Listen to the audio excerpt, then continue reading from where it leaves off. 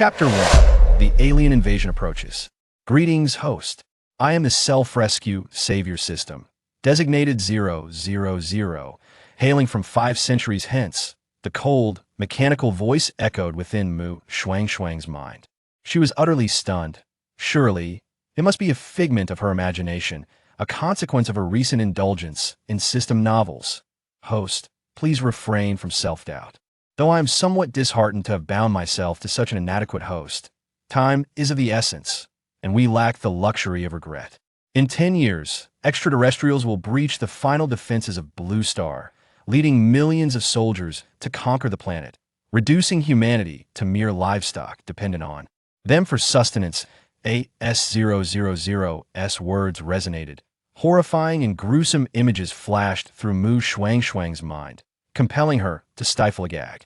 In these visions, grotesque creatures, resembling both beasts and machines, savagely tormented humanity, their movements imbued with a chilling excitement. Some monsters tossed humans into colossal cauldrons, preparing them as meals. The final scene revealed humans being herded like livestock, slaughtered and sold by these creatures, akin to a grotesque farm. Shuangshuang's face turned pale as she retched, unable to bear it any longer, hastily waving her hands. Stop! Stop! Upon hearing her plea, 000 ceased the horrifying playback. Humanity took 3 centuries to devise a means of self-rescue. They unraveled the mysteries of the cosmos, discovering numerous parallel dimensions wherein certain planets remained untouched by extraterrestrial beings. Thus, humanity began to explore methods of traversing time and space to acquire advanced technologies from those forbidden realms. Ultimately, after 200 years of effort, my creator brought me into existence. Given a little more time, I could save all of humanity. However, traitors emerged among humans. Some chose to become spies for the aliens, seeking to survive at the expense of their kind. To prevent my destruction at the hands of the extraterrestrials, my creator activated the ultimate program of temporal regression before his demise, sending me back a decade prior to the aliens' arrival on Blue Star, binding me to a citizen of Longwa. Thus, host, I implore you to prioritize the greater good. The future of all humanity rests upon your shoulders. Upon hearing 000's sorrowful words, Shuangshuang felt a heavy weight settle upon her heart. She had no doubt about the veracity of 000's claims. After all, no one would concoct such a ridiculous ruse. Yet, she was merely an ordinary citizen, an orphan without parents, ill-equipped to shoulder such a monumental burden. You may not bear this alone, but your nation, Longwa, can support you. You can enlist their aid. 000, sensing Shuangshuang's turmoil, humanely offered a suggestion. For a moment, she hesitated, then her heart stirred. Indeed, she might be incapable, but her homeland could rise to the occasion. However, a new dilemma soon arose. But the highest-ranking individual I know is merely a professor at my university. Even if I were to report to the police about an impending alien invasion in a decade, they would likely deem me insane and confine me to a mental institution. That is simplistic. I can infiltrate the network and establish contact with the highest leader of Longwa on your behalf. With that, 000 vanished. Shuangshuang, reassured by the presence of such advanced technology, awaited the arrival of those sent to assist her. Yet, she was unprepared for the half-hour wait to culminate in the arrival of a squad of heavily armed, fearsome special police officers who stormed into her space. Freeze! Raise your hands above your head and crouch down. The first officer to enter the room brandished his weapon, issuing a stern command to Shuangshuang. She was paralyzed with shock, her mind blank. Driven by instinct, she complied, raising her hands and crouching down.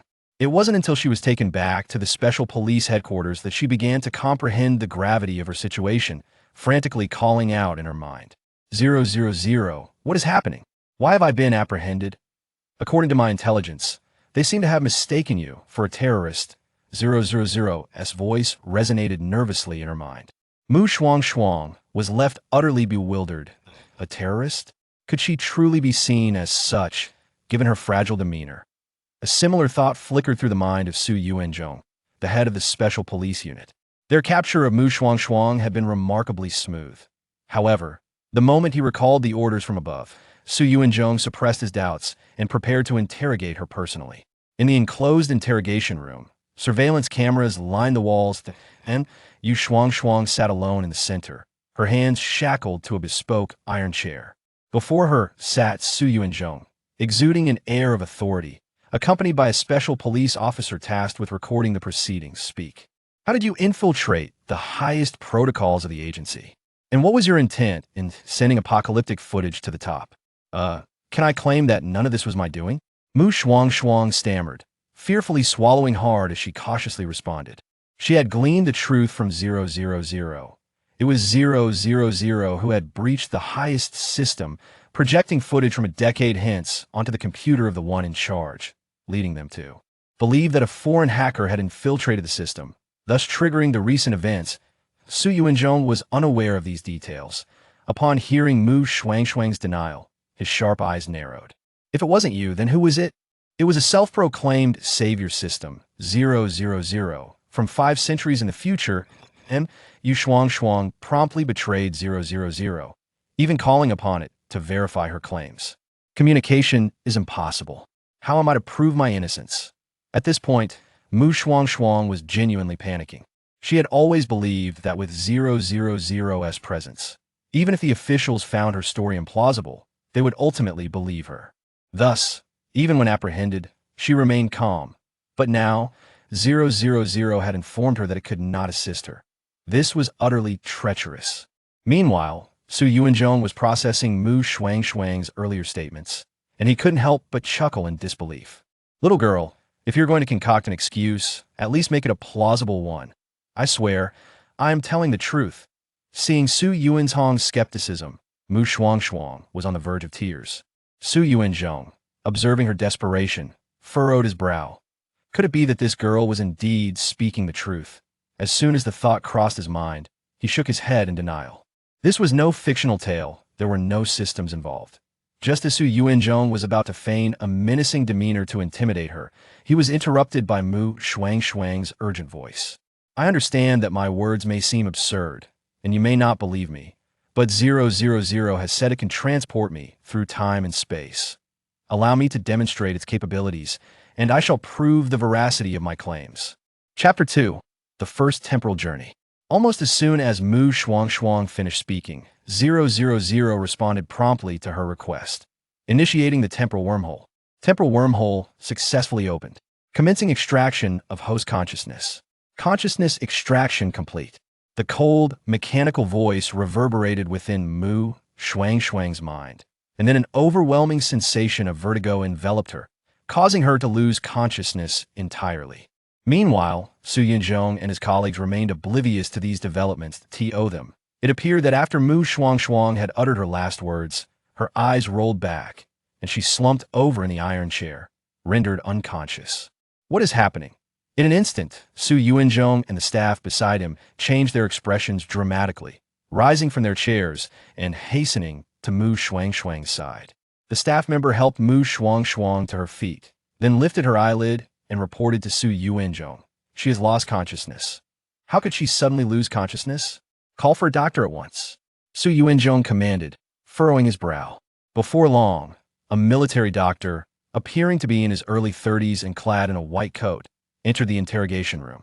Acting upon Su Yuanzhong's instructions, he commenced an examination of Shuangshuang. However, after several minutes, he could not ascertain the cause of her faintness and could only recommend transporting her to the hospital for a thorough checkup. Yet, the hospital's examination results yielded no abnormalities. The reason for her fainting remained a mystery. Could it be that this person has truly transcended to another realm? The staff member assisting Su Yuanzhong in taking notes couldn't help but murmur. Su Yuanzhong overheard this remark and shot a glare at him, reprimanding, "What nonsense are you spouting? There is no such thing as time travel in this world." Startled into silence, the staff member stood upright. Observing him, Su Yuanzhong snorted lightly and glanced at the unconscious Shuangshuang, instructing, "Assign someone to keep watch over her. No one is to approach her without my permission. If she awakens, notify me at once." Understood. The staff member replied loudly. Su Yuanzhong then turned and departed the infirmary, returning to the armed police unit to report the events that had transpired in detail. Soon, a response came from above, instructing him to wait for her to awaken and ascertain the situation. In the capital of the Jin dynasty, within the prime minister's residence, Shuangshuang felt a mix of astonishment and joy, unable to conceal her excitement as she gazed at the elegantly antique room before her. 000, have I truly traversed through time? As she mentally screamed in exhilaration, she wandered around the room, carefully touching the exquisite and grand furniture, particularly when she spotted the canopied bed adorned with a rosy drapery behind the folding screen. Her eyes nearly overflowed with wonder. 000 is truly remarkable. Shuangshuang mentally applauded 000, unable to resist throwing herself onto the canopy bed and rolling back and forth upon it. At that moment, a knock echoed from outside, followed by a melodious and sweet voice akin to a nightingale. "Miss, are you awake?" 000, what should I do? Someone's coming. Shuangshuang jolted upright from the bed, panic overtaking her as she sought assistance in her mind. The maid outside, indeed, as 000 had predicted, soon departed upon receiving no response from Shuangshuang. Hearing the receding footsteps, Shuangshuang's tense body relaxed instantly as she began to absorb the memories of her original self. Her original self, also named Shuangshuang, was the sole daughter of the current prime minister, Mu Zhao. Due to the close bond between Mu Zhao and his wife, Lu Huijun, who had grown up together as childhood sweethearts, the expansive backyard of the prime minister's residence had only Lu Huijun as the lady of the house. Both parents doted on their only daughter, and with Mu Zhao's esteemed position, she had been sheltered and lived an untroubled life until the age of 14, which was her current state. Upon realizing this, Shuangshuang felt a tinge of envy for her original self. Yet, when she attempted to delve further into her original self's memories, she found only a void. 000. Why does the original self only have memories from the first 11 years? Where are the later memories? Shuangshuang inquired, puzzled. According to the novel she had read, shouldn't a time traveler like herself inherit the memories of their original self from birth to death? If I cannot access her memories, how am I to accomplish my tasks? Why was I assigned such a weak consciousness? Shuangshuang frowned, questioning, feeling as though 000 might be somewhat unreliable. After listening to her grievances, Shuangshuang soon discovered another issue. What is energy? Did the host forget? I mentioned before that traversing through time requires energy. Even discovering beneficial technologies for Blue Star and other realms necessitates energy expenditure to bring them back. 000 elaborated once more. Shuangshuang, partially comprehending, could not help but ask again, so what exactly is this energy, and does this realm possess it? There are many forms of energy this realm lacks it, but the host can accumulate merit by doing good deeds or collecting faith. These can be exchanged for energy with planetary consciousness. Furthermore, not only in alternate realms can energy be gathered in real life, the host can also engage in these activities, but it must be done personally, otherwise it is ineffective. Additionally, the conversion rate of energy varies significantly. By how much? That, I cannot say. I have yet to calculate it. But once the host concludes her endeavors in this realm, I will have the answer. 000 stated with a sense of inevitability, and Shuangshuang was left utterly speechless. Thus, not only must she investigate the cause of her original self's death like a detective and fulfill her wishes, but she must also incessantly perform good deeds and find ways to gather faith. Indeed, being a savior is no easy feat. Was it too late for her to regret now? Chapter 3. The scholar from a poor family eats soft rice too. Regret was no longer an option, so Shuangshuang steeled herself and sought guidance from 000 on her next course of action. Though she had read many novels over the years, this was no fictional tale, and she was acutely aware of her capabilities. While she might possess a modicum of cleverness, when it came to scheming, she was undoubtedly the one being manipulated. I believe you should first familiarize yourself with the habits and mannerisms of your original self, ensuring that others do not detect that you are not her. What if I inadvertently reveal myself? Shuangshuang instinctively retorted, understood. Shuangshuang nodded, beginning to mimic her original self's habits and speech patterns in the room. Although this host was not as formidable as 000 had imagined, her values were upright, and she possessed a broad perspective, suggesting she could shoulder the burden of salvation. By the way, host, There's one more thing: the system is equipped with spatial attributes. You can store items within it, but if you wish to transport stored items across realms, it will require energy consumption. Upon comprehending this, Shuangshuang's face lit up with delight. This was essentially a personal space. She had also become a spatial being. 000. What does the space look like? Can I see it? Shuangshuang eagerly inquired. Watching a cup appear and disappear intermittently, Shuangshuang was thoroughly entertained. If not for the interruption, she felt she could play like this all day. The visitor was none other than Linglan, the maid who had grown up alongside her original self. Dressed in a green, cross-collared waist-length skirt with her hair styled in a double bun, she gracefully entered, her hands clasped at her abdomen. Her small, oval face bore delicate makeup, and she smiled gently, exuding a poised demeanor. Had Shuangshuang not known her background, she might have mistaken her for a noble lady, possessing more grace than the original self. "Miss, now that you are awake, why did you not summon your maid to assist you with your morning routine?" Linglan said, feigning intimacy as she approached to help Shuangshuang change clothes. Though Shuangshuang felt quite uncomfortable, she reminded herself that this was the daily life of her original self and gradually acclimated to Linglan's service. After a refreshing wash, Linglan looked at Shuangshuang with satisfaction, smiling. "Miss, you look truly beautiful. Today, when you go out, you will undoubtedly be the most striking presence in the crowd." "Go out?" Shuangshuang blinked in confusion, a sense of uncertainty dawning upon her. She had no recollection of her original self having any plans to go out. Lily, noticing that Shuangshuang seemed to have forgotten, gently smiled and said, "Miss, do you not recall? It has been said that there is a performance on West Street today, and Madame is eager to go, but she could not resist your wishes and has agreed." Upon hearing this, Shuangshuang vaguely remembered that there might have been such a plan. At that moment, 000 suggested her mind. "Host, since you have the opportunity to go out now, accompany this maid and take a look. Do not forget, in ancient times, there are many restrictions on women, and it will not be easy for you to venture out in the future. Moreover, this outing will allow you to understand the circumstances of this era, which will aid us in strategizing how to acquire energy in this time." Shuangshuang agreed with 000's reasoning and followed Lily out of the residence. As the carriage swayed into the main street, the sounds of vendors filled the air. It is truly lively here. The common folk appear well-dressed, suggesting they are not in dire straits, Shuangshuang remarked, lifting a corner of the curtain to gaze outside, while communicating with 000 in her mind. How can a system from the future know that gathering information in ancient times is best done at a tea house? She inquired.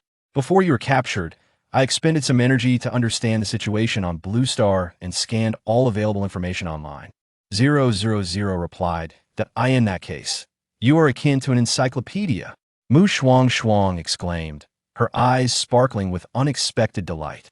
000 did not deny this, which filled Shuangshuang with joy. Initially, she had feared that despite being a modern individual, her limited skills would make accumulating merit and belief values an arduous task. However, with 000's technological support, she felt empowered to pursue her ambitions freely, much like the characters in the novel she had read. Just as she envisioned a future replete with merit and belief, the carriage came to a halt. Before she could disembark, a cheer arose from outside. "Miss has arrived, let us alight." Lily lifted the curtain and extended her hand to assist Shuangshuang. As Shuangshuang followed her gesture to step down, she noticed a sizable crowd gathered not far ahead and instinctively exclaimed, "So many people." "Do not worry, miss. I have already reserved a private room with a great view at a nearby tavern," Lily assured her, leading Shuangshuang to the establishment. The private room was on the third floor, boasting an excellent vantage point. Standing by the window, Shuangshuang curiously observed the performers entertaining the crowd below. Just as she became engrossed in the spectacle, a cup of tea appeared beside her. "Miss, having been out for a while, please have some tea," Lily said.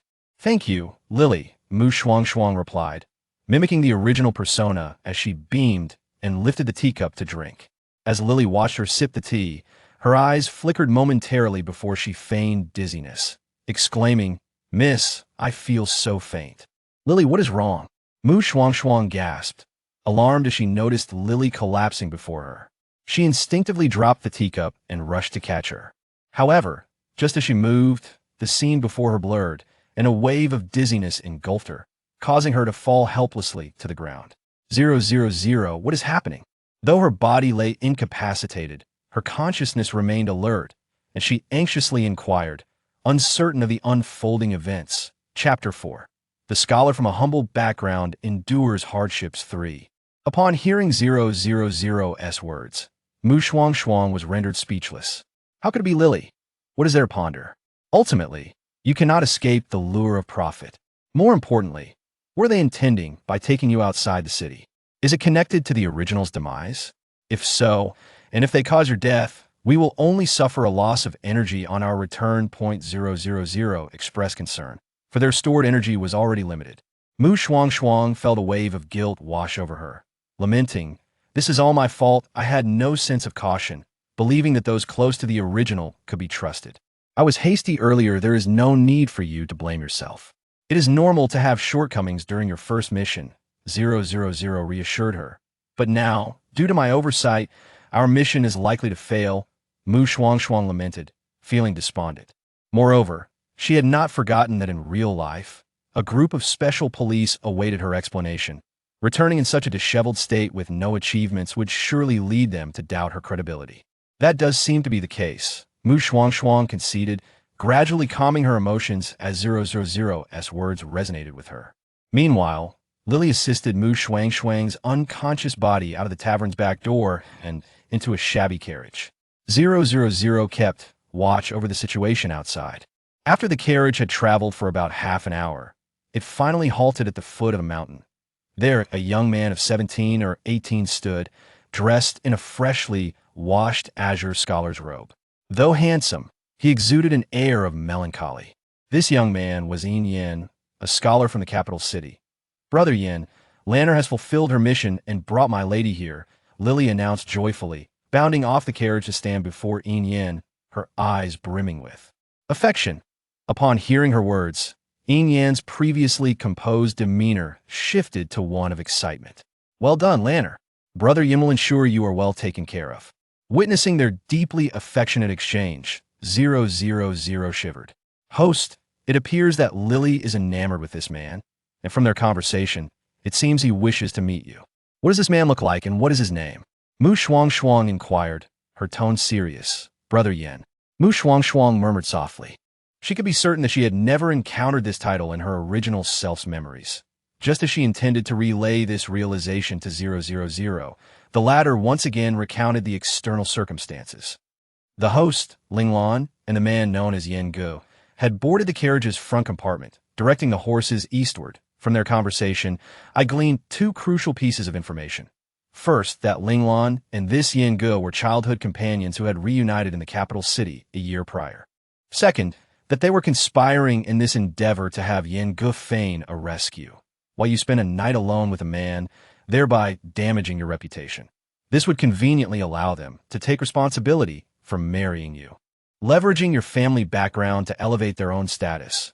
And once their scheme succeeded, Yen Gu would seek an opportunity to elevate Linglan, who was intended as a dowry, to the status of a concubine. Listening to 000's summary, Shuangshuang felt a wave of nausea and indignation. Without any deliberation, she asserted, "The original self was undoubtedly harmed by them in this manner. I have encountered countless novels with similar plots. The original self was merely an innocent young lady, completely oblivious to the possibility of betrayal by her trusted maid. Upon discovering the loss of her innocence, she must have felt immense fear and panic. At that moment, this Yen Gu would appear to be her lifeline. However, once everything was settled, these two treacherous individuals would certainly not tolerate the original self and would find a way to eliminate her. This is indeed quite plausible. Therefore, host, upon your awakening, you must find a way to prevent your marriage to this Yen Gu. 000 reminded Shuangshuang. She acknowledged this with a nod. Meanwhile, outside, Linglan and Yin had guided the carriage to a secluded path. Their demeanor was intimate, reminiscent of a young couple returning home from the city. After an undetermined length of time, the carriage came to a halt before a dilapidated temple. When Shuangshuang regained control of her body, the night had deepened, shrouding everything in darkness, save for the flickering light emanating from the temple. She sat up from the straw-covered ground, frowning as she rubbed her still dizzy head, and feigned ignorance as she exclaimed, "Linglan, where is this place and what has happened?" "Miss, you are awake." Accompanying this gentle, melodic voice, a tall figure approached, stopping 3 steps away from Shuangshuang, exuding a sense of decorum. When she looked up, she beheld a refined gentleman. Imbued with an air of scholarly elegance, his not unattractive, even handsome features difficult to resist. Shameless, at such a young age, instead of striving for knowledge, he seeks to live off others, and worse still, he expects to do so with impudence. Shuangshuang inwardly scorned, yet her expression remained composed as she continued her performance. Pretending to be alarmed, she stepped back, her eyes filled with fearful inquiry. "Who are you, and where is Linglan? Do not be afraid." "Miss, I am a student of the National Academy, named Yin, and I am already a tribute scholar. As for the Linglan you mentioned, I have not seen anyone aside from you." Yin spoke politely, his voice warm and pleasant. Listening to his ostentatious introduction, Shuangshuang couldn't help but scoff inwardly. Being a student of the National Academy, truly impressive. Is being a tribute scholar particularly noteworthy? The original self's father is the current prime minister. Host, be mindful of your demeanor. You risk exposing yourself, I understand. I will strive to maintain my composure. Shuangshuang silently responded to 000, while suppressing her aversion to Yin, patiently engaging him. "Might I inquire where Master Yin found me? I happened upon a group of suspicious individuals and suspected they might pose a threat, so I followed them. It was then that I discovered they had captured you." "Intending to write to your family for ransom," Yin replied with an air of calm, as if he had anticipated her question. And Shuangshuang raised an eyebrow. Feigning surprise, she asked, "Aren't you scared?" "Master Yin, you are but one person, a mere scholar, while they are a whole group. What if you were discovered?" Her words carried an undertone of mockery, yet unbeknownst to her, Yin interpreted her concern as genuine. His smile growing ever warmer, he straightened his posture, proclaiming with righteous fervor, "Though I am but a scholar, I possess a sense of justice that prevents me from turning a blind eye. You are truly noble, Master. Why I am," Shuangshuang responded, her voice dripping with feigned admiration, though a glimmer of derision lingered in her eyes. Yet Yin remained oblivious, believing her flattery had captivated her, feeling both triumphant and amused. What does it matter if she is a noble lady? She was easily deceived. "Miss, you flatter me. In truth, I was quite frightened at the time. I would not wish to be the subject of your ridicule." As I followed those individuals, my legs felt weak. However, it was fortunate for you that they seemed to have a falling out over the ransom, which allowed me to rescue you, Yin remarked playfully, simultaneously patching the holes in his previous explanation. Listening to his flawless justification, Shuangshuang felt a heaviness settle in her heart. This man was evidently the meticulous type, if she did not find an alternative approach. She would be led by the nose into the trap he had meticulously crafted. Realizing this, Shuangshuang took a deep breath, then stood upright, bowing deeply to Yin, and stated with a pressed lip, "I'm the daughter of the Prime Minister, and I am most grateful for your life-saving assistance today. Once I return, I shall ensure my father rewards you handsomely. So you are the daughter of Prime Minister Mu. No wonder those kidnappers sought to capture you. There is no need for a reward. It is my honor to rescue the beloved daughter of Prime Minister Mu." Yin feigned surprise, then returned her bow with a gesture of respect. Dismissing her gratitude, Shuangshuang watched his performance with a cold smile in her heart, yet maintained her stance. A reward is due. Master Yin need not be so modest. However, time is of the essence, and I must take my leave. Miss Mu, you wish to depart? Yin's expression reflected shock as he observed her preparing to leave. Seeing his astonishment, a glimmer of satisfaction crossed Shuangshuang's eyes. Her voice brightening. "Naturally, it is late, and I have yet to return. My parents will surely be quite anxious. Besides, it is inappropriate for us, a man and a woman, to be alone together in this room." "Oh, Master Yin, you have yet to answer my previous question. Where did you rescue me? Once I return, I must ask my father to send someone to investigate and see if we can uncover any clues to capture those miscreants." Yin found himself momentarily speechless, unsure how to respond to Shuangshuang's forthright comments, especially as her plan to leave that very night contradicted his own intentions. After a brief pause, he managed to say, "It is quite late, and we are in a desolate area that it may not be safe for you to leave alone, Miss Mu. However, safety pales in comparison to my reputation, which is far more important. Surely, Master Yin understands the consequences I would face should my reputation be tarnished.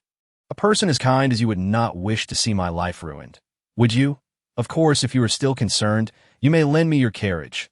I heard the sound of horses outside."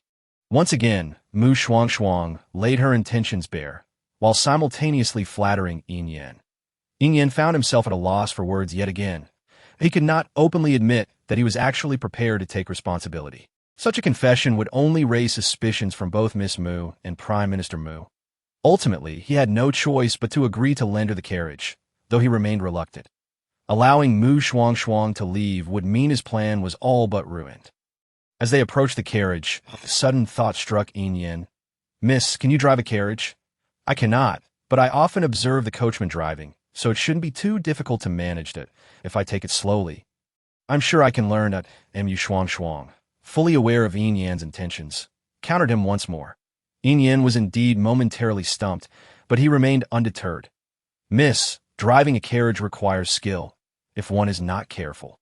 Accidents can easily occur. How about this? Allow me to escort you home.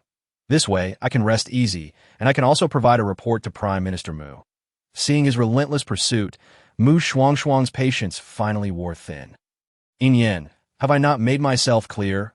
Why would I choose to walk alone at night? It is because I do not wish for my reputation to suffer. Your escorting me makes no difference from remaining here."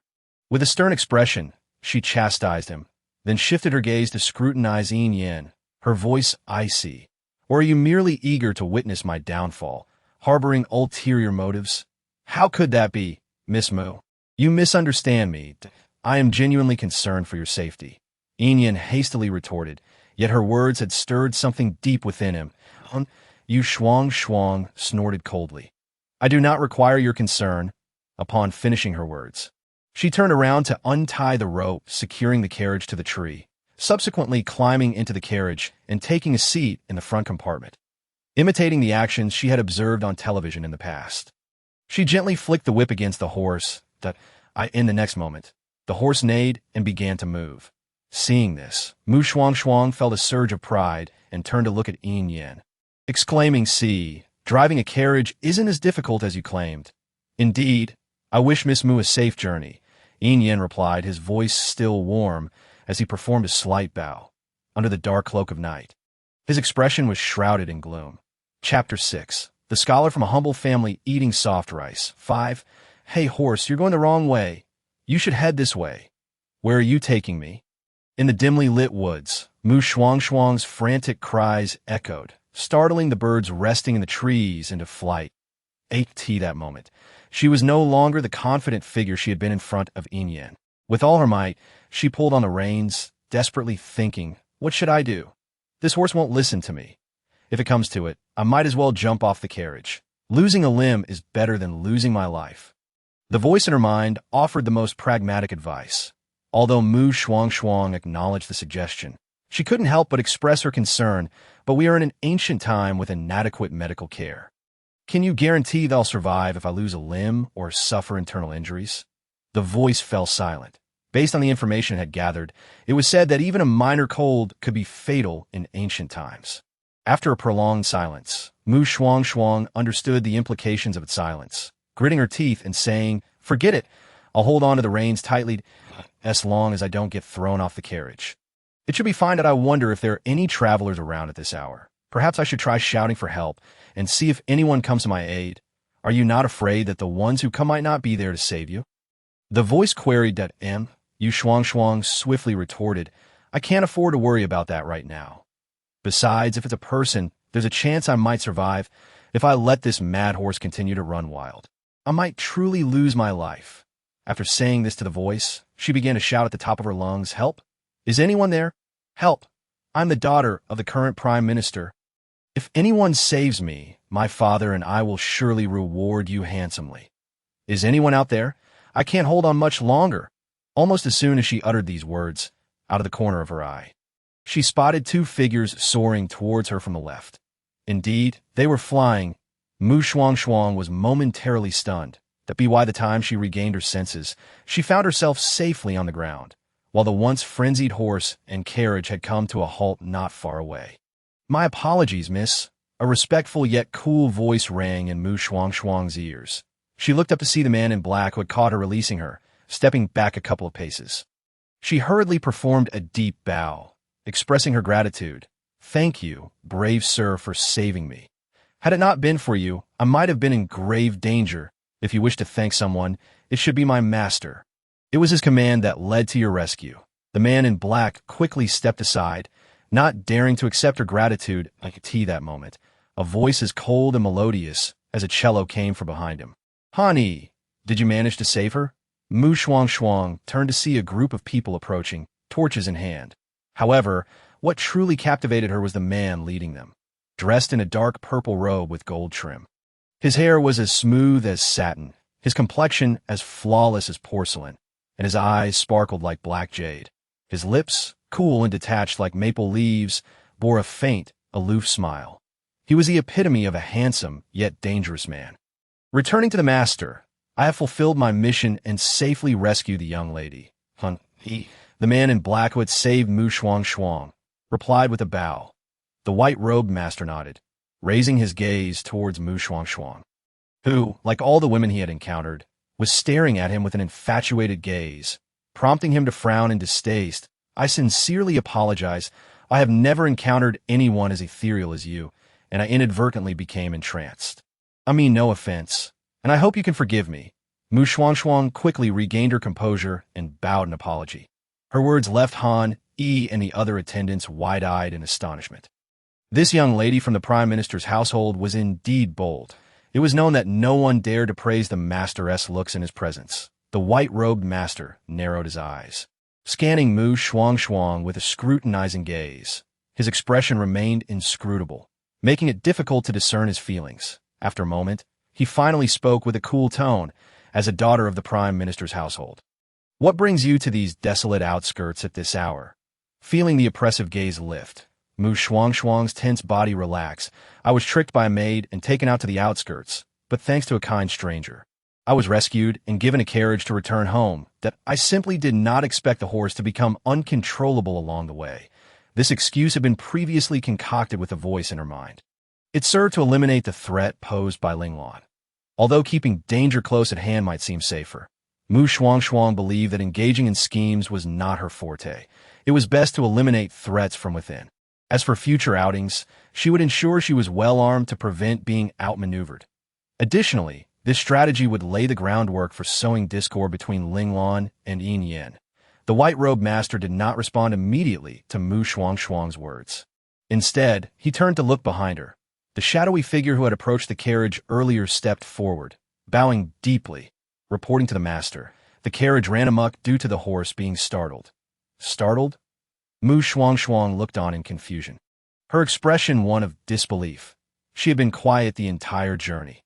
The shadowy figure did not answer her, but instead looked to the white-robed master, clearly only responding to his commands. Shuangshuang subtly rolled her eyes.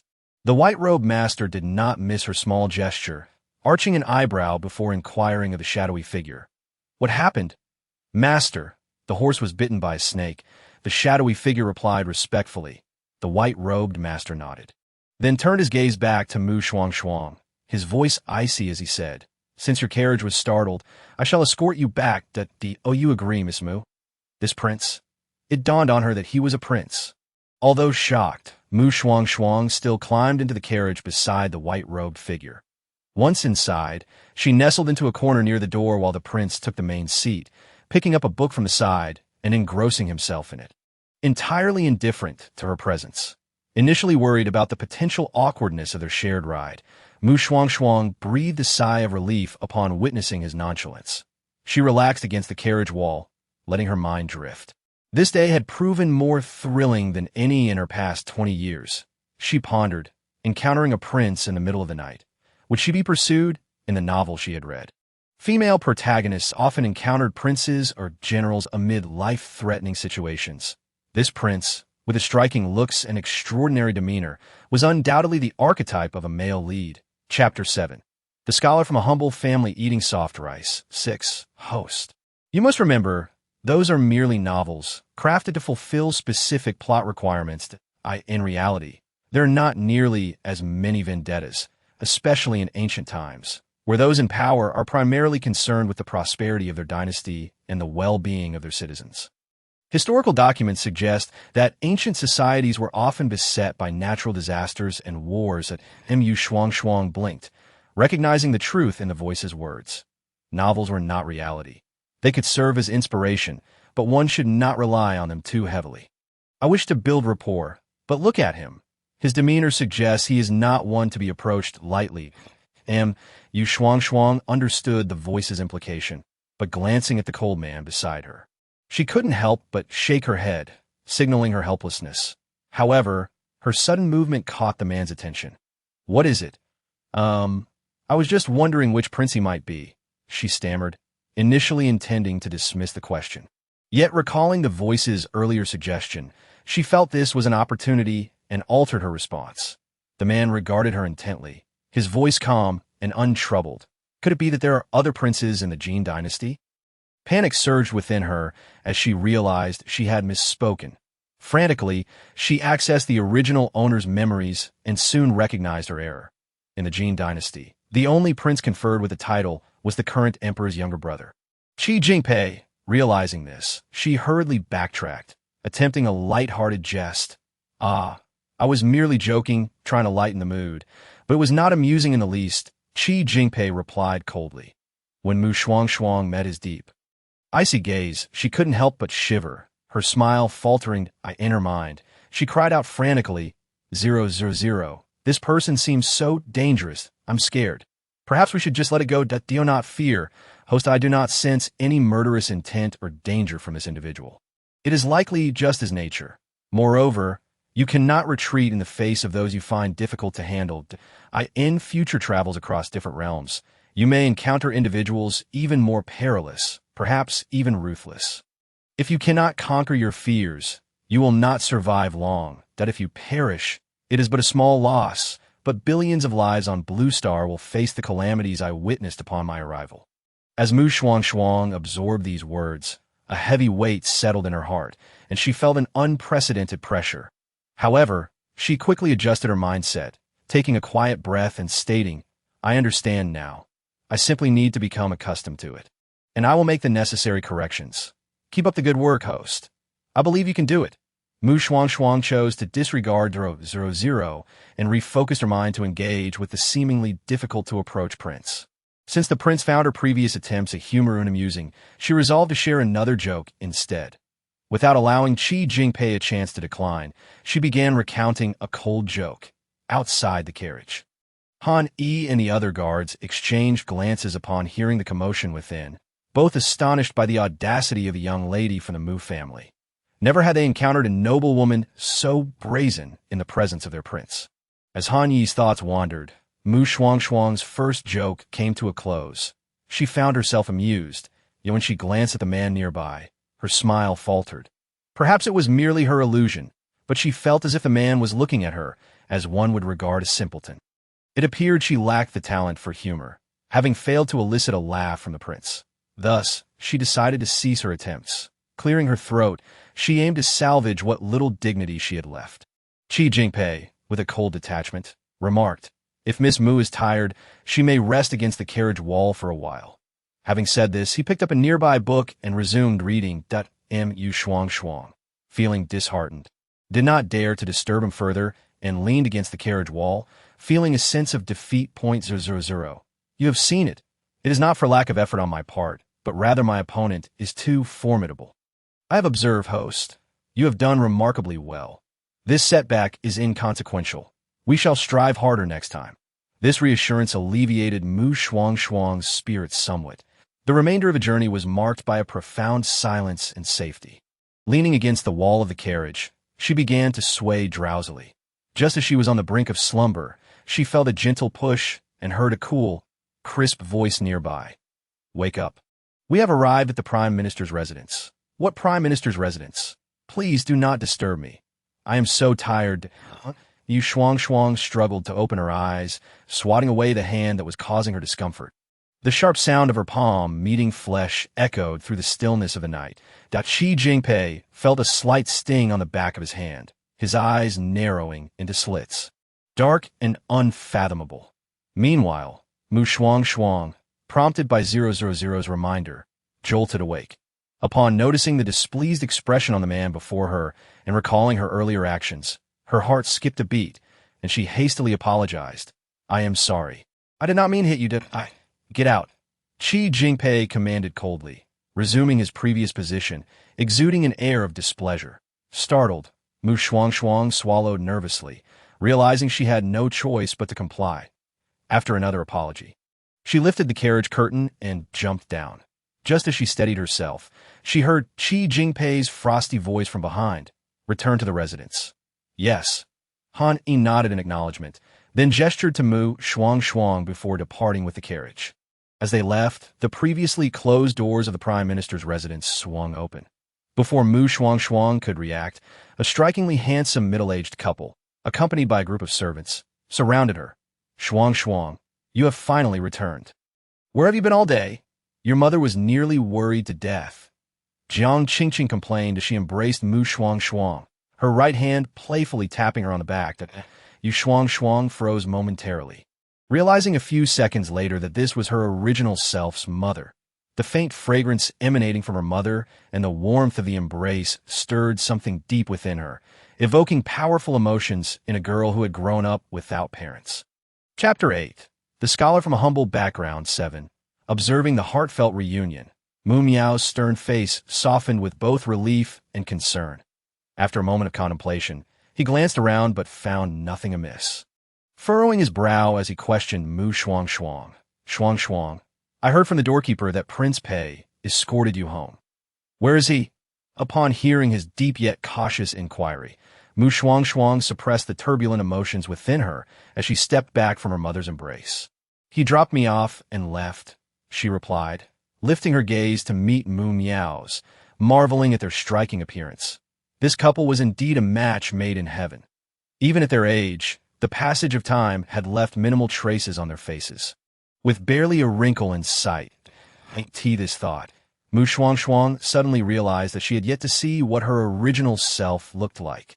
However, given the extraordinary qualities of her parents, it was reasonable to assume that her original self was not lacking in beauty.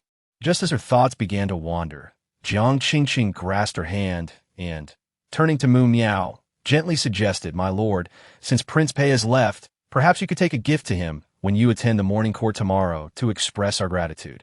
It is getting late, and we should head inside. Madam speaks wisely. Let us return to the residence, Mu Miao agreed, moving to assist Jiang Qingqing, only to be playfully rebuffed.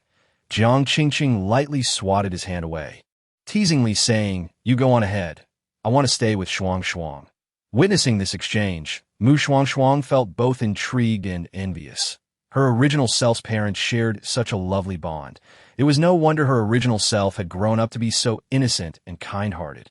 Before long, the group entered the Prime Minister's residence and arrived in the main hall. Jiang Qingqing inquired with concern, Shuangshuang, are you hungry? Starving? Shuangshuang nodded vigorously. Upon her arrival in this world, she had been whisked away by Linglan, then fainted in the wilderness. Although she had been rescued, facing Qi Jingpei's cold demeanor had made her too hesitant to express her hunger or thirst, fearing he might deem her a nuisance and abandon her mid-journey. Upon hearing her response, Jiang Qingqing immediately instructed her personal maid to fetch some food from the kitchen. Once everything was settled, Mu Miao turned to Shuangshuang and asked, Where did you go today? Where is your maid? How did you meet Prince Pei? 3 pointed questions pressed her to address the core of the matter. Shuangshuang, having intended to report the incident, seized the opportunity to weave a tale that was half-truth, half-fabrication. Father, I was just about to tell you. Linglan conspired with outsiders to trick me into watching a performance, and she drugged me, allowing them to abduct me. Fortunately, I was rescued by a scholar named Yin Yin, who lent me his carriage to return home. However, Misfortune struck again when the carriage was bitten by a snake and went wild, nearly costing me my life. It was Prince Pei who saved me. So you must remember to thank him properly tomorrow. What? That wretched Linglan dared to commit such an act. Jiang Qingqing's fury erupted as she slammed her hand onto the wooden table, her brows knitted in anger. Mu Miao's expression darkened as well, and he soon called out, Ning Chong, my lord, what is your command? A tall man clad in dark attire entered from outside. Shuangshuang recognized him as her father's trusted aide. Reputed for his prowess in protecting Mu Miao from peril on multiple occasions, the thought of her own rescue earlier that evening ignited a surge of excitement within her. 000. Does this world possess martial arts? Based on the current circumstances, it seemed evident that martial arts existed in this realm. I suggest the host learn a form of internal martial arts. This way, you'll have the means to protect yourself in future worlds. Additionally, if possible, collect some techniques and skills to bring back for the warriors of Longhua to practice. 000's reasoning was sound. After hearing this, Mu Shuangshuang's gaze toward Ning Chong became fervid. Ning Chong was indeed an extraordinary figure. As soon as her expression changed, he sensed it, though he assumed it was mere curiosity. Then Mu Miao's face remained stern as he commanded, divide the guards into small teams and apprehend Linglan. Yes. Ning Chong bowed respectfully and exited promptly. Watching him leave, Mu Shuangshuang curiously turned to Mu Miao, mimicking her original self's tone as she playfully asked, Father, is Uncle Ning Chong skilled in martial arts? Why do you ask that? Mu Miao countered with a question. I have come to realize that only by becoming stronger can one face dangers without fear. If I had possessed martial arts during this ordeal, I could have saved myself, but I believe my luck has simply held out. Every time I find myself in trouble, someone is there to help. What if I am not so fortunate next time? You both only have me as a daughter. If something were to happen to me, you would be heartbroken. Nonsense, you child, do not curse yourself, Jiang Qingqing exclaimed, poking Mu Shuangshuang's forehead lightly. Rubbing the spot where she had been poked, Mu Shuangshuang pouted and murmured, I was merely speaking the truth. Seeing her like this, Jiang Qingqing rolled her eyes and began to lecture her. What kind of girl goes around wielding weapons? You still intend to marry, don't you? Mu Shuangshuang was momentarily taken aback by this comment. In a flurry of concern, she inquired in her mind, 000. Does this mean I will have to marry in place of my original self? That depends on the host will. However, I recommend that you refrain from indulging in romantic entanglements in these alternate timelines, as it may cloud your true intentions. 000 offered a prudent response. Shuangshuang contemplated for a moment and resonated with the notion. Thus she advised 000, you must diligently supervise me from now on. If you notice my resolve wavering, do not hesitate to remind me. Rest assured, you need not instruct me on this. I shall do so of my own accord, came the response. Their exchange, a harmonious dialogue between two entities, unfolded in the blink of an eye. With an air of playful affection, Mu Shuangshuang leaned towards Jiang Qingqing, declaring, if I don't marry, then so be it. I shall remain home to keep you company. The words sounded sweet now, but the future might reveal a different sentiment. Jiang Qingqing teased Mu Shuangshuang without relent, yet her smile betrayed her genuine fondness. Observing the mother-daughter duo's jovial banter, Mu Cao's heart swelled with an indescribable satisfaction. Moments later, the conversation shifted back to a more serious tone. Madam, Mu Cao suddenly interjected, I believe Shuangshuang's earlier statement holds truth. Relying on others pales in comparison to self-reliance. It would be prudent for Shuangshuang to learn some martial arts for her own protection. Chapter 9. The scholar from a humble background eats soft rice. 8. The next day, as dawn broke with a dim gray light, Linglan remained oblivious to the events of the previous night. After parting ways with Yin Yin, she quietly returned to the capital. This moment, her appearance was quite disheveled. Her hair was unkempt, her dress was stained with mud, and the hem bore several tears as if caught by some thorn. Her once delicate features now bore the distinct imprint of a hand, half her face swollen and bruised, rendering her quite alarming. All of this was self-inflicted, as per her plan. At first light, she intended to rush to the Prime Minister's residence, shouting that Mu Shuangshuang had been abducted, aiming to alert the entire capital to the matter. She believed that once Yin returned Shuangshuang, public opinion would compel the Mu family to marry her off to restore their reputation, lest it tarnish the standing of the other daughters in the household. Just as Linglan observed the increasing number of passers-by and prepared to execute her scheme, she was abruptly seized at the alley's entrance by a hand that covered her mouth.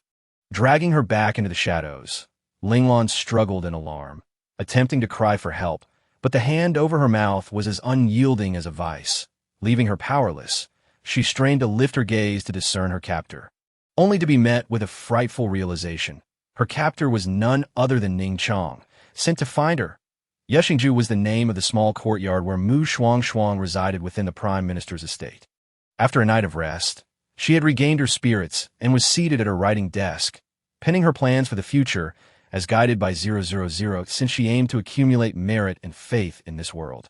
She needed to undertake endeavors that would inspire confidence that in ancient times there were indeed numerous opportunities for such undertakings. Firstly, various practical tools, such as agricultural implements, techniques for refining iron, papermaking, and printing, among others.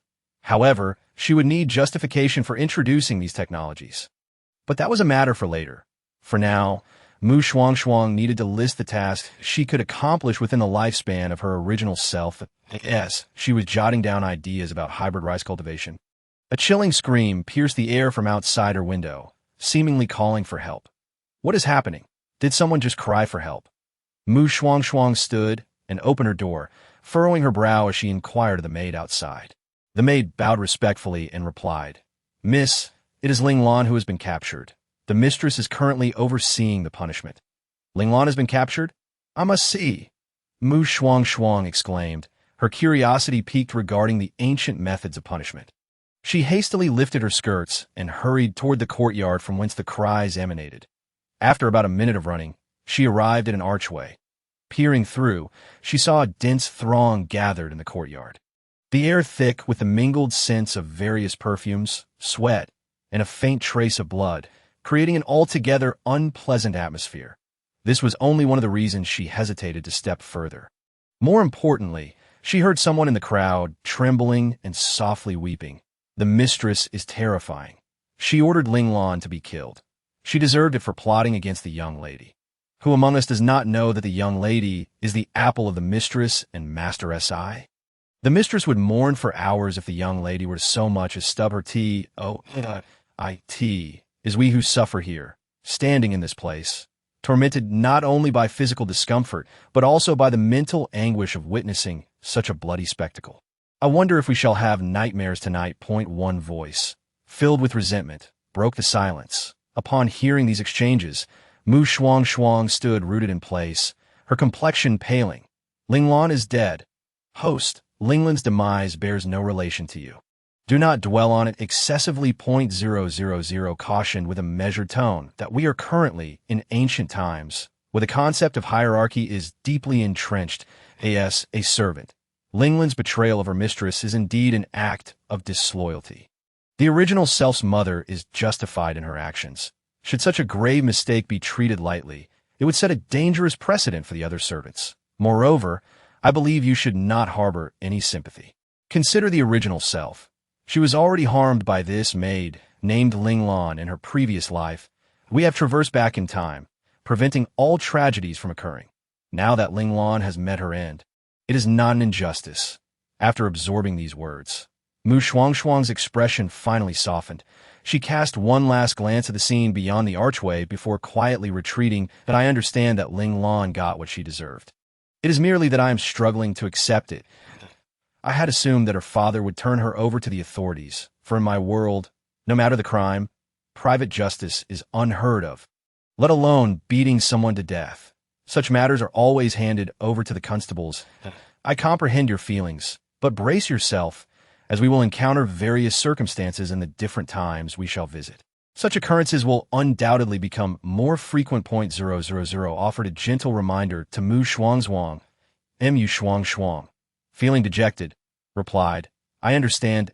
That moment, a maid who had been following her approached, concerned by her pallor, and inquired, "Miss, are you unwell?" "I'm fine." Shuangshuang waved her hand dismissively, responding weakly before returning to her previous study. Sitting behind her desk, and staring blankly into space, lost in thought, just as 000 was about to offer some comforting platitudes. Shuangshuang suddenly spoke up. 000, does this mean I have fulfilled the original self's wishes? Can we now proceed to focus on our own matters? Technically, yes, but we still have Yin to consider. I fear he may not be so easily appeased. Upon hearing this, Shuangshuang frowned, then released a sigh of resignation. Even if he is reluctant, he possesses no proof. After all, I returned with Prince Pei that night. Let's not dwell on that any longer. 000. Tell me, how long can I survive in this era, and how much energy must I gather? I cannot ascertain how long you will live. This is my first experience guiding a host through different timelines. As for energy, the more, the better, as we will need it for numerous purposes. You must exert yourself, and Shuangshuang was left speechless by 000's response, but resigned herself to continue drafting her plan. Chapter 10. The scholar from a humble background eats soft rice. 9. When Shuangshuang completed her plan and prepared for review, a maid's voice called from outside. Greetings, madam. Is the young lady inside? Standing before the maid, Jiang Qingqing inquired with an authoritative tone. The maid bowed her head respectfully, answering, the young lady is inside. Jiang Qingqing nodded slightly and, stepping past the maid, gently called Shuangshuang. Mother is coming in. As soon as the words left her lips, Shuangshuang hastily set down her plan and grabbed a nearby book to obscure her writing, just as she managed to conceal her work. Jiang Qingqing had already navigated around the screen at the doorway. What is Shuangshuang up to? Nothing much, just reading and writing, Shuangshuang replied, her words holding a kernel of truth, as she had indeed been engaged in both activities. She needed to practice calligraphy based on the original self's muscle memory, as she was unfamiliar with the brushstrokes. Upon hearing this, Jiang Qingqing smiled gently and teasingly remarked, when did our little monkey become so studious? Shuangshuang, catching the implication, feigned indignation and stamped her foot. Mother, I refuse to speak to you. Humph. With a chuckle, Jiang Qingqing stepped closer, drawing her in, and soothingly said, Mother was in the wrong for teasing you. Our Shuangshuang has always loved reading and writing. Feeling the warmth of Jiang Qingqing's affection, Shuangshuang's eyes misted with unshed tears. This was a sensation she had never experienced before, the love of a mother. Mother, she couldn't help but embrace Jiang Qingqing, nuzzling her cheek against her. However, when 000 noticed the tears welling in Shuangshuang's eyes, it swallowed the words it had intended to say. After a tender moment between mother and daughter, Jiang Qingqing finally stated her purpose. Shuangshuang, I heard you visited Jingzhe Pavilion earlier? Yes, I heard Linglan was captured and that mother was administering punishment, so I want to take a look. Shuangshuang replied obediently. Jiang Qingqing observed her daughter's calm demeanor, devoid of any trace of fear or trepidation in her eyes, which eased her own heart. She affectionately grasped her hand and explained, Mother understands it would be inappropriate not to inform you about the consequences for your personal maid. But I did not wish to frighten you. You comprehend my intention? Gazing at the cautious woman before her, Shuangshuang felt an indescribable stirring within her. She smiled gently, lifted her gaze, and replied, I understand your concern. Mother, it is indeed Linglan who betrayed me first, so your actions are justified. That is good to hear. However, with Linglan gone, you are left without a maid to attend to your needs. Mother proposes that Yin be assigned to you instead. Upon realizing her daughter's understanding of her intentions, Jiang Qingqing's face broke into a relieved smile. She then shifted the conversation to another matter, continuing without awaiting Shuangshuang's response. Your temperament is rather spirited, while Yin is composed. With her looking after you, Mother feels at ease. In truth, Shuangshuang had no particular preference regarding who would attend to her, so she readily agreed. The two then exchanged heartfelt words for a while, though it was mostly Jiang Qingqing speaking, with Shuangshuang responding in agreement.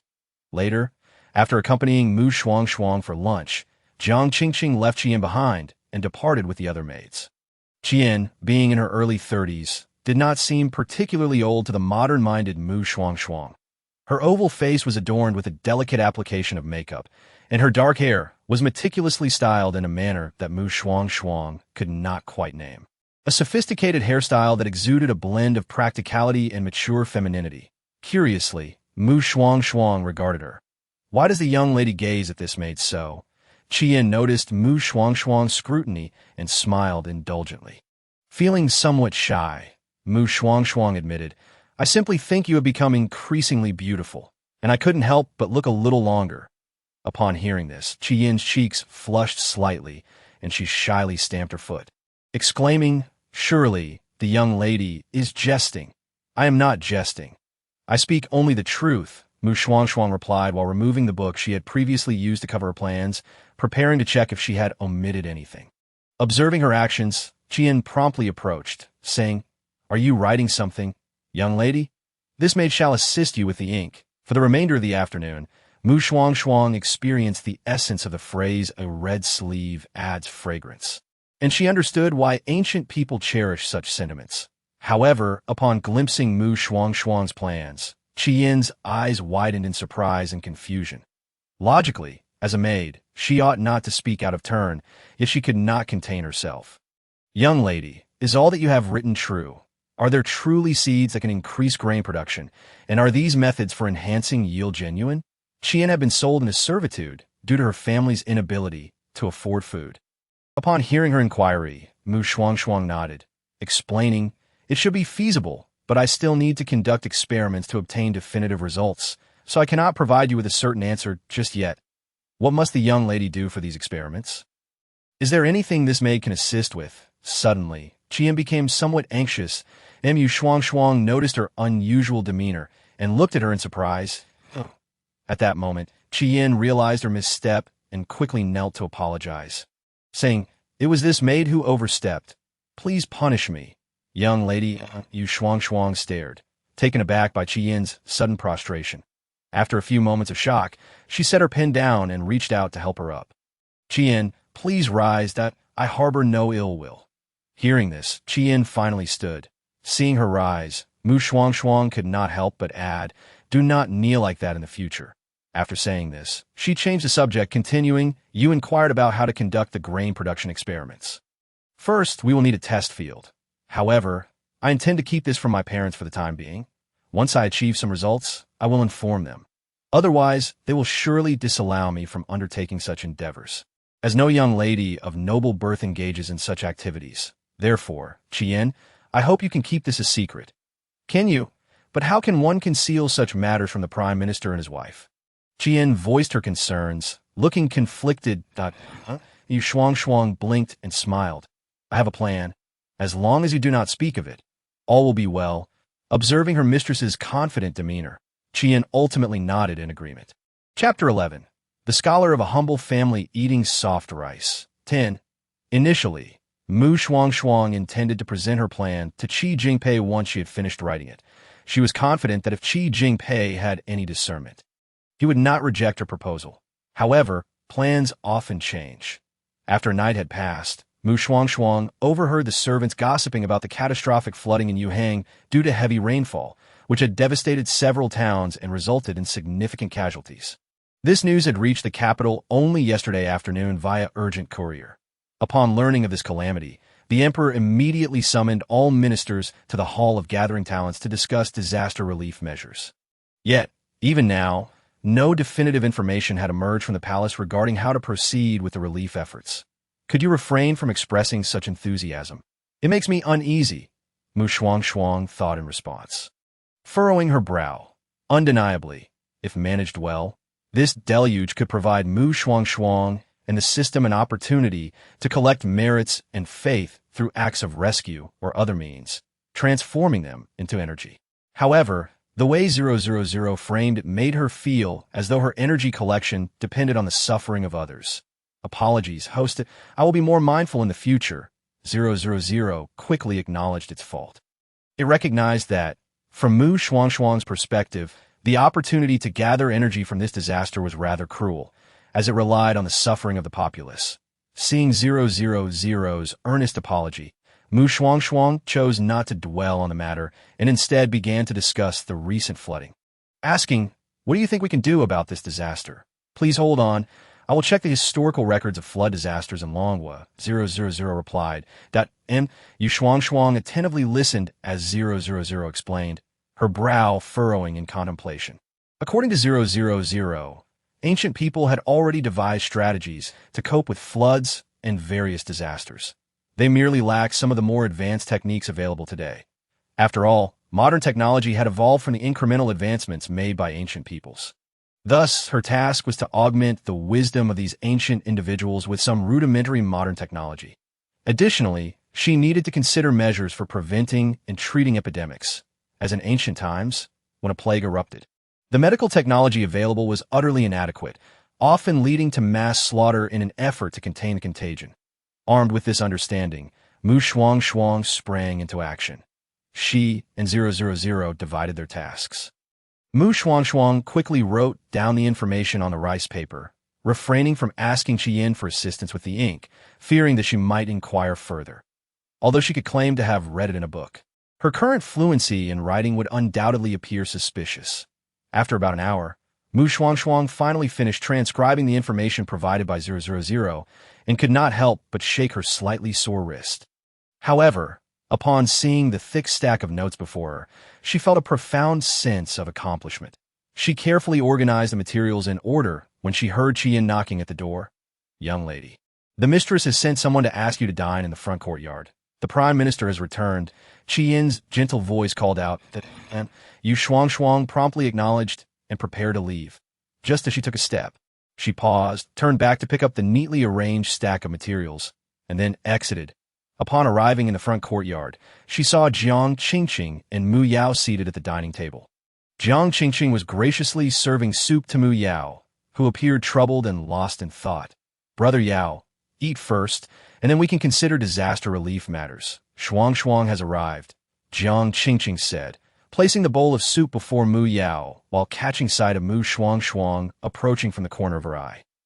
Mu Yao snapped back to reality, forcing a faint smile to thank Jiang Qingqing before inviting Shuangshuang to join them at the table. Throughout the meal, the three of them remained silent. Perhaps due to the weight of their worries, Mu Yao hardly touched his food, looking as though he were preparing to leave.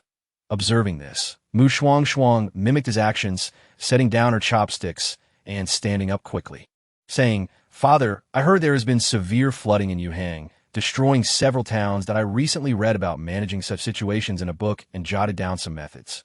Would you like to take a look? Perhaps they could assist you and His Majesty." After speaking, Shuangshuang produced the materials she had prepared from her sleeve, which had actually come from the system's space, and Mu Yao received them with a gentle expression. Understanding that this was his daughter's goodwill and her desire to help the victims of the disaster.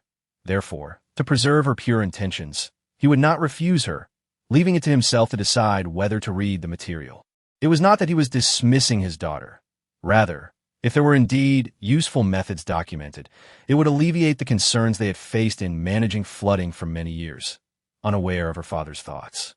Shuangshuang watched with delight as Mu Yao took her notes and left, happily returning to her seat at the dining table. She thought that once her father reviewed her materials, he would surely send someone to call her for inquiries. And at that point, she could find a way to participate in the relief efforts. Jiang Qingqing, observing her daughter's radiant expression, felt a surge of pride at the thought of her daughter's recent actions. Though her thoughts resonated closely with Mu Yao's, it did not deter her from extolling her daughter. "Our dear Shuangshuang is truly kind-hearted." Upon learning of the catastrophic flooding in Yuhang, she diligently perused various texts. "Seeking ways to alleviate your father's burdens, I simply wish to contribute in some manner." Flattered by the praise, Shuangshuang felt a wave of bashfulness wash over her. Ultimately, unable to withstand Jiang Qingqing's excessively magnified perception of her, she fled in disarray back to her small courtyard. However, after waiting an entire day in the courtyard, she grew increasingly anxious when no one from Mu Miao had been sent to summon her. Do you think her father might take the information I provided and set off to aid the disaster relief alone? Surely not, came the uncertain response from 000. The materials contain numerous modern terminologies that even if her father is astute, he may struggle to decipher them. He would undoubtedly need your confirmation. Furrowing her brow, Shuangshuang posed another question. Then why has he not sent for me yet? Could it be that her father has not even glanced at the materials you provided? 000 surmised the truth. Shuangshuang paused, contemplating the possibility. The original character's naive and lively disposition had never shown interest in national affairs. Her sudden desire to assist the disaster-stricken areas would likely be perceived by Mu Miao as mere youthful sympathy. Hence he refrained from discouraging her and accepted the material she offered. "What shall we do now?" Mu Shuangshuang inquired, her brow furrowed with dependence. "You mean I should rewrite a new set to present to Qi Jinpei?" After a moment of realization, Mu Shuangshuang understood 000's implication. However, this time 000 refrained from giving a definitive answer, instead advising, "Host, you must learn to make decisions independently.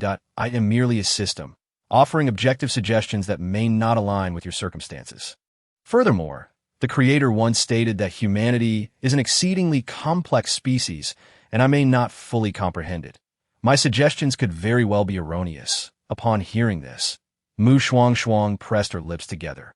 Grasping 000's intent, it was a caution against her becoming overly reliant and making misguided choices. "I understand. I merely wish to consult with someone, to have another mind to assist in the contemplation, ensuring a more comprehensive consideration. And how does the host plan to handle this matter?" 000 responded. After a moment of contemplation, Mu Shuangshuang replied, "Since her father does not trust me, I must seek out Qi Jinpei. As you mentioned, this disaster presents us with an opportunity. If we can manage to impress, it will facilitate our subsequent endeavors." However, she resolved not to disclose this matter to her original parents. Thus, she concocted the excuse of going out to shop for leisure. Jiang Qingqing, recalling the previous incident involving Ling Lan, did not refuse Mu Shuangshuang's suggestion, merely advising Qian to keep a close watch on her and instructing Mu Shuangshuang to take 2 guards with her. As they walked the bustling streets, Mu Shuangshuang curiously observed her surroundings. This was her first close encounter with the ambience of the ancient streets since her arrival, and everything appeared remarkably novel. Of course, she did not forget her purpose. After browsing for a while, she suddenly turned to Qian and asked, "Do you know the way to Prince Pei's residence?" Qian paused momentarily, then looked at her in confusion. "Miss, why do you ask this? It's a matter of our secret. Please refrain from asking too much. Just tell me if you know the way," acknowledging that Qian was privy to some of her affairs. She decided not to deceive her. Seeing her mistress's serious demeanor and recalling the importance of her mission, Qian nodded and replied, "I know where Prince Pei's residence is. Do you wish to go there now?" "Yes, let us go." After confirming, Mu Shuangshuang gestured for Qian to lead the way. However, just as they were about to take a few steps, she paused, recalling something, and called out to Qian, "Should I bring a gift when visiting Prince Pei? It seems rather ungracious to go empty-handed." "Miss, what kind of gift?" Qian questioned, not quite grasping the modern term. Shuangshuang sheepishly explained, "A gift is something one brings when visiting another's home." In her eagerness, she inadvertently incorporated modern vocabulary. Qian nodded, understanding, and advised, "It might be best not to offer gift. We know the reason behind the gift, but others may misconstrue it. If word spreads, it could lead to rumors of impropriety between you and Prince Pei. While it may not tarnish him, it could adversely affect your reputation." Shuangshuang was somewhat taken aback, finding this reaction overly dramatic. In modern times, it was customary to bring gifts when visiting someone. Yet in this era, it was perceived as a breach of propriety. Though internally reluctant to accept this notion, she opted not to challenge the established customs. The group reached the end of the street, preparing to change direction towards the prince's residence. A gentle yet surprised voice called out, "Miss Mu, is that truly you?" As the words fell, a young man donned in the attire of a scholar approached with brisk steps. The individual was none other than Yin, clutching a book that suggested he had just purchased it. Upon seeing him, Mu Shuangshuang's smile faded considerably, and she coolly responded, "Ah, it is young Master Yin. What brings you here?" "Actually, I have no particular purpose," he replied, adopting a demeanor of humble civility, "and I merely spotted you from a distance and wished to confirm it was indeed you before exchanging greetings." Mu Shuangshuang narrowed her eyes, suppressing a mocking laugh. This was clearly an attempt to assert his presence and seek her attention. "Now that you have greeted me, if there is nothing further, I shall take my leave." She feigned unfamiliarity and sidestepped past him. Yin stood momentarily stunned, watching her retreating figure, his eyes clouded with dismay. What went awry? Where did I miscalculate? Doubt brewed in his mind as Shuangshuang's reactions had defied his expectations on two separate occasions. How vexing! If this continues, will the plan even succeed? The more he pondered, the more anxious he became. If the plan faltered, despite his talents, without a background, he would merely become a compiler in the Hamlin Academy after the palace examination. And with luck, he might slowly advance through seniority. But if fortune were not on his side, he could easily squander his life away. No, I must devise another strategy. And Ling Lan, why have I not received any news from her these past couple of days? Meanwhile, Shuangshuang proceeded towards Prince Pei's residence with Qian. Yet, Qian remained preoccupied with thoughts of Yin. Being astute, she noticed that her mistress's mood had soured since the young man's appearance. Miss, who is that young Master Yin? You seemed quite displeased upon seeing him, she cautiously inquired, mindful of her duty to protect her mistress, who was innocent and easily misled. Shuangshuang, hearing Qian's question, was not surprised. However, some matters were not appropriate to disclose at this moment. Thus, she vaguely responded, he is a scholar, a student of the National Academy. He previously rescued me during an incident involving Ling Lan. It's not that I dislike him. I simply find his demeanor rather ostentatious. Ostentatious? Qian was perplexed about how this term related to the scholar.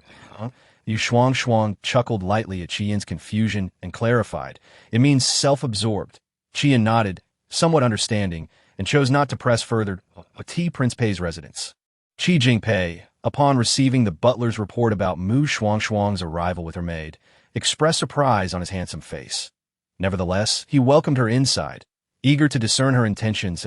Shuangshuang, accompanied by Qian, followed the butler through a lengthy corridor. 2 guards were stationed at the entrance to wait. They traversed a small passageway and ascended a corridor. The grandeur of the prince's residence unfolded before Shuangshuang, leaving her in awe. The scenery was meticulously arranged, exuding an air of elegance and grandeur with its pavilions, intricately carved eaves, and intertwining tiles that created a breathtaking sight, just as she was enraptured by the beauty. The butler halted abruptly, causing her to nearly collide with him. Fortunately, Qian noticed and tugged at her sleeve, urging, Miss, please stop. Regaining her composure, Shuangshuang realized how close she had come to the butler. However, they were mere steps away from colliding. The butler, having sensed the commotion behind him, paid it no heed and respectfully announced at the door, My lord, Miss Mu has arrived. Allow her to enter, came Qi Jingpei's cool voice from within. The butler stepped aside, gesturing for Shuangshuang to proceed. Miss Mu, the lord has requested your presence. Thank you, Shuangshuang replied, raising her skirts as she entered the room, where she found Qi Jingpei seated with an imposing presence in an exquisitely carved rosewood chair. Upon noticing her, he raised an eyebrow, omitting any invitation for her to sit, and directly inquired, I hear you wish to see me. What is your purpose? I have come to express my gratitude for your timely rescue that night. My lord, Shuangshuang, without any hesitation, responded directly. Upon hearing her words, Qi Jingpei furrowed his brows, casting an odd glance her way. Laced with disdain and mockery, he remarked, Miss Mu comes empty-handed. How does she intend to express her gratitude? He presumed that Shuangshuang was offering herself in a manner akin to some women he had previously encountered, seeking to elevate her status through intimate favors. This was precisely what he detested most. Although Shuangshuang was somewhat slow-witted and lagged in her responses, she was perceptive enough to notice the expression on Qi Jingpei's face and the sarcasm in his tone, leaving her feeling speechless and vexed. Had she known better, she would not have heeded Qian's advice. She ought to have brought some token of appreciation, even if it were merely fruit, to avoid such misunderstandings. Internally chiding herself, she feigned composure and awkwardly stated, I did not come empty-handed. As she spoke, she retrieved the prepared documents from her sleeve and handed them over to the steward beside her. Before continuing her explanation, I heard about the flooding in Liahang, and His Majesty, along with the princes and many ministers, have been contemplating rescue methods. Coincidentally, I came across some information in an ancient text that I believe could be beneficial to His Majesty and the prince. So I transcribed it, hoping to assist. Upon hearing this, Qi Jingpei did not take Mu Shuangshuang's words to heart, dismissing them as mere lines she had read in a book. However, as he perused the documents handed over by the steward, his nonchalance gradually faded, replaced by a serious demeanor. After a moment, having finished reviewing the materials, he abruptly lifted his gaze to Mu Shuangshuang, his eyes sharp and grave, demanding, "Is everything written here true?" Whether or not it was true could easily be ascertained by having someone test it. Mu Shuangshuang wisely refrained from confirming. She understood that a definitive affirmation would lead him to inquire how she had obtained such knowledge, resulting in a cascade of complications. Unaware of her thoughts, Qi Jingpei scrutinized her intently before folding the documents and tucking them into his sleeve, stating coolly, "I am quite satisfied with your offering." The implication was clear. If Mu Shuangshuang had no further business, she was free to leave. Yet, she remained rooted in place. There's something else? Qi Jingpei raised an eyebrow, exuding an inexplicable pressure. Mu Shuangshuang swallowed hard, steeling herself to voice her intentions. "I wish to participate in the production outlined in these documents. As I'm the only one familiar with the original text, should any issues arise during the process, I can provide solutions to prevent us from taking unnecessary detours, thus saving considerable time." As her words settled, Qi Jingpei began to appraise Mu Shuangshuang from head to toe, his gaze laden with scrutiny. Feeling increasingly uneasy under his gaze, Mu Shuangshuang's heart raced, and she internally communicated with 000. "Does this man intend to refuse? He likely will not," 000 assured her. Indeed, Qi Jingpei fell silent for a moment before his lips parted. "Very well. Once I have the necessary materials prepared, I shall send someone to the Prime Minister's residence to fetch you." Upon hearing this, Mu Shuangshuang departed with a sense of fulfillment. Qi Jingpei did not keep her waiting long, as that very evening, he sent someone to summon her. Upon learning this news, Mu Kan and Jiang Qingqing were both taken aback. They exchanged glances, each comprehending the other's thoughts. The head steward welcomed them in, offering tea, while Mu Kan called for his wife to summon Shuangshuang. You can suddenly greeted the steward from the prince's residence with warmth. Jiang Qingqing, after a slight nod, turned and left the side hall, making her way toward the courtyard where Mu Shuangshuang was tea that moment. Mu Shuangshuang was engrossed in reading, while 000 was scanning the ancient texts. Although these texts could not directly aid the future of Blue Star, their research value was undeniable. Prompted by Qian, Mu Shuangshuang noticed Jiang Qingqing approaching with a serious expression, and she immediately donned a sweet smile. Putting down her book to inquire, "Mother, what brings you here?" Jiang Qingqing glanced at her, but did not respond, instead instructing the surrounding maidservants to withdraw.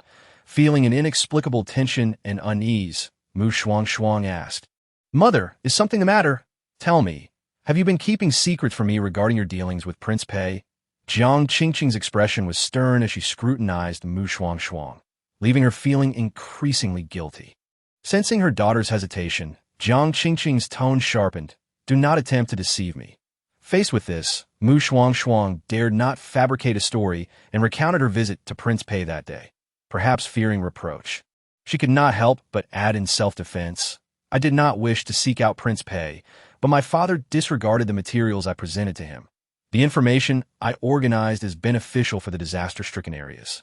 I merely wanted to alleviate my father's burdens and help the victims escape danger, rebuild their homes, and return to a peaceful life." "Then you may speak to your father once more." Jiang Qingqing regarded her somewhat apprehensive daughter with a mixture of complexity and curiosity. Her daughter had never shown interest in matters of the court or the common people. Why was she suddenly so invested? By the way, when she entered, her daughter seemed to be reading. Was this a sign of a shift in character? Though perplexed, Mu Kan and Jiang Qingqing ultimately permitted Mu Shuangshuang to proceed to the prince's residence. After all, disaster relief was of utmost importance, and since their daughter wished to contribute, they, as her parents, naturally supported her. However, it was not long after Mu Shuangshuang set off with Qian and the prince's steward that she sensed something amiss. "Steward, this does not appear to be the route to the prince's residence," Mu Shuangshuang remarked, lifting the carriage curtain to address the steward on horseback. The steward glanced down slightly and responded in a professional tone, "We are heading to the estate under the prince's name. He is already there, and all preparations had been made, awaiting Miss Mu's arrival. So they were bound for the estate. That explained why the route felt unfamiliar, and Shuangshuang nodded and settled back into the carriage. The estate was not far from the capital, and they arrived in about an hour. Stepping down from the carriage, Shuangshuang was too astonished by the scene before her to take in her surroundings. Directly in front of her lay an expansive courtyard, its walls dismantled, surrounded by flames, with numerous burly men in casual attire bustling about. Why are there so many unfamiliar men here? Qian furrowed her brow at the sight. Although the Jin dynasty had a relatively open culture, allowing women to venture into the streets, they still needed to maintain decorum, particularly avoiding prolonged interactions with strange men. Upon hearing Qian's words, the steward felt a twinge of annoyance and retorted, "Who else but men can perform such laborious tasks?" Qian was momentarily at a loss for words. That was not her intent. Before she could respond, Shuangshuang tugged at her sleeve, signaling her to refrain from further comment.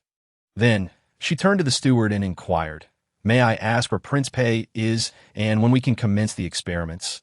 Given that she had requested to participate, she had no grounds to voice complaints. The steward's expression softened as he replied. His Highness instructed that once Miss Mu arrives, she should directly engage in the experiments. Upon successful completion, you may then meet him. With that, he gestured for Shuangshuang to follow him. Shortly thereafter, the three arrived at the center of the courtyard, where a mound of pig iron and clay was situated. Upon their arrival, the laborers immediately paused their work, respectfully greeting, "Steward, what is the current progress?" The steward inquired. Nodding in acknowledgement, a middle-aged man in his 40s, lean and wiry, stepped forward, cupping his hands in salute as he reported, "Steward, we have produced some quicklime and iron slag. The clay has also been calcined per the method outlined. We are now left with the final step of combining these materials in the correct proportions." As he spoke, a hint of hesitation crossed his features. The steward noticed this and asked, "What seems to be the issue?" "Steward, my knowledge is limited, and I am uncertain what the proportions in the method refer to. Could you perhaps summon the gentleman who outlined the production methods?" The middle-aged man spoke humbly. The steward was not taken aback. He had glanced over the documents Miss Mu provided to the prince and noted that many of the characters were unfamiliar to him. With that thought in mind, he pointed to Shuangshuang behind him, stating, "This is the provider of those methods, Miss Mu, daughter of the Prime Minister, here to assist you in the production. You all better behave. Should you offend Miss Mu, be wary of the prince and the Prime Minister's wrath."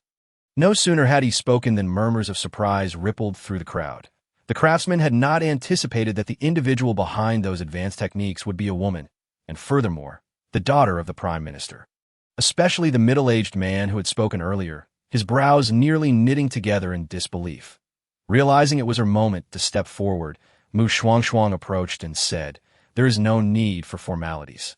Esteemed elders, what is paramount is that we expedite the creation of the experimental materials, so His Highness may see the results and provide aid to the disaster-stricken regions as swiftly as possible." After a brief pause, she turned to the middle-aged man, continuing, "You mentioned earlier that you were unclear about the proportions. Please take me to the worksite, and I will demonstrate while explaining the process." Upon hearing this, the middle-aged man hesitated for a moment, as if he had made a decision, and bowed slightly to Shuangshuang. "I am unworthy of such a title. You may simply call me Yu Wu," he stated, making a gesture inviting her to proceed. Nodding in acknowledgement, Shuangshuang followed him as they departed. Qian, wanting to say something, found herself at a loss since Shuangshuang had already walked quite a distance ahead, compelling her to hastily keep pace. The term proportion refers to the ratio of various parts to the whole within a given entity, serving to illustrate the composition or structure of that entity. When two related quantities are involved, the alteration of one will inherently affect the other. To ascertain whether two ratios can form a proportion, one must examine whether their values are equivalent. In the expansive area, Shuangshuang conveyed the meaning of proportion, derived from the answer she had sought based on 000, as she proceeded to discuss the specific ratios used in the creation of cement. Yu Wu and the other craftsmen present listened intently, their expressions a tapestry of emotions, frowning at times, displaying moments of enlightenment, and occasionally appearing conflicted.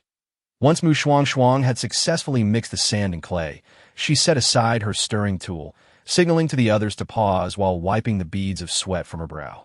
We have now completed the initial step of cement preparation. Next, we will conduct an experiment by evenly spreading a layer of this cement over a designated area, and, once it has dried, we shall assess its durability. Your efforts are commendable, Miss Mu. The site has been prepared by the Lord. You need only supervise and rest while we take over, Yu Wu replied respectfully at that moment. His perception of Shuangshuang had entirely transformed. Initially, he had anticipated that being the daughter of a prime minister, she would embody the same airs as other noble ladies, either petulant or domineering. Yet, through this brief interaction, he observed none of the arrogance typically associated with the elite. Instead, he found her to be humble and courteous. Unaware of these thoughts, Shuangshuang acknowledged Yu Wu's suggestion and stepped aside, having exerted considerable effort during the cement mixing process. Given that it was her first attempt at creating cement, and with others uncertain about the required adhesive strength, she felt compelled to take matters into her own hands. Moreover, this endeavor served as her stepping stone towards presenting her future beneficial plans for the nation and its people. In the following 2 days, Shuangshuang remained at Xi Jinping's estate. Besides awaiting the results of the cement experiment, she also assisted others in crafting tools and preventive medicines as outlined in their materials. During this time, Mu Miao and Jiang Qingqing visited, expressing their concern for her progress and hoping to bring her back if everything was completed. Although her intentions were noble, the presence of numerous men on the estate could lead to misunderstandings, and despite the justification that their daughter was acting for the greater good, they feared the potential for malicious rumors. They wished to shield their cherished daughter from any hardship. Shuangshuang understood their concern, but believed that her reputation paled in comparison to the greater good. Furthermore, having assumed the identity of the original owner of this life, she had no intention of marrying or bearing children. After successfully persuading her parents to leave, she intended to return to her makeshift laboratory. However, halfway there, she encountered Yu Wu, his face alight with joy. "Miss, it worked! It worked!" he exclaimed, approaching her with exuberance, nearly at a loss for words. "The cement we laid is dried, and when the carriage traverses it, there are no marks left behind." The Lord even had one of his first-ranked guards strike the cement, and it took all of the guard's strength to create just a crack. Upon hearing this, Shuangshuang visibly relaxed, her face breaking into a smile. "IT has succeeded. That is truly wonderful." The anxiety of the past 2 days weighed heavily on her, fearing the experiment might fail. After a brief moment of elation, Yu Wu suddenly smacked his forehead in dismay. In my excitement, I almost forgot an important matter. The Lord requests your presence." "Very well. Let us go together," Shuangshuang replied, signaling for Yu Wu to lead the way.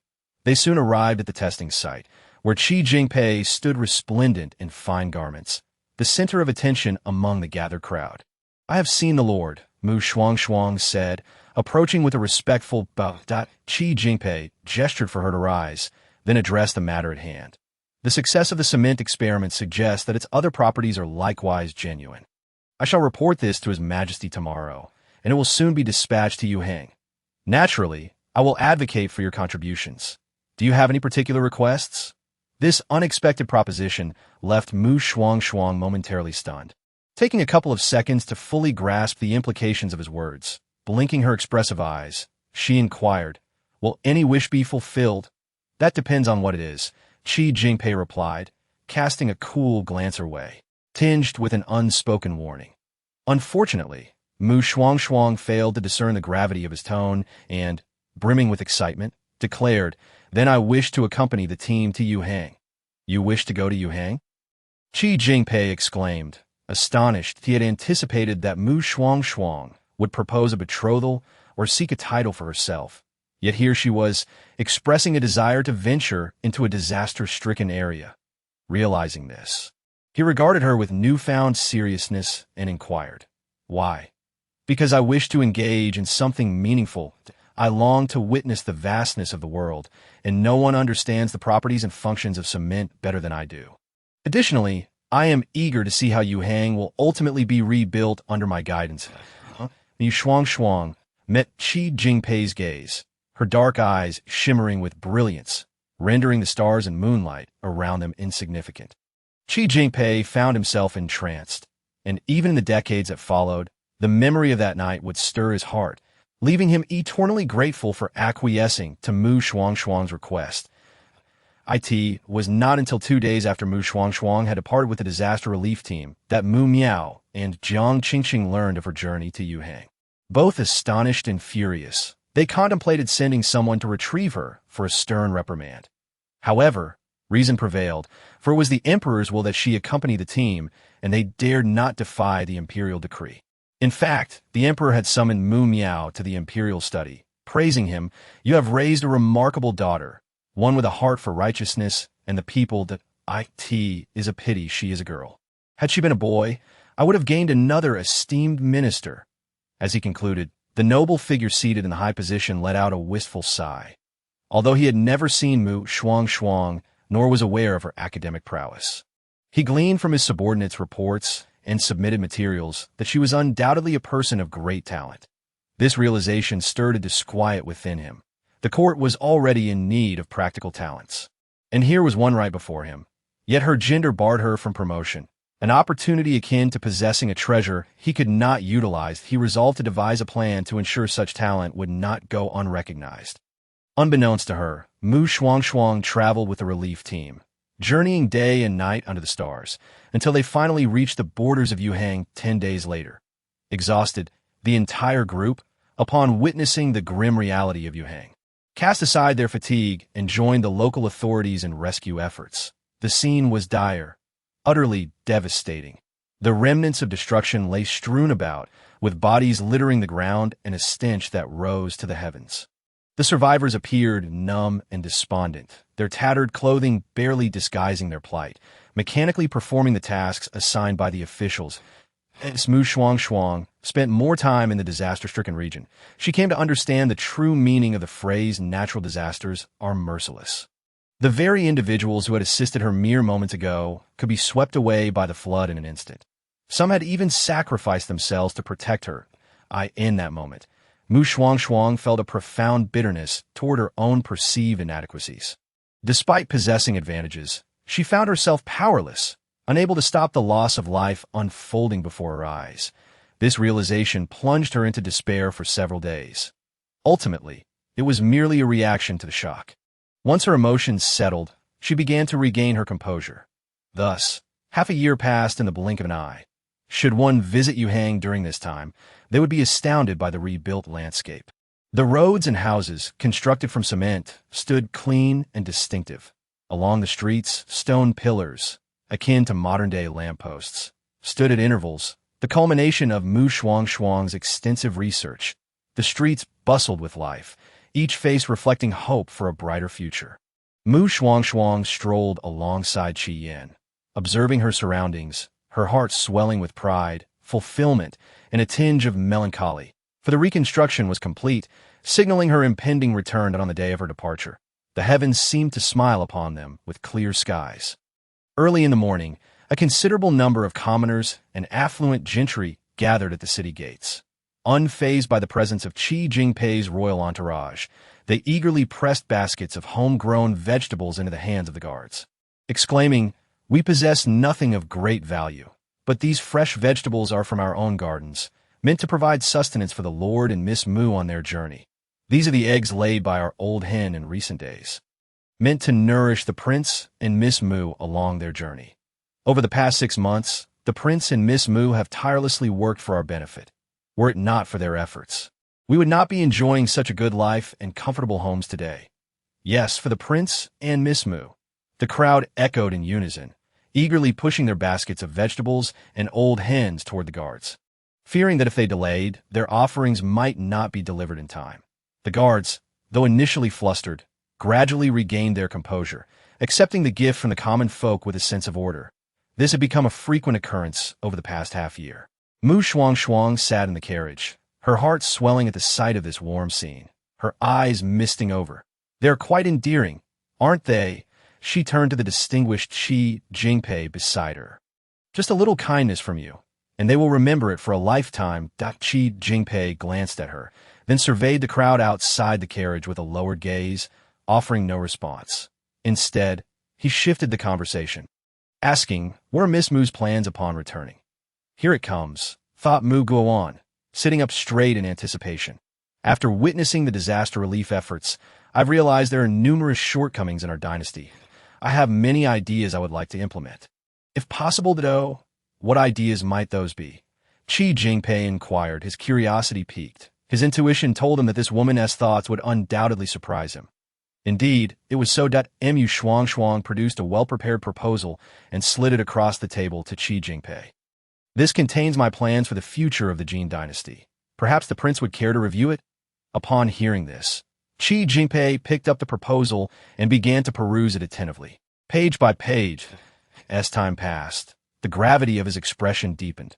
After an unknown span, he finally set the proposal down, gazing at Shuangshuang with a complex and profound look.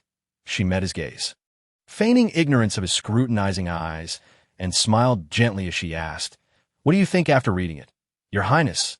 "Thoughts?" Qi Jingpei murmured, then suddenly fixed her with a sharp stare, demanding, "You are not Shuangshuang. Who are you?" Almost as soon as the words left his lips, the previously clear sky erupted with thunder, dark clouds swirling ominously, and Shuangshuang was taken aback, her mind blank. Before she could react, Qi Jingpei continued, "I had someone investigate Shuangshuang. While you exhibit similar habits and mannerisms, they are clearly a deliberate imitation. Moreover, Shuangshuang has never been fond of reading. The recipes and techniques you provided are far beyond what a sheltered young lady could know. Who are you, truly? What is your purpose in approaching me?" It's over, we've been exposed. The consciousness of the planet is rejecting us," shouted 000 in a panic within Shuangshuang's mind. All she felt was a sharp pain in her heart, as if an invisible hand were squeezing it, threatening to crush it. Her petite face turned pale in an instant. She had no time to heed 000's warnings, staring up at the increasingly anxious Qi Jingpei, struggling to utter something, but her voice failed her repeatedly. Qi Jingpei, utterly unprepared for her sudden frailty, instinctively scooped her up, simultaneously commanding the carriage to stop and calling for the royal physician. However, by the time the physician arrived with his medical kit, it was too late. "Your Highness, please accept my condolences. Miss Mu has passed in the real world, within a special ward of a military hospital." Shuangshuang jolted awake from her bed, gasping for air as if she had been deprived of oxygen. In the next moment, an excruciating pain surged through her, causing her forehead to throb as she let out a piercing scream. "Host, hold on!" 000 shouted anxiously in her consciousness. Unfortunately, Shuangshuang was unable to process it. After the wave of pain subsided, her eyes glazed over, and she fainted once more. When she regained consciousness, she found several doctors in white coats standing around her, and something seemed to be attached to her body. "She's awake. Notify Director Su immediately." One of the doctors instructed upon seeing Shuangshuang rouse.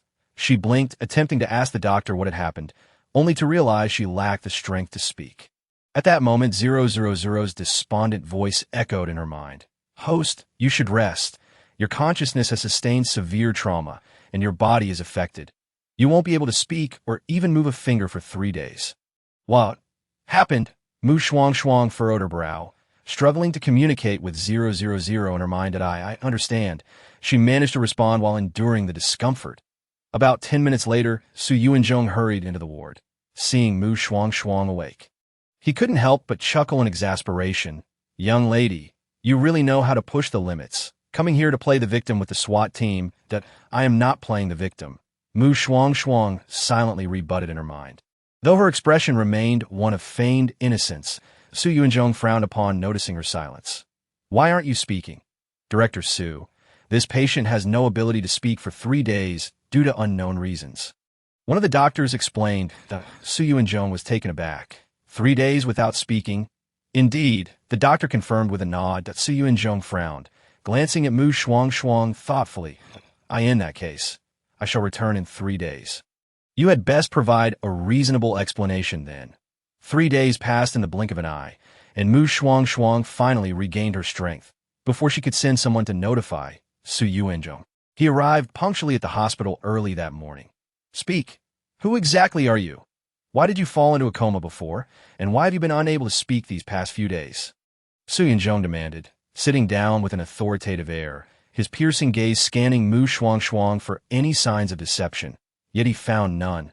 Seeing his demeanor, Shuangshuang forced a bitter smile. I trust that with your capabilities, you have already investigated my background. Allow me to explain my previous coma. She paused, as if gathering her thoughts. After a brief moment, she began, before I fell unconscious. I mentioned having a system named 000 from 500 years in the future. At that time, you did not believe me, so I let 000 transport my consciousness through time. Without my consciousness, I would fall into a coma point 3 days ago. I failed the mission and was expelled by another planetary consciousness. Additionally, I had requested 000 to preserve a martial arts manual, which depleted its energy, leading to my consciousness being injured during the time travel due to the chaotic energies in the time stream. Absurd, Shuangshuang admonished sternly, clearly skeptical of Shuangshuang's claims. She remained unfazed, maintaining a calm demeanor. I understand your disbelief. However, I have a means to prove my identity. With that, she extended her hand towards Shuangshuang. He was initially puzzled by her gesture until he witnessed an ancient book materialize in her palm, bound with thread and inscribed with the characters for unparalleled heart method. This, Shuangshuang exclaimed. Astonished. This is the martial arts manual I exchanged for modern knowledge with a prince in another world. I had collected several sword manuals, but due to 000's insufficient energy, only this one was retained. Shuangshuang observed Shuangshuang's astonishment and explained softly. This martial arts manual was obtained from the prince's guards in the other realm. Shuangshuang was at a loss for words, glancing between the manual and Shuangshuang in disbelief. Is it truly possible that there exists a system capable of transporting people through time? I know you find it hard to believe, but the evidence is right before you, and this matter is of great significance. Concerning the future of humanity, according to 000, in 10 years, extraterrestrials will breach our blue planet's defenses and inflict brutal slaughter upon humanity, with only 1 in 10 surviving. That I have already instructed 000 to send the relevant information to mailbox number 1. You may take this martial arts manual for reporting to AS for the rest. We can discuss further once you are convinced of my credibility. After speaking, Shuangshuang handed the martial arts manual to Shuangshuang. He left the ward in a daze, and upon reporting the matter, the higher-ups were equally shaken. Some found it absurd, yet the evidence compelled them to believe. Ultimately, after deliberation, they decided to meet with Shuangshuang to understand the specifics. The meeting took place at the military headquarters. As Shuangshuang entered the conference room with Shuangshuang, her pupils dilated in surprise, although she had anticipated that this matter would attract the attention of national leaders. She had not expected the top 2 leaders to be present as well. Report. Comrade Shuangshuang has arrived. Shuangshuang's booming voice resonated in her ears. Startled, she quickly regained her composure and mimicked Shuangshuang's formal salute. Greetings, leaders. My name is Shuangshuang. The dignitaries present exchanged knowing smiles at her nervous demeanor, easing the previously tense atmosphere. Shuangshuang. What a lovely name. It carries profound meaning, remarked the first leader kindly as he regarded her. Shuangshuang was taken aback, astonished to receive praise from the first leader. Consequently, in recent days, her mood has significantly diminished due to the lingering gloom from her previous mission's failure. After exchanging pleasantries, the conversation shifted to the main topic. We have heard that you possess a system from 500 years in the future, and it is said that extraterrestrials will invade our blue planet in 10 years. The principal figure stated with a serious expression. The others also cast intense, scrutinizing gazes towards Shuangshuang. Stifling her discomfort, Shuangshuang nodded in response. Yes, I had previously requested 000 to send some information to your email in the form of an email. Is this what you were referring to? Upon finishing his words, the principal figure signaled to his assistant beside him. The assistant, understanding the cue, lowered his head and operated the computer for a few seconds, after which a square screen projected before the conference room, displaying scenes reminiscent of a sci-fi film set in the cosmos. Enormous interstellar warships blotted out the sky, alongside monstrous beings that resembled both beasts and machines. Humanity stood before them, remarkably insignificant. The monsters savagely slaughtered humans, while the colossal starships bombarded the Earth, flames of war engulfing the skies. Some creatures even seized humans by their feet and devoured them raw. The brutal imagery, despite Shuangshuang having witnessed it once before, still filled her with nausea and terror. The expressions of the others, aside from the principal and the deputy figures, were equally grim.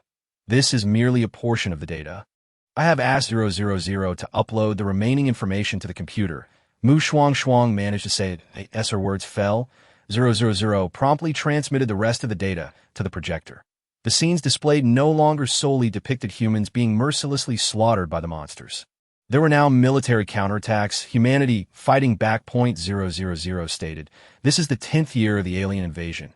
During this decade, the global military has been decimated, especially the forces of the Dragon Kingdom, all perishing in battle." Later, apart from women and children who were relocated to the frigid regions, the remaining men also rushed to the battlefield. They're the most valiant warriors in the world. With reddened eyes, Shuangshuang recounted the words conveyed by 000 in her mind. At that moment, no one questioned her anymore. There was no other explanation. She had no computers before her yet could control the projection.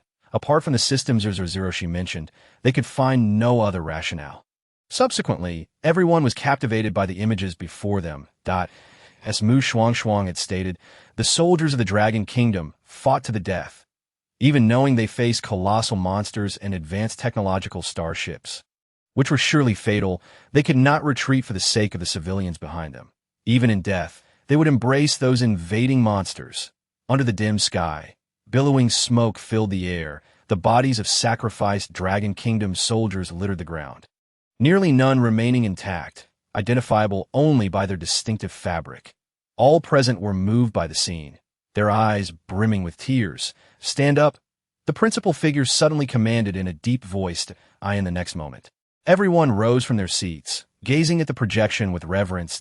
Shuangshuang also stood up, witnessing the principal figure facing the screen, his expression solemnly declaring, "Salute, Chapter 18, the present world, the establishment of the salvation base." After the salute, the principal figure gestured for everyone to resume their seats. In that instant, all gazes turned towards Shuangshuang. "Comrade Shuangshuang, we now believe your words. Please elaborate on what you know and what we should do. We will spare no effort to assist you," the principal figure solemnly promised. Shuangshuang, naturally, dared not conceal anything, nor did she wish to. Although merely an ordinary person, she understood that when the nest is overturned, no egg remains unbroken.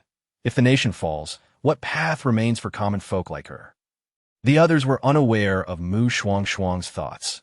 However, after listening to her explanation, their expressions turned grave. Due to your previous time travel, you were recognized by the natives as not being the original host, leading to your rejection by the planet's consciousness, depleting your energy, and now you cannot time travel again unless you gather energy for System 000.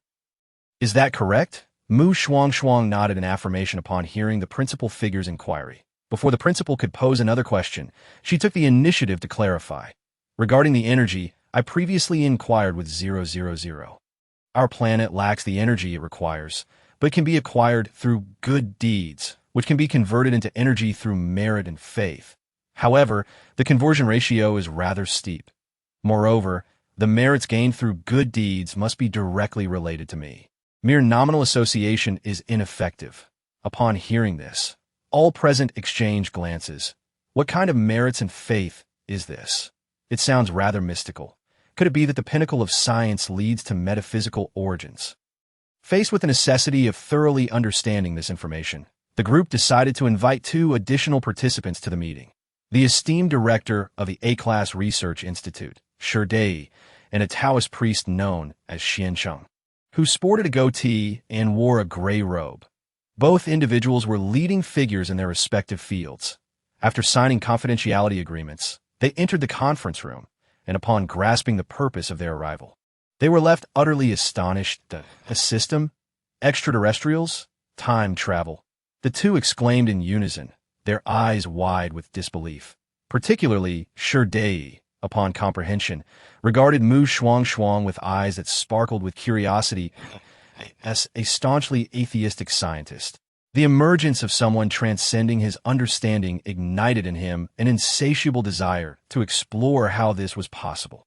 Conversely, Shuangshuang appeared rather composed, seemingly having accepted the preceding revelations, though a closer look revealed his facade of calmness was not entirely genuine. Observing their unusual reactions, the others understood. Only Shuangshuang felt a shiver under Day's intense scrutiny. Her scalp tightening as she said, could you please not look at me like that? It feels like you want to dissect me, that I apologize. I'm simply overly curious. Rest assured, I am a legitimate researcher and would never engage in illegal activities. However, if possible, I hope that after the meeting, you would allow me to conduct a thorough examination of you. Day began his earnest apology, but soon could not resist his old habits. Resembling a wolf in sheep's clothing, enticing Shuangshuang, Shuangshuang felt on the verge of tears. Had she agreed or declined? After all, he was the renowned head of the A-Class Research Institute. Desperate, Shuangshuang sought help from the principal figure. The principal, catching her glance, lightly cleared his throat and interjected, "Enough, Day, don't frighten our young comrade." After saying this, he turned to Shuangshuang and reassured her, "Do not be afraid. Day is not a bad person. He merely loves academic research. If you are unwilling, just tell him directly. He will not force you." All right, Shuangshuang nodded obediently. Returning to the main subject, the group began to discuss how to assist 000 in gathering energy. In this regard, Shuangshuang held considerable sway. Since energy can be exchanged through merit and faith, we should delve deeply into these two aspects. Merit is well understood. It is accumulated through good deeds. However, I see that Comrade Shuangshuang may not have the time to manage these in the future. We could emulate those wealthy individuals and establish a fund that, if we allocate the funds properly, merit will naturally follow. This proposal is feasible, but how do we acquire the funds? Someone posed the critical question. Soon, another voice chimed in. Money is simple. We can directly allocate it to Shuangshuang's name and then have her transfer it to the fund's account. No. Shuangshuang quickly shook his head in opposition. Have you forgotten? The merit must be associated with Comrade Shuangshuang. Merely allocating the funds to her name essentially retains ownership with you. She would merely be facilitating your actions, and it would not count as her merit. Upon hearing this, the crowd fell silent, realizing the validity of his point. The principal figure surveyed the room and inquired, "Do you have a solution then?" "It's not exactly a solution, just an idea." Shuangshuang pondered for a moment before replying. Besides merit, faith can also be used to gather energy. In our Taoist belief, faith is the reverence of followers towards the Tao ancestor. In contemporary terms, it is akin to the admiration of fans for a celebrity. Why converting the affection of fans for stars into faith.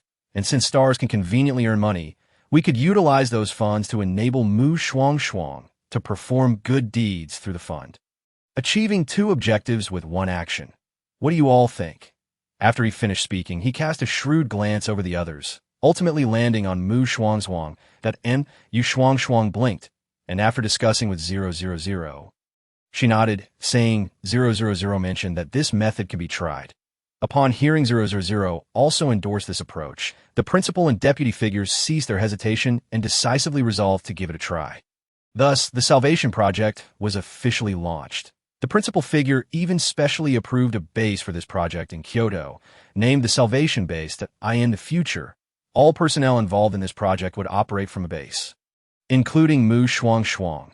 Additionally, due to her unique circumstances, the principal figure arranged for a small team of elite soldiers to act as staff around Shuangshuang, providing her daily protection. Finally, discussions ensued regarding Shuangshuang's career planning in the entertainment industry. After deliberations, they resolved to find a reputable agency with a solid background to ensure Shuangshuang gained fame swiftly. This series of arrangements set various domestic departments into motion. They simply remain oblivious to the true circumstances, acting solely upon directives, and at most, harboring a sense of bewilderment regarding the commands issued from above. However, there exists one exception among them, the third scion of the prestigious Hua family from Kyoto. What shall we? Chapter 19. Present day. A successful debut within a month at the entrance of the Hua family ancestral residence.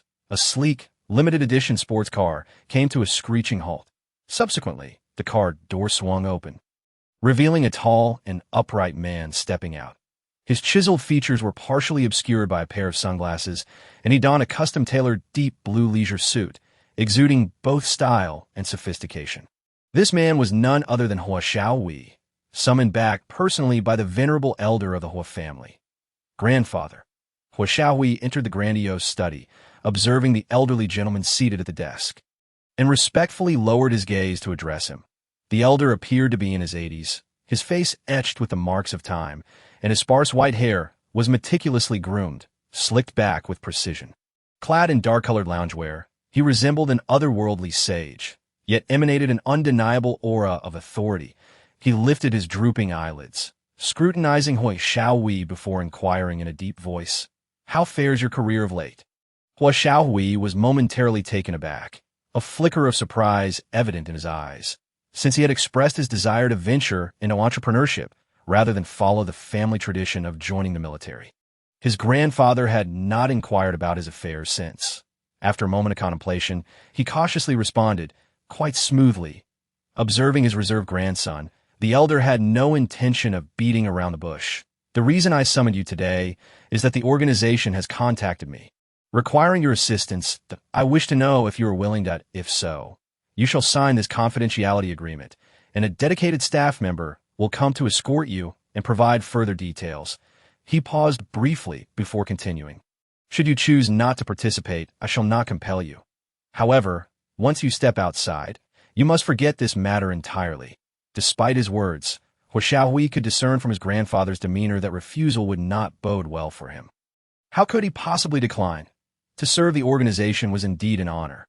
Shuangshuang quickly expressed his loyalty, and his eagerness softened the elder's stern expression somewhat. "Since you are willing, do sign the agreement." An hour later, Shuangshuang was blindfolded and taken away from the Hua family residence. As he sat in the vehicle, he was filled with both curiosity and anxiety regarding what lay ahead. Yet he understood that inquiring with those around him would yield no answers to his questions, so he resolved to relax, leaning back in his seat. In the pitch-black night, the modified armored vehicle sped along the highway. After an indeterminate time, as Shuangshuang began to drift into a daze, a cold voice pierced the silence that "We've arrived. Exit the vehicle." "May I remove this?" Shuangshuang hesitated to act immediately, gesturing towards the black blindfold over his eyes as he addressed the source of the voice. Since they had reached their destination, he saw no reason to continue wearing it. Most importantly, the individual who had spoken showed no inclination to assist him out of the vehicle. Without removing the blindfold, he would be unable to walk. The man outside glanced at Shuangshuang, his expression indifferent. "You made that In the next instant, Shuangshuang removed the blindfold, squinting as he directed his gaze towards the man outside. The man was tall, clad in snug tactical gear, possessing bronze skin and sharply defined features. His piercing gaze lent him an air of formidable presence, suggesting he was anything but an ordinary soldier. Indeed, Shuangshuang sensed that the aura emanating from this man resembled that of the elite special forces he had encountered under his uncle's command.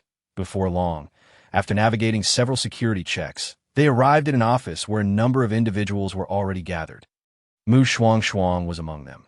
She looked around, noting the presence of the second-in-command, Shi and Qian, but was unfamiliar with the others. Nonetheless, she understood that these individuals would become her future allies. "Now that everyone has arrived, let us commence with the main agenda. Our time is limited, and we must seize every moment," the second-in-command announced, taking his seat at the head of the table. The atmosphere grew serious as everyone settled into their chairs. He scanned the room and continued, addressing Shuangshuang and the other newcomers. "Since you are fresh arrivals, I shall grant you 5 minutes to review the documents on the table." "Understood." Shuangshuang and the other newcomers responded in unison, promptly picking up the files before them. Before long, their expressions shifted dramatically as they gazed at the second-in-command, their eyes wide with shock and disbelief. Shuangshuang, unlike the others, opened his mouth as if to speak, but the discipline ingrained within them held him back, prompting them to continue perusing the remaining documents in silence. "How can this be?" Shuangshuang found it difficult to accept the information contained in the documents and glanced towards the second-in-command. Realizing he had been rude, he quickly apologized. "My apologies. I am simply taken aback." The other newcomers perked up at his words, torn between finding his lack of discipline amusing and their curiosity about the second-in-command's response. The second-in-command, understanding Shuangshuang's astonishment, replied with calm assurance, "No harm done, I can empathize. It is difficult for anyone to accept such news. However, it is indeed the reality we face. The purpose of gathering you all here urgently is to address this matter." Upon hearing this, Shuangshuang and the newcomers ceased their examination of the documents and turned their attention to the second-in-command. Upon closer inspection, it became evident that each of them was subtly scrutinizing Shuangshuang from the corners of their eyes. Their gazes filled with curiosity. According to the information provided, this woman was identified as the chosen savior by the system, yet she appeared rather ordinary, particularly for Shuangshuang, who had been accustomed to the stunning beauty of the entertainment industry. He found himself disappointed by Shuangshuang's appearance, the savior. Indeed, she seemed more like the protagonist of a novel. Yet her looks were decidedly unremarkable. In truth, their judgments were somewhat unjust towards Shuangshuang. She was not unattractive, possessing a delicate and refined charm. Meanwhile, the second-in-command had already begun outlining their plans. "Family scion, based on your profile, I understand that you have spent the past few years establishing yourself in the entertainment industry, successfully promoting an award-winning actor and a trending starlet, along with several other notable celebrities under your studio. Therefore, I am assigning you the task of ensuring that comrade Shuangshuang successfully debuts within 1 month, amassing at least 1 million followers." Chapter 20. Present Day. Skills training. The meeting continued into the late hours of the night, nearing its conclusion. "Well then, I have conveyed all that needs to be said. The rest is in your hands, young ones. In the future, you will be reliable comrades for one another.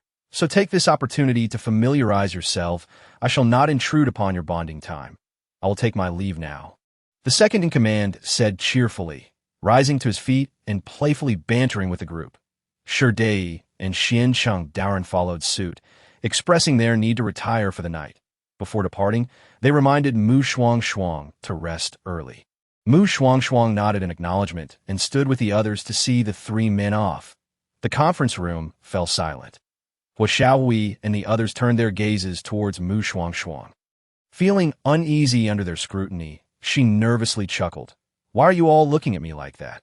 "Perhaps out of curiosity," Shuangshuang replied. Breaking the silence with a light-hearted jest, he approached Shuangshuang and extended his hand in a gentlemanly manner. "We haven't had the chance to formally introduce ourselves. Hello, I am Shuangshuang. For the sake of our future as humanity, I will do everything in my power to help you gain 1 million followers within a month, as well as earn some income. Additionally, if there is anything else I can assist you with, do not hesitate to ask." "Hello, I am Shuangshuang," she replied with a smile. At that moment, several others approached. The man who had previously come to escort Shuangshuang stepped forward with a cool demeanor, stating, "I am Jing Pei, and I will primarily be responsible for your safety." He paused before adding, "If you require any assistance, feel free to reach out to me as well." Then came the introductions of the others.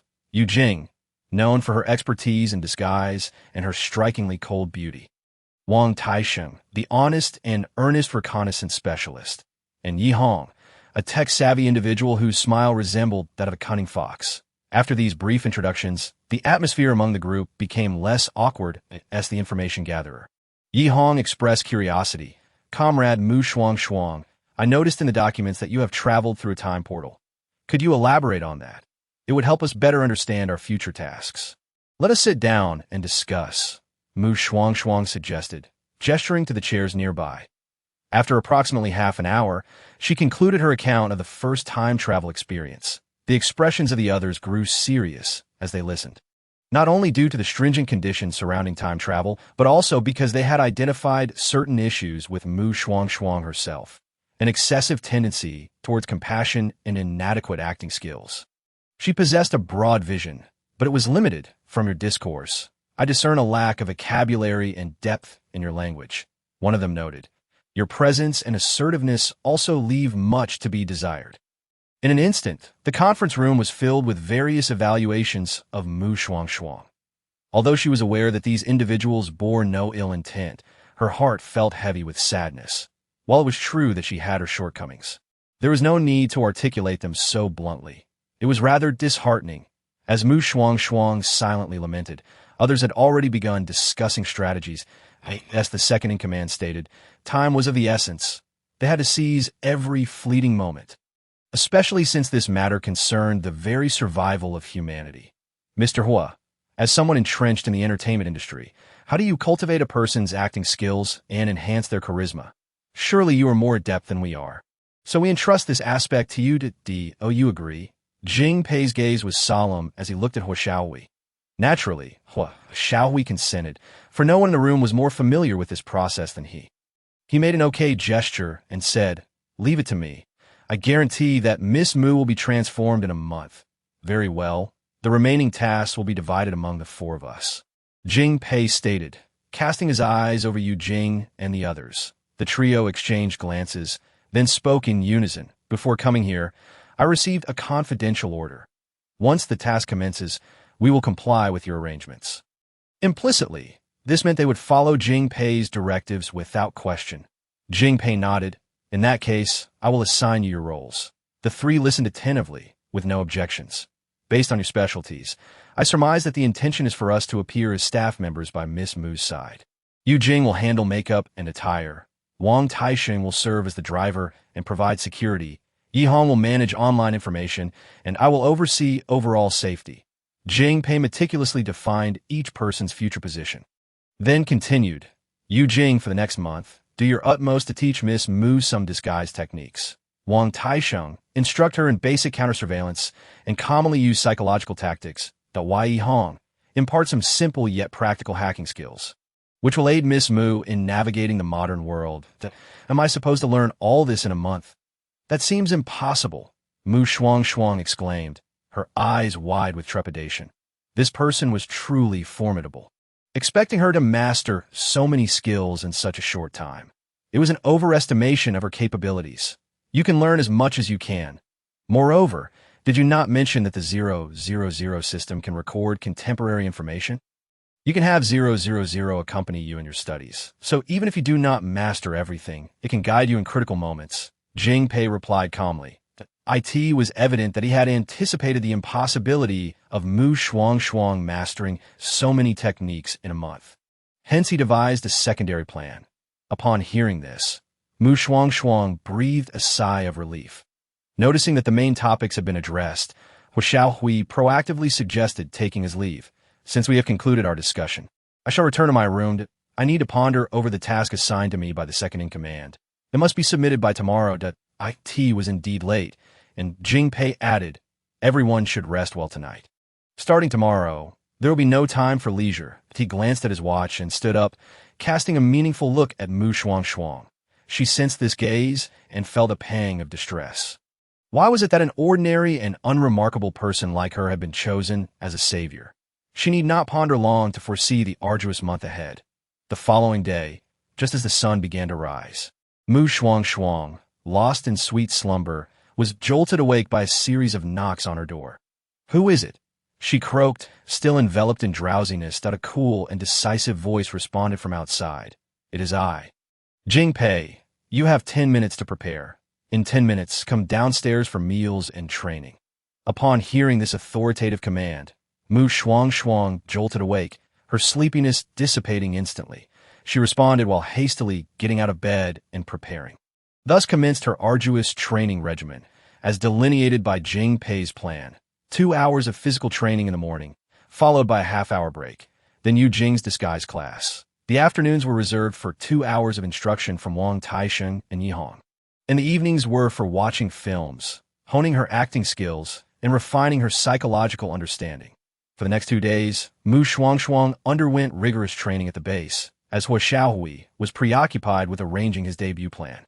Although she was exhausted from the demanding regimen, she recognized that the skills she acquired would bolster her confidence for her future in another world. One afternoon during their break, Hua Xiaohui finally made an appearance at the base after being absent for 3 consecutive days. "Ah, I see you are all engrossed in reading. he remarked with a smile as he approached the lounge, only to discover everyone engrossed in their books. However, upon noticing the titles each person held, his expression turned bemused as he addressed Jing Pei, Wang Taisheng, and Yi Hong. I never imagined your tastes were so unique. The three men were indeed engrossed in romance novels adorned with soft, pastel covers, featuring titles like Quick Transmigration, the supporting roles Rebellion and Quick Transmigration, the Cannon Fodder's Counterattack. This is the literature we were instructed to read. The storylines bear a resemblance to Miss Mu's abilities. You should take a look when you have time. It will provide valuable insights into the challenges she may encounter in the alternate world, allowing us to strategize in advance. Jing Pei remained unperturbed by the light-hearted banter and continued with his explanation. In fact, it was not just the four of them recording the stories within these novels. The organization had also set up 5 intelligent units dedicated to analyzing and documenting the narratives to formulate strategies. Even though they understood that plans could not always keep pace with change, they believed that as long as they equipped Shuangshuang with knowledge and references, their efforts would hold significance. Xiaohui nodded in agreement, expressing his willingness to read the material before shifting the conversation to more pressing matters. Miss Mu, regarding your work, I've already arranged it. Here are the details. Please review them and let me know if you find them satisfactory. If not, I can make adjustments. Surprised by the promptness of the arrangements, Shuangshuang took the documents from Xiaohui and began to peruse them, unable to suppress her astonishment. She looked up at him, hesitatingly asking, "Isn't this setting the bar too high? I am quite ordinary, and participating in a variety show alongside the goddess Yidan might lead to harsh criticism." "Let me see," Jing Pei interjected, gesturing for Shuangshuang to hand over the documents. The materials circulated among Jing Pei, Yu Jing, and the others, who all expressed their agreement with Shuangshuang's concerns. Although I do not closely follow the entertainment industry, I have come across some news. Your war plan aims for Miss Mu to leverage Yidan's fame to establish her own. While the idea is commendable, it is also a double-edged sword. Not only do we need to consider whether Yidan is willing to support Miss Mu, but her fans may also have objections, potentially putting Miss Mu in a precarious position that could hinder her long-term development. Yu Jing remarked, furrowing her brow. Jing Pei, Wang Taisheng, and Yi Hong, who were not well-versed in the intricacies of the entertainment industry, nonetheless found merit in Yu Jing's assessment. Xiaohui furrowed his brow in contemplation. Not entirely agreeing, but remaining calm, he settled into an empty chair and explained leisurely, "I have considered your points. As Yu Jing mentioned, if handled well, this could rapidly elevate Miss Mu's profile, but if mismanaged, it could tarnish her reputation. However, we must also establish a persona for her, that of a playful heiress, a persona." Shuangshuang and the others were momentarily taken aback. Xiaohui nodded and elaborated, "Given that you have trained for some time, you may not be fully aware of the depths of this industry. While I have managed to make a name for myself, I faced numerous setbacks in the beginning. That it was only when my family background inadvertently came to light that my circumstances improved. Although I am confident that, given enough time, I could help Miss Mu secure a position in the industry, we do not have that luxury. Furthermore, Miss Mu's situation is unique, necessitating a swift ascent to prominence." As he surveyed the room, he noted the silence and continued, "Additionally, the second-in-command has assured me that he will provide whatever support he can for Miss Mu's endeavors. You may not realize that resources within the entertainment industry are limited. Without any reputation, Miss Mu's advantageous resources could be perceived as a threat to others, making her a target. Hence, I propose we establish her persona as a spirited young lady from a prominent family. This aligns perfectly with your roles as her protectors. Moreover, considering that Miss Mu is an orphan with unknown parentage, there is ample room for maneuvering in that regard, providing an explanation for her advantageous resources. As long as Miss Mu presents herself as genuine and unpretentious, with passable acting skills, she is unlikely to attract negativity and may, in fact, garner more fans." At the conclusion of his remarks, Xiaohui turned to Shuangshuang. "Apologizing, I did not mean to offend. Please do not take it to heart, I understand. Please continue." Shuangshuang waved her hand dismissively, signaling that she was unperturbed. Xiaohui smiled, stating, "I have nothing further to add. Those were my complete thoughts. If you find any discrepancies, Feel free to voice your opinions. Jingpei and the others exchanged glances before looking back at Shuangshuang, realizing that they were awaiting her input. She felt the weight of the moment, that I believe this is perhaps the best course of action. We can give it a try, and if it proves ineffective, we shall consider alternative solutions. Very well. When shall we commence our endeavors? Jingpei, as the manager of the team, lifted his gaze towards Huangshuang. Without a moment's hesitation, Huangshuang replied, at the latest, within 2 days. Furthermore, for the sake of convenience in our future work, we need to vacate the base. Once Miss Mu enters the entertainment industry, she will inevitably attract the attention of paparazzi, making it rather inconvenient to reside here. As she spoke, she cast a glance back at Jingpei. Jingpei, maintaining a cool demeanor, nodded in understanding. I comprehend that I shall file a report shortly. With the small meeting room adjourned, everyone returned to their respective tasks, training for some, meetings with superiors for others. Huangshuang also reached out to Hiyaden's manager, Shu, to discuss the possibility of having Hiyaden bring Shuangshuang onto the show. Shu, another star agent in Huangshuang's studio, was 5 years his senior, adept, and resourceful. Upon hearing her boss's request to mentor a newcomer, she pondered for but a second before acquiescing that a newcomer endorsed by her esteemed boss must possess immense potential, and she was more than willing to grant this favor. However, upon reviewing the so-called newcomer's profile, she couldn't help but question her own life choices. Chapter 22. The Present World. Do not be unappreciative. 2 days later, at the entrance of Yuanqi Talent Agency, a sleek, all-black, limited edition business vehicle came to a halt. As the door swung open, Jingpei, clad in a suit, instinctively surveyed the surroundings before elegantly alighting from the vehicle, followed closely by Shuangshuang. In just a few short days, her transformation was visibly remarkable. Previously, she had exuded an ordinary charm, but after undergoing Yu Jing's expert makeup artistry, her once unremarkable features had come to life, coupled with the intensive training she had received from Huangshuang in recent days. Her demeanor had evolved into one of poised confidence. Last to exit was Huangshuang, dressed in a suit similar to Jingpei's, yet the craftsmanship and style revealed a distinct disparity. Jingpei's suit was commonplace, while Huangshuang's bespoke attire exuded luxury. As the group entered the agency's premises, the receptionist immediately brightened, her professional smile gracing her youthful face as she greeted Huangshuang. Good morning, Mr. Hua. She couldn't help but steal glances at Shuangshuang and the others, silently pondering their identities, for they radiated an extraordinary presence. Huangshuang nodded slightly and casually instructed, notified Shu and Hiyaden to come to my office in 3 minutes. Understood, replied the receptionist with respect. 3 minutes later, Shu and Hiyaden arrived at Huangshuang's office on the 10th floor. Upon entering, they were greeted by the sight of Shuangshuang seated elegantly on the sofa, with Jingpei standing nearby, emanating an impressive aura. Compared to just a few days prior, Shuangshuang had seamlessly adapted to the role of a powerful heiress, confidently appraising Shu and Hiyaden. The two agents exchanged glances, slightly taken aback. This young lady was far from the ordinary individual depicted in her dossier. Maintaining their composure, they greeted Huangshuang. Hello, Mr. Fatat, you've arrived. Allow me to introduce you. This is the child of a family friend. With the surname Mu, Huangshuang said, feigning mystery as he gestured towards Shuangshuang. His demeanor and tone revealed an underlying caution regarding her. Shu and Hiyaden, having navigated the entertainment industry, understood that their current status was not solely due to talent, but also keen insight.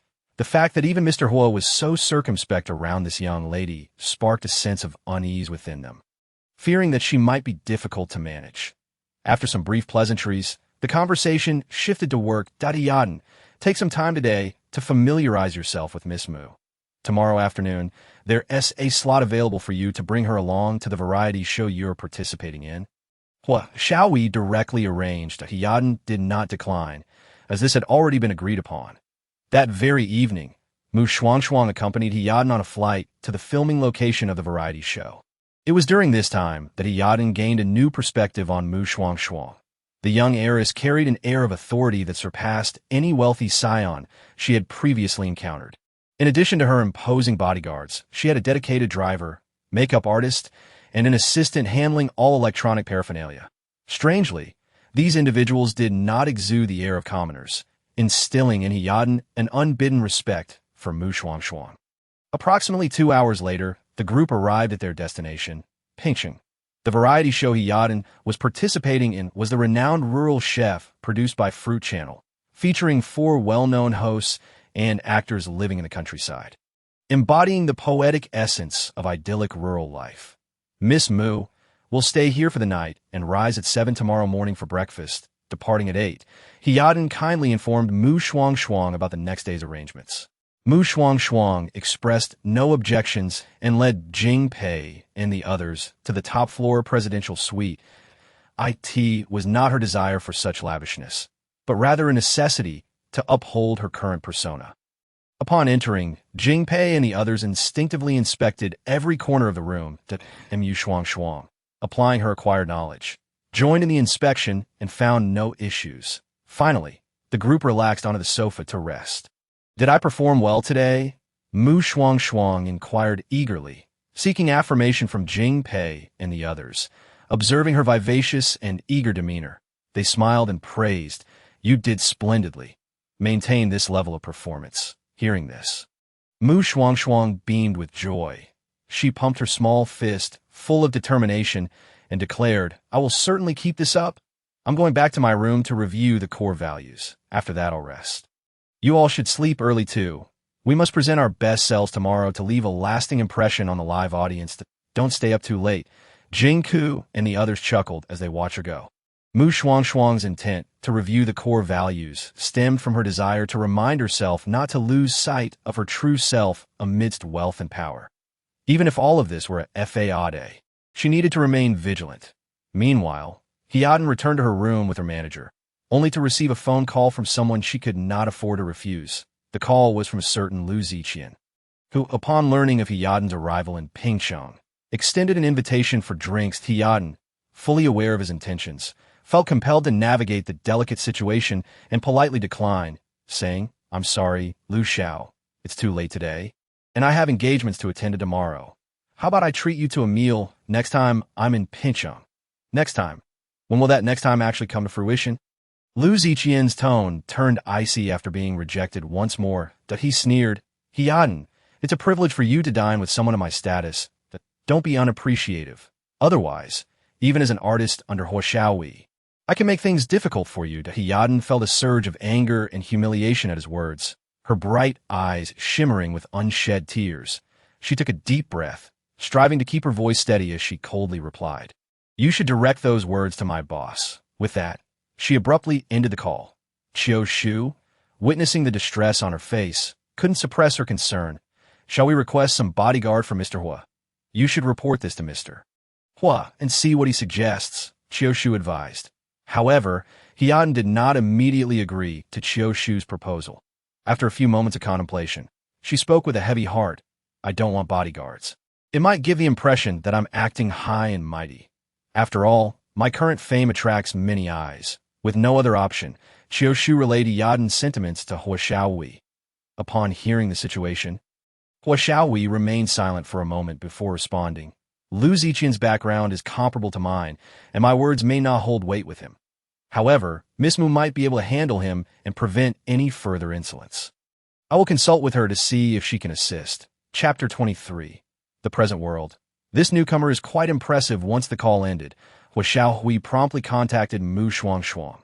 "Miss Mu, an opportunity to gain notoriety has arisen. Would you care to seize it?" "What opportunity?" Shuangshuang, still awake, sat up in bed upon hearing Huashaohui's words. He explained that Hiyaden had been harassed by a powerful young man who had threatened her over the phone. "This young man's background is on par with mine, and I cannot ensure Hiyaden's safety. Moreover, there are certain unspoken rules in our industry that prevent me from intervening directly at this point." He paused, confident that Shuangshuang could comprehend the implications of his unfinished statement. Indeed, she understood perfectly. Huashaohui was seeking to leverage her connections to resolve the predicament. After all, no power in this world could rival the strength behind her. "I understand, but I cannot make this decision unilaterally. I need to report it to my superiors," Shuangshuang replied, refraining from immediate agreement. Xiaohui recognized the wisdom in her response and thanked her before hanging up. Subsequently, Shuangshuang conveyed the situation to Jing Pei, who then reported it to their higher-ups. Before long, they received a favorable response. Let us first set aside the matter at hand, for it only serves to benefit their plans without any detriment. It provides an opportunity for Shuangshuang to gain early fame, allowing the online community to remember this virtuous young lady. Moreover, this unsavory behavior is deeply detested by the leaders. They will strike down anyone who engages in it without mercy. The following morning, at 6 o'clock, the sky outside was still shrouded in a gray haze. Shuangshuang had already risen to wash up. After completing her morning routine, Yu Jing arrived to assist her with makeup and to select an outfit for the day.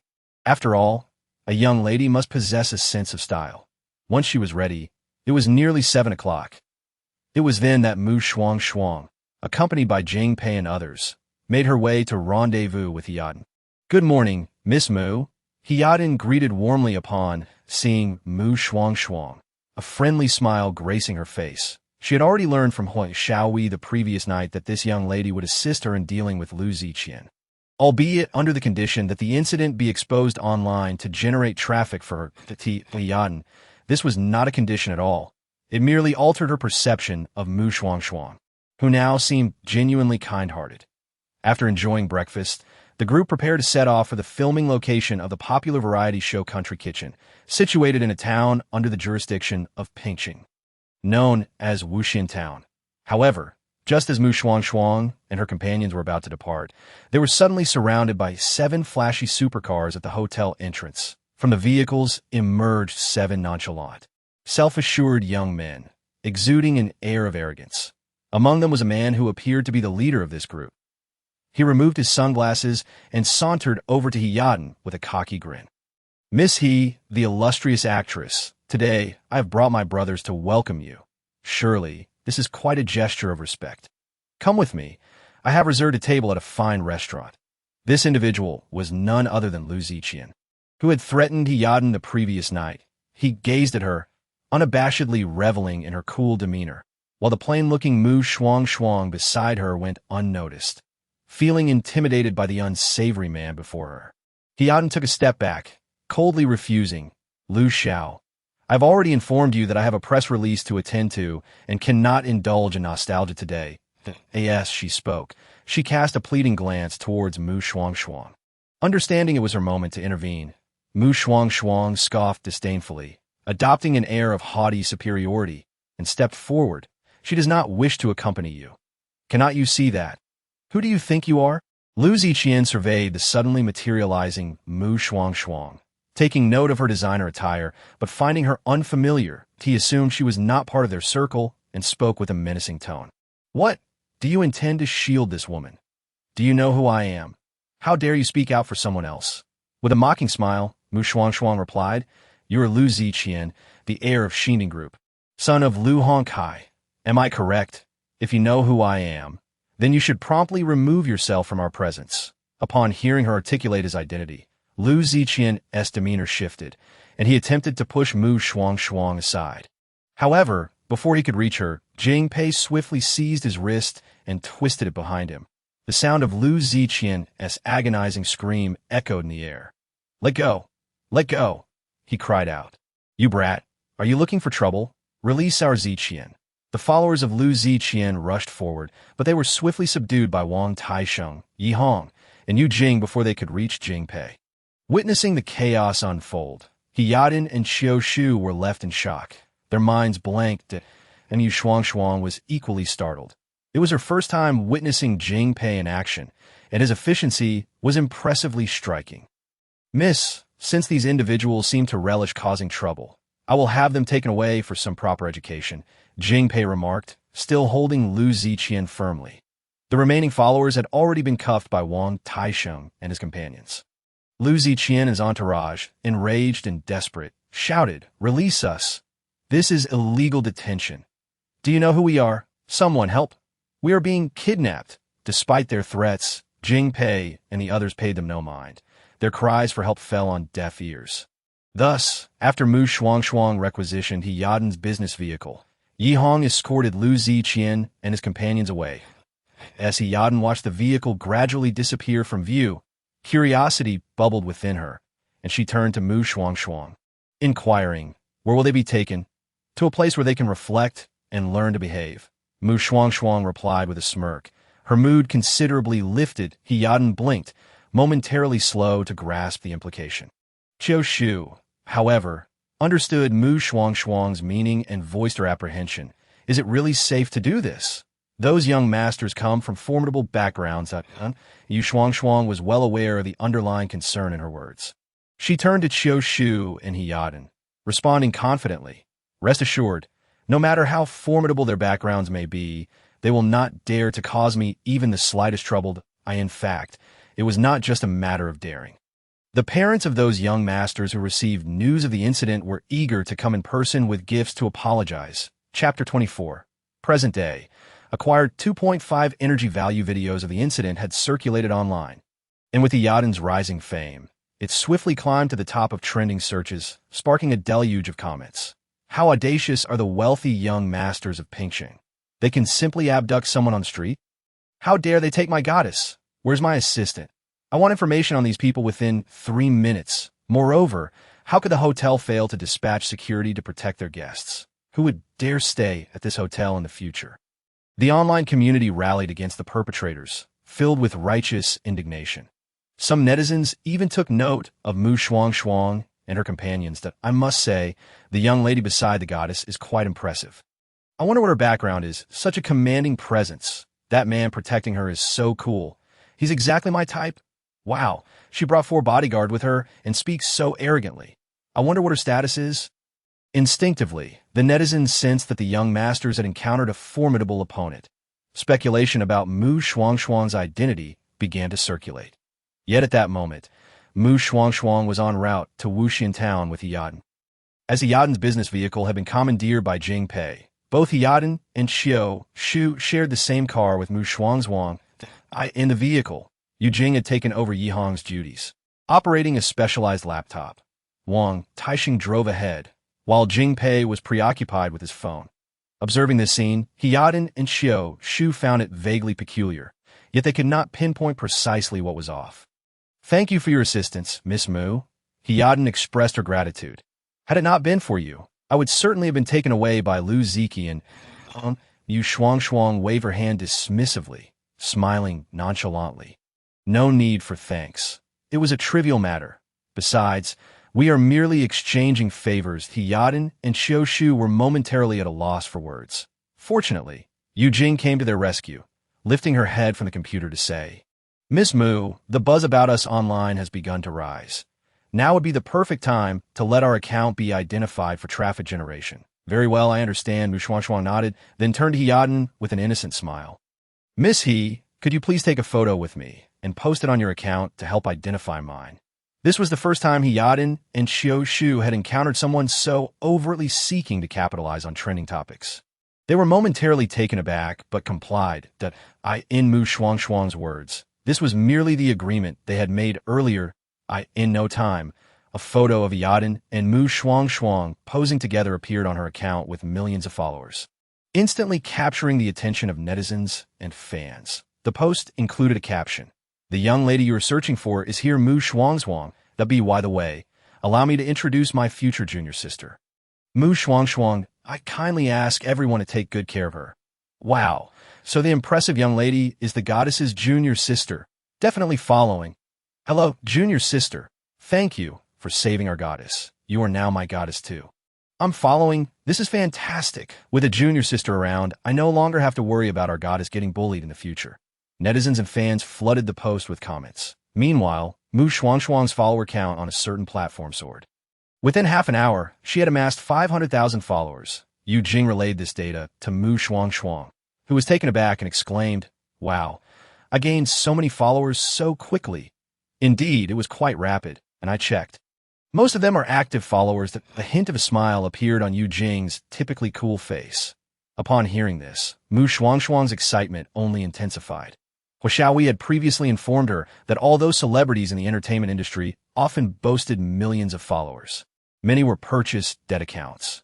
It was impressive to have even tens of thousands of active followers. With this thought in mind, she couldn't help but reach out mentally to the previously quiet 000. 000, I've just accumulated 500,000 followers. Check if any energy has been collected. Congratulations, host. You have gathered 2.5 of the energy value. The mechanical voice of 000 echoed 2.5 energy. Shuangshuang's smile instantly froze on her face. This is equivalent to 500,000 fans, yet such a meager amount of energy. Perhaps sensing Shuangshuang's internal lament, the system kindly reminded her. I have previously mentioned that if you exchange faith and merit points for energy, the ratio will be quite substantial. That I understand. It's just that I need time to adjust. So, how much energy do we need for one crossing? Shuangshuang once again communicated with 0.40%, which translates to 4 million fans. How long will it take her to gather enough? Shuangshuang calculated in her mind. Outside, Hiyadin and Yu Jing noticed her unusual expression. Yu Jing remained calm, as she knew Shuangshuang was communicating with a system called 000. However, Hiyadin was unaware and inquired with concern, Miss Mu, is something wrong? Nothing. Shuangshuang snapped back to reality upon hearing the voice, quickly composed herself, and responded with a smile, though that smile appeared somewhat forced. Hiyadin noticed, but since Shuangshuang had already stated she was fine, she refrained from pressing further. Thus, the group arrived at Wuxian Town in silence. Upon stepping into Wuxian Town, Shuangshuang and Hiyadin were to commence their work. The rural little chef is broadcasted live online. Miss Mu, Miss He, the live camera has been set up. I wish you both an enjoyable experience on the show. The staff said with compliments as they exited the business vehicle after installing the live camera. Shuangshuang and Hiyadin expressed their gratitude with bright smiles, bid farewell to the staff, and re-entered the vehicle, heading towards their ultimate destination, Ping Village, the site of the rented farmhouse for the program. However, on the way, they still needed to complete a task assigned by the production team, which involved ordering dishes for the resident stars in the program. Hiyadin, wanting to support Shuangshuang, voluntarily passed the privilege of ordering to her. Shuangshuang, portrayed as a straightforward young lady, graciously accepted this and picked up the phone to call the farmhouse's landline to place the order. Observing this scene, the audience in the program had mixed reactions in their comments. Some felt that Shuangshuang showed no humility typical of a newcomer. However, many appreciated her unpretentious nature, especially since it was Hiyadin who had offered her the chance to order. Most importantly, fans of Hiyadin had already discovered that 2 of the dishes Shuangshuang ordered were actually favorites of their idol. What a divine young lady, so unpretentious and approachable, filled with righteousness. I adore her. Sorry, my goddess. It's not that I wish to abandon you, but the allure of the other side is simply too strong for me to resist. I love this sisterly bond. It's simply delightful. Fans of Hiyadin flooded the live chat with enthusiastic comments, and as a result, Shuangshuang captured a considerable number of fans once more. The following day, Shuangshuang participated in activities on the program alongside Hiyadin.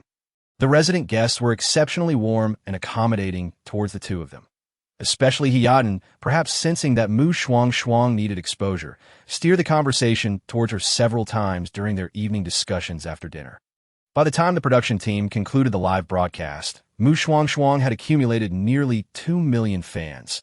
Upon receiving this news, her eyes sparkled with delight. This is wonderful. It's enough energy for one crossing. She exclaimed joyfully, clapping her hands. That Yi Hong and Jing Pei were momentarily taken aback before reacting. Jing Pei asked, so, do you now know how much energy is required for one crossing? I do. Earlier in the vehicle, I communicated with 000, and it requires a total of 30 energy for a round trip. If I wish to bring anything back, an additional 5 energy is required for each square meter of items. Therefore, 000 suggested I gather between 30 and 40 energy before attempting a crossing to avoid any unforeseen circumstances. Shuangshuang relayed the information she had obtained. Both Jing Pei and Yi Hong displayed cheerful smiles, realizing that they could complete their energy collection by tomorrow. Absolutely. We will do our best tomorrow, Shuangshuang affirmed, her determination evident as she shook hands with them. Just as she finished speaking, she noticed Jing Pei and Yi Hong had ceased their smiles. Looking past her, She turned her head in confusion to see Shu and Yadin approaching, each carrying several gift boxes. Then came Wang Tiesheng's voice inquiring, "Miss He, is there something you need?" "Brother Wang, we are here to find Miss Mu," Shu replied with a smile. Logically, given her standing in the entertainment industry, she shouldn't be concerned about a mere driver, but she recognized that Miss Mu treated everyone around her with great respect. She wondered what Miss Mu's true identity was to command such deference from those who once required her to grovel. It was clear that the gift delivery was a request from those high-status individuals, as Miss Mu likely wished to avoid seeing them. This thought caused Shu to worry further. They were reluctant to refuse the request of those upper-echelon individuals, unsure whether this act of delivering gifts would upset Miss Mu. While she pondered, Wang Tiesheng had already led Shu and Yadin to the side of the business vehicle, knocking on the door, saying, "Miss Mu, Miss He and the manager wish to see you." As these words fell, the previously closed door swung open from within. Shuangshuang stepped out of the vehicle and cheerfully asked the two before her, "What brings you here? Is there something you need?" As she spoke, she noticed the luxurious gift boxes in their hands, assuming they were gifts for her due to the earlier events, and quickly waved her hand, saying, "You don't need to bring me gifts. The assistance I provided this morning was merely part of our agreement." "Miss Mu, you misunderstand. These items are not from us," Yadin quickly clarified upon realizing Shuangshuang's misconception. Shu chimed in. "These gifts were prepared by Lu Ziqian's father and the fathers of those young gentlemen. They were concerned that Miss Mu might not wish to meet them, so they waited near the farmhouse to ask us to deliver these gifts to you." Hoping to appease you, Shuangshuang was momentarily taken aback and felt a bit embarrassed, having thought that these boxes were from Yadin. "Oh, that is how it is," she chuckled awkwardly, then turned to Jingpei, seeking a silent counsel on what to do with the gifts, whether to refuse or accept. Her actions did not escape the notice of Shu and Yadin, who exchanged puzzled glances. Why would someone of such apparent stature ask a bodyguard whether to accept gifts? Although their gestures were discreet, they were still noticed by Jingpei and the others. "Miss, you may accept these gifts. After all, it was their sons who offended you, and it would not cause any trouble for the gentleman." Jingpei swiftly stepped in to ease the situation for Shuangshuang. She blinked in understanding. Meanwhile, Shu and Yadin exchanged looks of realization. Oh, that was the case. They then handed the gifts to Yu Jing and Yi Hong and voluntarily stepped away. Watching the two walk away, Shuangshuang returned to the vehicle, puzzled. Is it really all right for us to accept these? Won't it be considered bribery? Not at all. I will report this to the higher-ups. Moreover, these items are evidently valuable. Once processed, they can be used as funds or perhaps invested to see if they can yield merit. Jingpei replied calmly and with foresight, seeing that he had said so. Shuangshuang nodded in understanding that moment. Jingpei added, "Additionally, you nearly revealed too much just now to a young lady of stature. You should never concern yourself with others' opinions when making decisions that..." Shuangshuang recalled her earlier inquiry to Jingpei and sheepishly admitted, "I understand. I'll be more mindful in the future. But what if I make the wrong decision?" she asked in a small voice. Jingpei, observing her unease, smiled gently. "If you make an incorrect decision, we will remind you." Upon hearing this, a bright expression lit up Shuangshuang's face.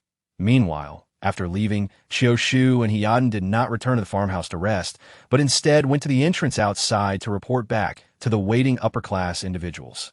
"So, you mean to say they accepted the gifts?" Lu Hongkai, leading the group, inquired of Yadin and Shu. The two nodded in confirmation. "And did that Miss Mu say anything else?" Lu Hongkai pressed further. The others turned their attention to the two Yadin and Shu. Shu shook their heads, replying, "Nothing else. She simply allowed us to leave." Hearing this, Lu Hongkai and the others furrowed their brows, their faces betraying their anxiety and unease. What did that young lady mean? She accepted the gifts but offered no clear response. Did she find their offerings lacking? Should they perhaps send more? A flurry of discussions ensued among them. Yadin and Shu stood by, hesitant to leave, once again marveling at the impressive background of Shuangshuang. It is worth noting that the individuals before us are formidable figures whose mere stamp of their feet could send tremors through the city. Just as the crowd was deliberating on what additional gifts to present, Lu Honkai received a call from his elder brother, who reprimanded him. Are you taking people to seek out Miss Mu? Hurry and bring them back at once. Miss Mu has stated that she has accepted the gifts as compensation for training your son, and she requests that you cease your entanglements with her.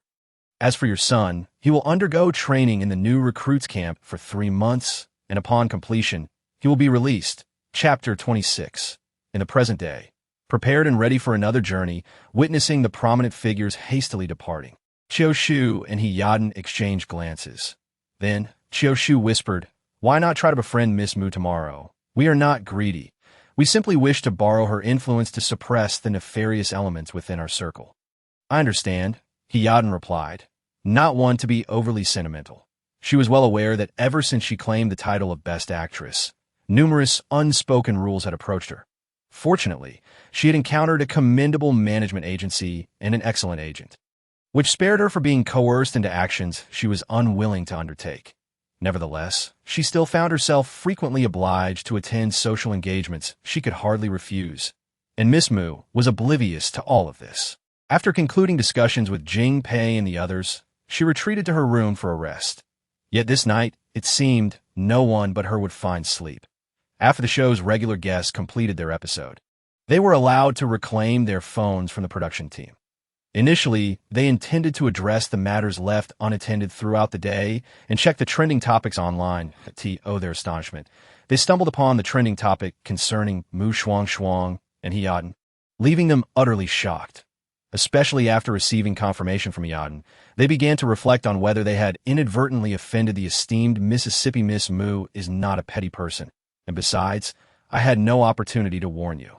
There were cameras everywhere during the day, Hiyaden explained, raising her hands in a gesture of helplessness. The regular guests fell silent, but curiosity lingered. Did that young lady truly deal with the heir of the Lu family? Indeed, she did, Hiyaden affirmed with a nod. Then someone inquired, will the Lu family retaliate? Upon hearing this, Hiyaden recalled a scene she had witnessed earlier and shook her head, stating, the Lu family does not dare to retaliate. Beyond that, I cannot disclose more in any case. Miss Mu is someone worthy of establishing a connection with. Cultivating a good relationship with her will not lead to misfortune, but rather unexpected benefits. Observing her enigmatic demeanor, the guests exchanged glances, each bearing a different expression. Early the next morning, as the sky was barely illuminated, the sound of a rooster crowing echoed through the small courtyard.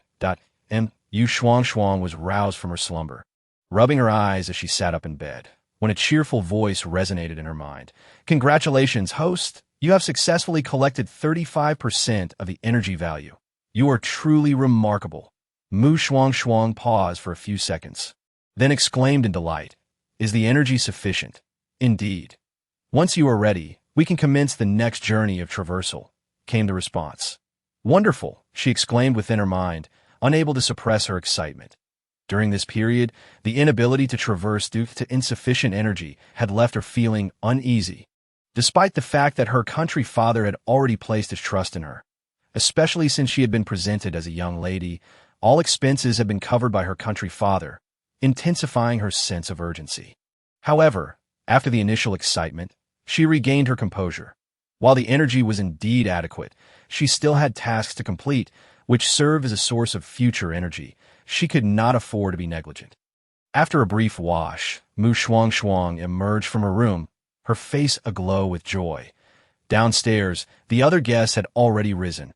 Upon hearing the commotion in the stairwell, they looked up to see Shuangshuang descending, and they couldn't help but greet her with warm smiles.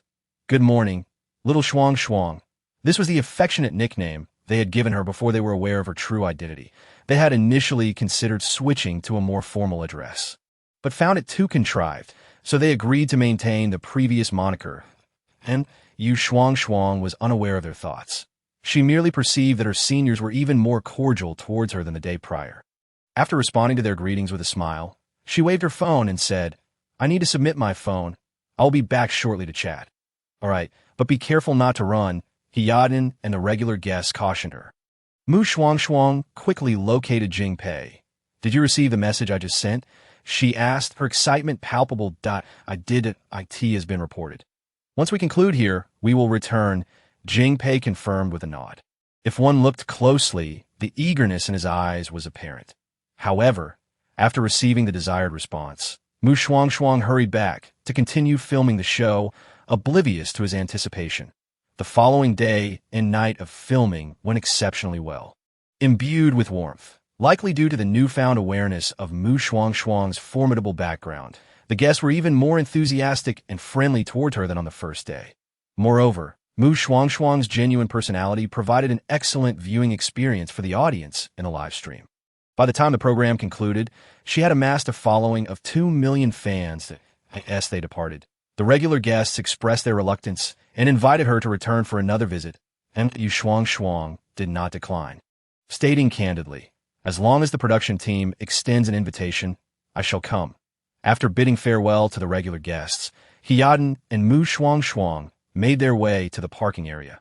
Before entering the vehicle, Hiaden inquired, a hint of reluctance in her voice, "What are your plans next, Miss Mu?"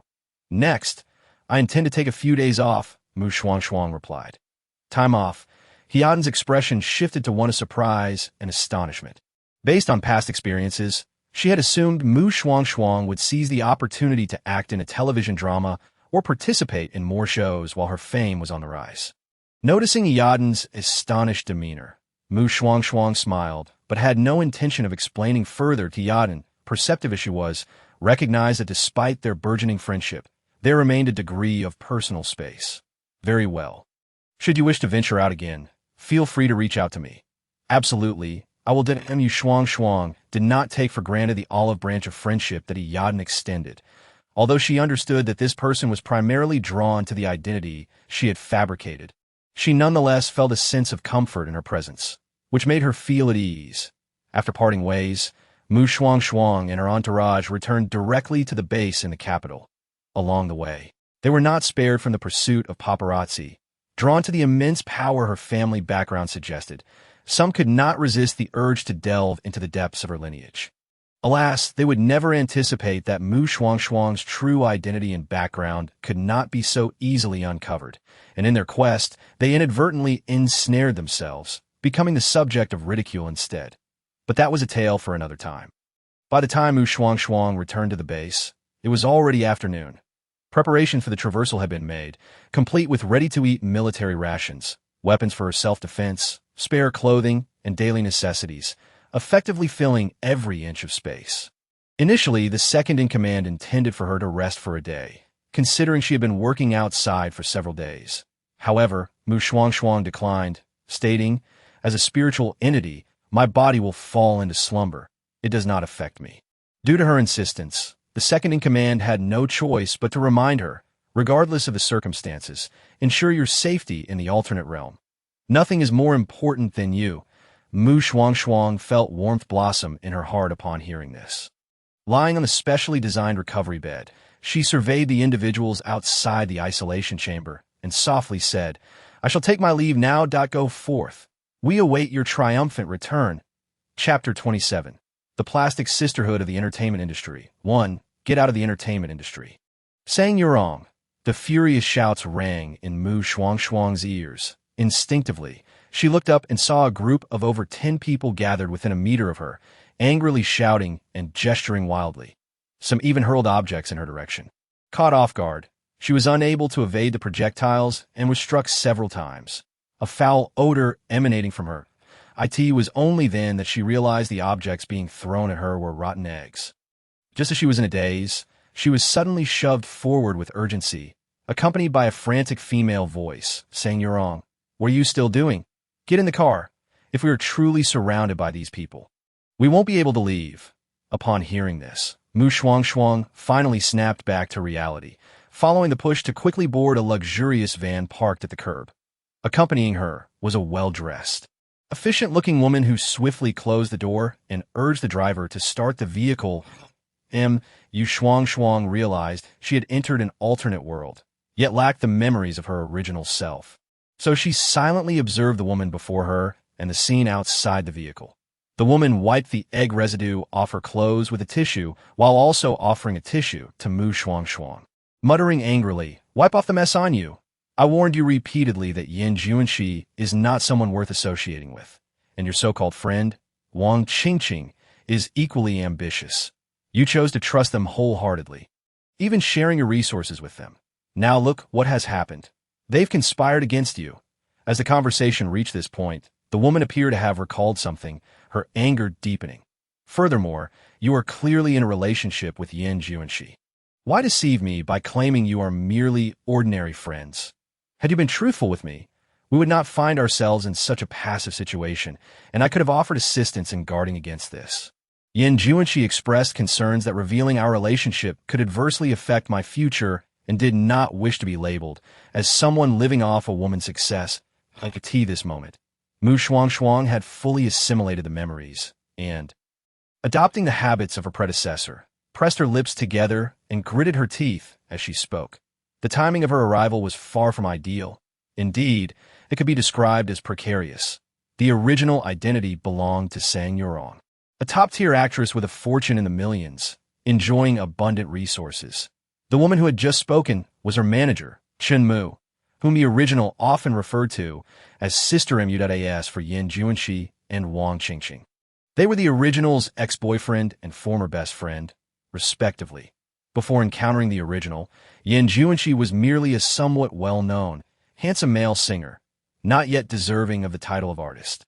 A chance collaboration ignited his interest in the original, leading him to persistently pursue her until he finally won her heart. The original was a traditional and conservative individual, thus she approached a relationship with Huanxi with utmost seriousness, dating him with the intention of marriage. She had initially intended to publicly announce their relationship, both to share her happiness with her fans and to provide Huanxi with a sense of security. After all, the entertainment industry is fraught with peril. No matter how cautious she was, rumors would inevitably circulate. However, upon hearing the original's intentions, Huanxi refused, citing concerns for her career, claiming he lacked fame and did not wish to be accused of being a freeloader. In reality, he feared that revealing their relationship would lead to a loss of support from his female fans. Unbeknownst to the original, she was moved by Huanxi's words and privately utilized her connections and resources to elevate his status, hoping to bolster his confidence in publicly acknowledging their relationship. Consequently, the matter of their romance was kept secret even from Chen Mu. Yet, how could she provide Huanxi with resources without involving Chen Mu? Several times, Chen Mu confronted them about the nature of their relationship due to the resources the original had given Huanxi. Each time, the original would respond that they were merely ordinary friends, expressing her admiration for Huanxi's ambition and hard work, thus wishing to assist him, especially since she possessed the means to do so to avoid appearing as if she were solely promoting Huanxi. The original also supported several newcomers under the agency, which prevented Chen Mu from growing suspicious, leading her to believe that the original genuinely wished to support promising juniors. As such, the original and Huanxi managed to maintain their clandestine relationship for 2 years without anyone noticing, until the arrival of the original's best friend, Wang Qingqing, shattered their tranquil existence. Wang Qingqing's family operated a clothing factory, but due to poor management by her parents, it went bankrupt, leaving them with considerable debt. Consequently, she had no choice but to seek refuge with her best friend, a rising star, hoping for assistance in launching her own career, observing the original's seemingly better life, beauty, and wealth, along with her handsome and affluent boyfriend. Wang Qingqing's heart simmered with jealousy and resentment, driving her to covet everything the original possessed. And indeed, she set out to do just that, while enjoying the resources provided by the original to enter the entertainment industry. She simultaneously seduced Huanxi, engaging in a physical relationship with him. Perhaps because she was more open than the original and exhibited a more delicate demeanor, Huanxi began to pay increasing attention to Wang Qingqing, gradually developing feelings for her. The original remained oblivious to these developments, wholeheartedly supporting both of them in their careers. Yet, despite this, Wang Qingqing remained unsatisfied. She yearned to stand openly alongside Huanxi rather than watching him whisper sweet nothings to the original. She voiced this desire to Huanxi, who surprisingly agreed. "I have long ceased to indulge that temperamental woman. What do you intend to do? Merely severing ties with Sang Yurong would be detrimental to us. Our actions must ensure she is unable to retaliate. Wang Qingqing disclosed her intentions to Yan Juanxi, and together they began executing their plan. They first took advantage of the original's lack of defenses, rendering her unconscious before capturing numerous compromising photos of her, subsequently leaking them online, accusing her of exploiting her body for advancement. Caught completely off guard, the original sought their help to clarify the situation. Yet, Yan Juanxi not only disclosed their romantic involvement, but also turned against the original, portraying himself as the victim and uttering a plethora of misleading statements that he claimed that the original had consistently refused to publicly acknowledge their relationship, only to bestow upon him generous resources after disappearing for several hours.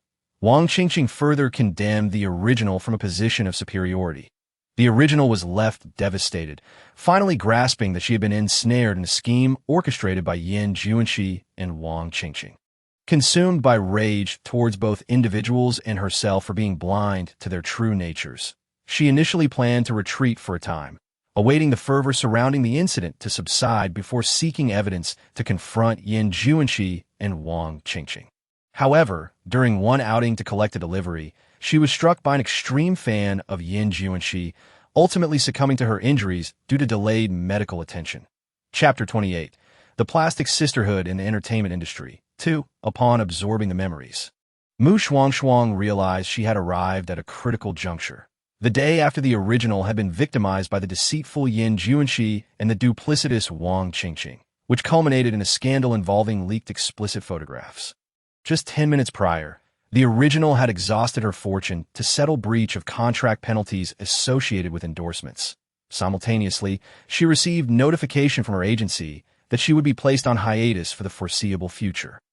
Chen Mu remained unaware that the Sang Yurong before her had undergone a complete transformation. After listening to Shuangshuang's words, her fury intensified. Are you simply going to do whatever Yan Juanxi says? Are you in a romantic stupor? Even after venting her frustration, it did little to quell her anger, and she glared at Shuangshuang, stating, "Let me be clear. If you cannot resolve this matter, do not blame me for abandoning you. I cannot sacrifice my career due to your foolishness, I understand.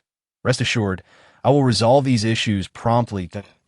Shuangshuang lifted her gaze, her eyes icy and resolute.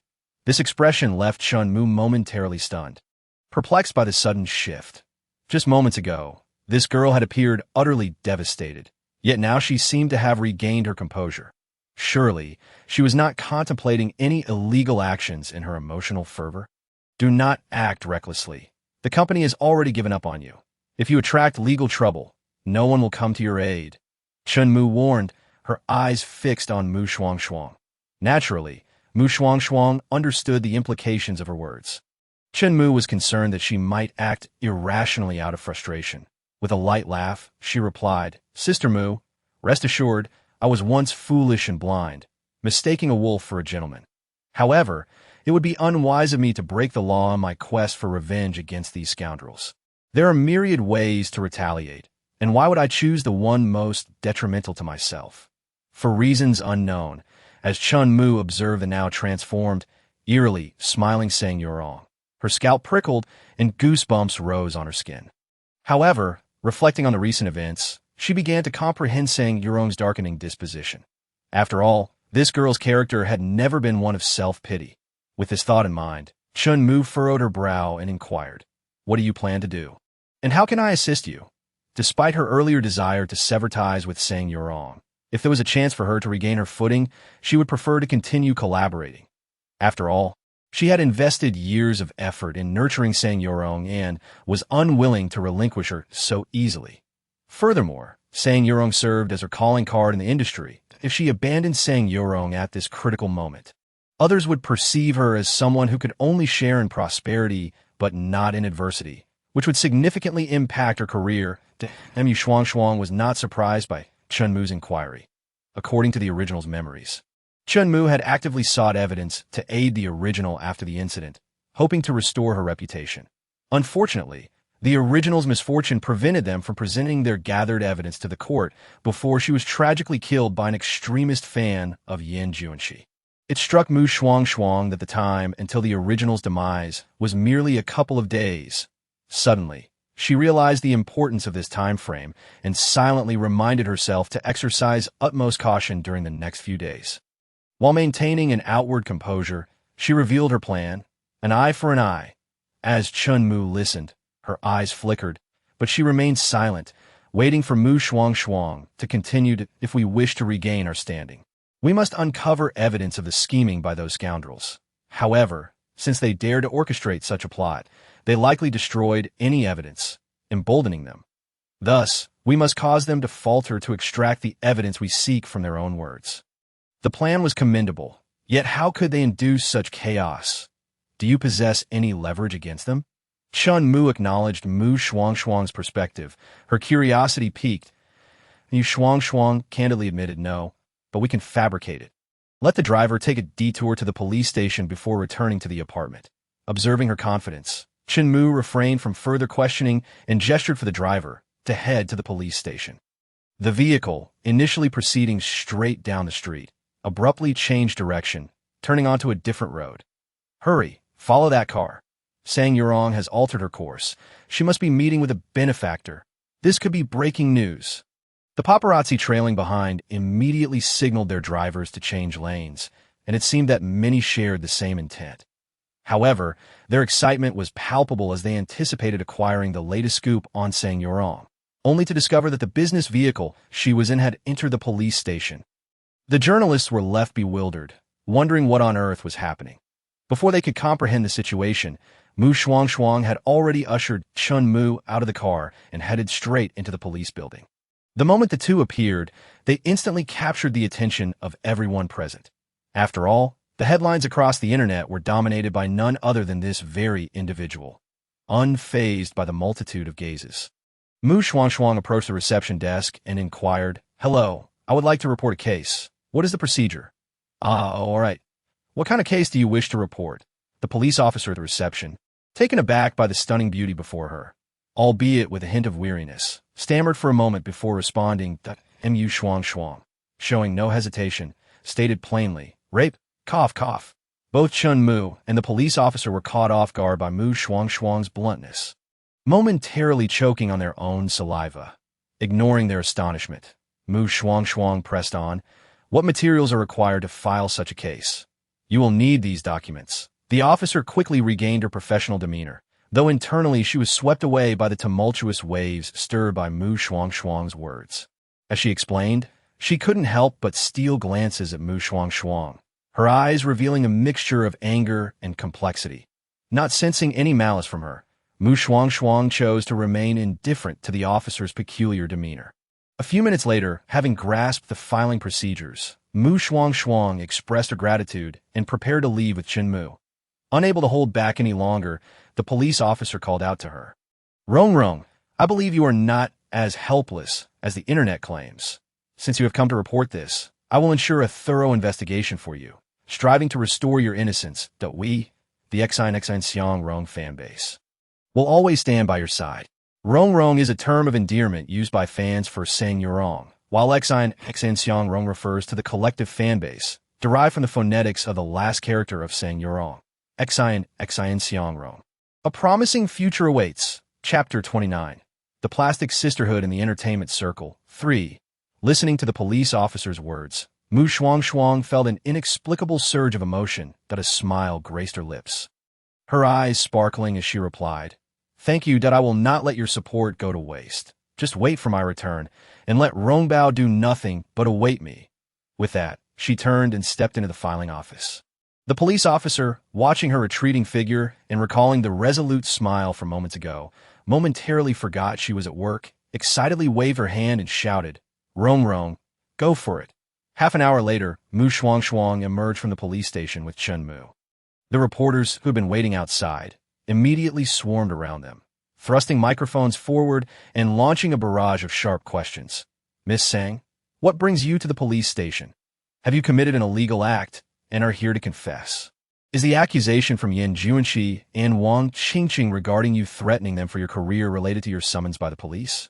Miss Sang, why are you silent? Is it because you cannot respond?" Hearing these inquiries and witnessing the reporters crowding around, Shuangshuang would have been lying if she claimed she felt no fear or anxiety at first. However, these circumstances paled in comparison to the rigorous training she had undergone with Jing Pei. Jing Pei and the team had prepared her for various scenarios, drawing from the backgrounds of contemporary quick-wear novels. Everything from terrifying zombies to mythical creatures. Thus, when confronted with a zombie, Shuangshuang would only be surprised momentarily before calmly drawing her weapon to resolve the situation. Consequently, she quickly regained her composure, looking at the reporters with a cold smile. How could I possibly be unable to respond? You bombard me with questions like a machine gun, asking endlessly without allowing me a moment to answer. The reporter who had just questioned her was momentarily silenced. Shuangshuang disregarded him and addressed the other reporters, coolly stating, "This is a public space and should not be congested for long. So I will keep it brief. First, I came to the police station to file a report.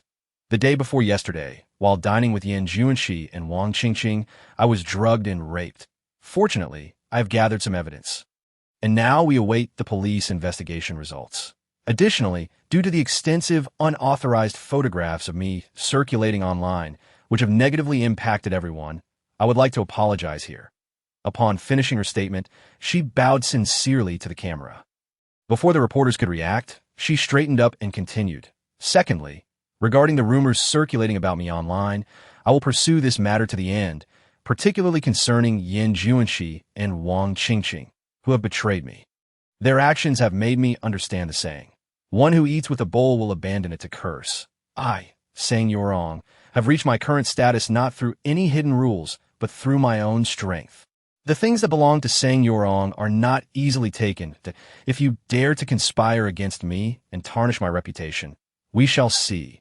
With these words, the reporters finally snapped back to reality, and an uproar ensued, overwhelmed by the weight of her statements. However, as they sought to ask further questions, they found that Shuangshuang had swiftly taken advantage of their momentary distraction, ushering Chun Mu into the business vehicle, which soon drove away on the way back to the apartment. Chun Mu observed Shuangshuang resting against the back of her seat, several times on the verge of speaking, but hesitating. Shuangshuang, aware of her unspoken thoughts, could guess what Chun Mu wanted to say to IT was likely her disapproval of her decision to speak out about the rape, fearing it would impact her future career, potentially leaving an indelible stain on her life. However, she believed that as long as one was exceptional enough and stood high enough, such blemishes would be rendered inconsequential. This was a life lesson imparted by Hua Xiaohui, and now she echoed it to Chun Mu. Chun Mu was momentarily taken aback, her eyes reflecting a mix of emotions as she said, "You seem to have gained a newfound perspective. To be narrow-minded and struggle against oneself is merely self-inflicted suffering. To the delight of one's adversaries." Shuangshuang mimicked her original persona, snorting softly, and continued, "Sister Mu, after you drop me off, please find a way to obtain information on Yan Juanxi's upcoming engagements and inform me." Upon hearing this, Chun Mu realized Shuangshuang's intentions. Most of the resources Yan Juanxi had were acquired through favors extended to Shuangshuang, and given their current fallout, it was unlikely he would waste those resources on such a backstabbing individual. Understood, Chun Mu replied that Shuangshuang seemed to remember something else and added, "Also, Sister Mu, please arrange for someone to go to the address I provided and help me pack up everything from the apartment." After saying this, she sent Chun Mu a message with the address. Chun Mu glanced at it, her expression darkening as she remarked, "Is this the place where you secretly met with that scoundrel Yan Juanxi? Not only that scoundrel, but also Wang Jingjing resides there. However, everything inside is mine, so please ensure that it is all packed up and returned to me. None of it should be left for those two scoundrels." Shuangshuang gritted her teeth. Chun Mu found her determination intriguing. "You still want to retrieve those items? Aren't you concerned they might be tainted? Of course, I find them repulsive, but I have no use for them. I simply intend to collect them, plan to sell them secondhand on Xinyu, and donate the proceeds to charity, doing good while also finding some satisfaction for myself." Shuangshuang answered nonchalantly. Her meticulousness left Chun Mu astounded, though she understood, nodding in acknowledgement. Meanwhile, the video of Shuangshuang's bold declarations before the reporters circulated online. Initially, the netizens who had been vocally criticizing her were left astounded and hesitant upon viewing the original footage. The fact that Sang Yurong dared to report the incident and directly mention rape raised questions about the veracity of the online reports. However, Yan Juanxi and Wang Qingqing, as her so-called friends, had trampled on her. There must be something amiss here. What nonsense! In my opinion, the ones I detest the most are those two scoundrels. Previously, when my goddess Rongrong was at the peak of her career, those two scoundrels would flaunt their supposedly close relationship with her online, riding on her coattails. Now that my goddess has been wronged, even if she were at fault, who would dare to step on her? They are the least qualified to do so. If it weren't for my goddess supporting them, these two worthless beings would never have attained their current fame and status. Chapter 30. The Plastic Sisterhood in the Entertainment Circle for Yan Juanxi and Wang Qingqing, who had been reveling in their success, also noticed the shift in public opinion online, their hearts tightening with anxiety. What should we do? Sang Yurong has reported this matter to the police and mentioned gathering evidence. The police will surely come after us soon. Yan Juanxi was instantly thrown into a panic, striding over to Wang Qingqing, his voice laced with unease and anxiety that moment. They were in an apartment purchased by Yan Juanxi, which served as their private meeting place. Wang Qingqing's expression darkened, her eyes betraying a hint of panic as she processed Sang Yurong's unexpected reaction. She could hardly fathom that Sang Yurong would resort to such drastic measures as directly alerting the authorities.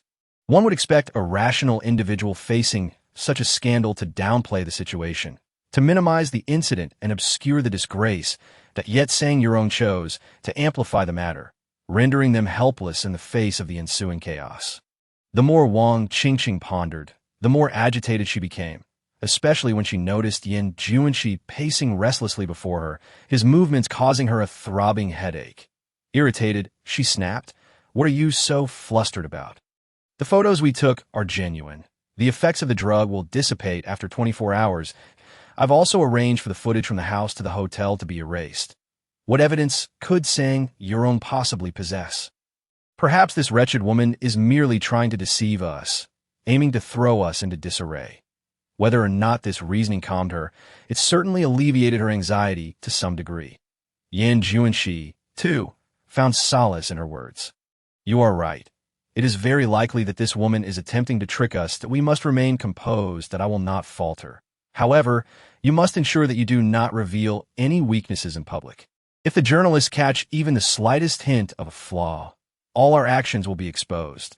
Wang Qingqing regarded Yan Juanxi, who seemed devoid of his usual nonchalance and arrogance, with a measure of disdain. She had initially assumed that a man chosen by Sang Yurong would be exceptional, only to discover upon closer acquaintance that he was nothing more than a man of no capability, living off the efforts of others.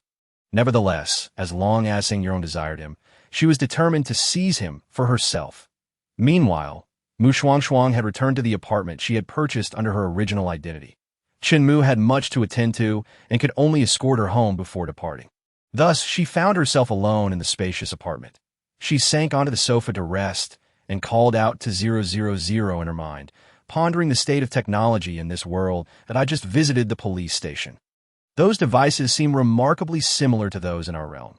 Host, your world, and this one are parallel. Their technological advancements are comparable. Furthermore, your current identity prevents you from accessing the core of this world's technology. Therefore, I suggest we shift our focus to gathering energy and procuring research instruments and materials restricted by foreign entities that are necessary for the Dragon Kingdom, 000 responded. After considering 000's suggestion, Shuangshuang nodded in agreement. Her current identity was indeed suitable for energy collection. Subsequently, the two began to discuss future career prospects. The original identity was that of an actress with commendable acting skills. Yet Shuangshuang's training, while beneficial, did not achieve the same level of fluidity and naturalness. Thus, they planned to retreat from the limelight to avoid drawing suspicion, thereby preventing any potential ostracism by the world's consciousness. Of course, retreating did not imply her withdrawal from the entertainment industry. The original identity possessed a remarkable singing voice, and she intended to venture into the music scene. Coincidentally, this realm was dominated by Yan Juanxi and Wang Qingqing. And with her grasp on the resources of the entire Blue Star entertainment industry, she was confident in her ability to outshine the deceitful pair. In the ensuing days, Shuangshuang practiced her singing techniques with 000 while awaiting news from the police. During this time, she also received promising updates from Chunmu. Since she no longer intended to leverage personal favors to secure resources from Juanshi, she had systematically canceled all previously arranged engagements with him.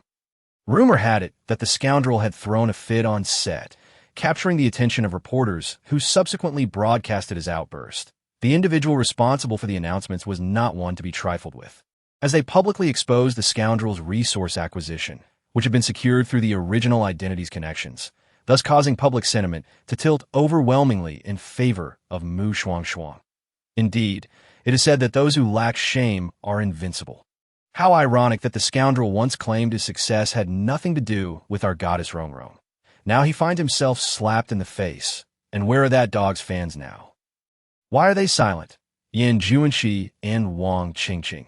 If it weren't for our goddess Rongrong valuing you, you would be nothing. How dare you scheme against her, thinking she has no temper? Our goddess has executed her plan flawlessly. Dealing with such scoundrels requires a ruthless approach to expel them from the entertainment industry. Upon witnessing the unfolding public discourse, Wang Qingqing's eyes burned with fury. She hurled her phone at Juanshi, exclaiming, "Did I not tell you to keep a low profile during this time? Why did you stir up trouble at the event? Look at the uproar online. Our reputation is under siege. You had a winning hand, and you've ruined it so recklessly. Are you foolish? Wang Qingqing, what madness has possessed you?" Juanshi narrowly dodged, yet the phone struck him squarely, causing him to clutch his forehead in irritation. "I have a variety show engagement tomorrow. You've left a mark on my face. How can I go on stage like this?" Wang Qingqing, observing the anger on his face, gradually regained her composure. Her beautiful eyes flickered as she apologized. "I am sorry. Juanshi, I was simply too worried. The current public sentiment is increasingly unfavorable towards us, and we have lost considerable resources because of that wretched Sangyorong. I fear we may struggle to survive in this industry moving forward." With her head bowed, she sought to placate Juanshi. Originally incensed, Juanshi found his anger dissipating upon witnessing Wang Qingqing's obsequiousness, her self-serving demeanor evident that he reached for her hand, confidence radiating from him. "Do not worry. Even without that woman's resources, my capabilities will ensure my success. Take this upcoming program as an example. I am confident in winning the championship. Once that happens, the program will sponsor my debut album and a concert." "That would be splendid." Wang Qingqing displayed a facade of delight, yet her inner thoughts were quite different. This man had spent the entire conversation focused solely on his future, neglecting to mention any plans for her. It seemed she could not place all her hopes on him. She needed to chart her own course. Simultaneously, Shuangshuang was conferring with Chunmu about the upcoming challenge. Although entangled in public scrutiny, her status in the industry allowed her to participate in a program. Moreover, her inherent popularity rendered her irresistible to any show. The program she was set to join was a singing competition that Juanshi held great expectations for. This particular show had been arranged by his own company, and it featured a highly controversial champion. Once Shuangshuang learned of this from Chunmu, she resolved to sabotage Juanshi's opportunity. All while he remained oblivious to her intentions, but as is customary, the show kept the identities of the guest challengers confidential. Following an explosive opening dance, the exquisitely made-up host appeared before the audience with a beaming smile, humorously commencing the program. "Welcome, everyone, to this Saturday evening's episode of Masked Singers Sing Sing Sing." As her words concluded, the audience erupted in cheers and applause. After the playful introduction, the host began to present the competitors seated to the left. Each contestant elicited applause and chants of support as they stood. When it was Juanshi's turn, he remained unfazed by the recent public sentiment, greeting the audience with a radiant smile. The female host, observing his demeanor, flashed him a knowing smile and remarked, "Given Juanshi's current state, you seem quite confident in securing first place tonight. Don't you? Everyone aspires to be first. I, too, will strive for that goal, and I hope my fans will cheer for me."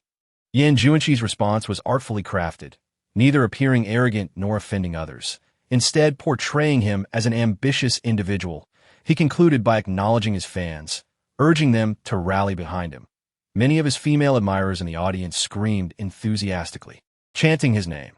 Hearing such fervent support, The female host's beautiful eyes betrayed her disdain and mockery, while other contestants furrowed their brows in varying degrees of discontent. I could see that moment. The host suddenly chuckled, her smile not reaching her eyes, and declared, "It seems Juanshi is quite assured tonight. However, I have an insider scoop. Someone has come specifically to challenge you. Oh, I shall eagerly anticipate who that may be." Yin Juanshi replied, feigning surprise, whether genuine or not, merely serving the purpose of entertainment. The female host smiled and proceeded to introduce the subsequent contestants. Minutes later, the program finally transitioned to the main event. The competition format required challengers to perform a song, followed by voting from both the live audience and viewers at home, determining the winner based on votes. Although Yin Juanshi had gained some notoriety due to Saying You're Wrong, his status within this program was middling, placing him 6th in the lineup. Meanwhile, Shuangshuang was already dressed and seated in the backstage dressing room, clad in black marten boots, her long, fair legs elegantly crossed beside her chair. She wore tight leather shorts and a fitted leather jacket, perfectly accentuating her stunning figure, both alluring and exuding an air of cool detachment. Chen Mu sat beside her, murmuring, "You, my dear, possess such remarkable talent. Yet you chose to conceal it from me. Had I known earlier that you could compose and write lyrics, your achievements in the industry would surely have soared, and your status would have garnered greater recognition, thereby earning more regard from the company. Instead, this time, it has been neither biased nor preferential, merely a fair assessment. Previously, I only wished to act sincerely, as my passion for acting left little room for other pursuits. Yet now..."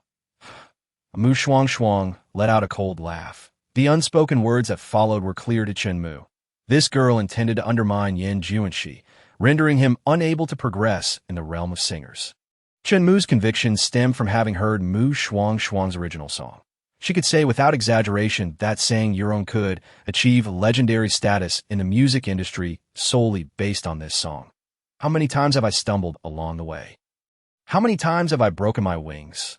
Now, I no longer feel lost. I yearn to transcend this ordinary ambition. I desire a life that blooms with vigor, just like soaring through the vast sky. Just like traversing the boundless wilderness, Shuangshuang stood on stage, passionately singing the renowned song A Life in Full Bloom by Certain Star on Blue Star. The powerful, uplifting lyrics brimmed with positive energy, captivating both the contestants on stage and the audience in the live broadcast. Yet, there was one person whose expression darkened ominously. Yin Juanshi's gaze was fixated on the masked woman on stage, his hands clenched into tight fists, the strain so intense that the veins bulged. Even if he returned to ash, he would still recognize her. He never anticipated that the one challenging him would be that wretched Saying You're Wrong. "Ah, that song was simply marvelous. It stirred my blood," exclaimed a male host alongside his female counterpart. "I share your sentiment. I wonder if everyone else feels the same." After Shuangshuang concluded her performance, the host took to the stage with microphones in hand. Exchanging light-hearted banter, the audience below and in the live stream responded with enthusiastic applause. Not only was it exhilarating, but by the end, I couldn't help but join in singing along. I declare this song the champion of the night. It is so youthful and invigorating. It's my first time being moved by a female singer's song. The hosts, receiving the audience's enthusiastic feedback, maintained their smiles as they called Yin Juanshi to the stage. After a few playful remarks, they proceeded with the process, prompting the audience to cast their votes for Shuangshuang and Yin Juanshi. During this time, there was no interaction between the two. However, the hosts, seizing the opportunity, began to engage in casual conversation. "Juanshi, I previously mentioned to you that the beautiful contestant challenging you tonight has come specifically for you. Who do you think she might be?" "Sister Nana, is that a question I can answer right now?" Yin Juanshi cleverly sidestepped the pitfall Nana had set for him. Unable to counter, Nana cursed him as a scoundrel under her breath and shifted the topic. "Jesting with Shuangshuang, my dear, your legs are truly long. I can't help but admire and envy them." "Then let me give them a touch." "Don't worry, it's complimentary." Shuangshuang playfully shifted her legs towards the female host, exuding an air of generosity. Both Nana and the audience, having completed their voting, found amusement in her words. After a few minutes of joviality, the male host seamlessly redirected the conversation, stating, It seems our contestant is quite at ease. She must have a great deal of confidence. Now that the voting phase has concluded, let us see who received the most votes. As the male host's words resonated, applause and cheers erupted throughout the venue. She bow, charge forward, love she forever. Yan Junshi's fans carved a path through the applause and shouts, brandishing their homemade support banners. Seeing this, Nana directed a mischievous glance at Yan Junshi on her left and remarked, "It seems Junshi's fans have high hopes for you. Do you think you can maintain your status as the host this time? Sister Nana, please don't dig a pit for me." That contestant's song, in terms of composition, lyrics, and emotional delivery, surpasses anything I can offer. Even if Sheng Taiqing were here, he might only match her. Yan Junshi initially feigned humility, then elevated Shuangshuang's praises. Although the music and entertainment industries are both part of the entertainment sphere, their rules differ in the music industry. Regardless of one's talent, one must defer to seniors as a sign of respect. Sheng Taiqing, the highest-ranking singer in this program, may not ultimately claim the championship, but as a junior, he must show deference before the finals.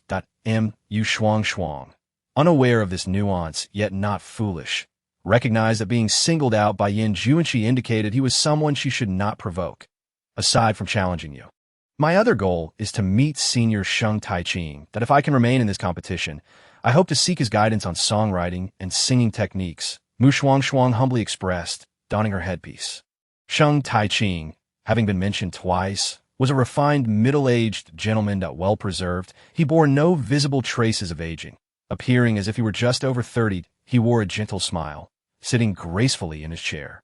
Holding a microphone and addressing Shuangshuang, that song was truly astonishing. I look forward to conversing with you. Keep it up at AS for Yan Junshi. He seemed to have forgotten him entirely, not casting a glance in his direction. Next came the moment to reveal the voting results. Unsurprisingly, Shuangshuang's votes far surpassed Yan Junshi's. After all, one song was invigorating and exhilarating, while the other, though beautifully composed and emotionally deep, came off as pretentious and self-indulgent by comparison.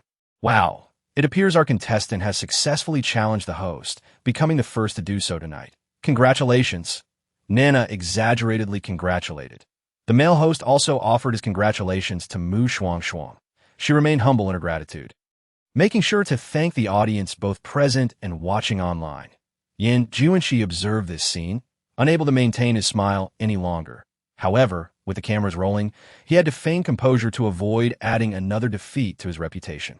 Following the announcement of the results, the final procedure began, the reveal of the challenger's identity. Junshi, who do you think this contestant is? Nana, with a gleeful glint in her eye, directed the question toward Yan Junshi. He knew full well the woman's intentions, feeling a surge of frustration at the thought of smashing the microphone into her radiant face. Yet, reason compelled him to restrain himself. If he lost his temper here, his future in the industry would be jeopardized.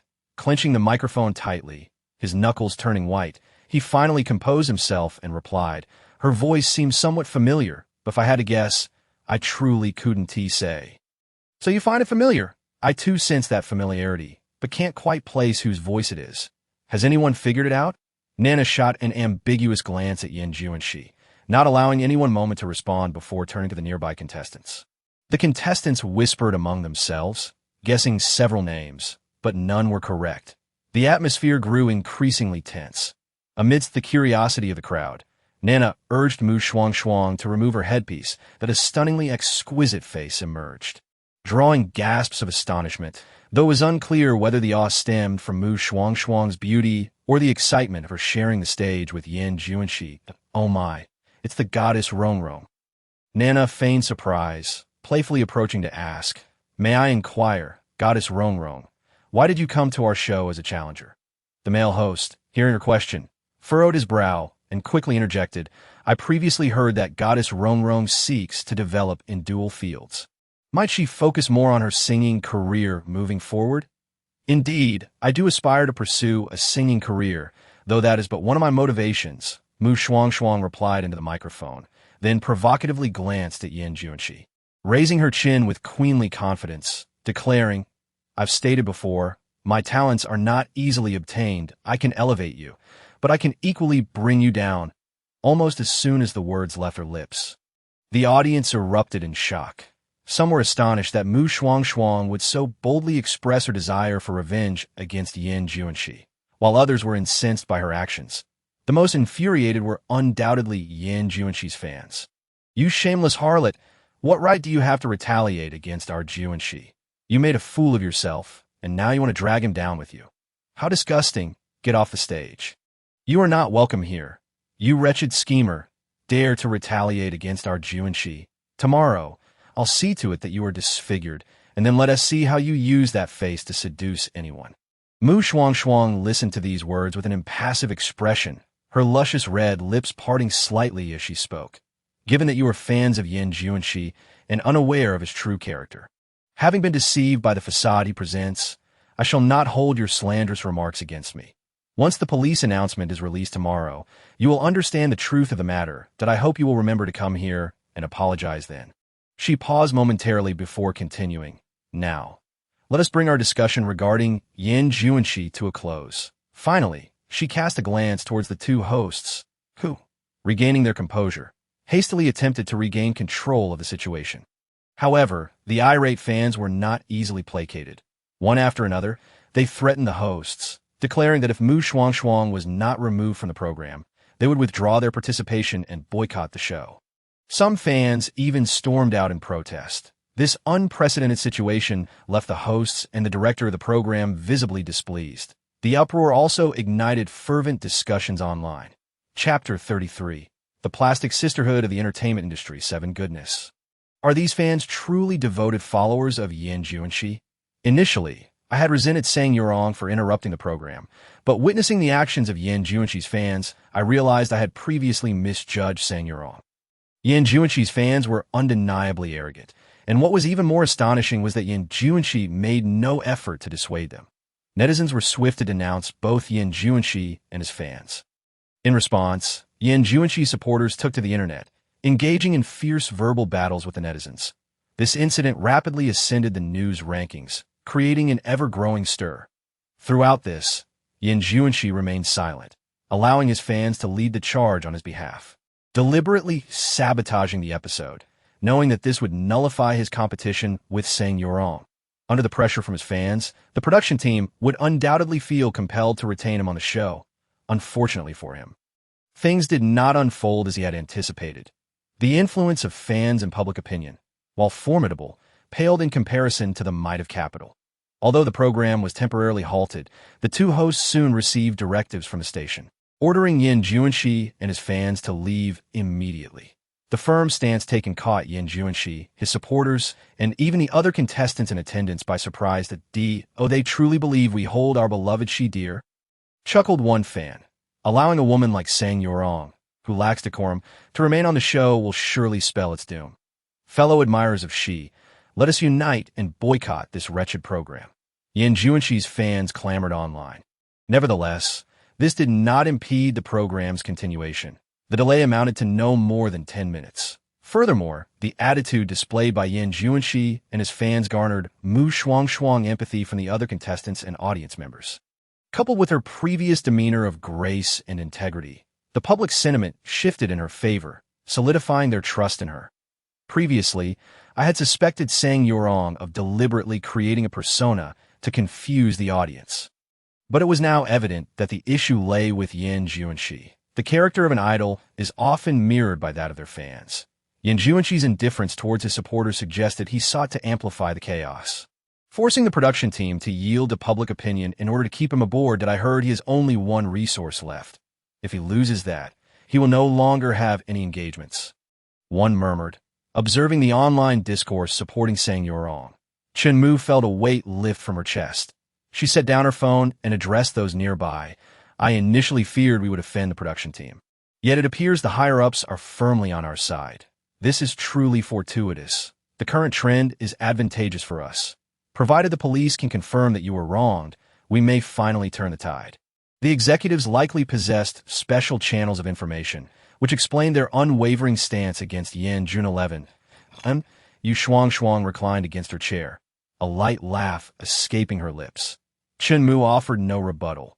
Instead, she anticipated tomorrow's developments. For the police would issue a statement regarding the Shuangshuang case, exonerating her. Meanwhile, Shuangshuang engaged in a mental dialogue with 000. Tomorrow, I shall avenge the original's grievances. Will I then be able to fully pursue my career? Indeed, but the specifics will depend on the police investigation's outcomes. Additionally, I have recently uncovered intelligence indicating that this parallel world is developing laser-based weaponry, but lacks funding. That I believe it would be prudent for you to invest your subsequent earnings into this project. Ensuring the development of such technology, which we can then bring back as a form of unilateral exchange. 000, informed Shuangshuang, and Shuangshuang paused, contemplating, isn't this information classified? How do we intend to transport it? Thus, I refer to it as a unilateral exchange. I will replicate all data pertaining to this technology. However, the consequence of this action will be a doubling of our energy expenditure. 000 explained patiently. As Shuangshuang absorbed this information, an unsettling feeling enveloped her, akin to that of a thief. Perhaps sensing her unease, 000 reassured her. This technology could propel Blue's technological advancements by a century. Enough said. We shall proceed as you suggest. In the days to come, I will diligently pursue my career, allocating a portion of my earnings to charitable foundations while donating the remainder to the research facility. Upon hearing the phrase a century, all hesitation dissipated within Shuangshuang. Her purpose in traversing this realm was to bring advanced technology back to her home planet, to prepare for the impending alien invasion a decade hence. Any misgivings or feelings akin to thievery could be cast aside, especially since she would not be taking anything without recompense. She would provide funding for the research. The following morning, at 8 o'clock, the official website of a certain blog collapsed due to a notification from the Ace City Police Department. The announcement stated that, based on evidence and leads provided by Ms. Shuangshuang, the investigation had concluded. Ms. Shuangshuang had indeed been schemed against by her boyfriend, Juanshi, and her confidant Wang Qingqing, resulting in both physical and psychological harm. Those implicated in the crime have been apprehended and would face prison sentences ranging from 10 to 20 years, alongside a lifetime ban from political participation, with their descendants barred from public service for 3 generations. Furthermore, due to the heinous nature and significant impact of this case, the statement was issued. The police also urged women facing oppression akin to that experienced by Ms. Shuangshuang to bravely report such incidents, ensuring that perpetrators face justice. Chunmu, having anticipated the morning's announcement since the previous night, had been glued to her phone. Upon reading the statement, she was overcome with joy for Shuangshuang, tears of happiness streaming down her face. Although this incident had marred Shuangshuang's reputation, she could still hold her head high. With this in mind, Chunmu quickly dialed Shuangshuang. Yurong, the announcement has been made. The police have confirmed that it was Juanshi and Wang Qingqing who conspired against you, that we are vindicated. Oh, good that I understand, Shuangshuang replied groggily before drifting back to sleep, having been stimulated by 000 the previous night. She had found it impossible to rest, ultimately spending the night composing over 10 songs, only lying down to rest an hour ago. Chapter 34. The Plastic Sisterhood of the Entertainment Industry. 8. When Shuangshuang finally awoke. It was nearly noon. After a quick wash, she reached for her phone resting beside her pillow, discovering numerous messages. Aside from Chunmu's, most were greetings and condolences from stars and directors with whom the original had previously collaborated. Initially, Shuangshuang had no intention of responding. These individuals had offered no support during the original's troubles, now appearing only when she had regained her footing, which felt excessively opportunistic. However, she soon realized that these relationships were transactional by nature. And, as she would be representing the original in this industry, she could not entirely disregard them. Ultimately, she decided to reply to each message before contacting Chunmu that I'm awake, that I'll have the driver pick you up shortly to bring you to the company. Although you've been vindicated, the previous roles assigned to you can no longer be pursued, that we need to discuss your future career direction with the company. Chunmu rapidly conveyed her plans over the phone. Shuangshuang had no objections and nodded in agreement. After hanging up, she did not immediately set her phone aside. Instead, she scrolled through news articles about herself and photographs of Juanshi and Wang Qingqing's arrests.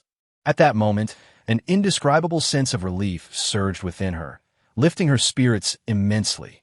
Saying Yurong, "Is that you?" Shuangshuang softly inquired, placing a hand over her heart. Regrettably, she received no response. Unable to suppress her curiosity, she called out to 000 in her mind. What was that feeling just now? It may have been the sensation of your obsessions dissipating, 000 explained, drawing from data it had collected on Shuangshuang's condition. Shuangshuang nodded, partially understanding. Hearing this, she finally recalled something she had overlooked. I wondered why I adapted to the original's memories so seamlessly upon arriving here. It turns out it was due to this. I understand now, and I will strive to cultivate my skills upon my return. Thus, the two continued to chat idly as they awaited the vehicle that Shanmu had dispatched for them. Half an hour later, Shuangshuang arrived at the talent agency where her original self had worked. Perhaps because she had already exonerated her former self, the employees and other stars within the company greeted her with friendly smiles and warm hellos. Some even approached her softly to offer their condolences, and Shuangshuang graciously accepted these well wishes of course. While some were complimentary, others could not hide their disdain. Whispering snide remarks from the sidelines, it was said that our dear sister Yurong was truly the company's prize gem. Despite the significant turmoil she had faced, within just half a month, she had managed to resolve it. Not only had she transformed public perception, but she had also garnered sympathy from masses. Although her career had initially suffered setback, it was certain that she would soon receive olive branches from various platforms. That moment, a woman wearing a strapless white princess dress stood beside the elevator. Her face brimming with youthful collagen, adorned with exquisite makeup. Nonetheless, her eyes betrayed a sharpness and jealousy that could not be concealed. Before Shuangshuang could utter a word, the woman continued, "If something like what happened to Sister Yurong had befallen us, we certainly would not have handled it with such grace. Instead, we would have endeavored to conceal such disgraceful matters, ensuring no one was aware." With a disingenuous tone, she added, "Sister Yurong, I'm not judging your methods. I am merely expressing my thoughts." Yes, she concluded. It seems she feared Shuangshuang might hold her accountable. Offering a flippant explanation, Shuangshuang merely chuckled in response. She had already recognized this woman from her original self's memories. She was Su Yanxi, who had long been vying for the position of the agency's leading star, second only to the original self, and was another promising actress under the company's banner. You are quite right. Most individuals would wish to bury such scandals. However, what I must convey is that your approach only enables the offenders to grow increasingly reckless, while you suffer in silence. Why should I endure pain while my adversaries live carefree? Shuangshuang spoke calmly, her gaze towards Su Yanxi chilling. She accepted the normality of professional competition, yet she found the act of exposing wounds particularly distasteful. Thus, she fixed her penetrating gaze on Su Yanxi and continued, "Perhaps that is your character, but it is not mine. Should anyone dare to provoke me or presume they possess leverage over me to silence me, they are gravely mistaken. Not only will I resist, but I shall make my grievances known, for I am not at fault. Why should I fear?" Su Yanxi was rendered speechless by her words, her composure faltering. The others exchanged glances between her and Shuangshuang, the atmosphere thick with awkwardness, and none dared to interject. Fortunately, the elevator arrived at that moment. Ignoring Su Yanxi, Shuangshuang stepped into the lift and inquired of the others, "Does anyone wish to go upstairs?" "No, Sister Yurong, you go ahead." They all hastily waved her off. In less than a minute, Shuangshuang arrived at the lounge assigned to her by the company. Upon entering, she spotted Chunmu seated on the sofa, engrossed in some documents. Hearing the noise behind her, Chunmu looked up and said, "You're here. Please have a seat and review these scripts I received. I will contact the general manager to see if he is available." As she spoke, she handed over the materials. Shuangshuang did not decline and began to peruse the scripts. This was her first encounter with them, and she found herself somewhat at a loss. After studying them for a while, she realized that the roles assigned to her were predominantly minor, female third leads. This led her to furrow her brow. Logically speaking, given her original self-status, she should not be relegated to such a lowly position. Even if she wasn't always offered the lead role, a second lead was certainly expected, so why was she receiving only third leads? Just as she pondered this, She noticed Chun Mu had finished her call and approached her again, prompting her to ask, "Why are all these scripts for female third roles? This is precisely what I wanted to discuss with you." Although you're the victim in your situation with Yin Juanxi, your reputation has nonetheless suffered. Consequently, you won't be able to take on lead roles in the short term. What remains are the second and third female leads. And you know that second leads are typically reserved for those with connections, which you are not inclined to pursue, leaving you with these options. Chun Mu concluded with an open-handed gesture of resignation. Shuangshuang's brow remained slightly furrowed as she chose not to press further and instead shifted the conversation, asking, "What did the general manager say?" "The general manager wants us to go over now." "Let us go." Chapter 35. The Plastic Sisterhood of the Entertainment Industry. 9. In the starkly delineated office, Shuangshuang and Chun Mu occupied 2 office chairs. Before them stood a spacious black marble desk, meticulously arranged with various documents and office supplies. Seated behind the desk was a middle-aged man clad in an expensive black suit. Yu Jiashi, their direct superior, he addressed Shuangshuang in a businesslike manner. "Do you have any thoughts regarding your upcoming career?" "I plan to transition into the music industry," Shuangshuang replied calmly. Chun Mu, upon hearing this, was not surprised that Yu Jiashi merely raised an eyebrow, asking, "What do you mean? Are you considering giving up acting?" Shuangshuang did not deny it. "Something like that. The recent events have left me with a shadow over my views on men. Acting inevitably involves intimate scenes, and I cannot guarantee how I might react in those situations to avoid complications. I prefer to eliminate any potential for such circumstances. Besides, I've already attained the title of Best Actress. I have no regrets. However, transitioning to the music industry means starting from scratch. The music and acting spheres are distinct. You will be a novice there. Can you handle that?" "It doesn't matter if I'm a novice. I believe I will be able to make a name for myself quickly," Shuangshuang replied with a faint smile. Seeing her confidence, Yu Jiashi refrained from further persuasion and turned to Chun Mu. "Do you support her decision to switch careers?" He asked this because Chun Mu had no other clients besides the original self, effectively binding her fate to Shuangshuang as in other words. If Shuangshuang thrived, so would Chun Mu. If Shuangshuang faltered, so would Chun Mu, resulting in significantly decreased earnings for her. Chun Mu pondered for a few seconds. She recalled the stack of original songs Shuangshuang had previously provided and finally nodded in affirmation. "I support her."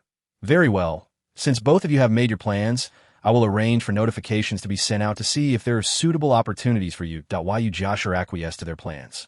At that moment, Chun Mu interjected, "General Manager, I think we can hold off on the notifications for now. Yu Rong and I intend to release an album while we still have some momentum." "An album?"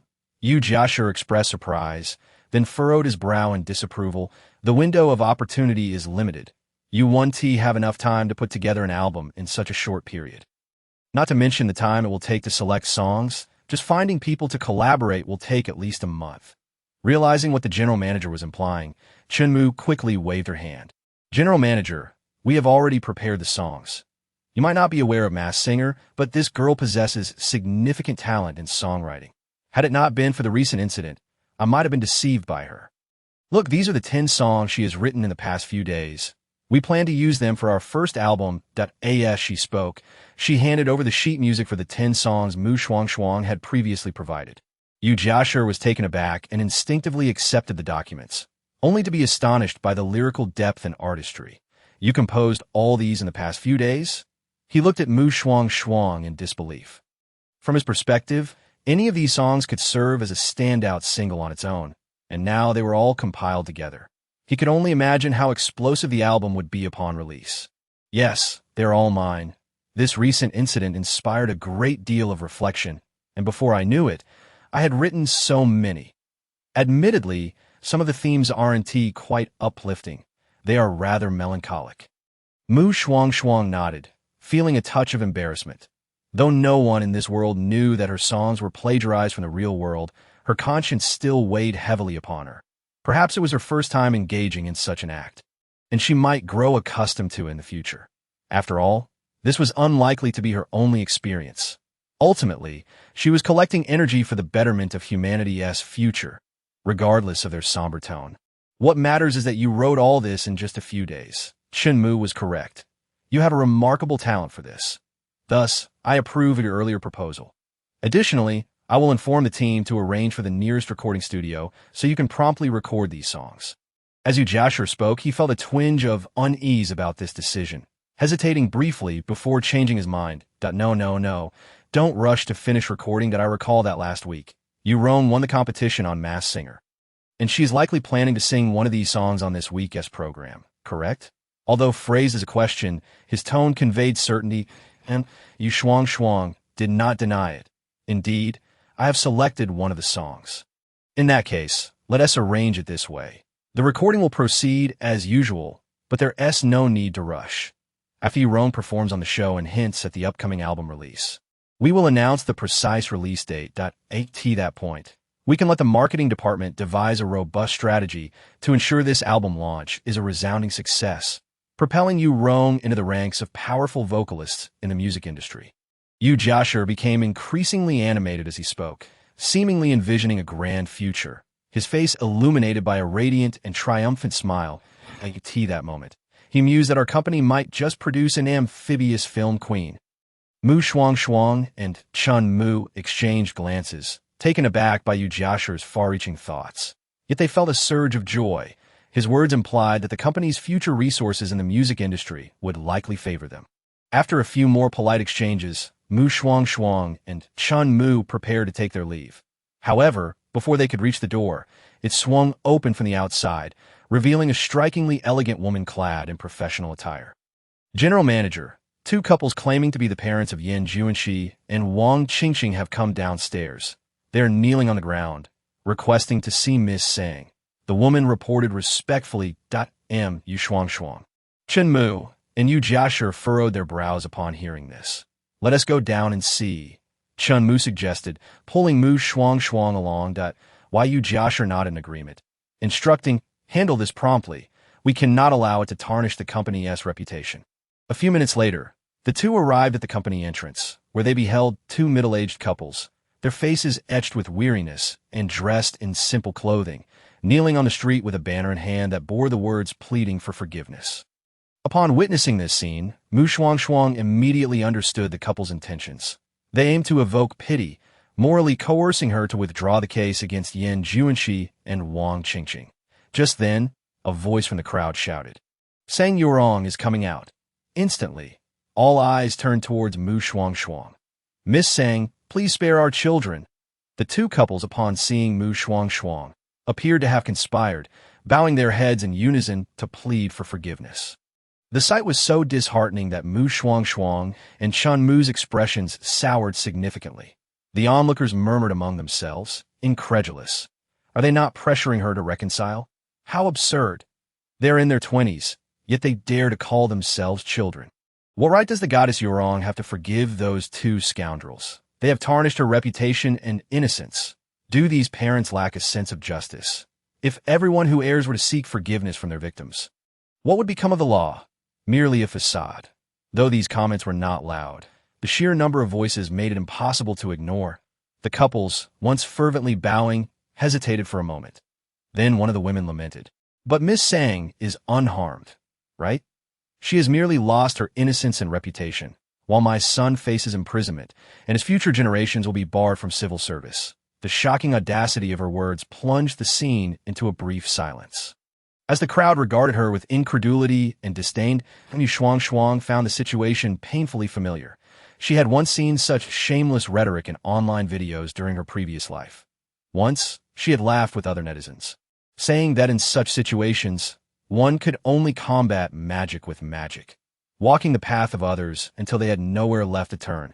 She never imagined she would find herself in a similar predicament. As the crowd gazed on in disbelief, Shuangshuang knelt before the two couples. Uncle and Auntie, I bow to you as well. Please spare me.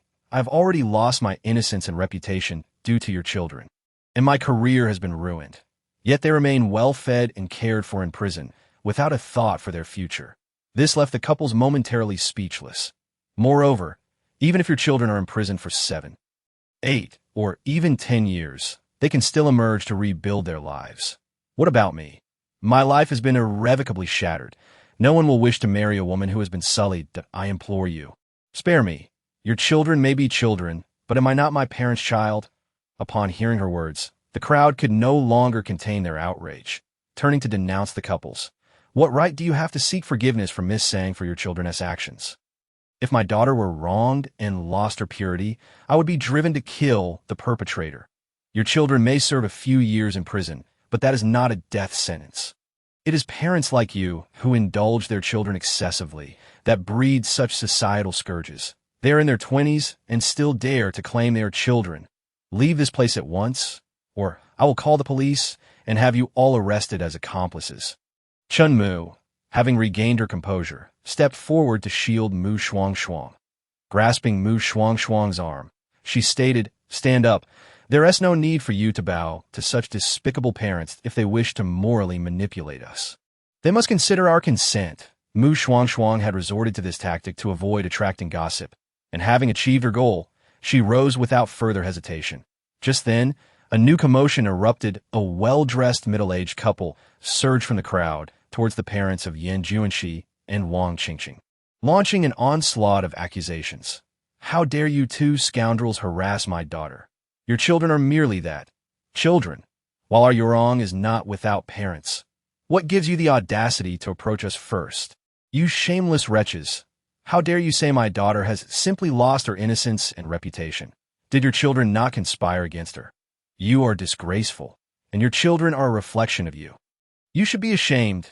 This couple was none other than the original parents of Mu Shuangshuang.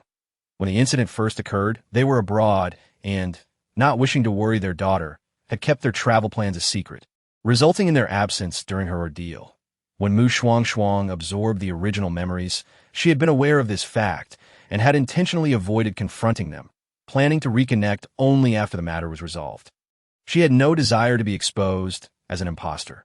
After a brief moment of shock, Mu Shuangshuang and Chun Mu quickly intervened to separate the feuding parents if someone were to be harmed. Even if they were in the right, they would still be deemed wrong. "Mom, Dad, please stop. It's not worth losing your temper over such people," Yu Shuangshuang urged, pulling her original mother back. Yet despite her efforts, she could not restrain the mother's fierce determination, leaving her feeling helpless. However, she understood the depth of her original mother's emotions. Any normal mother would feel an urge for vengeance upon witnessing her daughter face such a life-altering calamity. Fortunately, after much tugging, Mu Shuangshuang finally managed to calm her original parents. Just then, the police arrived, escorting the troublesome couples away. The incident quickly went viral online, vaulting Mu Shuangshuang back to the top of trending topics. This time, however, the netizens rallied in support of her, expressing disdain for the actions of Yan Juanxi and Wang Qingqing's parents. Indeed, every child is a reflection of their upbringing. Yan Juanxi and Wang Qingqing may be considered troublesome children, but they deliberately plotted against our Yurong. The comments flooded in, and Mu Shuangshuang was oblivious to them. After resolving the situation, she returned to the original apartment with her original parents. Throughout the journey, her original mother silently wept, holding Mu Shuangshuang close. And no matter how much Mu Shuangshuang tried to console her, the tears would not cease. "Mom, please don't see our wide tea, least I'm alive and well. They haven't silenced me, have they?" Mu Shuangshuang offered weakly. Her mother seemed torn between being comforted and angered, lightly smacking Mu Shuangshuang's back as she choked out, "You ungrateful child! Are you suggesting I should thank those two scoundrels for leaving you alive?" Upon returning to the apartment, a half-hour had passed. The emotions of Mu Shuangshuang's original parents had finally been soothed by her reassurances in the living room. After pouring them some water, she settled onto the adjacent sofa. The couple took a sip from their cups and then turned to gaze at her. Mu Shuangshuang, feeling tense and uneasy under their scrutiny, asked, "Why are you looking at me like that?" "Oh, it's nothing. We just suddenly realized our daughter is far stronger than we had imagined. After such a tremendous ordeal, she remains so..." Her original mother began, but abruptly fell silent. Yu Shuangshuang's heart raced at her words. Fearing exposure. No, it can't be. We just met. They can't discover my true identity. She panicked internally.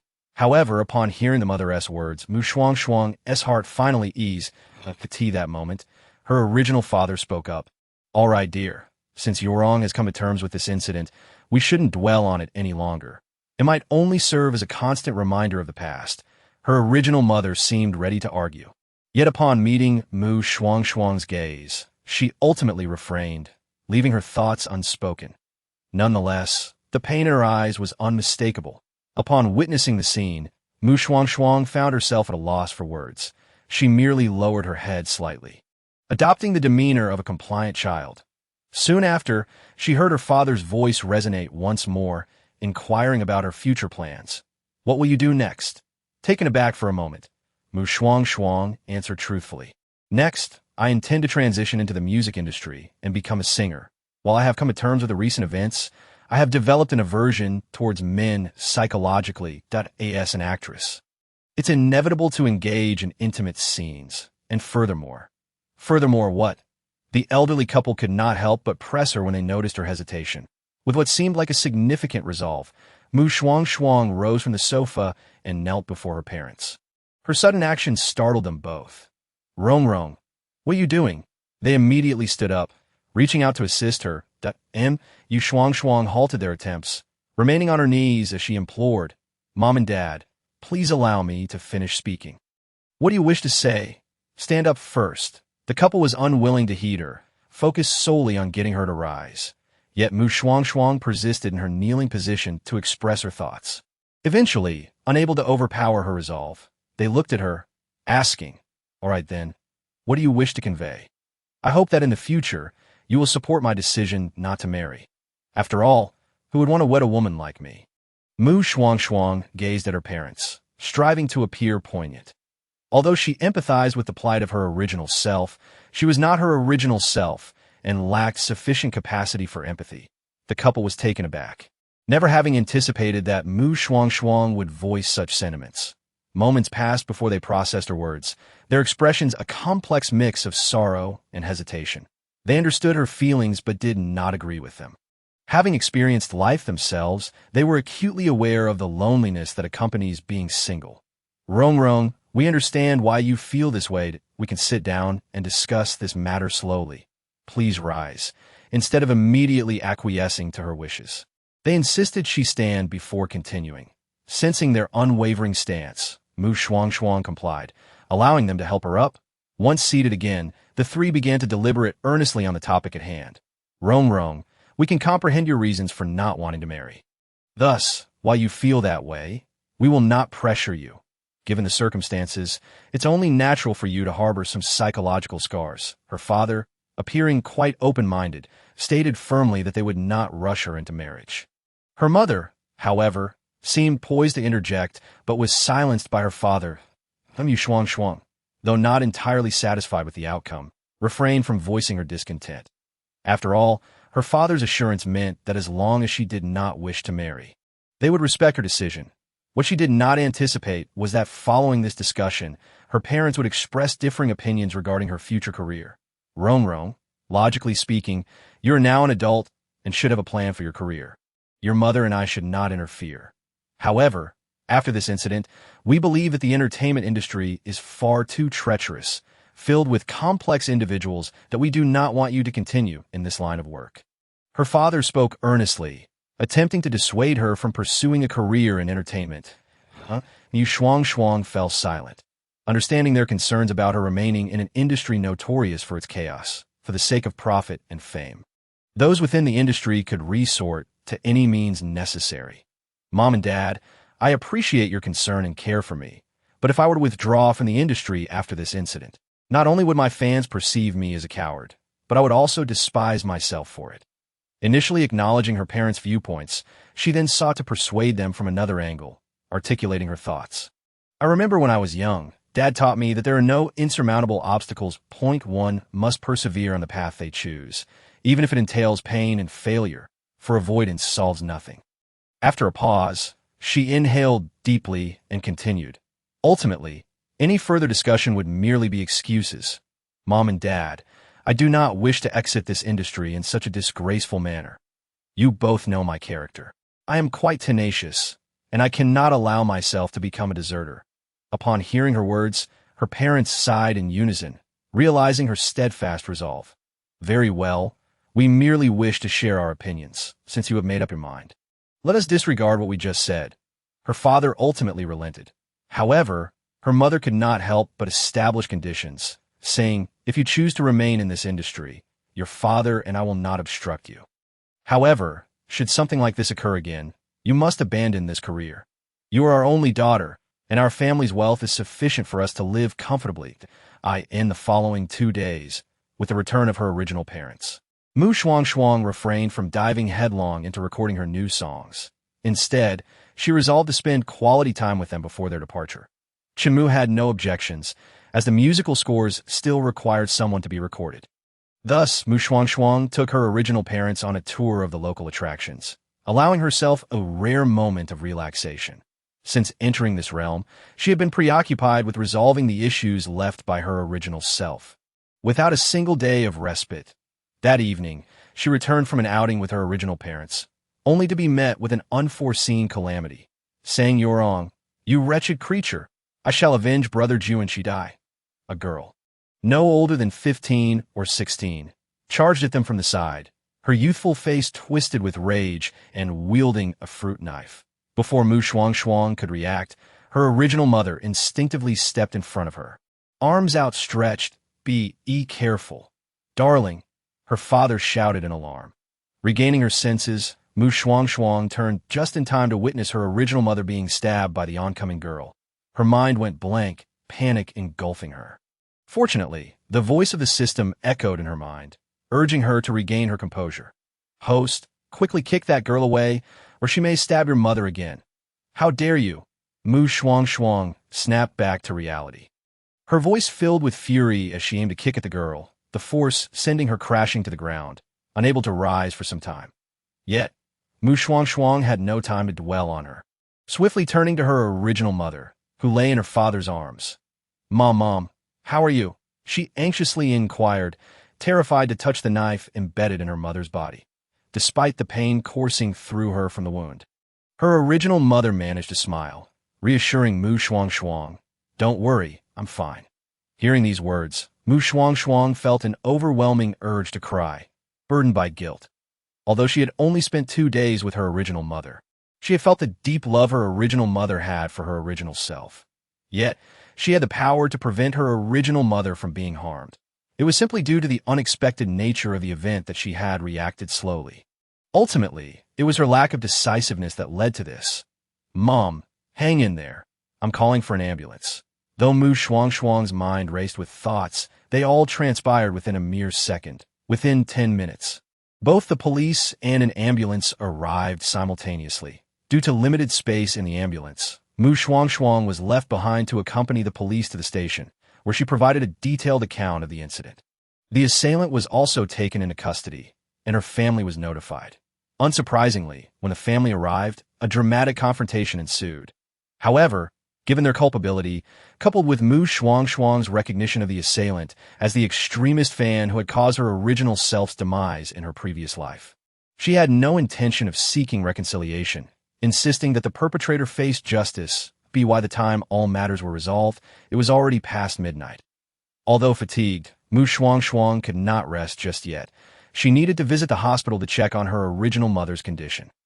However, on the way, her mood was indescribably bleak. Are you unhappy because of your original mother's injury? The system inquired. There is some truth to that, Shuangshuang replied softly, but more than that, I feel inadequate. In the face of adversity, I reacted just like an ordinary person, despite having undergone extensive training and performing well during it. After a moment of silence, the system responded with confusion. It is entirely normal for an ordinary person to react as such when faced with a crisis. It paused before continuing. Regarding your training, it seems to me that you remained calm because you understood it was merely training, a simulation, hence your composure. These words left Shuangshuang speechless yet contemplative. Indeed, while she had assumed the identity of savior, she had ultimately been an ordinary person throughout her life. Transforming into a formidable individual could not be accomplished overnight. It required time and gradual development. As 000 stated, although she performed exceptionally well during each training session, deep down she was aware that it was all an illusion, and thus she did not affect any real change. Later, A sleek black business vehicle pulled up at the entrance of the city hospital. Shuangshuang, donning a mask and oversized sunglasses, exited the vehicle and swiftly made her way inside. Following the hospital room number provided by her biological father's instructions, she soon arrived at the ward and found her biological mother peacefully asleep in the hospital bed. To avoid disturbing her mother's rest, Shuangshuang gestured for her father to step outside for conversation. The father and daughter stood at the doorway, engaging in hushed discourse. What did the doctor say about Mom's condition? Is there any damage to her internal organs? No, thankfully not. The wound is just a bit deep, requiring a few days of hospitalization for observation. Once we ensure there's no infection, she can return home to recuperate. Her father replied to Shuangshuang's inquiries, and he then continued, "How are things on your end? What about the girl involved? Why did she attempt to harm you?" Upon hearing this line of questioning, Shuangshuang, mimicking her biological self's habit, pursed her lips before slowly recounting the events. The girl in question was a fan of Yin Juanxi, akin to a devoted follower, due to my actions that led to Yin Juanxi's imprisonment. She sought revenge on me. Is that really the reason she sought to take a life? Her father expressed shock and disbelief. Soon after, he regained his composure, his face reflecting a resolute disapproval of Shuangshuang's continued involvement in such a perilous industry. "I cannot allow you to pursue a career in this line anymore. Once your mother's wound heals, you shall return home with us." Shuangshuang was not surprised by her father's reaction. She neither opposed nor agreed, but addressed the matter straightforwardly. "I understand your desire to protect me, Dad, but this industry isn't one I can simply exit that I have over 5 years left on my contract with the company. And if I were to withdraw, I would incur a hefty penalty fee. Had the incident with Yin Juanxi not occurred, I could have accepted the loss, but now I lack the necessary funds. Even if you and Mom have considerable savings, it still falls short of covering even a third of the penalty." "Your penalty fee is that high?" Her father was taken aback by the revelation. Shuangshuang nodded. "Indeed, when I renewed my contract, I was already a rising star just shy of the top tier. The company recognized my potential and signed me to an S-level contract, providing focused training that enabled me to secure the title of Best Actress in such a short time. Although I now intend to transition from acting to singing, the company is supportive of my decision." Chapter 39. The Plastic Sisterhood of the Entertainment Industry. 13. Realizing that allowing Shuangshuang to withdraw from the industry would entail a massive penalty fee, her father ultimately ceased his insistence, instead continuously advising her to exercise caution in her career. Thus, due to her biological mother's injury, Shuangshuang postponed her break. It was only when her mother had recovered and they boarded a flight back home that she planned to officially return to work at the company.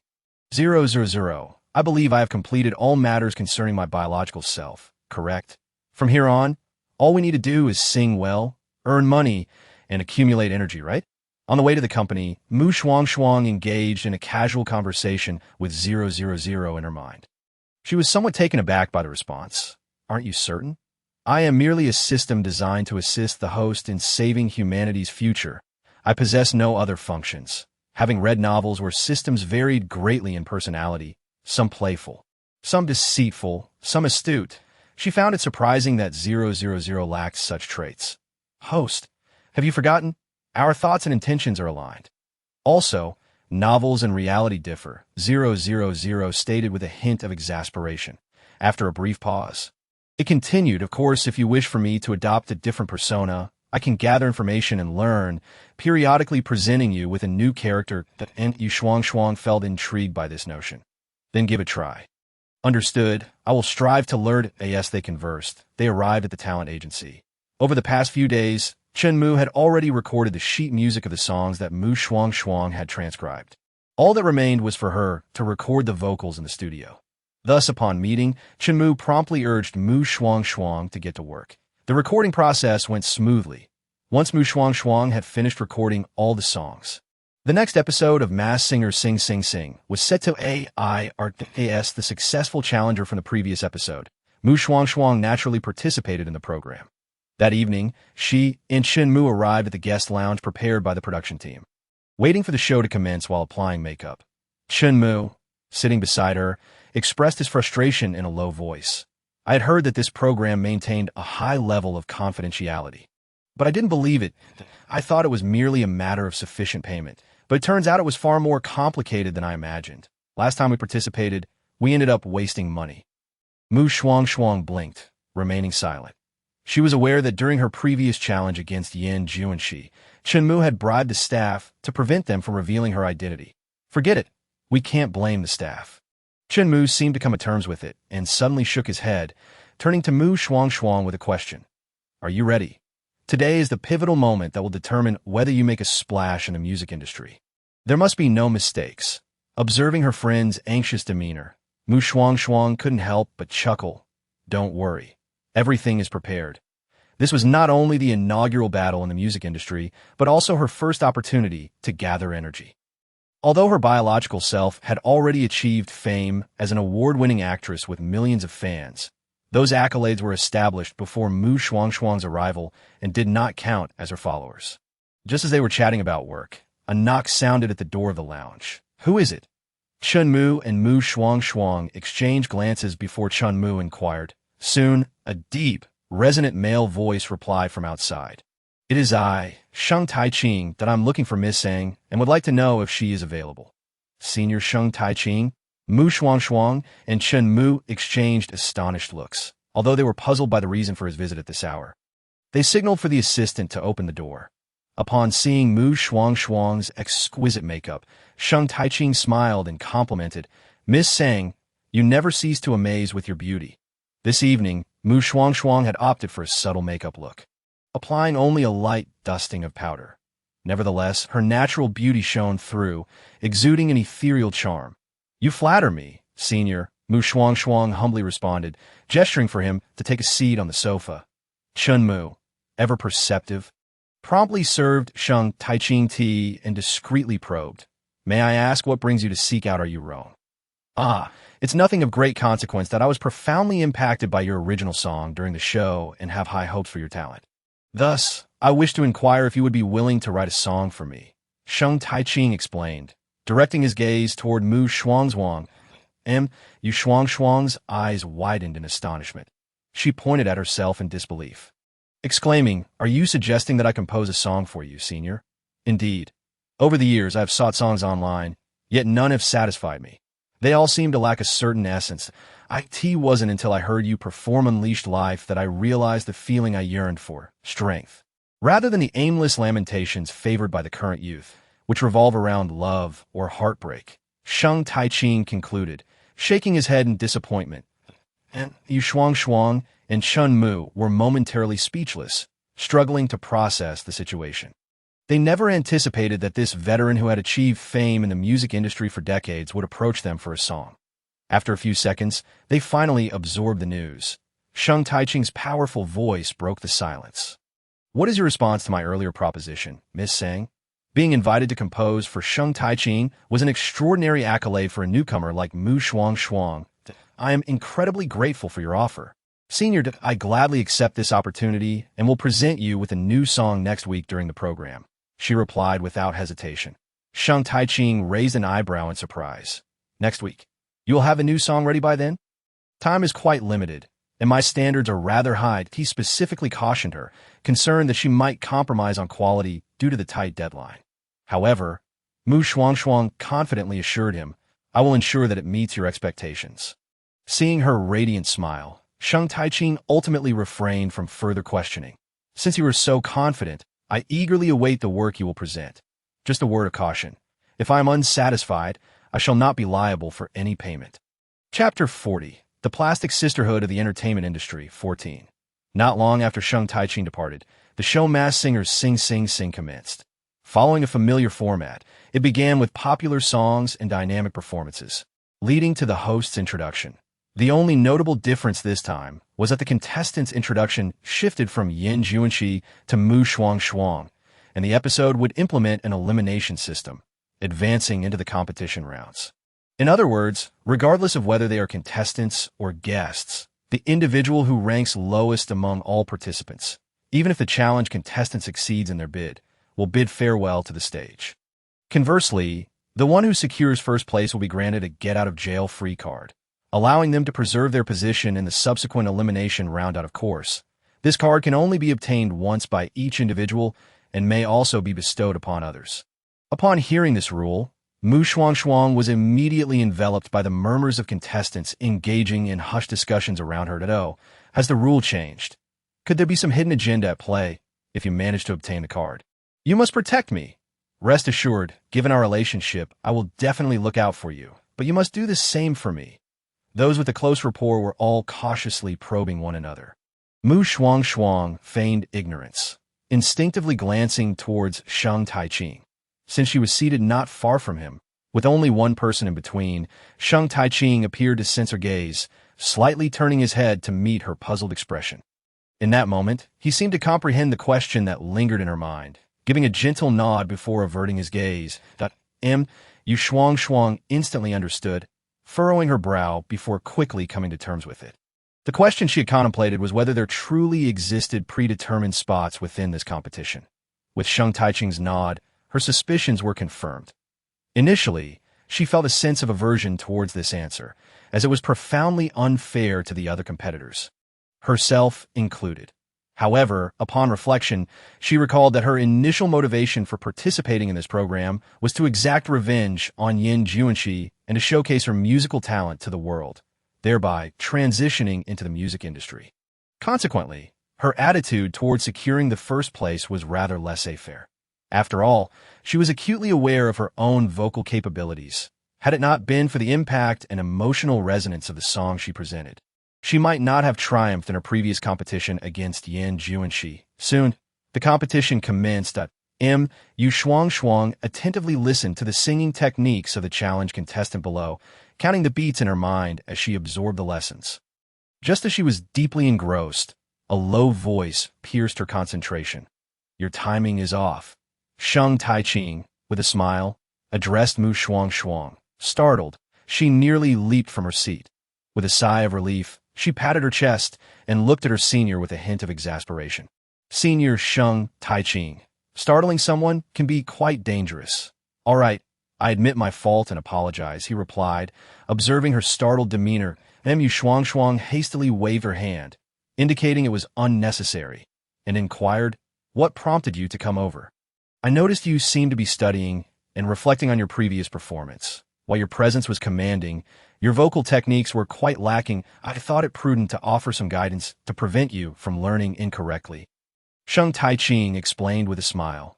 Before proceeding to correct Shuangshuang's breathing and timing techniques, point one taught with earnestness, while the other learned with diligence. Other contestants, witnessing this exchange, perked up their ears to listen intently. Gradually, their perceptions of Shuangshuang shifted, tinged with a hint of envy. For them, Shang Taiqing's willingness to impart singing techniques to Shuangshuang, coupled with his amiable demeanor, suggested that her future in the music industry was assured. Although Shang Taiqing's fame had waned in recent times, and his fan base was not as extensive as theirs, his connections within the industry were unparalleled. Unbeknownst to Shuangshuang, the lesson continued until Shang Taiqing was called to the stage. The title of old artist is not a mantle easily borne by just anyone. When he began to sing, he evoked a sense of grandeur that stirred the hearts of listeners, even though the songs he performed resonated more with the tastes of an older generation. Their timelessness was undeniable. "Wow, Senior Taiqing, you've once again delivered a breathtaking performance today," Nana exclaimed dramatically after Shang Taiqing concluded. The male host nearby chimed in with compliments as well. Yet, Shang Taiqing humbly remarked, "I am getting old. I missed several high notes today. It was a slip-up. Even with a slip-up, Senior Taiqing has left me far behind," the nearby challenge contestant added, showering praise, and the atmosphere was one of camaraderie. When it came time to reveal the results, Shang Taiqing successfully maintained his position without any surprises at Shuangshuang, and the other contestants applauded in celebration as the identity of the challenge contestant was disclosed. The challenger, a relatively well-known pop singer in the industry named Sikong Yun, appeared to be in his 30s, exuding a mature and stable aura. His participation in the program was not solely for the challenge, but also to promote his new album. Shuangshuang's eyebrows involuntarily twitched upon hearing the announcement of Sikong Yun's album release date, as it coincided with her own. While it was not uncommon for multiple artists to launch albums on the same day, She, as a newcomer yet to establish a reputation, worried that her debut could falter in comparison to the seasoned Sikong Yun. Reluctantly, she decided to observe the audience's reaction to her new song that evening before determining whether to reschedule her release. Shuangshuang silently contemplated, quickly readjusting her mindset. Soon, it was her turn to face a challenge. The contestant selected an upbeat, dance-oriented song that ignited the audience's energy, prompting them to sway along with the rhythm, creating an electrifying atmosphere. Sheng Taiqing, observing the invigorated audience and contestants, turned to Shuangshuang and remarked, "Little girl, it seems you've encountered a formidable opponent tonight. You must give it your all." Shuangshuang refrained from disputing this. As she too felt the strength of her challenger, her own nerves beginning to build, she took a deep breath, striving to calm herself, recognizing that tension often leads to mistakes. Sheng Taiqing noted her anxiety. Feeling a tad awkward, opening his mouth to offer words of comfort, yet ultimately refraining, fearing his words might worsen the situation. That a few minutes later, the song concluded, and it was Shuangshuang's turn to take the stage. As the host announced her name, a beam of silvery light illuminated her figure. Standing before the audience's gaze and a live broadcast camera, Shuangshuang rose from her seat with an air of composure. Adorned in a sapphire blue sequin gown, the stage lights reflected a soft blue hue, accentuating her fair skin. Her long legs moved gracefully beneath the swaying hem of her dress, exuding an alluring charm. Coupled with her striking beauty, the audience went wild. "My goddess Yorong is stunning. Goddess, look at me. I would live and die for you. Yorong goddess, please allow me to marry you." Hearing the fervent cheers, Shuangshuang playfully winked at her excited fans, making a gesture for silence. Fortunately, while some fans were overtaken by excitement, many retained their composure. Upon noticing her gesture, they quickly settled down, restoring tranquility to the venue. Shuangshuang was not surprised by this. Her fans were known for their discipline and respect within the industry. Take the recent incident involving Yin Juanxi, for example. When it first erupted, the fan community was in an uproar. They transitioned from disbelief to questioning when the truth was revealed. However, once she promised to provide a clear explanation, her fans refrained from harassing her. Unlike the fans of other celebrities, their level of maturity elicited envy from others in the industry. As Shuangshuang lost herself in thought, an ethereal melody resonated through the stage. Instantly, she focused her mind, parted her lips to softly sing. "You adore the salty breath of the sea. Treading upon the damp sands, you proclaim that people's ashes should be scattered into the ocean. You inquire where I shall go after death. Is there anyone who loves you? The world has cast you aside, always donning a smile for the indifferent. On the shore, faces are devoid of concern. Life holds no attachment. All dissipates into smoke." The slow, sorrowful lyrics enveloped the studio. Shuangshuang gripped the microphone tightly, her head bowed, obscuring her expression. Many in the audience were moved by the melancholic tune, unable to hold back tears, grappling with an inexplicable sadness. This resulted in a prolonged silence after the music ceased, with no one immediately reacting, including Shuangshuang herself. Lacking extravagant vocal techniques, she sought to stand out among such talented singers through ingenuity. Infusing her emotions into the song allowed the audience to experience the highs and lows of life through her voice. After about a minute, the previously silent live stream chat began to fill with comments once again. "Oh my gosh, this song has given me goosebumps. Just to clarify, I am a man." The chat was silent for a whole minute. "This song is truly haunting. I was brought to tears. The lyrics are so suffocating and painful." Viewers engaged in discussion in the live chat, while the audience and host gradually regained their composure. The first applause erupted from Sheng Taiqing, and soon after, it was as if a switch had been flipped, unleashing a thunderous applause throughout the venue. Host Nana and her male partner stepped onto the stage with reddened eyes, their voices tinged with a hint of hoarseness. "You, Yorong, have truly delivered a bombshell every single time. In all my years of hosting, you are the first to bring me to tears with your singing. And looking around, I see hardly anyone who hasn't been moved to tears by your performance." "I apologize," Shuangshuang said, feeling somewhat embarrassed. Although she had anticipated that this song would astonish everyone, she had not expected it to bring so many to tears. Nana, surprised by Shuangshuang's apology, quickly waved her hand. "You needn't apologize. I was merely teasing you. Besides, this only attests to your talent and skill that it is rare to find someone who can evoke such emotions with a single song." Flushed with praise, Shuangshuang felt a twinge of guilt, though fortunately, no one noticed. Following the plan, she revealed during the interview that she would soon be releasing an album, which would include songs from both the previous and current episodes. Although the release date coincided with Yun's, everyone present expressed their intent to support her by purchasing the album, with no one casting doubt on her prospects. Only Yun, with his handsome features, appeared somewhat displeased. As a professional singer, he could easily discern the flaws in Shuangshuang's singing technique. However, he could not deny that these were not significant issues for her. What irked him was that, as a junior, Shuangshuang should have adjusted her album release date out of respect for him, her senior, especially knowing they were both releasing on the same day. Unaware of this, Shuangshuang stood at the center of the stage, awaiting the results alongside the challenger. Truth be told, during the voting, many audience members found themselves in a quandary. They adored both performances and were unsure whom to choose. Goodness, a tie. Nana looked incredulously at the large screen ahead. The male host beside her was equally astonished, noting that this was the first time such a situation had arisen since the program's inception. Shuangshuang and the masked challenger also gazed in astonishment at the screen, which displayed two identical sets of data. Indeed, they were the same. Did this mean a tiebreaker was in order? Shuangshuang instinctively turned to the two hosts for clarification. However, before they could respond, a cool voice emerged from beside her. "No need for a tiebreaker. I concede." Shuangshuang turned in surprise to see the challenger removing her mask.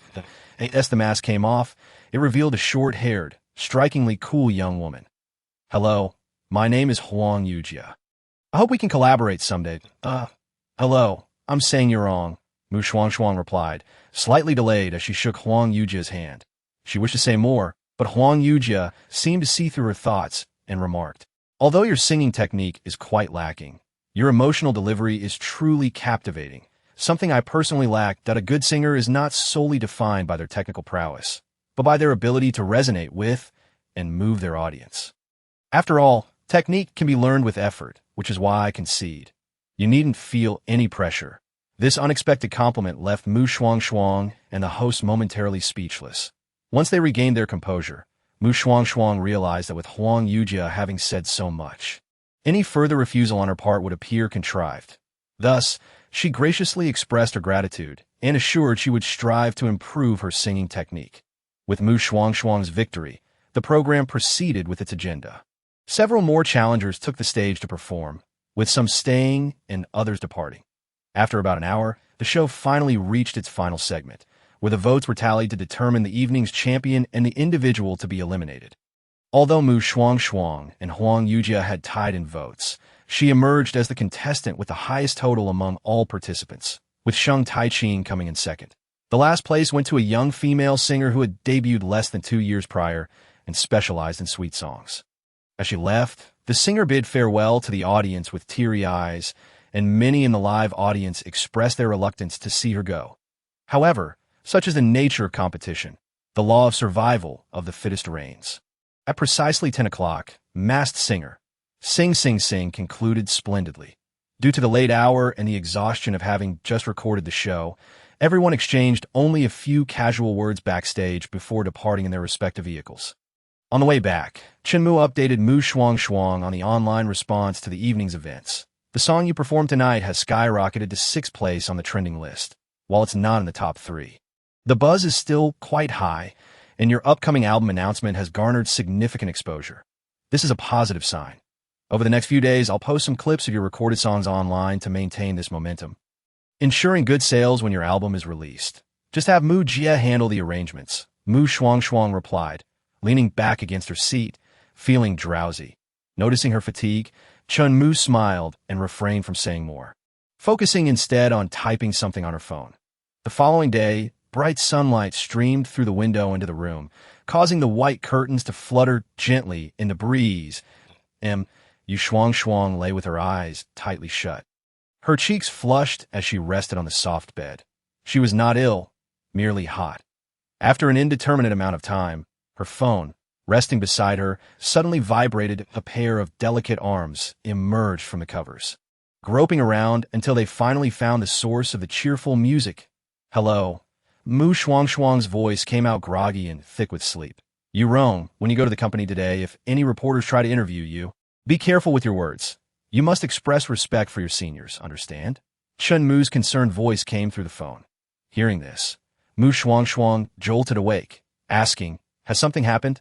"This morning, several articles surfaced online claiming you disrespected your seniors, suggesting that you, buoyed by a bit of talent, have disregarded them. Now that you have some popularity, those paparazzi and reporters will certainly seize the opportunity to take advantage of your situation.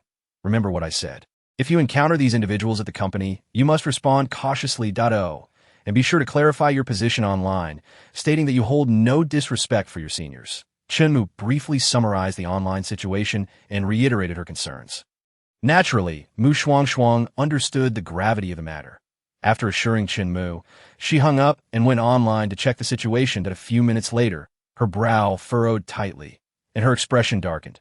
After reading the articles, though they did not directly name her or Yun, anyone who had watched the previous day's show could easily deduce it was about them. Rubbing her forehead, she felt a headache coming on. She couldn't help but wonder whether these reporters were simply bored or lacked the creativity to find real news, resorting to inciting trouble between her and Yun. Was it that the current crop of reporters lacked education? Or were they simply malicious? Just because they coincidentally released their albums on the same day, did it equate to her, as a newcomer, disrespecting a senior? What grudge could they possibly have against Yun that they would slander him, leading the public to believe he could not tolerate a newcomer sharing the same release date? "I will report this to the company's legal department and prepare for our lawyer's letter." Barely had Shuangshuang posted this resolute statement on her social media account when the comment section exploded.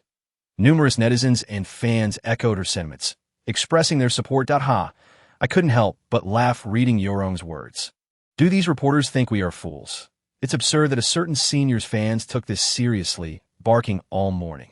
How embarrassing is this?" Embarrassment was indeed in the air. The fans of Yun, who had previously made a fuss on Shuangshuang's social media, fell silent in a matter of moments. Simultaneously, Yun, who had not commented until now, publicly stated that the reports circulating online were unfounded and tagged Shuangshuang's account to apologize. Seeing this, Shuangshuang seized the opportunity to respond graciously, expressing that she was unconcerned and wishing Yun great success with his album. Indeed, her earlier remarks had been intentionally crafted. During her time in the real world, she had heard shall we discuss some of the murky dealings within the entertainment industry. There was no way she would believe the trending topic this morning had no connection to Yun. After all, her original self had been a film queen. Even as a newcomer in the music scene, she was not someone the media could easily manipulate. The only plausible explanation was that someone was orchestrating events behind the scenes. In truth, Shuangshuang's suspicions were entirely correct. This incident was indeed the result of a conspiracy between Yun and his manager. Upon learning that Yorong would release an album on the same day as him, he felt a sense of crisis. Although he had been striving in the music industry longer than Yorong, her performances in the past 2 episodes had earned her admiration even from someone of his stature. Not to mention from the audience and fans. In contrast, while he had released several albums over the years, none had achieved remarkable success. On the very day that Yorong released her album, the spotlight fell upon her, creating a rather unfortunate predicament for him. Should his sales figures that day pale in comparison to that of this newcomer, his reputation would undoubtedly suffer a significant blow, leading to the events that unfolded. He had anticipated that, given the circumstances, Yorong would graciously defer to him and alter her release schedule. To his astonishment, however, the girl responded in a manner that no one could have foreseen, not only nullifying all his calculations but also compelling him to cooperate. This audacious individual truly had no sense of shame. Yun seethed with indignation, gritting his teeth. Beside him, his agent wore a similarly displeased expression. Chapter 43. The Plastic Sisterhood in the Entertainment Industry, 17. Before long, The day arrived for Shuangshuang to unveil her album. Early in the morning, she and Shenmu anxiously clutched their phones, eagerly awaiting data feedback. 10 minutes passed, then half an hour, and eventually an hour. As they observed the soaring sales figures, uncontainable joy illuminated the faces of Shuangshuang and Shenmu. In a matter of hours, both online and offline sales had already surpassed 1 million copies. In this era of celebrity fast food marketing, for a singer to achieve such a tangible milestone was indeed remarkable. My goodness, with these figures, your status in the music realm is no longer that of a mere newcomer. Shenmu was overwhelmed with excitement. Initially, she had harbored concerns about the data being lackluster. After all, Sang-Young had transitioned from acting, and although she had showcased 2 standout songs on Masked Singers, it did not guarantee that the rest of her music would resonate similarly. Shuangshuang was equally satisfied with the outcome, and her thoughts swiftly turned to her financial ambitions. Unable to contain herself, she exclaimed, "Sister Mu, now that I have both fame and acclaim, if any lucrative performances or shows come my way, please help me secure them. Additionally, please inform the company that I intend to release my second album in 3 months." All right. Shenmu initially agreed readily, but soon after, she realized something was amiss. She abruptly looked up at Shuangshuang. Astonished, "What did you just say? You plan to release another album in 3 months?" "Exactly. My goal this year is 3 albums. I will release another by the end of the year." Shuangshuang nodded vigorously. She and her team had meticulously planned her future career. From now on, she aimed to produce a minimum of 5 albums each year, supplemented by income from performances or television appearances, after deducting expenses for the company and herself. She anticipated earning several million that she intended to donate all of that money to the research institute focused on laser weaponry. Shenmu, unaware of these plans but inspired by Shuangshuang's unwavering determination, refrained from dousing her enthusiasm with negativity. After all, with such ambitious stars in her own agency, how could she afford to lag behind? Moreover, the more organized her stars were, the better it would be for her. In stark contrast to the celebratory atmosphere surrounding Shuangshuang, a palpable tension enveloped Sang-Young. Like Shuangshuang, he and his team had been fixated on the album sales data since early morning.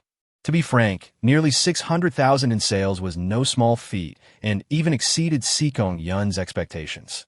Yet for reasons unbeknownst to him, curiosity compelled him to inquire about Shuangshuang's figures. And upon discovering that her sales surpassed his by a staggering 50,000, his earlier joy evaporated. Adding insult to injury, online critiques of both albums began to surface, although Sang-Young was the senior artist. When it came to quality, many expressed a preference for the album by the goddess Yourong, praising its standout tracks, including Under the Sea and other hidden gems, deeming it a worthwhile purchase. "I adore every song on Yourong's album. I've been listening to it on repeat all morning," lamented one fan. "What do I do? I'm a fan of Yun, but after hearing Yourong's songs, I feel tempted to switch allegiances," while some praised Shuangshuang's new album. Others were less impressed, including some of Sang-Young's diehard fans. However, their numbers were dwarfed by Shuangshuang's following. As soon as negative comments were posted, they were swiftly drowned out by the fervent support of Shuangshuang's fanbase. Consequently, the online discourse was dominated by accolades for Shuangshuang, and Sang-Young, harboring a petty heart, could not help but harbor resentment towards her. This shameless woman dared to enlist online promoters to bolster her reputation at his expense. In the lounge, Sang-Young seethed with fury, cursing vehemently. His agent's expression mirrored his distress that we cannot remain passive in this situation. Otherwise, we'll find ourselves trampled upon in this industry. After a brief pause, he seemed to contemplate a strategy. Within 3 seconds, he had a revelation. The director phone from July platform reached out to me, hoping you'll participate as a guest on their show. You know, phone, money can facilitate many things that I will ask him to invite that impudent girl to join. During the show, we can intentionally make things difficult for her, then edit it all together to ensure she garners unwanted attention. Now let's see if she can withstand the pressure without a moment's hesitation. Sang-Young agreed to this scheme. That very afternoon, Shuangshuang learned from Chunmu that she had been offered a guest spot on a travel variety show. After gathering the specific details, she began to watch past episodes of the show online. The program was titled Traveling with the Sisters. In essence, It featured 3 or 4 regular guests accompanied by 2 flying guests on a budget-friendly global adventure. Throughout the journey, the producers concocted various challenges for the guests to tackle, such as budget constraints, finding transportation, and playing games in short, the show is notorious for its lack of consideration for its participants. Moreover, the other guests were no pushovers either. It is said that 3 women create a drama. With 4 or 5 involved, it was bound to be lively, and no wonder this show had gained such popularity. The intrigue and rivalry among the participants rivaled that of a palace drama. As Shuangshuang watched episodes from the show, she couldn't help but mumble to herself. She began to ponder how she would navigate interactions with the women on the show. Moreover, as this was a pre-recorded show, she needed to manage her on-screen persona carefully to avoid being misrepresented in edited clips that could potentially mislead viewers and tarnish her image. Time slipped away, and soon it was the day for Shuangshuang to participate in the program. Following the show's directives, she packed a light bag containing 2 outfits and headed straight to the airport. Upon arrival, she found 2 fellow guests already present. The rising star Luan Xiaoyu and Fan, a third-tier actress with a notable financial backer. Both were in their mid-20s, dressed in stylishly designed outfits that showcased their figures. While their features may not have matched Shuangshuang's stunning beauty, they were nonetheless considered some of the top beauties in the entertainment industry. "Good morning," Shuangshuang greeted cheerfully, her travel bag slung over her shoulder. Her steps light. Upon seeing her youthful attire, Luan Xiaoyu and Fan momentarily froze. The reason was simple. Shuangshuang exuded an air of youthful exuberance that, if one were unaware of her identity, might easily mistake her for a recent university graduate. "You're wrong. I almost didn't recognize you in that outfit. I thought a starry-eyed college student was rushing over." Fan, he was the first to speak. Her words laced with innuendo. Chapter 44. The Plastic Sisterhood in the Entertainment Industry. 18. Shuangshuang immediately detected the sarcasm in her tone, implying that she was deliberately trying to appear younger and more innocent, especially considering her previous indiscretions that had become common knowledge. Fan, he certainly had a way with words. No wonder she garnered so much favor in the industry. Her tongue dripped with honey. Feigning ignorance to the veiled insult, Shuangshuang pretended to take it as a compliment and engaged in light-hearted banter. However, Fanny struggled to maintain her smile. It was clear she recognized Shuangshuang's subtle jibe. After all, everyone knew that the connections Fan had with others in the industry stemmed from her apprehension of the financial backing she possessed. After delivering a well-timed retort to Fanny, Shuangshuang chose to ignore her further and turned her attention to Luan Xiaoyu, who, upon catching her gaze, quickly shifted her demeanor and greeted warmly. "Long time no see, you're wrong." "Indeed, it has been a while. What have you been up to lately?" Shuangshuang nodded and moved closer to engage in casual conversation with Luan Xiaoyu. They had collaborated on several projects in the past, and their relationship was amicable. Watching the 2 converse while leaving her out, Fan Yi's eyes flared with indignation. These 2 audacious women dared to overlook her. Yet before she could conjure any more mischief, the other guests from the production team began to arrive. As filming commenced, everyone adopted a cordial demeanor. In this episode, both Shuangshuang and Luan Xiaoyu were guest stars, while the regular cast included the cheerful Lu Yang, veteran actress Yao Ping, and international film star Zhang Shuing. After a brief exchange of pleasantries, the director announced their task. They would determine their travel budget through a game. Their destination this time was the land of 3 colors. The ideal mode of transport was by plane, costing $18,000 per person. The next best option was a cruise, priced at around $8,000 but requiring 2 days and 1 night. The least favorable option involved multiple transfers, costing about $5,000. Yet it would take nearly a week to complete the journey. "Director, are you serious? This is outrageous." Yao Ping, the most seasoned member of the cast, erupted in laughter, clearly incensed by the director's announcement. Previously, they had not been devoid of international travel. Yet they had never been subjected to difficulties right from the onset of the program. It was only upon reaching their destination that the games commenced, upon witnessing the eldest sister embroiled in a dispute with the director. The others hastily rallied to support the director, exclaiming, "Do you truly desire for us to travel, or would you rather we remain here?" Indeed, based on your past tendencies, it is evident that the games you have devised will likely pose a formidable challenge, resulting in an insufficient sum for all of us to embark on our journey. That if no one can travel, how sinister of you, director, to incite discord among us. Listening to the chorus of reproach from the group, the director maintained an air of calm.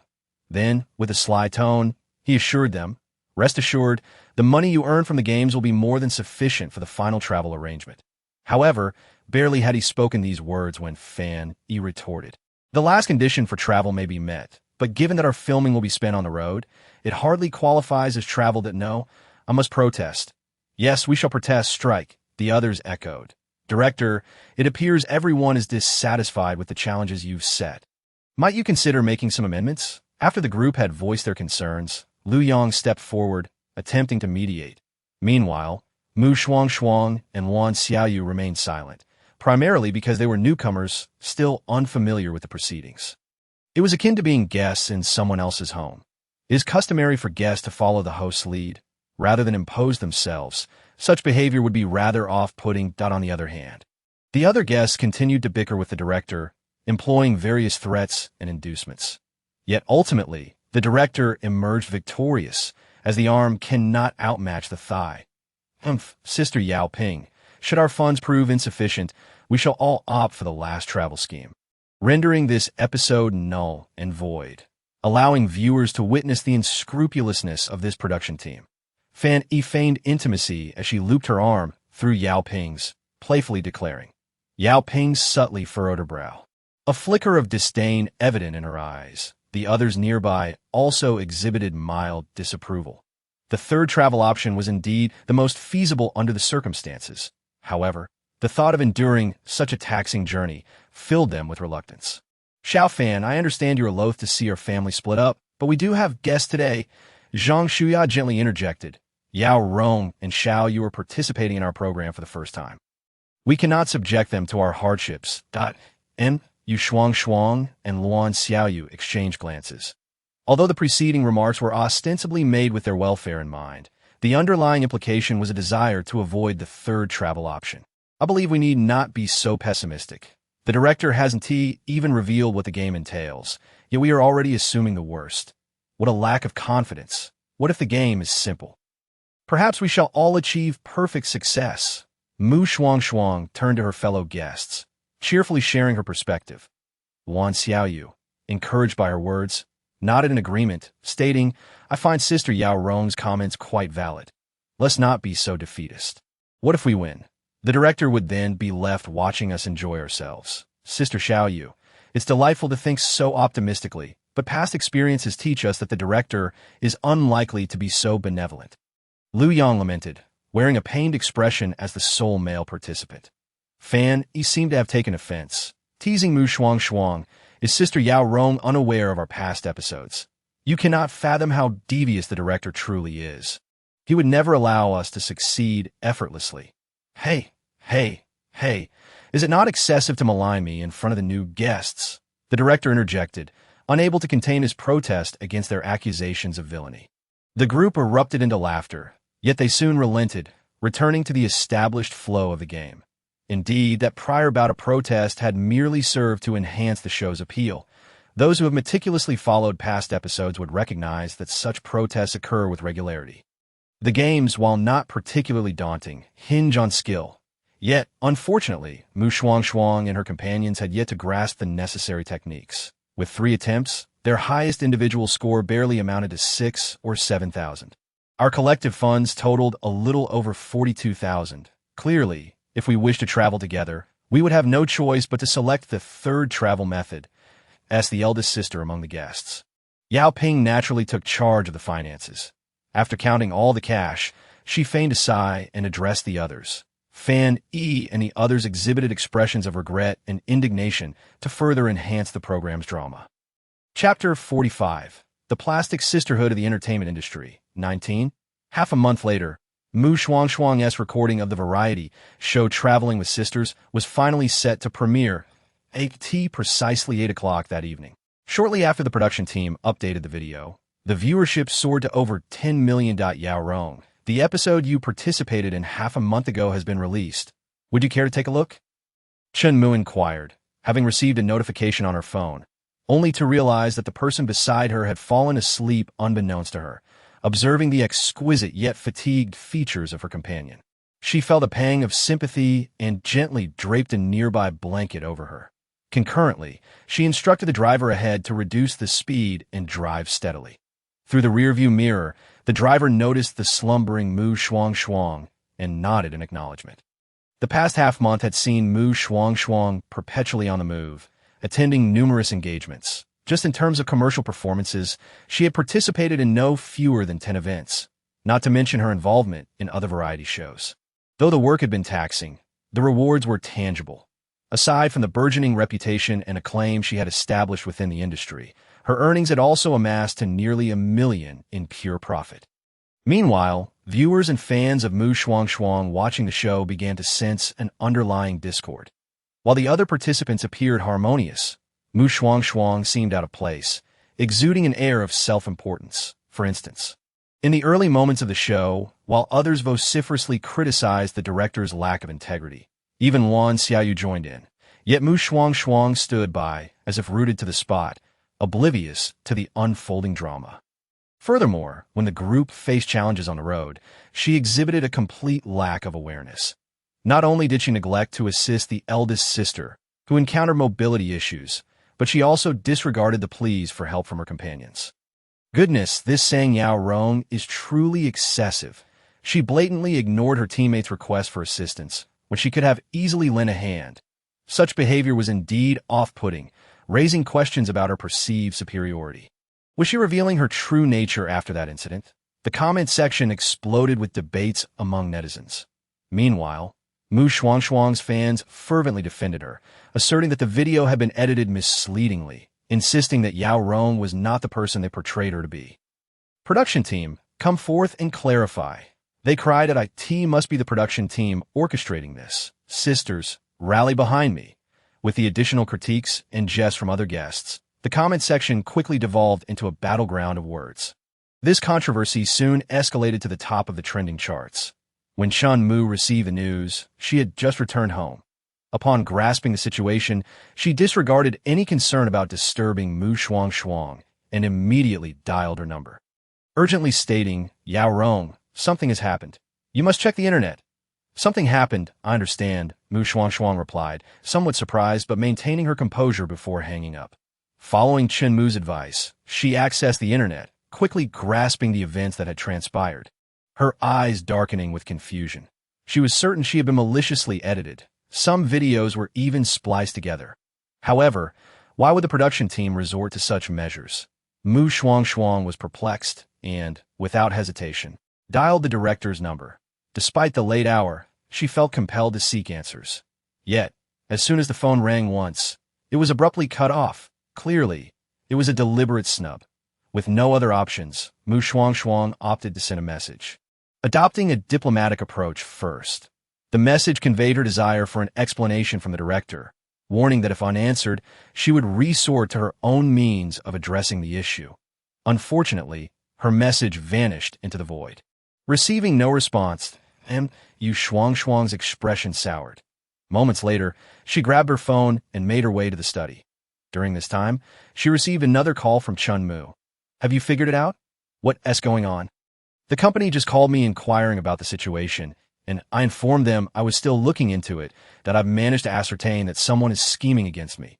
Director Feng is unwilling to assist, so I intend to handle this matter through my own means, Shuangshuang replied, her tone icy. Upon hearing this, Chen Mu fell silent for a few seconds, seemingly processing the information. After a moment, she exclaimed, Are you suggesting that Director Feng is colluding with others against you? Shuangshuang affirmed with a soft tacitly agreeing. She paused before continuing. Sister Mu, please help me request a highly skilled lawyer from the company. Tomorrow, we may need to take legal action against Director Feng. Legal action? You plan to sue Director Feng? Chen Mu exclaimed in surprise, and Shuangshuang replied with a cold smirk. Not only will I sue him, but he will also countersue me. This declaration left Chen Mu bewildered. However, before she could voice her inquiries, Shuangshuang showed no inclination to continue the conversation, simply stating that she had to attend to urgent matters before abruptly ending the call. Placing her phone on the desk, Shuangshuang promptly seated herself before the computer, mentally summoning 000 to assist her in retrieving hacking techniques for breaching others' computers, all in an attempt to ascertain whether this world could indeed be manipulated. No problem, it will consume 5% of your energy. Yet, Shuangshuang was taken aback by this revelation that I have to expend energy to access the video. Indeed, this technology does not belong to this world. If the host wishes to utilize it, a fee must be paid, not to the system, but to the consciousness of this world. This will apply whenever the host traverses to other realms as well. Utilizing items from the backpack will incur varying energy costs depending on the item's 0.000 elucidated, and Shuangshuang was left speechless and pained upon hearing this. So, in the future, whenever she ventured into other worlds, she would have to expend energy to use the items within her backpack. Why didn't you mention this earlier? Ah, did I not? 000 appeared momentarily flummoxed, and Shuangshuang nodded emphatically, stating, "You did not." However, this exchange somewhat alleviated her distress, realizing she possessed such considerable energy. Indeed, the host has exerted great effort this time, and should continue to strive. 000 encouraged her. After a brief moment of joy, Shuangshuang returned to her objective and began to study hacking techniques. She had not forgotten her purpose. Moreover, she had expended energy on acquiring these skills, which she could not afford to waste. Chapter 46. The Plastic Sisterhood in the Entertainment Industry. 20. After approximately an hour, Shuangshuang finally mastered the technique for infiltrating another's computer.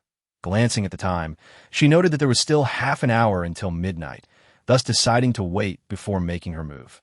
She feared that at this hour, the editing staff might still be working, and that her intrusion could be detected. 0.000.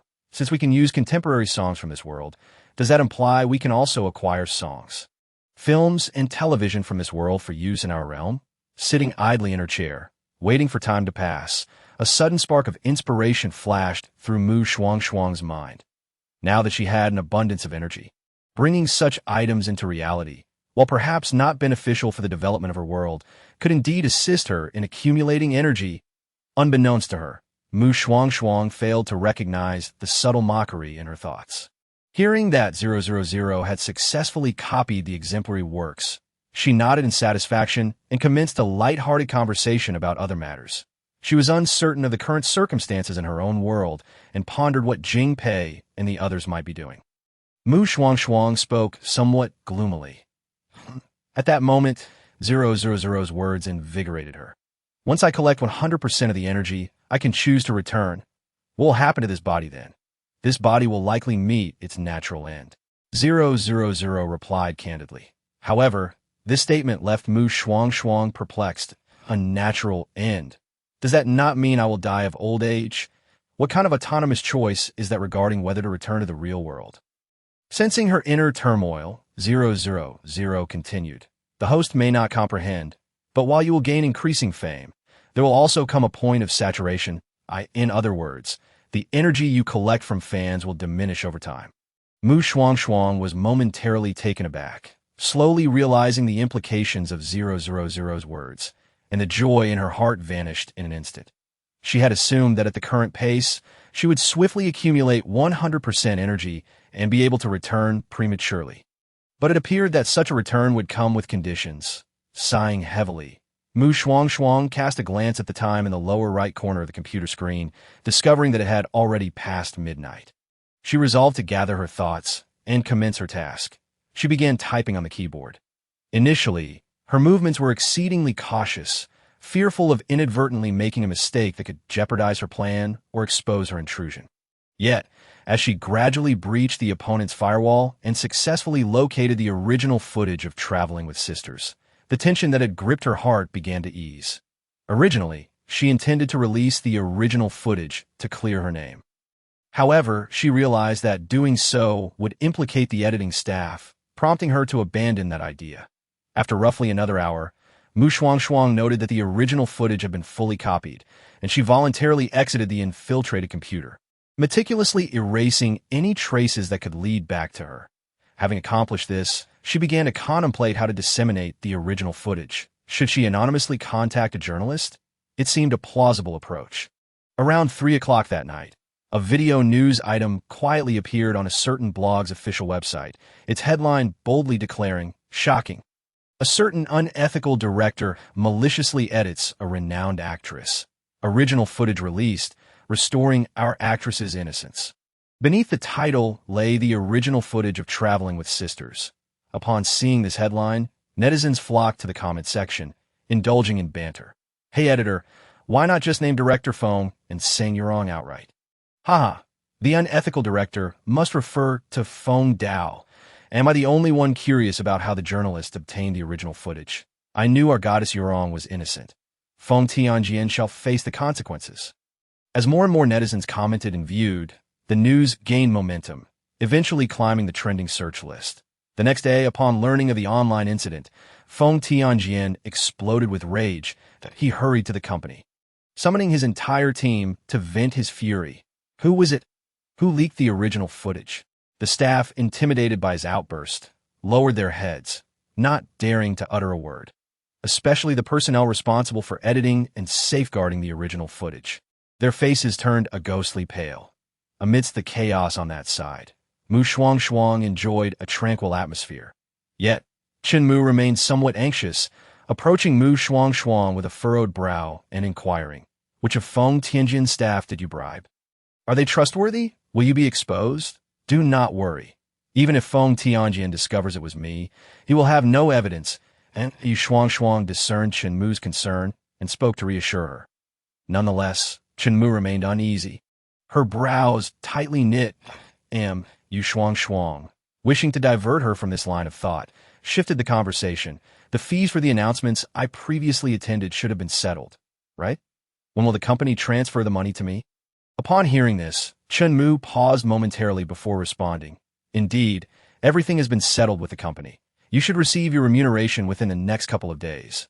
She hesitated, casting a curious glance at Shuangshuang. "Why are you looking at me like that?" Shuangshuang noticed the inquisitive gaze and inquired. Mu remarked, "Are you short on money? You seem to be asking about the payment every day." Yes, I'm a bit tight on cash." And Shuangshuang had not anticipated that Mu would pick up on her unease and shyly admitted it. After all, it was true. According to the information collected by 000, the Research Institute was facing a funding shortage, and the project had been halted once again. This was also the reason they had not discovered the project status upon their arrival. Although her several million investment might not make a significant impact, every little bit counts. Unbeknownst to Mu Shuangshuang's thoughts led her to this conclusion, and without a second thought, Mu took out her phone and transferred 300,000 to her, saying, "I do not have much either, but use this for now." "Thank you, Sister Mood. I will repay you once the announcement fees come through." And Shuangshuang felt warmth in her heart upon seeing the transfer, not refusing the gesture. After all, it was a kind-hearted act. She paused before adding, "Sister Mu, if possible, I hope to have more work opportunities in the future." Chapter 47. The Plastic Sisterhood in the Entertainment Industry. 21. 2 days later, Shuangshuang finally received her announcement fees for this period. She immediately picked up her phone and logged in her bank account to check the balance. Units, tens, hundreds, thousands, 10,000s, hundreds of thousands, millions. Wow, a total of 6,870,000. Shuangshuang gasped, her hand trembling with excitement as she held her phone. It was no wonder she was so exhilarated. This was the first time she had held such a substantial sum. Yet, half an hour later, Shuangshuang emerged from the bank headquarters, feeling entirely unburdened. Indeed, she felt unencumbered because she had donated every last cent from her bank account. Now, she possessed nothing more than 1,000 yuan in cash. Simultaneously, a staff member from the financial department of a certain research institute received a notification of a large transfer. Over 6 million in a transfer. The staff member remarked, preparing to record the transaction. However, after typing just one letter, they sensed something was amiss. Today was not the scheduled payment date for any of the groups, nor was it the time for allocations from above. The more they thought about it, the more suspicious it became. Thus, the staff member immediately stopped their actions and took their work phone to consult their supervisor. This led to the discovery of the source of the funds shortly thereafter. Both the staff member and their supervisor were baffled. Sang Yurong donated to us? But wait, how would she know this account? The supervisor, realizing the incongruity, suddenly felt uneasy. While they did have a public donation account, it was only circulated within a few established business circles. Given Sang Yurong's identity, it was inconceivable that she would have knowledge of it. Might it be possible that Sang Yurong sought us out deliberately? After all, we have not explicitly instructed confidentiality regarding this account, and should one wish to investigate, it is certainly feasible. Over the years, we have occasionally received some minor donations. Perhaps the donor is simply expressing patriotism. The staff speculated in hushed tones. The leader paused momentarily, contemplating the validity of the notion. Nevertheless, a sense of unease lingered in his heart, particularly upon recalling Sang Yurong's profession, prompting him to adopt an additional layer of caution. With resolute determination, he addressed his subordinates. "You must return this donation." "Very well. Return it?" "Ah, return it?" Two distinct tones emerged from the staff member's lips. Subsequently, he, quite perplexed, inquired, "Why?" Sang Yurong belongs to the entertainment industry. While her donation may stem from good intentions, one can never be certain of ulterior motives that she's seeking to capitalize on this opportunity for publicity. To avoid unnecessary complications, we shall return it. The leader voiced his concerns. The staff, finding the reasoning sound, complied with his directives and proceeded to execute the refund. Almost immediately after the refund was initiated, Shuangshuang received a text message from the bank. "Dear Ms. Sang Yurong, you have received a refund from our bank." Puzzled, she wondered why the funds were being returned to her. Upon seeing the refund amount, realization dawned upon her. It was the very sum she had just donated. Fortunately, she was not far from the bank, and without a second thought, she turned back. This money, under no circumstances could she let slip away. Thus, a donation and a refund ensued, consuming the better part of an afternoon. Eventually, the staff at the Research Institute, unable to endure the stalemate any longer, proactively sought Shuangshuang's contact number and reached out to her. "Hello, Comrade Sang Yurong. I am the person responsible for the bank account 5541. The staff member introduced himself directly. Hearing this, Shuangshuang, filled with curiosity regarding the matter, asked, "I was just trying to find you. Why do you keep returning my donations?" "Well," the staff member hesitated for a moment before explaining, "our leader believes that we cannot accept this money. However, I must emphasize that we hold Miss Sang's patriotic spirit in high regard." Though the words were sweetly wrapped, Shuangshuang remained unfooled by this sugar-coated rhetoric. She pressed on with her inquiry. "Why is it that you cannot accept my donation? Is this account not open to public contributions?" Upon hearing this, the staff member fell silent. Shuangshuang, undeterred, patiently awaited an explanation, holding her phone. Suddenly, a thought struck her, and she tentatively probed, "May I ask, is it that you reject my donation because you believe I am merely seeking publicity to enhance my fame?" "That seems to be the case." The staff member finally broke his silence, uttering four ambiguous words. Shuangshuang was momentarily speechless, unsure of how to respond. After several seconds, she regained her composure and assured him, "I assure you, I have no intention of using this as a publicity stunt. I simply wish to contribute something meaningful to my country. You may not know, but I have harbored a dream of becoming a scientist since childhood. However, the disparity between my aspirations and reality has been significant. And recent events in my life have led me to reflect deeply that if I were to exploit this situation for publicity, I would accept any legal repercussions. Therefore, I sincerely hope your institute will accept my donation, allowing me, as a citizen, to contribute to my nation." Her heartfelt words left the staff member with no choice but to relent. After a few moments of silence, he finally conceded, "Very well, I will discuss this with my leader. If he consents, we will accept your donation. However, if he remains unwilling, I hope Miss Sang will not hold me accountable." "Could I possibly communicate directly with your leader?" Shuangshuang queried, sensing that if he had denied her once, he might do so again.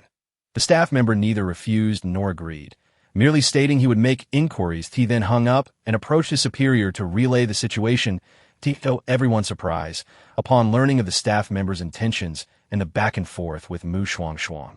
The leader ultimately agreed to accept her donation. Miss Sang, our leader has consented to accept your contribution, but he also stated that if you attempt to use this matter for publicity, our institute will not cooperate and will issue legal warnings. The staff member conveyed the latest update to Shuangshuang. She was taken aback yet pleased, responding eagerly, "Rest assured, I will not exploit this situation for publicity. Thank you, Miss Sang, for your generous donation." The staff member expressed his gratitude politely. "No need for thanks. We shall be in touch again. By the way, I have yet to ask your name. I am merely an inconsequential staff member.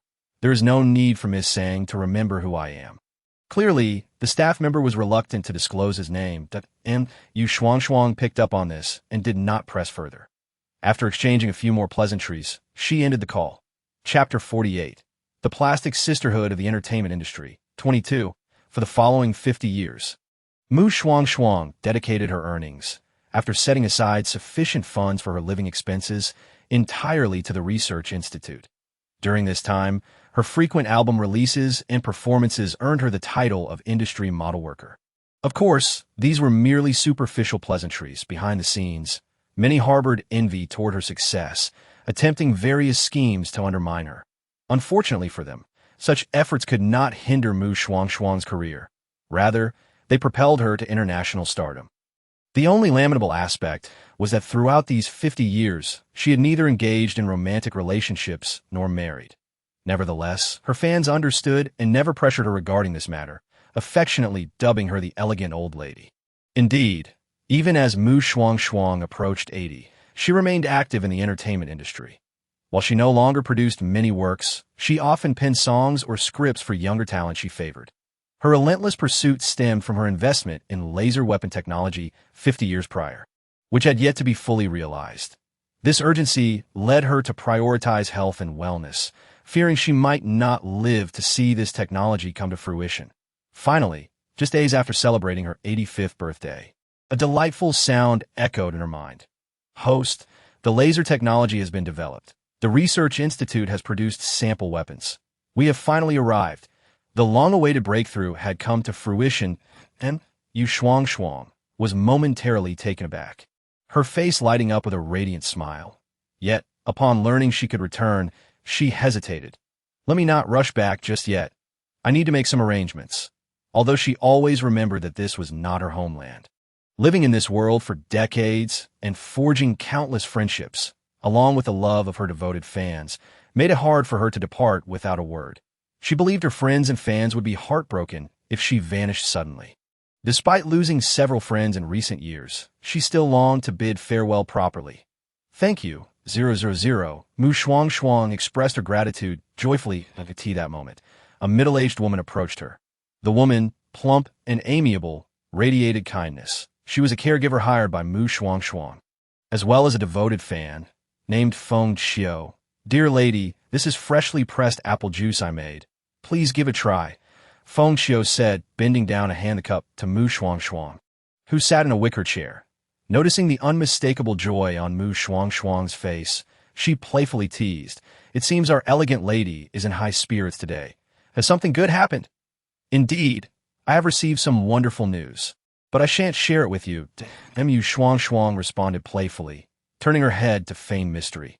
Feng Xiao pretended to glare, hands on her hips, and declared, "If you won't tell me, I shall prepare your least favorite dish. Bitter melon, for dinner to go ahead. I shall simply tell Aya that you are mistreating a lonely old woman." Shuangshuang retorted fearlessly, shaking her head. I could see this moment. Her face bore the lines etched by time. Her once raven hair, now a cascade of silver. Yet, she still remained the most beautiful little old lady online. Feng Xiao, witnessing Shuangshuang's fearless demeanor in the face of her threats, felt a mix of amusement and exasperation. Conceding, "Fine, I admit defeat," the two shared laughter for a while before Shuangshuang shifted the conversation to serious matters. "Please summon Lawyer Chen for me." Lawyer Chen was Shuangshuang's legal counsel with whom she had collaborated over the past few years. Shortly thereafter, a tall and handsome man appeared at the villa. "Grandma Sang." Lawyer Chen greeted with a gentle smile, standing respectfully beside her, and Shuangshuang glanced at him, her face breaking into a warm smile. "You're here. Please, take a seat. After he settled down, Feng Xiao served tea to Lawyer Chen before discreetly excusing herself. Lawyer Chen lifted his teacup for a sip, then inquired of Shuangshuang, "Is there something you wish to discuss today?" "I feel as though my time is limited, so I would like to revise my will that Shuangshuang spoke with remarkable calmness. Lawyer Chen, however, was taken aback, nearly losing his grip on the cup. He quickly set the cup back on the small tea table and asked urgently, "Are you unwell? I shall now escort you to the hospital." As Shuangshuang observed his anxious demeanor, she discerned his concern for her, which warmed her heart. Yet she had no intention of rising. "Do not fret. My condition renders a visit to the hospital futile. Every individual must eventually face death, and having lived for over 80 years, I consider myself fortunate." Upon uttering these words, Shuangshuang waved her hand, signaling Lawyer Chen to resume his seat, and continued, "My previous will stipulated that upon my demise, all properties and works under my name would be entrusted to the state. However, upon reflection, I find that decision somewhat inappropriate. I now wish to bequeath everything to the holder of this account." She handed over a note inscribed with a bank account number and a telephone number. "If I should pass, please contact them to claim my will." Shuangshuang concluded. The rationale behind her arrangement stemmed from the fact that her assets were acquired through a unilateral transaction with the Research Institute, covering the cost for all materials related to laser conceptual weaponry. Initially, she had drafted her will to donate to the state to safeguard against the uncertainty of aging. As for why she did not donate directly to the Research Institute, it was because the former could provide her with energy, allowing her to reap some benefits. After all, the Research Institute was a state secret.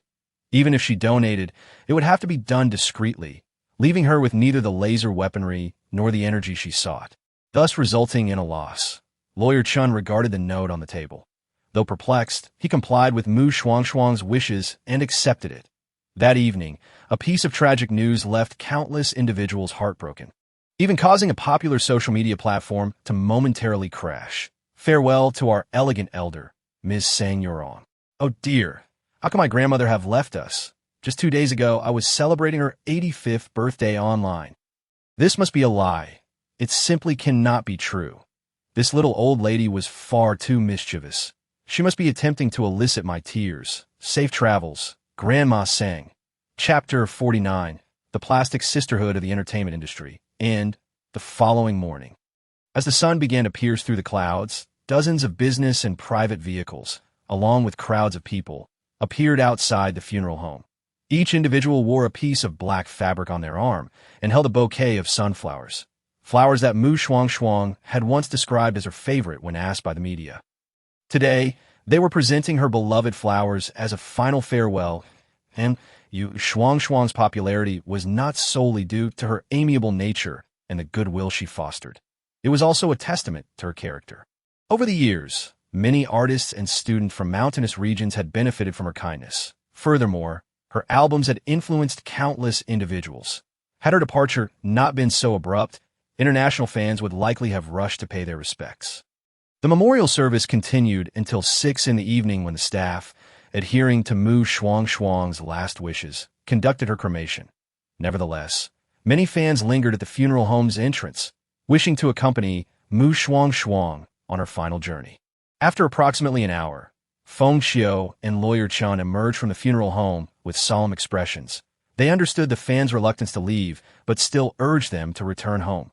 Once all had dispersed, Lawyer Chen bid farewell to Feng Xiao. "I must attend to the tasks entrusted to me by Grandma Sang, so I shall not accompany you back. I will return tomorrow to light incense for her." "Go ahead. I will keep vigil over the elderly lady this evening," Feng Xiao replied, aware of Lawyer Chen's intentions and making no attempt to dissuade him. Nodding, Lawyer Chen entered his vehicle. Upon arriving at his destination, he nearly believed he had taken a wrong turn, for the surroundings were dominated solely by trees. Oh, and there was a bus stop with a route number he had never seen. Just as he pondered whether he had been misled, a rugged vehicle slowly approached and parked before him. "Excuse me, are you Lawyer Chen?" The window lowered to reveal a bespectacled young man with thinning hair. As Lawyer Chen beheld him, he couldn't help but notice the several scrutinizing gazes that seemed to assess him. His instincts, honed over years in the profession, told him that apart from the man before him, everyone else present were likely military personnel. This thought sparked a flicker of curiosity within him. How had Grandma Sang come to know such remarkable individuals? However, these musings were fleeting. He managed a nod and introduced himself. "Hello, I am the legal counsel for Ms. Sang-Yorong that I am here to discuss matters pertaining to her will. Would it be possible to find a more suitable location for our discussion?" "Please get in," the young man replied, sizing up Lawyer Chun before gesturing for him to enter the vehicle. Lawyer Chun, sensing the gravity of the situation, complied without hesitation.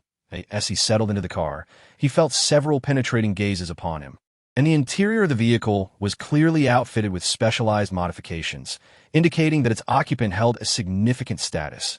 "What message did Comrade Sang-Yorong wish for you to convey to me?" The young man inquired directly after Lawyer Chun was seated. Lawyer Chun, maintaining a professional demeanor, retrieved the will and several contracts from his briefcase, explaining, according to Ms. Sang-Yorong's will, all her properties and rights to her songs and films are to be donated unconditionally to the holder of the 5541 bank card. "Sir, I need to verify your identity before proceeding with the signing of the property transfer agreement. Are you suggesting that Ms. Sang-Yorong has donated all her assets to our institute?" The young man seemed taken aback by Lawyer Chen's statement, prompting a furrowed brow from Lawyer Chun in return. "What do you mean, by our institute?" "Ms. Sang-Yorong's estate is to be bequeathed to the holder of the 5541 bank card," he reiterated, clearly cautioning the young man against any misunderstanding. The young man paused, then realized the implications, offering a smile as he said, "I apologize for my lack of clarity. Allow me to introduce myself properly. My name is Zhou Zhihui, and I am a staff member in the financial department of the First Academy. Here is my work identification." He proceeded to produce a badge for Lawyer Chen's perusal. Upon examining the document, Lawyer Chen's eyes widened in astonishment. He was well aware of the First Academy, a prestigious institution of national importance. However, how could Grandma Sang possibly be connected to the First Academy? This thought resurfaced a wave of confusion within him, just as Zhou Zhihui's voice rang out again. The 5541 bank card is designated for external donations, and the cardholder is part of our organization. It does not belong to an individual. I see. Therefore, in accordance with Ms. Sang-Yorong's will, her estate will be inherited by your academy. Would Mr. Zhou be authorized to sign these contracts on behalf of your institution? Despite the myriad questions swirling in his mind, Lawyer Chen adhered to his professional decorum and refrained from prying further. Zhou Zhihui shook his head, saying, "I'm afraid I cannot sign these contracts on behalf of our organization. I will contact my superior to make arrangements. Please hold on." "Very well." Lawyer Chen nodded, falling silent as he awaited Zhou Zhihui's call. Zhou Zhihui made no effort to shield his conversation, simply pulling out his phone to contact his superior and briefly explaining the situation. Moments later, he hung up. "My superior has instructed that you accompany me to the research institute. Is that convenient for you?" "It is," Lawyer Chun replied with another nod. The subsequent journey proceeded smoothly. Zhou Zhihui's superior accepted the estate left by Shuangshuang and assured Lawyer Chun, "The assistance that Comrade Sang-Yorong has provided to our institute over the years is deeply appreciated. We will not squander her patriotic spirit. In a few days, once we have organized the materials, we will publicly acknowledge Comrade Sang-Yorong's contributions to both our institute and our nation." Upon hearing these words, Lawyer Chun was left with an insatiable curiosity gnawing at him, eager to uncover the secrets of what his Grandma Sang had accomplished behind the scenes. Yet, despite his desire, he lacked the courage to inquire further of the individual before him. After all, it was promised that information would soon be revealed, so he resolved to wait a few days. 3 days later, a news broadcast from the national television station catapulted the name Sang-Yorong onto the honor roll. The reason was simple. The host, with tearful eyes, recounted the remarkable deeds Shuangshuang had undertaken for her country over the years. Donations to the academy amounted to hundreds of billions, and upon her passing, her entire estate was bequeathed to the academy at a time when the nation faced shortages of raw materials due to foreign constraints. It was Shuangshuang who, risking her own safety, facilitated the acquisition of essential materials from abroad. Numerous other commendable acts followed, leaving countless online viewers inspired and filled with patriotic fervor. Chapter 50. Present day, a bountiful harvest within the salvation base. Shuangshuang awoke from a specially designed therapeutic bed. After resting for a few hours, she instructed Jingpei to summon the leaders of the base to the conference room. The world I traversed this time is slightly more advanced than ours in terms of technology. Overall, I would deem it a remarkable success. I will now upload the data to the computer. Seated in her chair, Shuangshuang began to report her findings, and the excitement among those present was palpable. As the extensive data transfer took nearly an hour. During this time, the second-in-command inquired with concern about Shuangshuang's experiences in the alternate realm. Shuangshuang did not conceal anything, openly recounting her actions in another world. The original persona was a renowned actress, and when I traversed in her life, she was embroiled in scandal. After swiftly resolving those matters, I deemed my acting skills inferior to hers, and seizing the opportunity amidst the unfolding events, I transitioned into a singing career. Later, due to my donations to the Research Institute, hoping to expedite the development of laser weaponry, I unexpectedly established a connection with them and assisted them on several occasions. Overall, my experience in that world was relatively untroubled, without encountering particularly vexing situations. In conclusion, Shuangshuang offered a brief summary. Nevertheless, those present did not perceive the events as easily as she described, setting aside the hidden rules of the entertainment industry. The tasks of procuring or assisting the Research Institute with foreign purchases were perilous enough that it was evident to everyone that Shuangshuang refrained from elaborating on these dangers to spare them concern. Thus, they refrained from probing further. As the data extraction concluded, everyone's focus shifted to the batch of information at hand, which encompassed not only exemplary works from the entertainment sectors of various nations, but also high-tech innovations. Regarding these entertainment works, I contemplated that we would surely need to develop the technologies we acquired, and I was uncertain whether our funds would suffice. These works were immensely popular in that world, providing us a chance to leverage them for profit, while also allowing me to select pieces suitable for my own benefit, thereby aiding in my energy accumulation. Shuangshuang pointed to the two major categories within the data, continuing her explanation. Although she had amassed considerable energy during her time in the alternate realm, she also incurred significant deductions due to the abundance of materials she brought back. Currently, the energy within 000 was merely around 30%. The second-in-command nodded in agreement after listening to Shuangshuang, acknowledging her thorough considerations. As you say, Comrade Xiaowei, you are in charge of the entertainment sector, so I entrust you with executing the entertainment information. Ensure that you assist Comrade Shuangshuang in accruing more energy. Director Sure, I leave the technological aspects to you. Be sure to fully grasp the intricacies within. We shall not fail in our mission. Responded Shurdei and Hua Xiaohui in unison, standing upright in a display of respect. Observing this, Shuangshuang recalled another matter and continued, by the way, when I assisted those scientific institutions in purchasing items, I secretly stored some materials in my space. Director Sure, could you please help me find a place to release these materials? Certainly. Absolutely. Director Sure, now even more excited at the prospect of obtaining materials from another world, eagerly agreed. Following this, the group deliberated for a while longer before departing.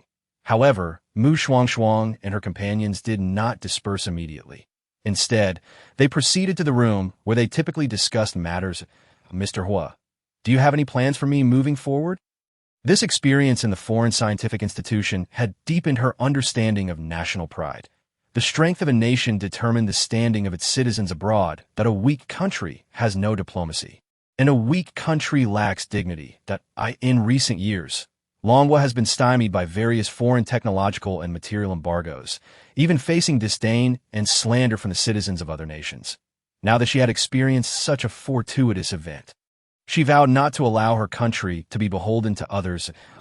Shuangshuang pondered this quietly. The others were unaware of her thoughts, assuming she was merely eager to gather energy, admiring and pitying her in equal measure. You have just returned from an alternate realm. You should take a couple of days to rest, and in the meantime, grant me some time to organize the entertainment data you brought back. Hua Xiaowei advised gently, and Shuangshuang considered this and decided not to insist further. However, Over the next 2 days, while ostensibly resting, she also assisted the Research Institute in retrieving the materials she had collected, as well as replenishing what was lacking in her space. Previously, during her time in the alternate world, she had traded nearly all the items prepared for her by the Institute in exchange for currency to facilitate the acquisition of more goods. Of course, she did not neglect her personal training during this time. Though her journey had taken place in a peaceful world, she had still experienced the benefits of a powerful consciousness. Not only could she access all the memories of the original persona, but the combat techniques and martial arts principles she had learned in the present world could also be practiced in the alternate realm, yielding similar benefits in consciousness training.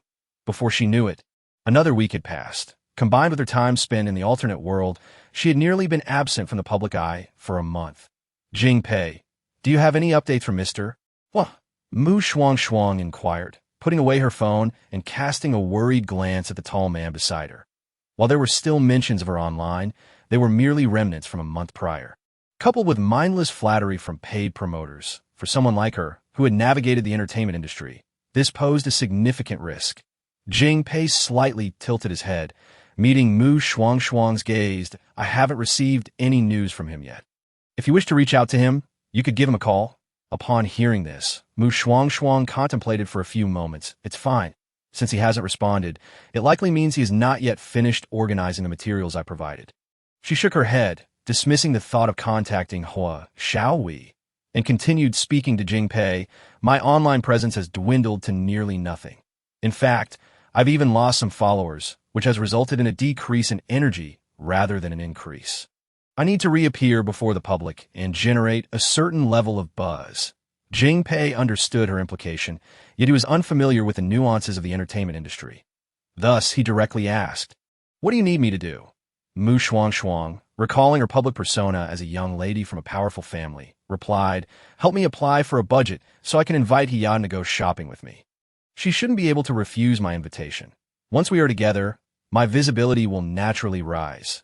Later, when Huashaoui has the materials ready, we can offer Hiyan a resource in return for this favor. Jingpei recognized the significance of this matter and nodded in agreement before turning to leave. Setting aside principles, nothing was more critical than energy at this moment. Chapter 51. Present World. Shopping that evening. The funds Jingpei had applied for on Shuangshuang's behalf were approved. Upon receiving the news, she promptly contacted Hiyan. The next moment, her phone echoed with Hiyan's surprised voice. Miss Mu. Long time no see. Miss He.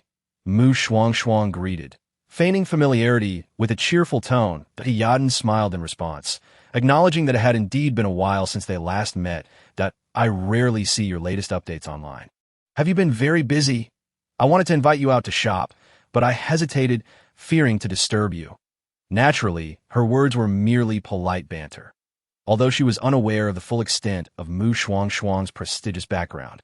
She knew that someone of her stature was not someone she could easily associate with Shuangshuang. Recognizing the underlying politeness, smiled slightly and replied, I've had some minor family matters to attend to recently. And now that I'm done, I thought I'd go out for some fresh air and find someone to accompany me shopping. I wonder if Miss He is free tomorrow. How could I refuse such a rare invitation from Miss Mu? Hiyan replied playfully, not at all surprised by this response. Shuangshuang finalized the time and place for their meeting before hanging up the phone. The following afternoon, Shuangshuang arrived at the mall as agreed. This particular shopping center was situated in Kyoto, where every inch of land was precious. Nestled in the bustling commercial district's main thoroughfare, IT was a high-end mall that combined shopping, entertainment, dining, and hospitality. Those who frequented this establishment were either wealthy or influential, as even the minimum expenditure within was in the hundreds of thousands, making it inaccessible to the average citizen. Miss Mu, over here. Hiyan had arrived early to create a favorable impression, waiting at the mall entrance in her car. Hearing her assistant Xioshu's prompt that Shuangshuang had arrived, she immediately alighted from the vehicle and waved to her from a distance. Upon hearing the call, Shuangshuang turned her head to see Hiyan approaching. A subtle smile gracing her face, she remained in place, waiting for Hiyan and Xioshu to draw near before warmly inviting them into the mall. Their every action was captured by nearby reporters stationed for this purpose. Director, do you think this shot works? A slender, tall reporter cautiously handed his digital camera to a robust man beside him. The man did not take the camera, but merely glanced at the photos taken. Deeming them satisfactory, he then replied authoritatively, "You handle it as you see fit." The reporter, hearing this, wore a bitter smile, regretting his previous decisions. Why had he, in a moment of folly, sought to exploit Shuangshuang's illustrious background to elevate his own status in the industry and attract a wealthy partner? Who could have foreseen? Enough said, let's not dwell on it. It's time to focus on the task at hand, he thought, reminding himself that he had at least secured a foothold in the industry and was now earning a living. Unbeknownst to him, this reporter was among those who had previously attempted to track Shuangshuang and was apprehended by the undercover agents protecting her. That a few minutes later, news of Shuangshuang shopping with Yaden surfaced online. Oh, that young lady who vanished for nearly a month has reappeared. It seems she has a close relationship with Yaden, returning from her absence to shop with her. Yaden has acquired such a distinguished lady. It is likely that no one in the circle will dare to provoke her henceforth. The online community buzzes with speculation. This sentiment is indeed shared among other celebrities. Some have even made foolish moves, attempting to intercept Shuangshuang and establish connections with her. Meanwhile, news of this situation swiftly reached Shuangshuang's side. Jing Pei hastened to her, whispering, "A few well-known celebrities and internet influencers, along with some reporters, have arrived outside." Upon hearing this, Shuangshuang's eyes flickered momentarily, but she was not surprised. "It's fine. Let them in." However, regarding the online discourse, ensure our people remain vigilant and don't allow anyone to dictate the narrative. She communicated softly to Jing Pei, tilting her head slightly. Jing Pei observed the composure that Shuangshuang had gained over the past month, a hint of something unusual crossing his dark eyes. He nodded in understanding and turned to leave. That Yaden, watching Jing Pei depart, recalled the indistinct voices she had just heard and inquired tentatively, "Is something happening?" "It's nothing major. Merely our shopping outing was captured by reporters and shared online. Now, a few celebrities and influencers have come looking for me," Shuangshuang replied candidly, detailing the situation outside. Yaden frowned slightly upon hearing this. She raised her eyes to gauge Shuangshuang's expression, but discerned nothing, leading her to hesitate and ask, "Should we return now? Why should we go back?" "Let us continue our shopping," Shuangshuang countered, fully aware of Yaden's concerns, yet deliberately shaking her head in refusal. She desired those celebrities to seek her out, as it would provide her an opportunity to generate buzz. Furthermore, if there were developments from Hua Xiaohui's side, allowing her to release the latest news, that would be even better. As Shuangshuang contemplated, she and Yaden continued to explore them all. They purchased inconsequential yet amusing trinkets suitable for their age, drawing no suspicion.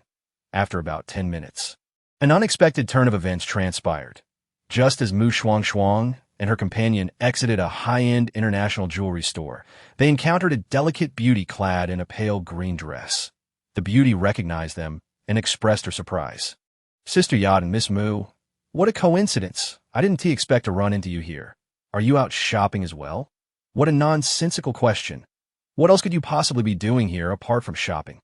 Shuangshuang replied, her tone laced with a natural arrogance that befitted a young lady in her previous life. Although she had transitioned to singing, she later utilized her experience in television to direct, acquiring numerous acting skills in the process. The beauty was momentarily taken aback, her smile faltering. Yaden, watching from the side, struggled to suppress a laugh. She coughed lightly to mask her amusement and said with a smile, "Indeed, what a coincidence. Are you here shopping alone?" "Yes, I came by myself," the beauty replied, though her gaze was fixed on Shuangshuang. Noticing Shuangshuang's lack of discontent, her brown eyes glimmered with intrigue as she tentatively suggested, "Since we've met, why not shop together?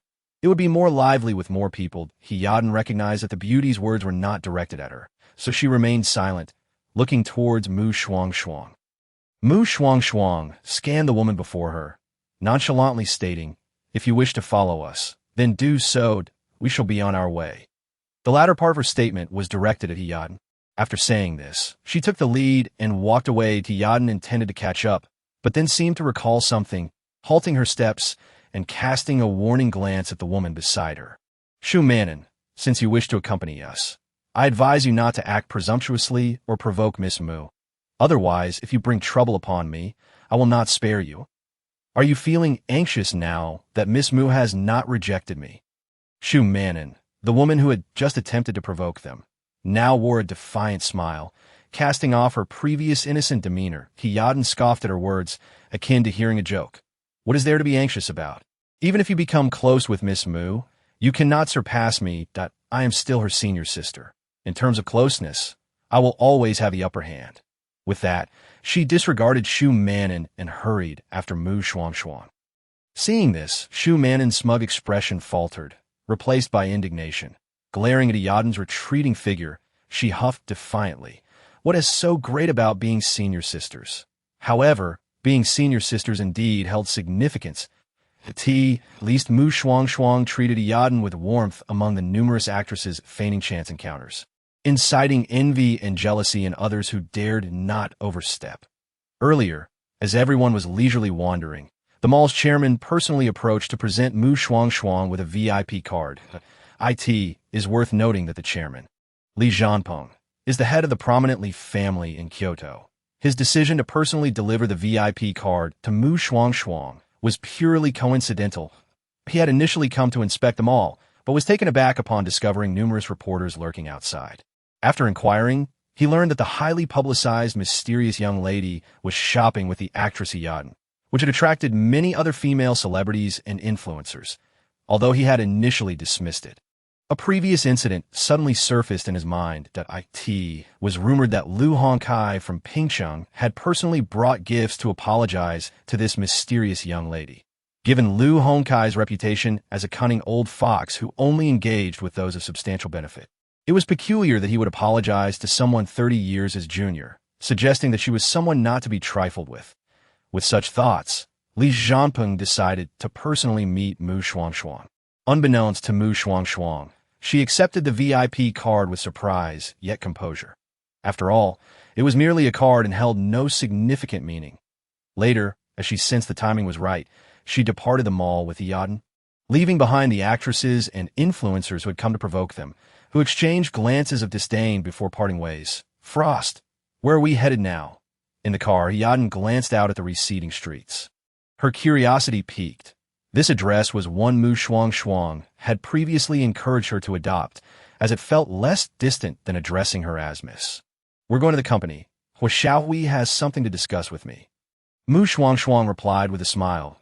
It turned out that not long ago, Xiaohui had organized all the entertainment materials he had brought back from the other world and reached out to Shuangshuang.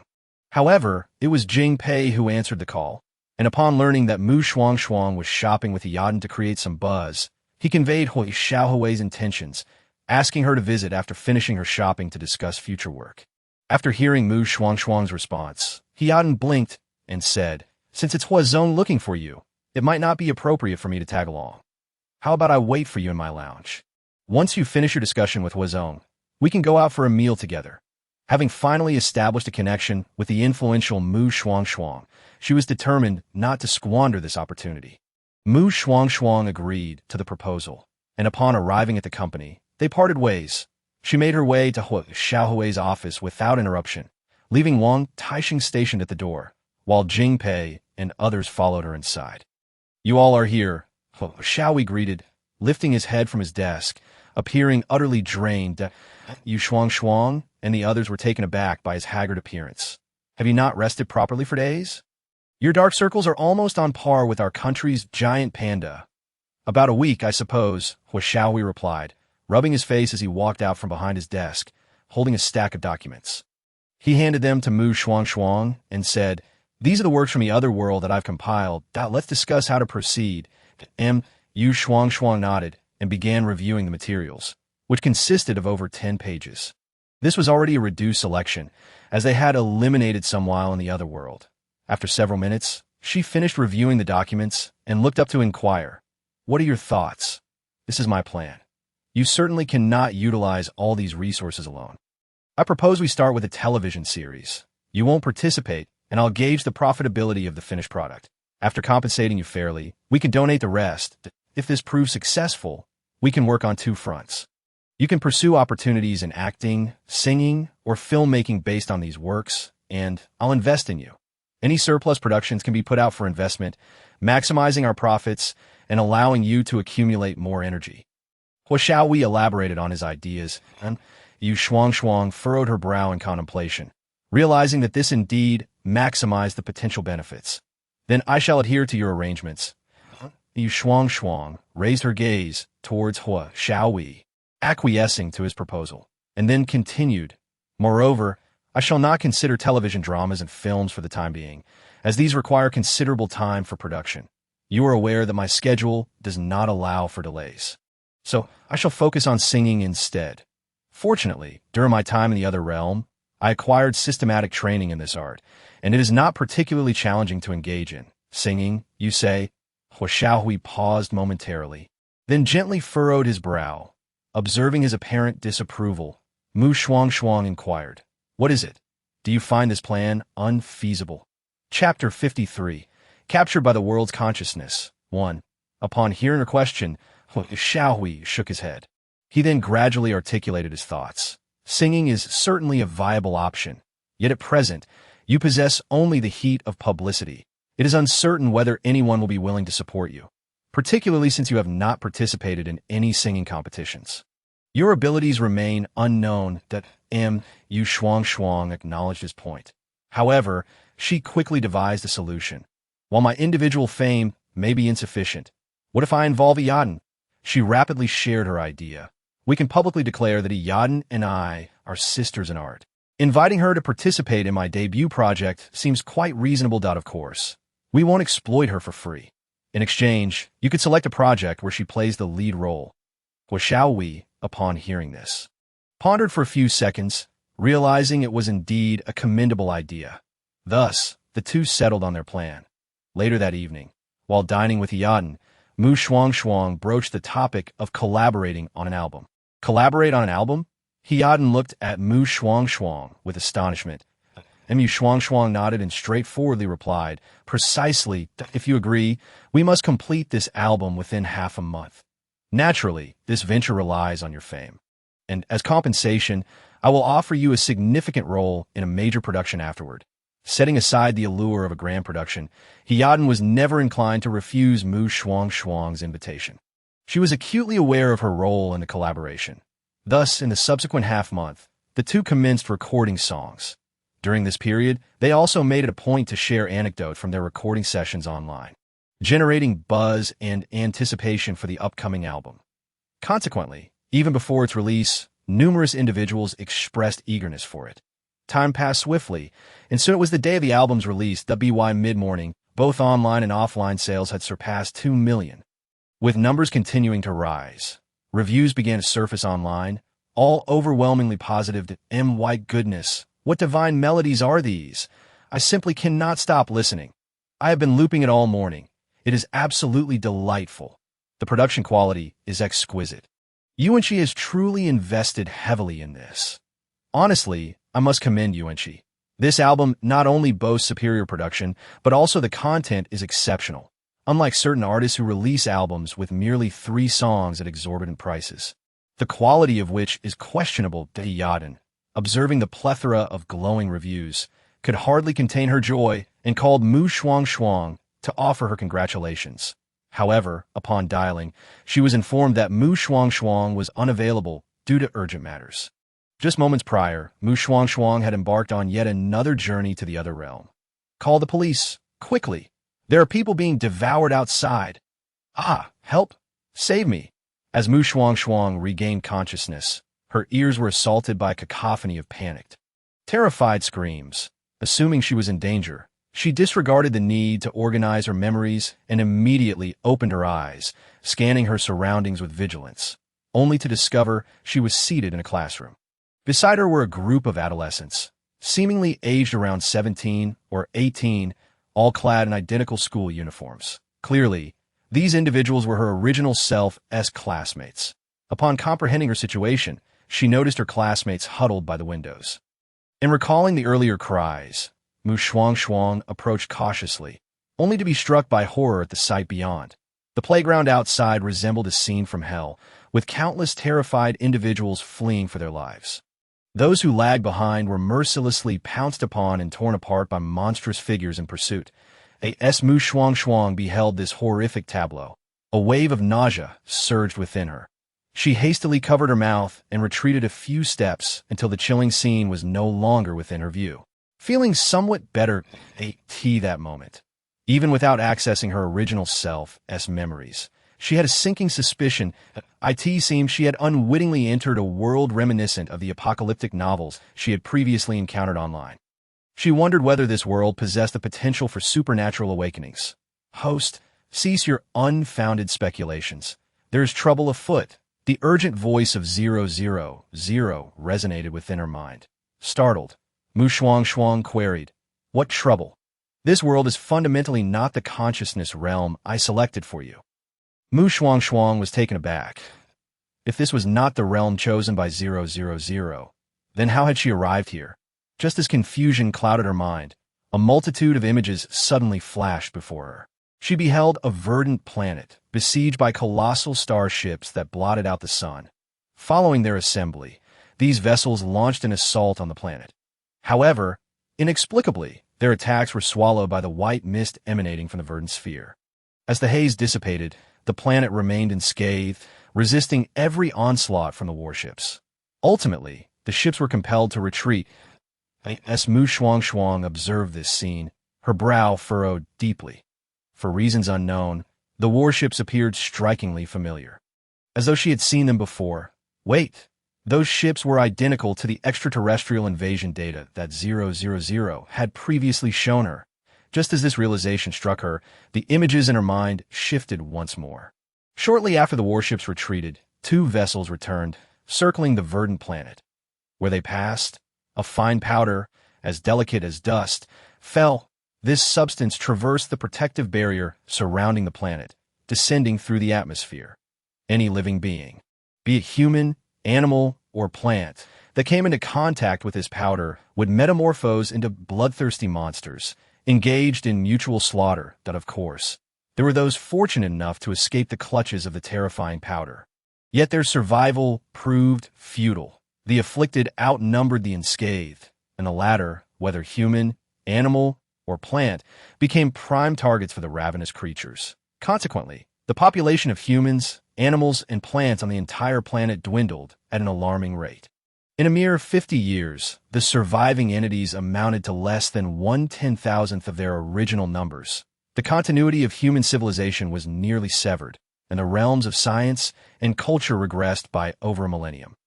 This was a monumental blow to both humanity and the planet itself. Should you, a being from another realm, succeed in averting this catastrophe, I shall grant you a sliver of stellar core power to nurture your home planet.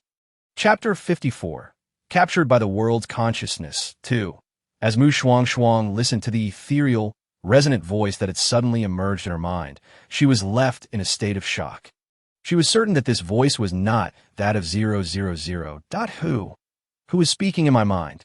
Host, I'm not the one speaking, Shuangshuang replied. I know it is not you. After a brief pause, she recounted the scene that had unfolded in her mind and the mysterious voice that had followed. After a moment of contemplation, 000 suddenly said, Host, I may have identified the source of that voice. Who is it? Shuangshuang inquired with curiosity at this revelation. Shuangshuang exhaled with relief, yet fell silent. The burden of being the savior of this world weighed heavily upon her. She was merely slightly more capable than an ordinary individual. Even if she were to begin rigorous training in martial arts, it would require time. Host, there's no need to despair.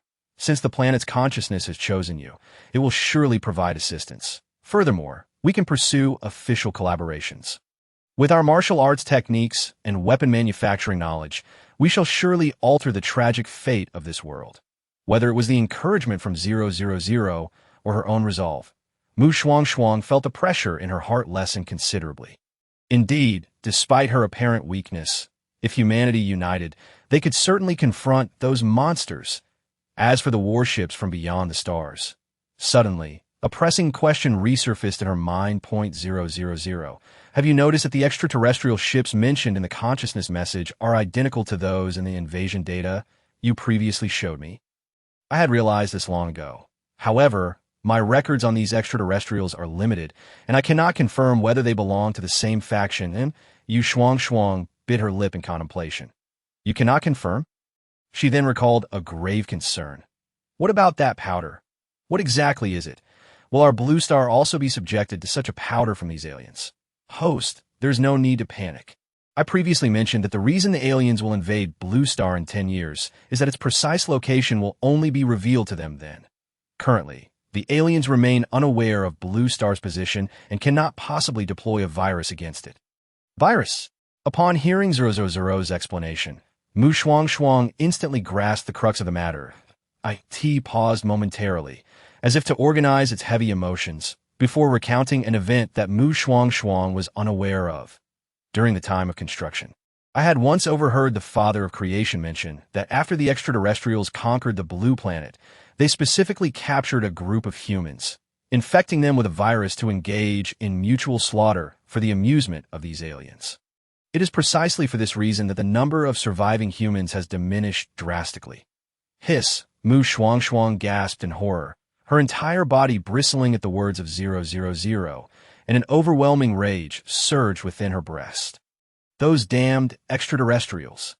One day, I shall make you turn on each other for our entertainment. After finishing her thoughts, she shifted her tone, speaking earnestly. Thus, we must diligently fulfill the task assigned to us by the consciousness of this planet. The very fact that this planet's consciousness can keep those aliens at bay, forcing them to unleash viruses to internally dismantle the planet, indicates that it is a highly advanced world that if we could acquire even a fragment of its core power to nourish our blue planet, it would undoubtedly extend the duration before we are exposed to the aliens. Shuangshuang was unfamiliar with the concept of core power, but upon hearing that it could delay the discovery of the blue planet by extraterrestrials, she resolved to obtain this core power at all costs. With determination, she began to absorb the memories of this body. The original owner was named Yen Xiaoxia, a 17-year-old girl among the many orphans of the Xia nation, known for her vivacious and cheerful demeanor. After completing 9 years of compulsory education, she diligently worked to support her studies, achieving commendable results. Had it not been for the advent of this apocalypse, she might have had a bright future ahead. But in this world, there are no ifs. In fact, the original owner did not survive even the first day of the apocalypse. While fleeing with her classmates, she was pushed by an unknown assailant, falling to the ground where she was immediately overwhelmed and devoured by the pursuing zombies. The original owner had no grand aspirations. She merely wished to live. This was a simple enough desire, Shuangshuang mused, as she collected her thoughts, focusing on the present circumstances. Despite her lengthy conversation with 000, less than 5 minutes had actually passed. Listening to the frantic arguments of her classmates around her, she furrowed her brow tightly.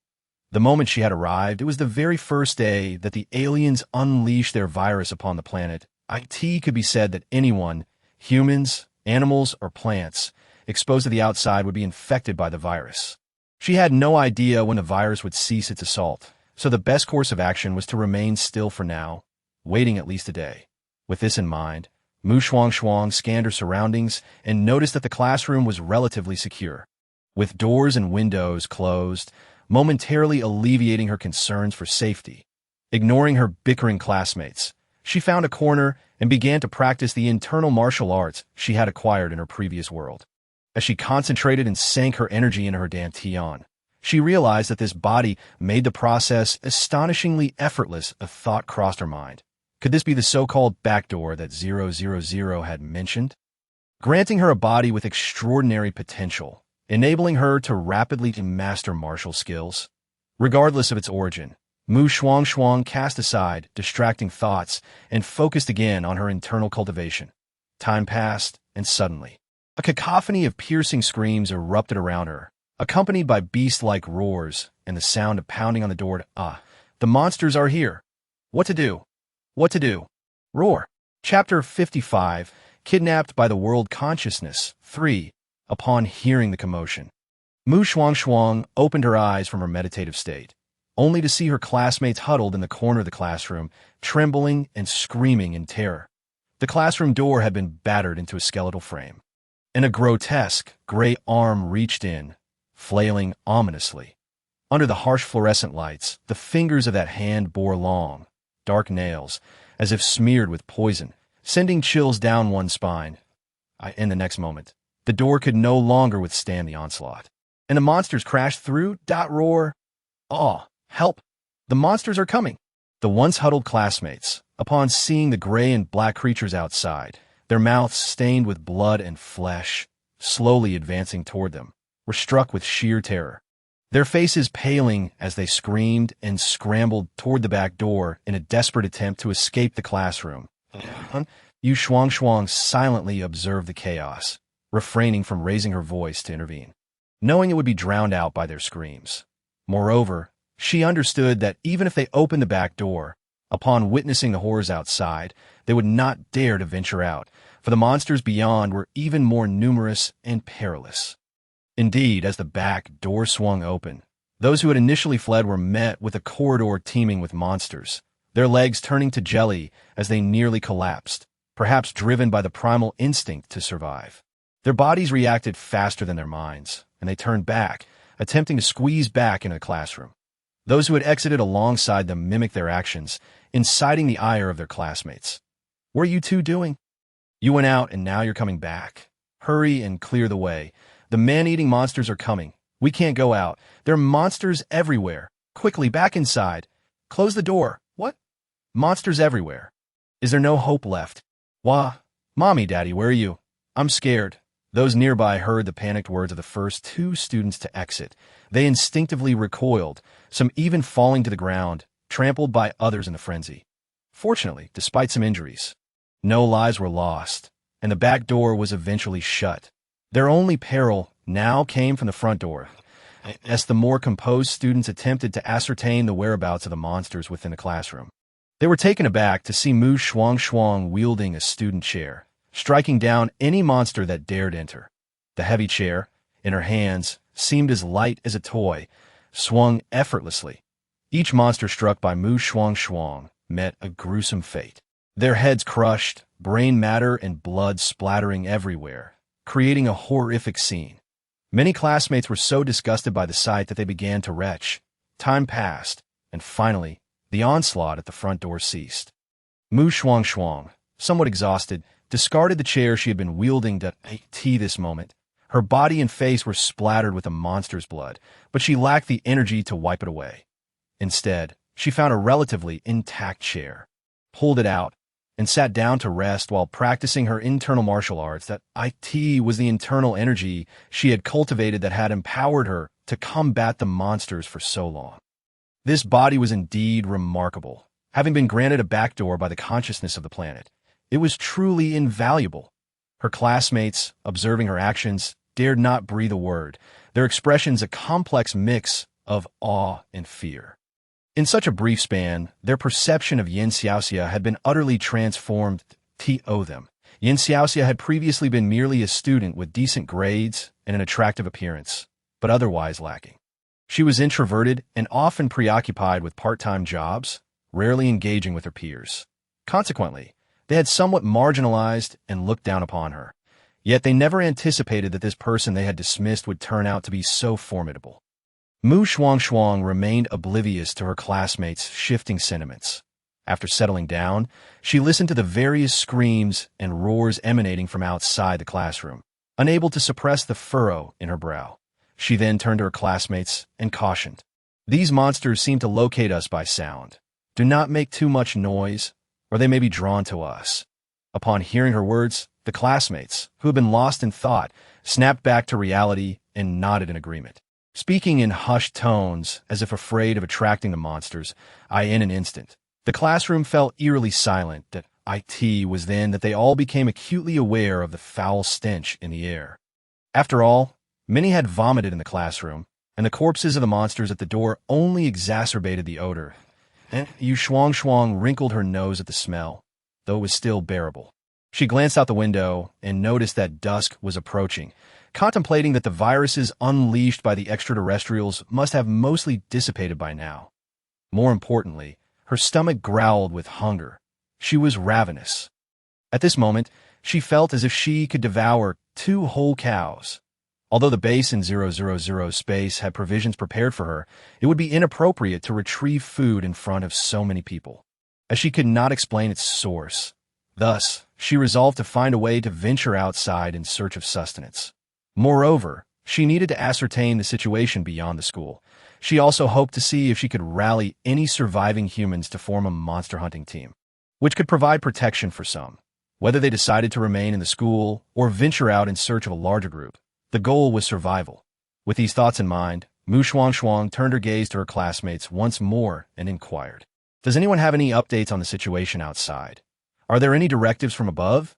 "Yes, they instructed us to refrain from going outside for the time being and to await further information." A student promptly responded, speaking in a voice barely above a whisper, clearly recalling Shuangshuang's earlier admonitions. That Shuangshuang nodded and then asked, "Is the police station's phone still operational?" "The phone lines have long since ceased to function, and even the internet connection is sporadic at best." A classmate responded once again, while others curiously inquired, "Yin Tongxue, do you have something to discuss? Or is there someone you wish to contact?" In response, Shuangshuang did not conceal her intentions and candidly expressed, "I wish to attempt reaching out to someone from the authorities to inquire about our next course of action. After all, we cannot remain hidden within the confines of the school indefinitely." "Why can't we?" she continued. "Because we require sustenance and hydration. How much food do you believe the school has stored to sustain us?" Shuangshuang directed a pointed gaze at the questioning classmate, who faltered as if wounded in pride and somewhat embarrassed. Yet, no one paid him any mind. Thanks to Shuangshuang's reminder, the classmates, who had momentarily forgotten their hunger, were now acutely aware of it. They uncomfortably rubbed their empty stomachs and began to murmur among themselves, "I'm so hungry." It dawned on them that aside from a modest breakfast that morning, they had not eaten lunch or dinner, and some had even skipped breakfast entirely, enduring an entire day without food. The classmate who had just been chastised by Shuangshuang now flashed a calculating glimmer in his dark eyes upon hearing the murmurs around him. Then he addressed Shuangshuang with an air of entitlement. "Yin Xia, since you were so capable, why don't you fetch us some food? We are all starving, and I presume you are quite hungry as well." As those words left her lips, the other classmates turned their eager gazes towards Shuangshuang. She took note of their expressions, finding amusement in the audacity of the girl who had spoken earlier. Raising an eyebrow, she replied, "You are correct.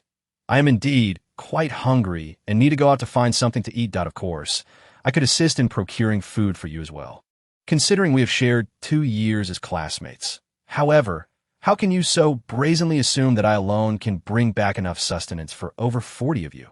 As soon as she finished speaking, the expressions of her classmates froze in place. After all, they were merely teenagers, at an age where pride was paramount. Moreover, Shuangshuang's argument was sound, leaving them at a loss for a counterpoint. An uneasy silence enveloped the room. Unfazed, Shuangshuang continued, "If you wish to find food, then select a few individuals to accompany me outside. No, we can't go out. The outside is teeming with monsters. We would surely perish. I refuse to go out. Let anyone who wishes to do so, go." The classmates erupted in a cacophony of protest. In short, the consensus was that leaving the classroom was out of the question. Observing this, Shuangshuang remained composed. Sitting comfortably in her chair, it was the same girl who had initially instigated the situation who attempted to morally manipulate Shuangshuang again.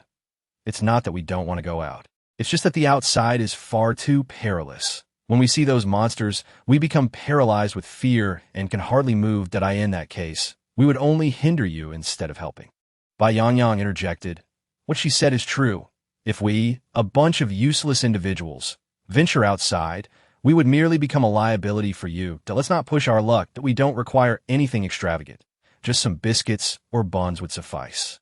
"We are not picky eaters," Bai Yangyang declared, her tone dripping with condescension. Shuangshuang listened to their remarks, her irritation bubbling beneath the surface as she observed the others embodying a mindset of weakness. expecting to be protected. You are truly astonishingly casual, she remarked sarcastically, rising from her chair and casting a cold, sweeping glance over everyone present. If you do not accompany me, what grounds do you have to believe that I would take it upon myself to look after you? Individuals who only drag me down. Her words were a searing indictment of the entire class. In an instant, many felt offended, pointing fingers at Shuangshuang and demanding, "Who do you call useless, Yin? What's that? You believe you are not useless.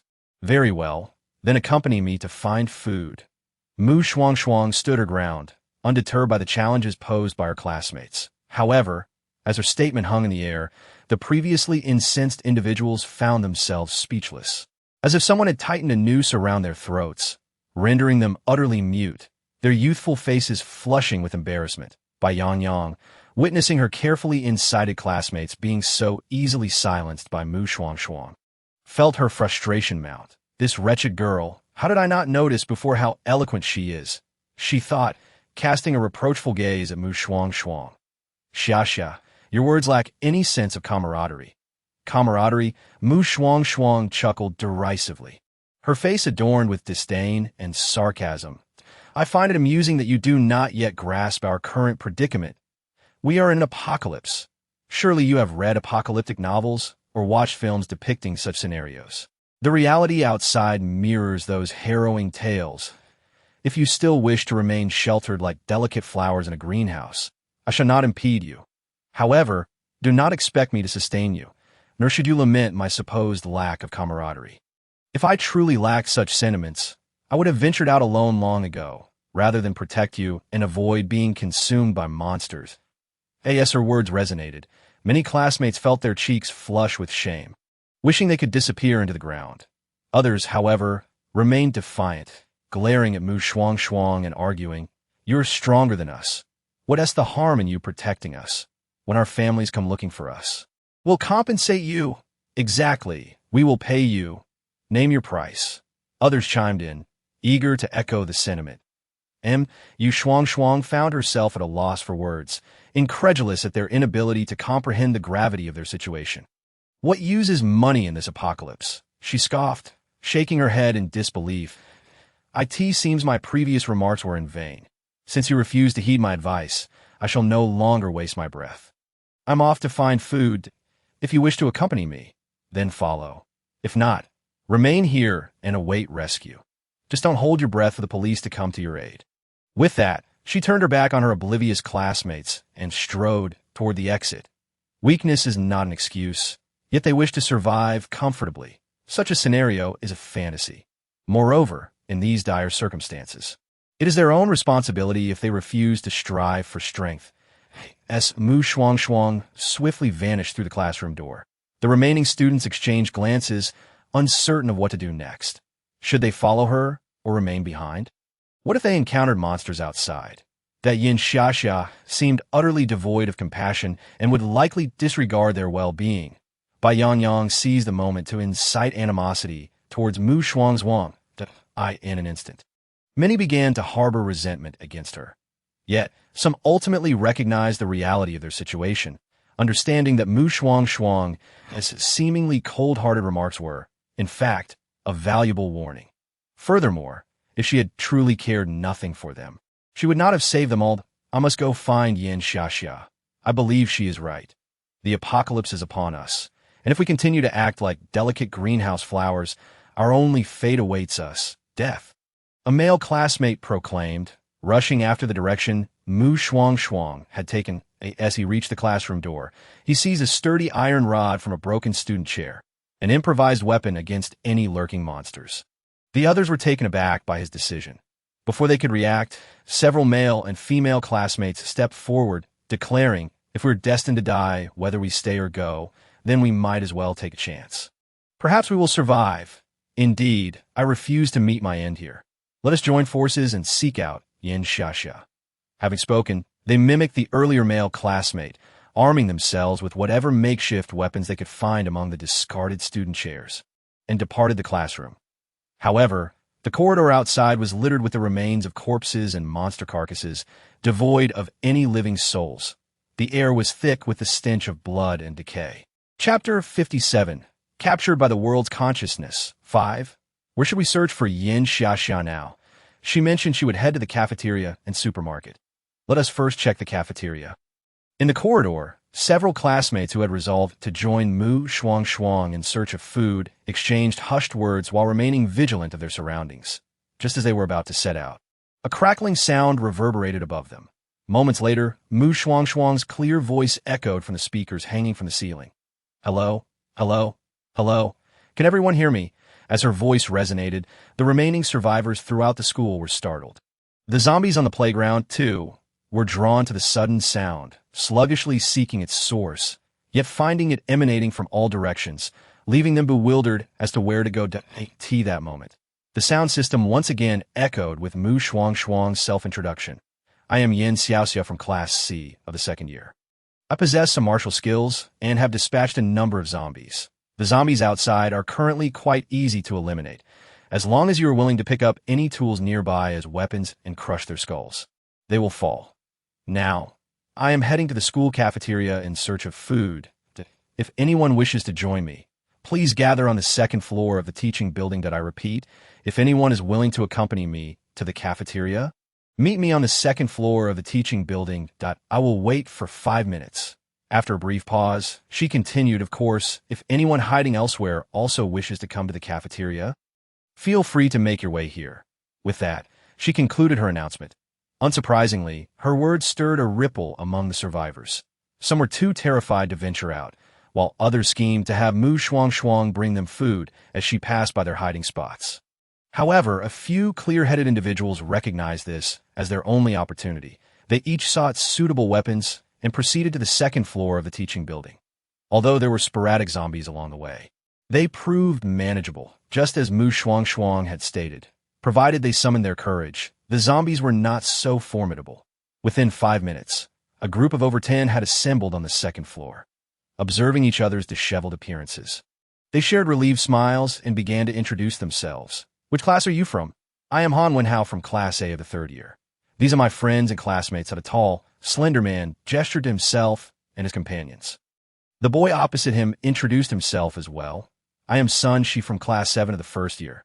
These are my brothers. Just as they were getting acquainted, Shuangshuang descended the stairs, wielding a formidable Tang Dao, still dripping with the foul-smelling blood of her recent encounters. Clad in a striking red and white ensemble that bore the marks of countless slain zombies, she emerged like a demon from the depths of hell, exuding an aura that instilled fear.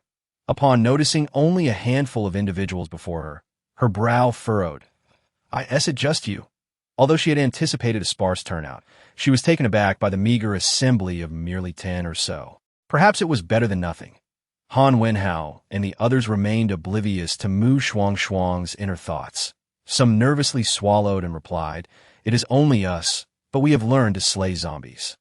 Seemingly concerned that she might doubt their claims, they raised their weapons, showcasing the marks as proof of their experience.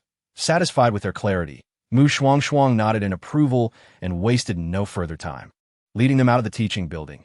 Outside on the playground, numerous zombies drifted aimlessly. Be cautious and refrain from making excessive noise.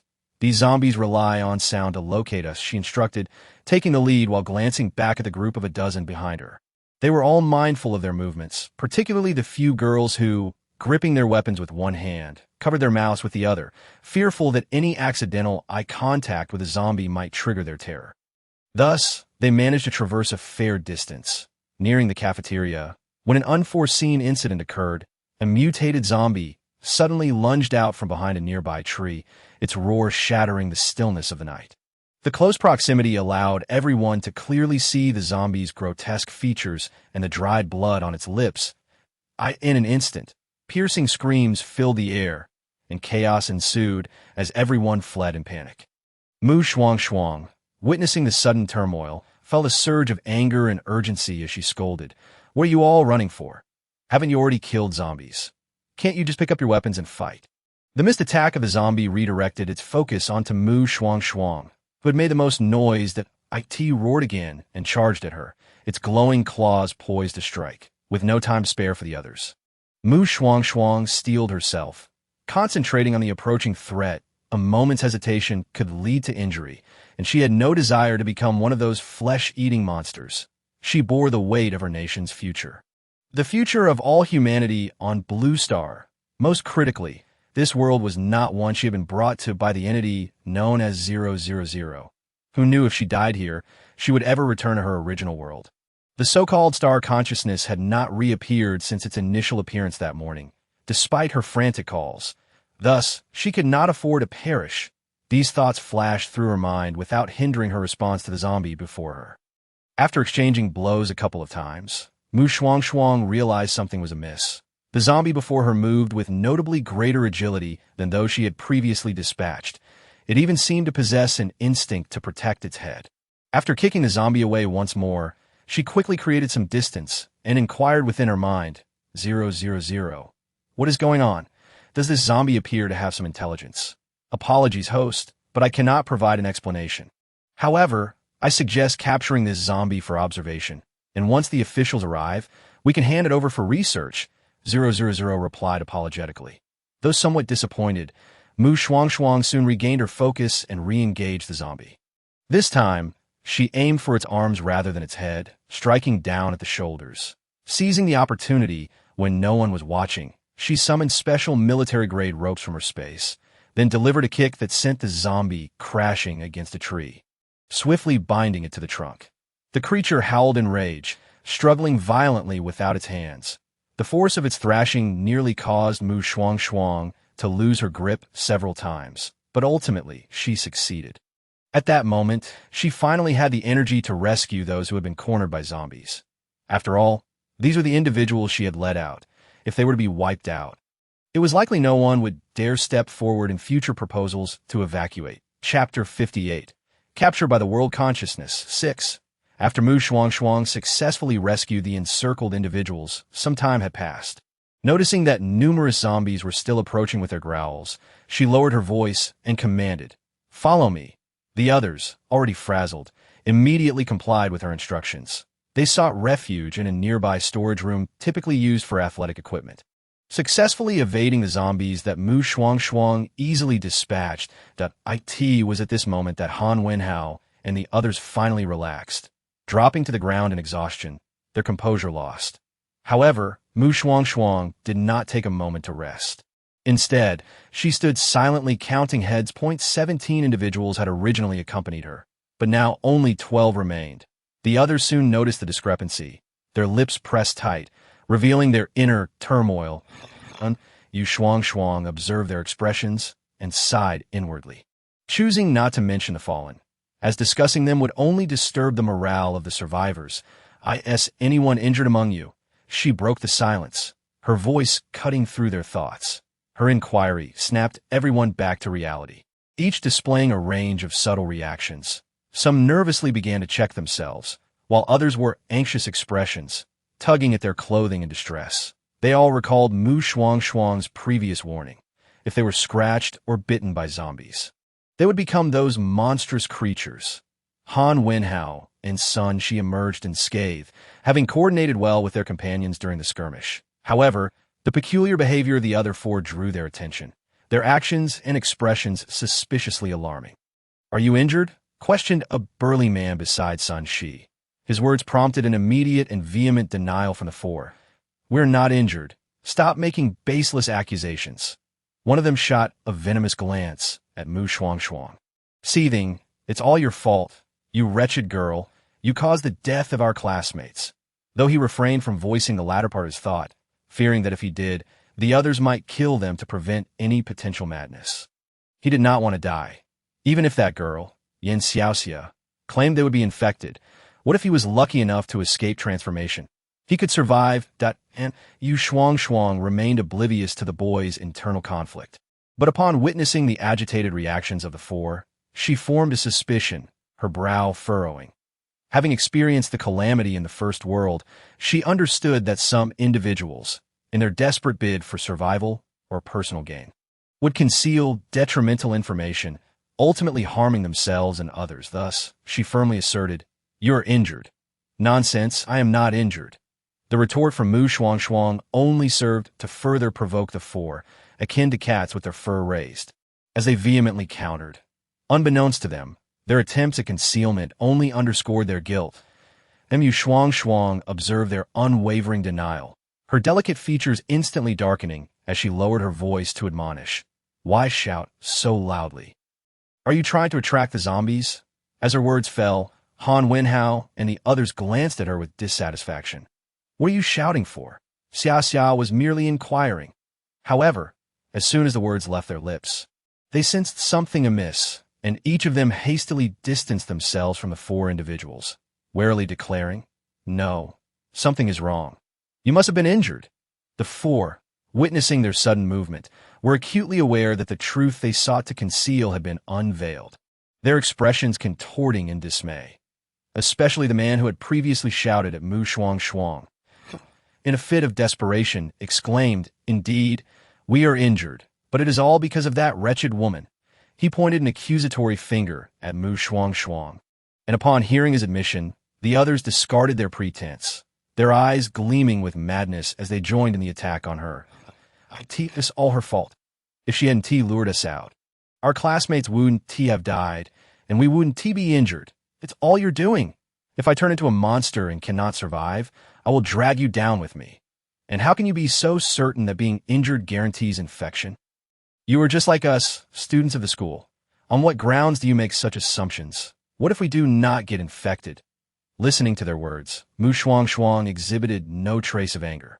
Instead, she remained remarkably calm. In contrast, Han Wenhao and his companions furrowed their brows in contemplation. They considered that the man's statement held some truth. Yin Xiaxia, like them, was a student of the school, and there were matters unknown to them that she could not possibly be aware of. Realizing this, one among them could not help but plead for the injured four. Xia, perhaps we should observe a little longer. Maybe the situation is not as dire as you think. Shuangshuang cast a disapproving glance at the speaker. Have you never seen a pig run if you haven't eaten one? Do you truly believe there are so many zombies in the school for no reason? She fixed her gaze on him, presenting her arguments with clarity. You all know very well that the majority of zombies at this time move slowly. If one is swift, it is indeed possible to escape and find a safe place to hide. When we exited the teaching building, you witnessed the gruesome scene on the first and second floors. If those who managed to escape had not mutated, how could those classmates in the classrooms have encountered such misfortune? As her words settled, the one who had previously pleaded was left speechless, their spirits dampened. The four who had initially harbored a glimmer of hope were now gripped by an overwhelming fear of the unknown mutations. Their teeth chattering and bodies trembling. That T1T happen. It 1T happen. They murmured, seemingly contradicting Shuangshuang's assertions while simultaneously attempting to reassure themselves. Witnessing their distress, Shuangshuang felt a pang of sorrow in her heart, intensifying her hatred for the extraterrestrial beings responsible for this hellish world. If it were not for those aliens, this world should be thriving like Blue Star, filled with a promising future. Cursed aliens. Just wait. Once I master extraordinary technology and become formidable, I shall ensure none of you remain. Just as Shuangshuang vowed silently, the condemned force suddenly lunged at her in a frenzy. It's all your fault for luring us out. If we become monsters, we will drag you down with us. You must join us in becoming monsters. The four, who had initially spoken fiercely, found themselves screaming in terror as they were hurled away before they could finish their threats. With a cold expression, Shuangshuang lightly flicked her pant leg, as if brushing off dust. She had anticipated that these four would turn on her once they realized their fate was sealed. So when they attacked, she calmly stepped back, employing a swift and shadowless kick infused with a hint of internal energy, effortlessly dispatching them. Chapter 59. Captured by the world as consciousness. 7. You claim I have harmed you. But you made your own choices, willingly following me to seek food that I neither coerced nor threatened you. Shuangshuang stood in the center of the warehouse, looking down upon the four whom she had kicked away. The moonlight streamed through the window, illuminating her form, and with the datang knife in her hand, she resembled a merciless demon, fierce and formidable, that I once admired your courage in such dire circumstances to seek food. You are truly men, but it seems I overestimated you. Xia was correct. This matter could not be blamed on her. Coming to her senses, Sun Shi immediately echoed Shuangshuang's sentiments, condemning the four. Han Wenhao cast a peculiar glance at Sun Shi but refrained from disputing her words. Just as Shuangshuang had asserted, they had voluntarily chosen to venture out in search of food. And whether they lived or died could not be laid upon her shoulders. Just as Han Wenhao intended to persuade the four, they suddenly began to convulse, emitting guttural sounds akin to a beast. Upon witnessing this, Shuangshuang's expression shifted abruptly. This is bad. They're about to mutate. Everyone, get away! No sooner had she spoken than one of them had successfully mutated, their eyes turning white as they lunged toward Shuangshuang. Mouth agape, ready to bite. Roar! The sound of the tang knife severing the neck echoed. The headless zombie fell straight to the ground, blood splattering onto Shuangshuang. Fortunately, she had tilted her head just in time, preventing the blood from spraying onto her face. Otherwise, the consequences of the viral blood entering her mouth would have been unimaginable. Without hesitation, she swiftly dispatched the other three who were on the brink of mutation. At that moment, the others regained their senses. They looked at the four headless corpses, then at Shuangshuang, and finally at the blood-soaked tang knife, a chill creeping up from their feet, their hearts heavy with fear and despair for the future. Shuangshuang felt equally unsettled, but, upon observing the expressions on the faces of the others, she endeavored to maintain her composure. They have begun to mutate. If I do not act, they will not spare us. We understand. Han Wenhao and Sun Shi acknowledged Shuangshuang's intentions, their faces solemn as they nodded. Seeing their understanding, Shuangshuang ceased further explanations. She raised her head, peering through the door crack at the increasing number of zombies outside. Tightening her grip on the tang knife, her jaw set firmly. We cannot remain here any longer. Their screams have attracted the zombies from the school that we must evacuate quickly, ideally making a direct dash for the cafeteria. Then let us leave now. Without hesitation, Han Wenhao and Sun Shi readily agreed with Shuangshuang's proposal. She nodded, directing, I will lead the way. Xiao Tian, I perceive you possess some skills. You must assist Sun Shi at the rear. Is that acceptable? Xiao Tian, the hefty man who had questioned the injured for earlier, glanced at Sun Shi and solemnly nodded. Yes. The group cautiously exited the warehouse. At this moment, more than a dozen zombies had already approached. Emitting excited growls, Shuangshuang called out, Stay close, as she charged forward, gripping the tang knife. The others, unwilling to lag behind, immediately followed suit. They worked in tandem and, after several minutes, managed to clear a wave of approaching zombies. The ground was strewn with corpses, and each of them seemed drenched in the foul-smelling blood, gasping for breath. Were it not for the distant zombies still closing in behind them, they would have gladly collapsed onto the ground. Shuangshuang was no better off. Despite her internal energy, she was exhausted, her arms feeling as if they bore 1,000 pounds. Even holding the tang knife had become a struggle. We must hurry. We cannot linger in this place. Taking a deep breath, Shuangshuang imparted this urgent message, then resolutely turned toward the cafeteria. The others, seeing her determination, supported one another and stumbled forward. Fortunately, they were not far from the cafeteria, and having dealt with the zombies within a 300-meter radius, they soon arrived at the cafeteria door. Bang, bang, bang. Open the door. Shuangshuang stood before the glass door, knocking. Bathed in moonlight, she noticed the door was locked from the inside, indicating that someone was indeed within. Yet, after a minute passed, there was no response from inside the cafeteria, and Shuangshuang's brow furrowed tightly, and the voices of her companions echoed with uncertainty. Could it be that everyone inside has mutated? It should not be possible. If they had mutated, the zombies would have appeared in response to Xia's knocking just now. Could it be that those inside do not wish for us to enter? That is entirely plausible. Shuangshuang concurred with this assessment. After all, in these uncertain times, a school cafeteria symbolized resources. With food and drink available, those who guarded it would be reluctant to share with others. Although she understood this reasoning, it did not mean she would concede the resources within.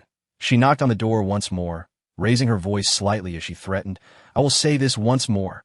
Open the door. If you do not blame me for kicking it down. To demonstrate that her threats were not mere bluster, she raised her leg, Preparing to kick the door like a tea that moment, a hurried voice called from within. Don T, kick the door! Don't kick the door! Shortly thereafter, a woman in a cafeteria uniform rushed to the door, trembling as she swiftly unlatched the metal chain securing the glass door, welcoming Shuangshuang and the others inside. Upon entering the cafeteria, Shuangshuang and her companions were immediately enveloped by the tantalizing aroma of food in the air, stirring their suppressed hunger into a tempestuous wave that could no longer be contained. Auntie, is there still food available? Son, she could no longer restrain himself, adopting a docile demeanor typically reserved for elders as he inquired. Little did he know, his endearing appearance did not evoke the expected warmth in the auntie. Instead, it sent her recoiling several steps back in fear, as though she had encountered something terrifying, her eyes wide with trepidation as she exclaimed, "Don't come any closer." It was not surprising that the auntie reacted so strongly. The current appearance of Sun Shi and his group was indeed difficult to accept without a modicum of psychological fortitude, especially considering the fierce manner in which they had battled zombies outside, a sight that had not escaped her notice. Observing the auntie's fearful expression, Sun Shi's smile froze instantly. The others could not help but burst into laughter. Unfazed by the commotion behind her, Shuangshuang fixed her gaze ahead. Not far from her stood a group of approximately 10 individuals, both young and old, male and female, each holding spoons, kitchen knives, or wooden sticks, eyeing them warily. Within the cafeteria, Shuangshuang faced off against what were presumably the cafeteria staff. She noticed that several of the men bore clothing stained with dark red blood, clearly indicating they had encountered zombies. Contemplating this, Shuangshuang took the initiative to break the tense atmosphere, softly stating, "We mean no harm. We merely wish to procure some food that I am aware that the school typically stores enough rice and flour to feed all the faculty and students for a year." "Ah, I see. Lao Hu, please bring out some of the steamed buns and pickled vegetables we prepared," replied a burly man, seemingly the leader of the group, with a jovial tone as he beckoned to a man wielding a kitchen knife. However, Lao Hu hesitated, turning to the leader as if to voice his concerns, only to be silenced by a stern glare from the leader, compelling him to depart reluctantly. The Shuangshuang appeared oblivious to their exchange and directly sought out a clean table and chair in the cafeteria.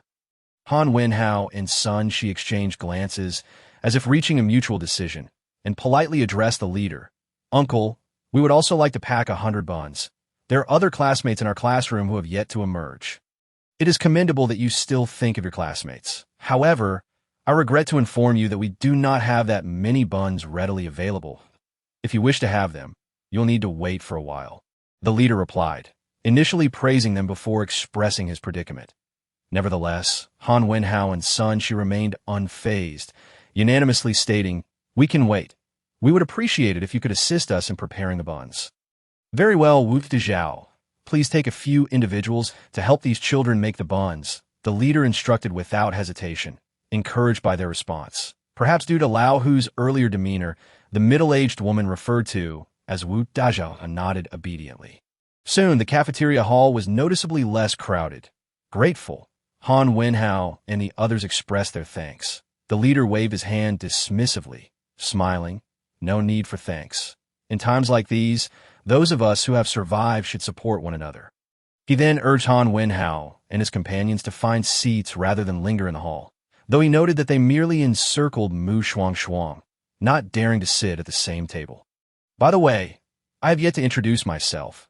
My name is Wang Lihui, and I'm the manager of this cafeteria," he said, directing his gaze towards Shuangshuang.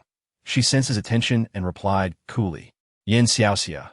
Han Wenhao and Sun Shi followed suit with their introductions. After learning their names and identities, Lao Hu returned with plates of buns, pickled vegetables, and dried meat.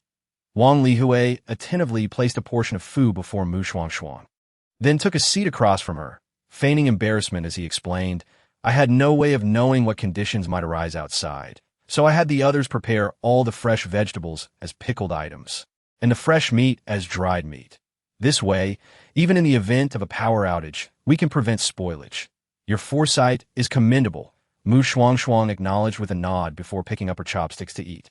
Her hunger overwhelming. Since her arrival, she had not consumed anything and had been exerting herself continuously. The others were no better, devouring their meals ravenously, ignoring the unpleasant odor emanating from their bodies in light of the pressing need for sustenance.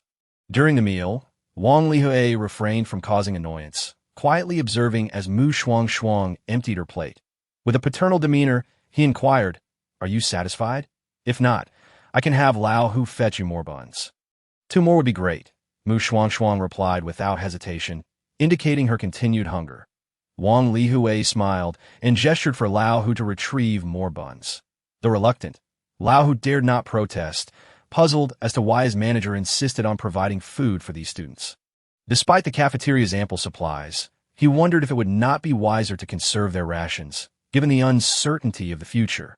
Once satiated, Shuangshuang regarded Wang Lihui, who had been patiently waiting for her attention, and stated directly, "Let us get to the point. What is it you wish to ask?" Young classmate, you are truly straightforward. I shall not beat around the bush." Wang Lihui praised her forthrightness before revealing the purpose of his presence. "I wish to know your plans moving forward. After today's upheaval, I have been monitoring the official updates. Initially, the authorities provided information online, advising those outside to find nearby places to take shelter and urging those indoors to remain there. However, that communication ceased, and the internet has become unusable, with phones failing to connect. This situation mirrors the apocalyptic novels I have encountered. Is this indeed the onset of the end times?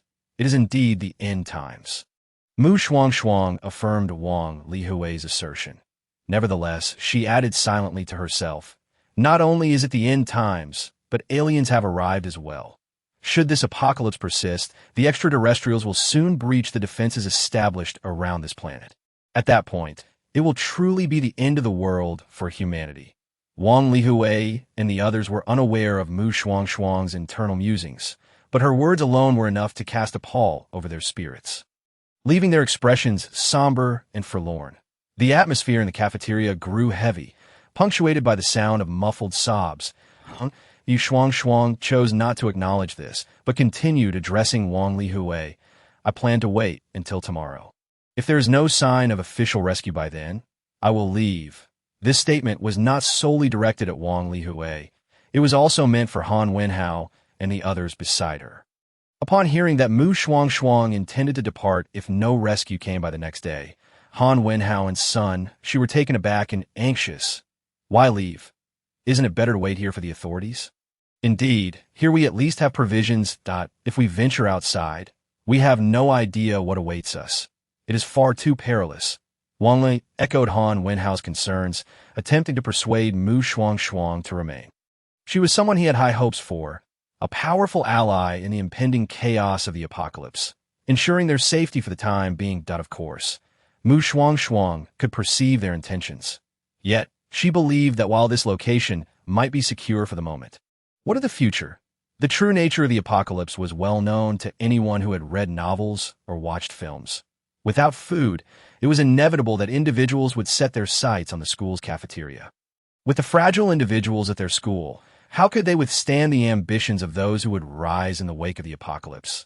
The only entity we can trust now is the authorities.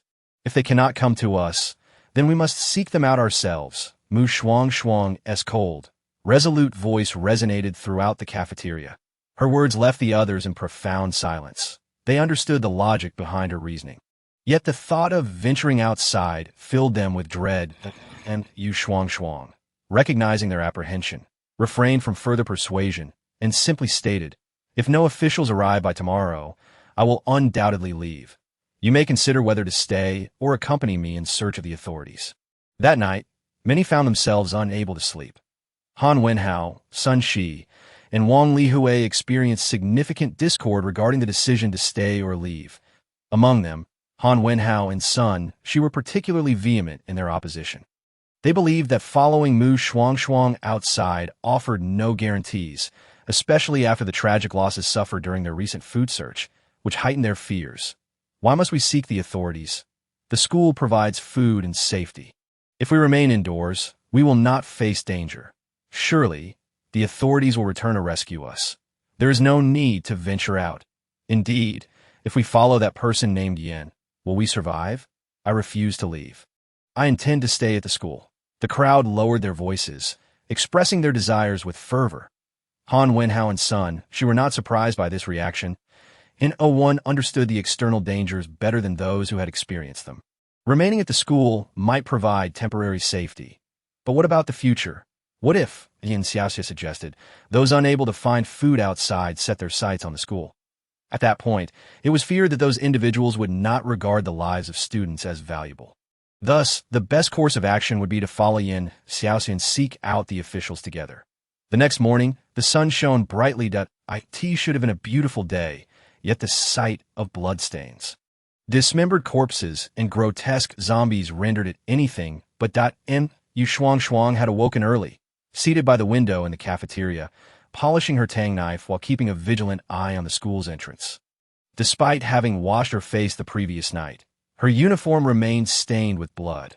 The golden sunlight cast upon her, mingling with the cold gleam of the knife, presenting an image reminiscent of a deity of death, deterring anyone from approaching. Nevertheless, despite her fearsome appearance, there were still those bold enough to approach. Yin classmate, here's our breakfast for today, Wang Lihui said, ingratiatingly moving to place a tray on the table in front of Shuangshuang. She thanked him and began to eat. Breakfast consisted of steamed buns and pickled vegetables. During this time, Wang Lihui did not disturb her. He waited patiently until she finished eating before smiling obsequiously and saying, Yin classmate, I saw you wielding that tang knife with great prowess yesterday. Have you practiced martial arts? Indeed, I have learned some skills, Shuangshuang replied with a nod, then fixed her gaze on Wang Lihui, coldly stating, if you have something to say, please be direct. There is no need for circumlocution. Wang Lihui, taken aback by her straightforwardness, rubbed his hands together nervously. He continued, well, you mentioned last night that if the officials did not arrive today, you would go out to find them. That I discussed it with Lao, Hu, and the others, and we would like to join you in seeking out the officials. Would that be acceptable? Of course. But I must make it clear beforehand. If you accompany me, you must arm yourselves and protect yourselves. Not rely on me. I will only assist you to the extent of my capabilities. Shuangshuang was determined not to repeat her past mistakes. The dynamics of human nature were fragile, easily susceptible to the ravages of time. Wang Lihui was momentarily stunned, seemingly surprised by how astutely Shuangshuang spoke and acted despite her youth. He blinked and replied, that is only natural. With so many of us, how could you possibly protect everyone alone? Since you have agreed, let your group begin preparations today, that I will go out to see if I can find a suitable vehicle for our departure and gather supplies. After stating this, Shuangshuang stood up, intending to leave. Wang Lihui's smile grew brighter at her words. He cautioned her to be careful outside, personally escorting her from the cafeteria before turning to gather Lao Hu and the others, instructing them to pack their belongings and prepare some food for the journey, such as steamed buns and pancakes. Soon, everyone in the cafeteria was bustling with activity. Meanwhile, Shuangshuang did not remain idle. She surveyed the greenery around the campus and began to ruthlessly uproot plants, for these had been infected by the virus and would mutate in a few days, becoming even more troublesome than the zombies. When Han Wenhao and Sun, she descended with their companions, they were met with a shocking sight. The once pristine flower beds had been ravaged, the surrounding trees uprooted, their roots chopped into segments and piled together, while several zombie corpses lay nearby. Xiaoxia, what are you doing? Xiao Tian could not contain his curiosity and asked first that Shuangshuang paused her work, looking up with a calm expression, removing weeds and chopping trees. Is there something you need? Though her words were a question, she could surmise the intent behind their visit. Soon, Han Wenhao and Sun, she spoke in unison, Xiaoxia, we discussed it last night that if the officials do not come today, we will accompany you to find them. I understand. Shuangshuang nodded, then pointed to the cleared grass and trees. You should have nothing else to do now. Please help me burn these. The request puzzled Han Wenhao and Sun Shi. Why do we need to burn them? Because in a few days, they will mutate into man-eating monsters more vicious than zombies. Shuangshuang replied coldly, recalling the images imparted by the planet's consciousness. Her words caused the expressions of those present to shift dramatically as they began to realize something was amiss. With the current communication breakdown, how could she possess knowledge of these events? Shuangshuang. Noticing their scrutinizing gazes, stated plainly, "You must be wondering how I know this, am I right? Indeed, can you enlighten us?" They pressed. Could it be that she was akin to protagonists in rebirth novels, having returned from the apocalypse? Your imagination is quite vivid. I must remind you that those are merely stories. Can fiction truly seep into reality? Why not? Is not the apocalypse upon us? Listening to Xiao Tian's conjectures, Shuangshuang's dark eyes flickered momentarily as she silently contemplated. Although she was not a reborn individual, but rather an outsider, she possessed knowledge of this planet's future. However, she could not share this information, as doing so would only incite panic and exacerbate the already dire situation, potentially leading to the worst aspects of human nature surfacing. She pondered. Her expression remained impassive as she addressed Han Wenhao and the others. If I were a reborn individual, I would have contacted the authorities before the apocalypse commenced to ensure they were well prepared. This statement carried weight, leading the previously animated discussions among Xiao Tian and the others to cease. Shuangshuang continued. Now, let's not squander time. You will handle matters here at the school, clearing out as many plants as possible. I will venture outside to see if I can locate a large vehicle that can accommodate us all. Very well. Do take care. Han Wenhao and the others nodded in agreement. It was not that they did not wish to accompany Shuangshuang. They were simply aware of their own limitations. They were already struggling to manage the zombies within the school, and venturing outside would only hinder her efforts. Thus, Shuangshuang took her tang knife and climbed over the main gate. The streets outside resembled scenes from apocalyptic films, desolate, bloody, and eerily silent, as if time had been suspended. She moved cautiously, striving to make as little noise as possible. The sight of severed limbs and corpses weighed heavily on her heart, especially when she encountered numerous bodies clad in police uniforms, causing her eyes to prickle with unshed tears. She could almost envision the events that transpired here just yesterday. Host, do not be disheartened. There is still a chance for salvation. Shuangshuang bit her lip for a moment, taking a deep breath to compose herself. You are right. Now is not the time for sorrow. I must contact the officials as swiftly as possible and do my utmost to unite and sustain the survivors, preventing this planet from collapsing, perhaps even thwarting an alien invasion. Are you planning to reveal the truth to this nation's highest authorities? The voice detected the underlying implication in her words that Shuangshuang did not deny this. What other course of action is there? This planet has no time or opportunity for a do-over. If we fail to seize this moment, the consequences will mirror the fate you once showed me of the Blue Star.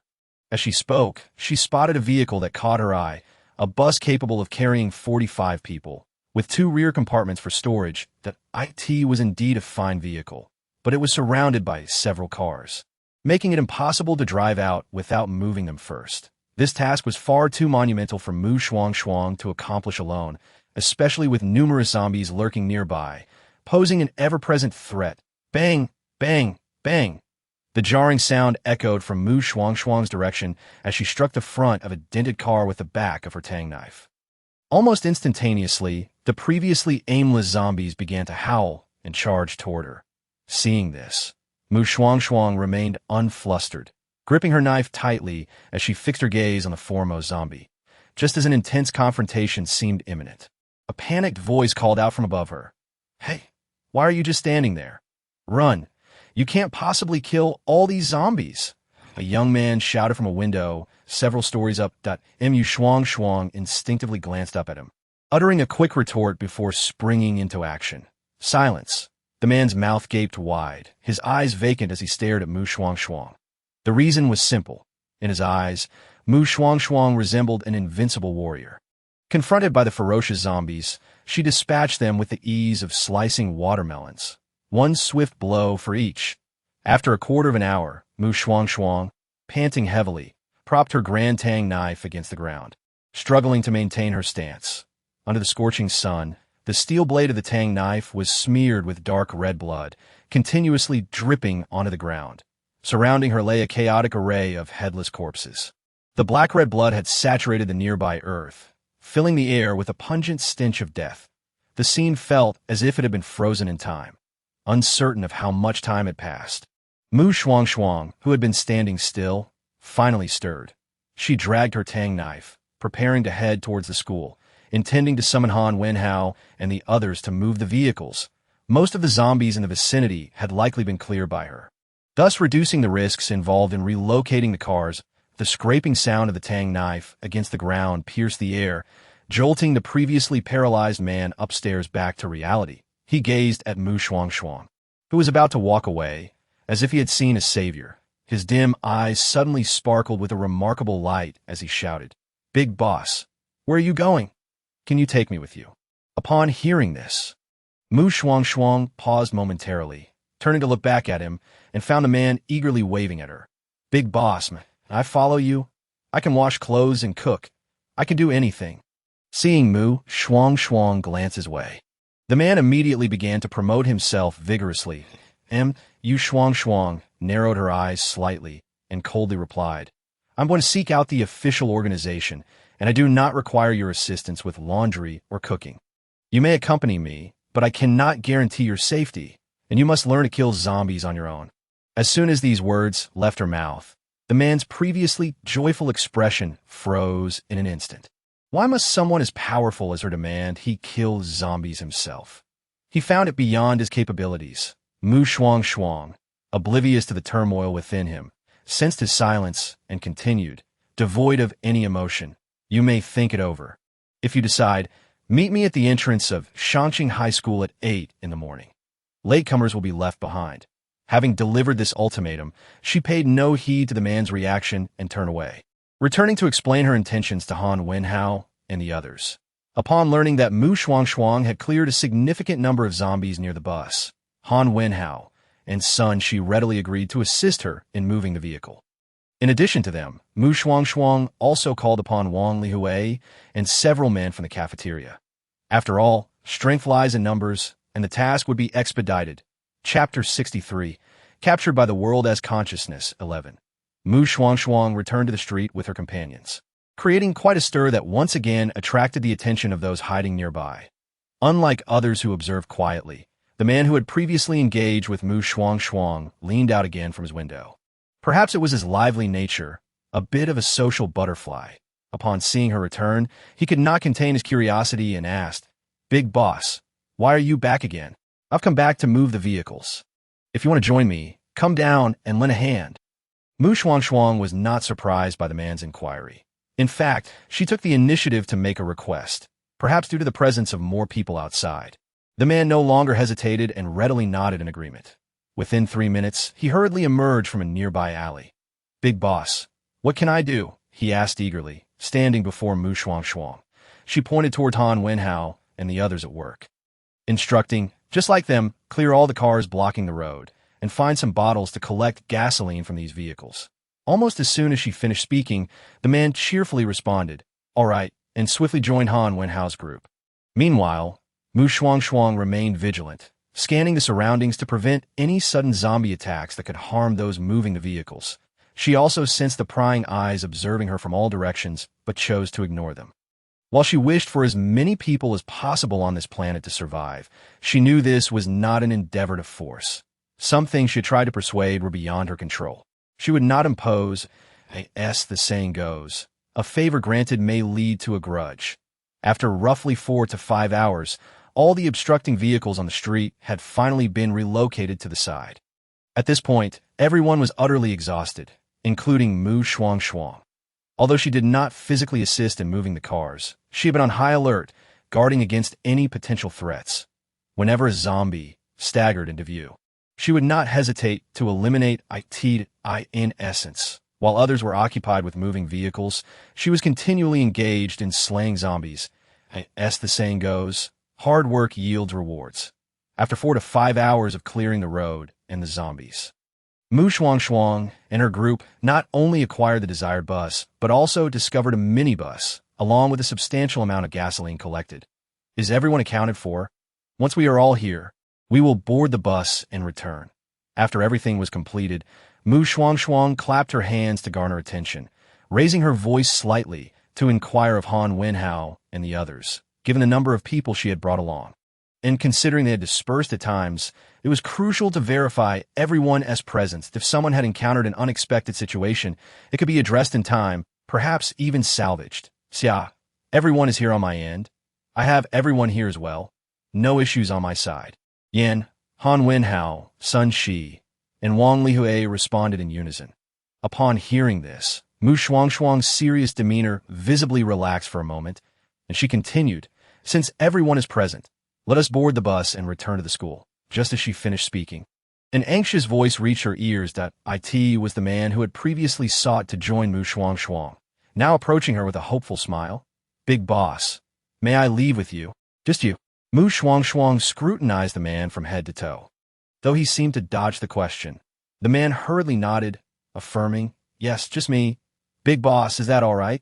When he finished speaking, his eyes gleamed with anticipation as they locked onto Shuangshuang.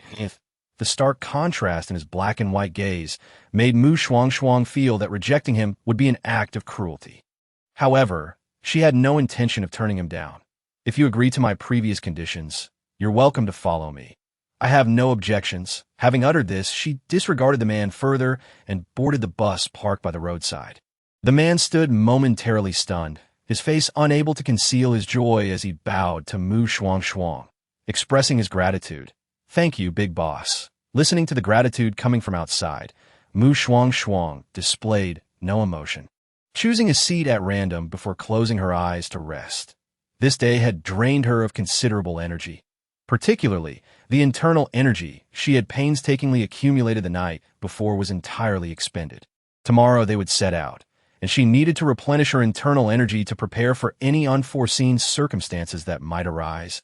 As her thoughts wandered, she felt the seat beneath her vibrate, followed by the realization that the bus had started moving in less than 2 minutes. The large and small vehicles vanished from the street's end, restoring tranquility to the area.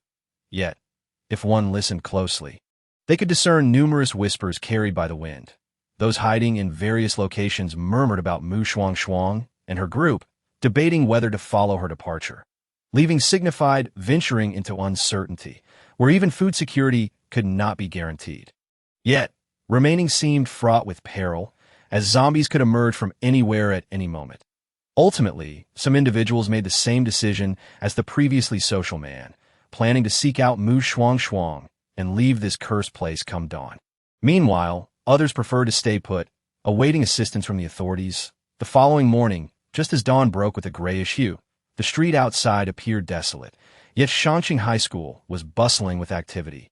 More precisely, there was movement between the cafeteria and the playground, as Shuangshuang and her group busily transported the rice, flour, and clean water stockpiled in the cafeteria. This scene caught the attention of other students and teachers who had been secretly observing them, inciting widespread outrage. In these chaotic times, food and water are invaluable resources. Now that Shuangshuang and her group intended to leave while moving the school supplies, those hiding in classrooms misconstrued their actions, believing they aimed to empty the cafeteria of its provisions. "Stop! All of you, cease at once! Who permitted you to take this rice and flour? These belong to the school." The furious reprimand shattered the tranquility of the surroundings. The group, previously engaged in moving supplies, turned to see an irate, bespectacled, and somewhat portly middle-aged man striding towards them. Drawing from her memories, Shuangshuang recognized this man as the school principal, and her brow furrowed sharply.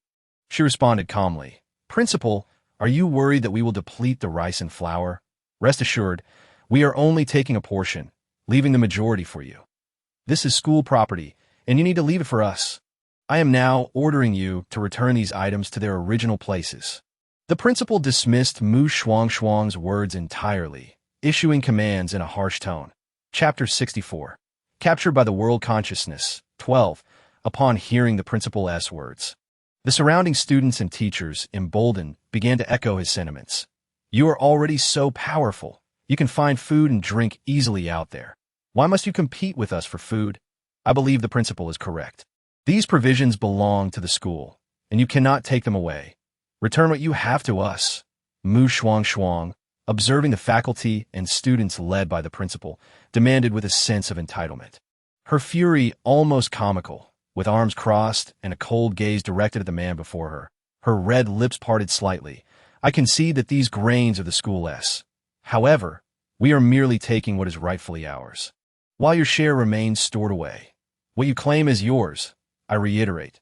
These items are school property, and you have no authority to allocate them. The principal glared at Shuangshuang in exasperation, raising his voice once more in reprimand.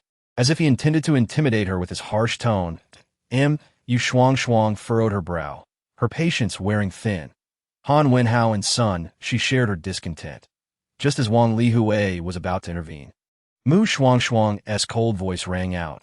What? Do you believe that the loudest voice holds the most validity?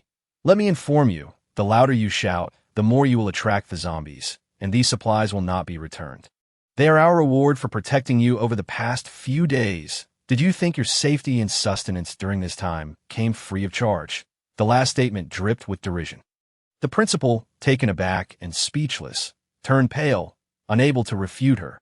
Indeed, had it not been for Shuangshuang leading the charge against the zombies in the school, they would not have dared to emerge from their hiding spots. At that moment, a voice from the crowd murmured, "We never asked you to protect us. You chose to do so." This remark cut through the stillness, clear and audible. Shuangshuang and her companions were left speechless. Their frustration palpable. It seemed the onlookers believed her previous statements lacked merit, even deeming their efforts to clear the school of zombies as unnecessary. Fine, I can forego taking this food and return it to you. But we shall not engage in futile endeavors. Han Wenhao, Sun Shi, go outside and bring back hundreds or thousands of zombies. The rest of you, return these supplies to the storeroom. Once Han Wenhao and the others have corralled the zombies, we will depart. Understood. Han Wenhao and Sun Shi nodded in agreement, grasping the deeper implication of her words. Wang Lihui, too, comprehended her intent and promptly rallied the cafeteria staff, exclaiming, "Did you hear what Xia said? We will return the rice and flour loaded onto the truck. After all, Xia and Han Wenhao are formidable. Even if we leave with them, they will surely find food." In truth, that was indeed the case. Not only was the apocalypse still in its infancy with food supplies remaining, but Shuangshuang also possessed a considerable stash of resources in her system space. Were it not for the conspicuousness of extracting those items, she would not have sought to procure rice and flour from the school cafeteria, as it would provide justification for accessing her own supplies later. As the group prepared to begin their tasks, the principal and other students were growing anxious. With the school temporarily free of zombies, what would happen if these individuals brought more back? Principal, we cannot allow them to leave. Perhaps we should just give them the rice and flour. Did you not say there was plenty in the cafeteria storeroom? I don't want to see a zombie. I'm terrified. In an instant, those who had previously supported the principal began to waver. Listening to these words, the principal seethed with anger, but was forced to remain pragmatic. He suppressed his fury, glaring at Shuangshuang, and gritted his teeth. You are not permitted to go, while I consent to give you these supplies.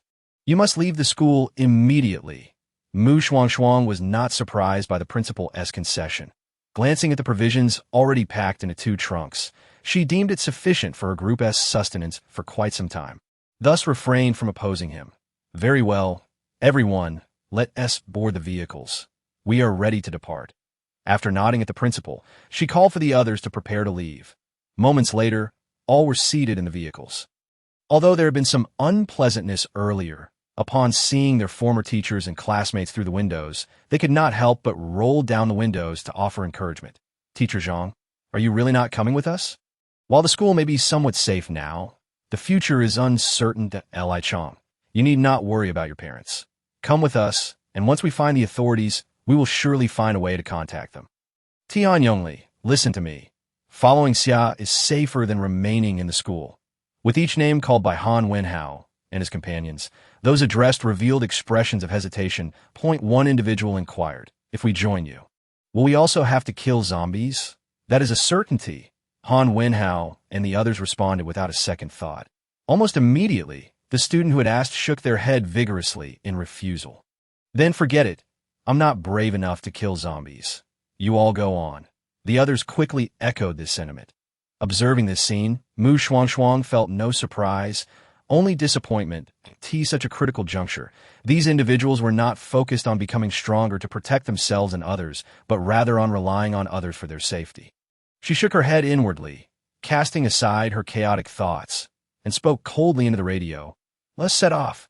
As the words left her lips, the two buses parked on the playground roared to life and began to exit the school. Upon departure, Shuangshuang and the others noticed a group of about 10 individuals, old and young, male and female, standing on either side of the school gate. "Stop the vehicles," Shuangshuang commanded through the radio. The buses halted at the entrance, and Shuangshuang instructed the others to remain inside while she disembarked alone. Standing at the bus door, she surveyed the group before her. Aside from the children, who were clean, most of the adults bore traces of zombie blood on their clothing and wielded weapons. "You wish to join me, correct? I shall not waste time. I have 2 requirements. Upon joining our group, I expect harmony among us. Any conflict should be addressed openly. Lastly, we do not accommodate idlers, including children. Even if they are young, they must contribute as best they can, for this is the apocalypse. No one has the luxury of being delicate, nor the obligation to protect anyone else that, if you agree, step aboard." Though her final stipulations seemed harsh, no one protested. Each person shouldered their backpacks and boarded the buses of various sizes. Chapter 65. Captured by the World Consciousness. 13. After departing the school, Shuangshuang and her group possessed a clear objective. Following the prearranged route, they intended to locate everyone's parents in the area. Once that was accomplished, they would head to the city government to ascertain if any leaders were hiding there. Ideally, they would find some that if not, they would have no choice but to leave for Kyoto, the capital of Shuangshuang, where the important leaders were located. Shuangshuang recognized that contacting those in power was the only remaining course of action. During this time, many individuals drawn by the commotion emerged from their hiding spots to join the convoy. Each time, Shuangshuang patiently reiterated her requirements, distributing the makeshift weapons she had gathered, although some expressed dissatisfaction. Her assertive demeanor and the instinct to survive ultimately led them to acquiesce to her 2 demands. Thus, the group spent the better part of the day traversing the city, finally arriving at the city government just before noon. At this point, a horde of sluggish zombies trailed behind their vehicles. After instructing everyone to stop, Shuangshuang firmly stated through the radio, "Now, aside from children under 15 who must remain in the vehicles, everyone else grab your weapons, form groups of 3, and disembark to eliminate the zombies. Remember, do not allow yourselves to be bitten or scratched. Cooperation is essential, as any wound could prove fatal." She paused before continuing. "Once we dispatch these zombies, we can have a meal, whether motivated by the prospect of food or the fear of being left behind by Shuangshuang. All the adults on the bus, except for the children, armed themselves and exited the vehicles I mentioned, form groups of 3 and assist one another."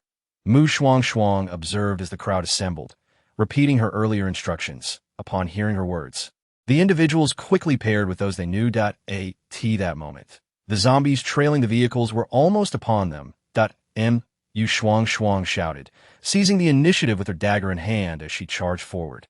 "Observe my movements. These zombies are still low-level and slowed. If you cooperate well, a single blow to their heads will suffice to dispatch them." As her words fell, she cleaved through the first zombie with ease. Her movements straightforward and seemingly devoid of difficulty, instilling newfound confidence in the initially apprehensive newcomers. "Let us fight. I'll take on these monsters." With cries of determination, the group charged toward the zombies. And though their initial attempts were somewhat chaotic, they quickly grasped the technique, dispatching the zombies with precision as if slicing through watermelons, each head bursting with a satisfying pop. Shuangshuang, while dealing with the zombies, kept a watchful eye on her surroundings. She observed that everyone had joined the fray against the undead, their eyes sparkling as if imbued with starlight. Radiating brilliance, it appeared that these individuals possessed a sense of awareness far exceeding her expectations. With such a buoyant spirit, Shuangshuang felt invigorated in her efforts to vanquish the zombies. The commotion, however, did not go unnoticed by the leaders and security personnel hiding within the city government building. They stood by the windows, their expressions frozen in astonishment as they beheld the scene below, their eyes filled with disbelief. Initially, they had presumed that a rescue team had been dispatched from above, only to discover it was a collective of students and citizens. That moment, a middle-aged man, appearing to be in his 40s and looking quite haggard, was the first to regain his composure. He called out to his subordinates, urging Stop dawdling. Since someone has come to rescue us, we must hurry down to assist them. But we have no weapons, one protested. Indeed, those are zombies. If they notice us, we could be transformed ourselves. Two women in professional attire murmured, their reluctance to confront the terrifying creatures evident. The middle-aged man could easily discern their sentiments. His face darkened as he retorted, if you do not wish to go. Then when the zombies are cleared, do not expect to follow. With that, he disregarded the two oblivious individuals and turned to the others, stating, you too. Those who wish to stay can continue to hide here. Those who wish to leave, follow me. Almost immediately after his words, he stepped forward, scanning the area before retrieving a broomstick that had been leaning in the corner of the room, intending to use it as a makeshift weapon, and exited the room. The others exchanged glances, and soon several of them began to move. Joining him, it took them over an hour to clear the zombies around the city government building, eventually successfully reuniting with the middle-aged man and his companions. Well done, comrades. Let us step inside the government hall to rest. The middle-aged man greeted Shuangshuang and her group with a warm smile. They accepted his offer without hesitation, ensuring that no one was injured before following him into the government hall. After a brief respite, the group regained some strength and became better acquainted. The middle-aged man who had joined Shuangshuang was one of the government staff, with the highest ranking among them being a man named Wang Boheo. Despite his position, he maintained a remarkably gentle demeanor. Devoid of any airs of authority, he turned to Shuangshuang and inquired, what prompted you to come to the city government? Having observed her closely, he recognized that this young woman was the leader of the group. Shuangshuang was not taken aback by his inquiry. She calmly responded, after the incident 2 days ago, we were unable to reach the official emergency contacts. And with the network and signals down, we sought to ascertain whether there were any updates on the situation, and we believe that the city government might possess special means of communication with those above. As her words concluded, her fellow survivors looked expectantly at Wang Boheo, their eagerness palpable. Mr. Wang, do you know if there are any policies being enacted for the citizens, or if rescue teams are on the way? They pressed.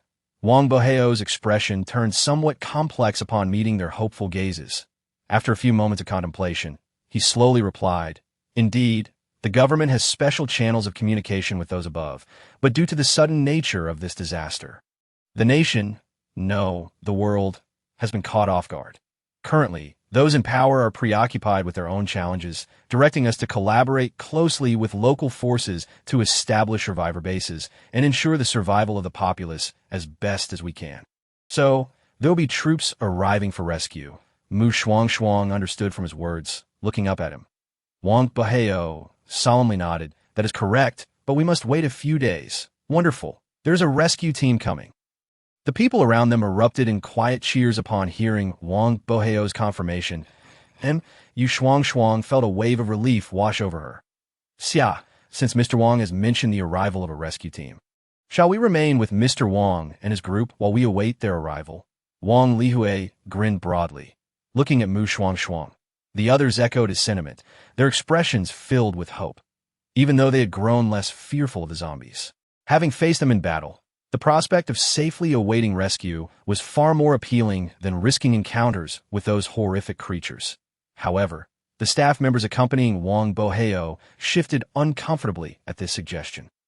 If we all stay, they deplete our supplies, someone murmured quietly.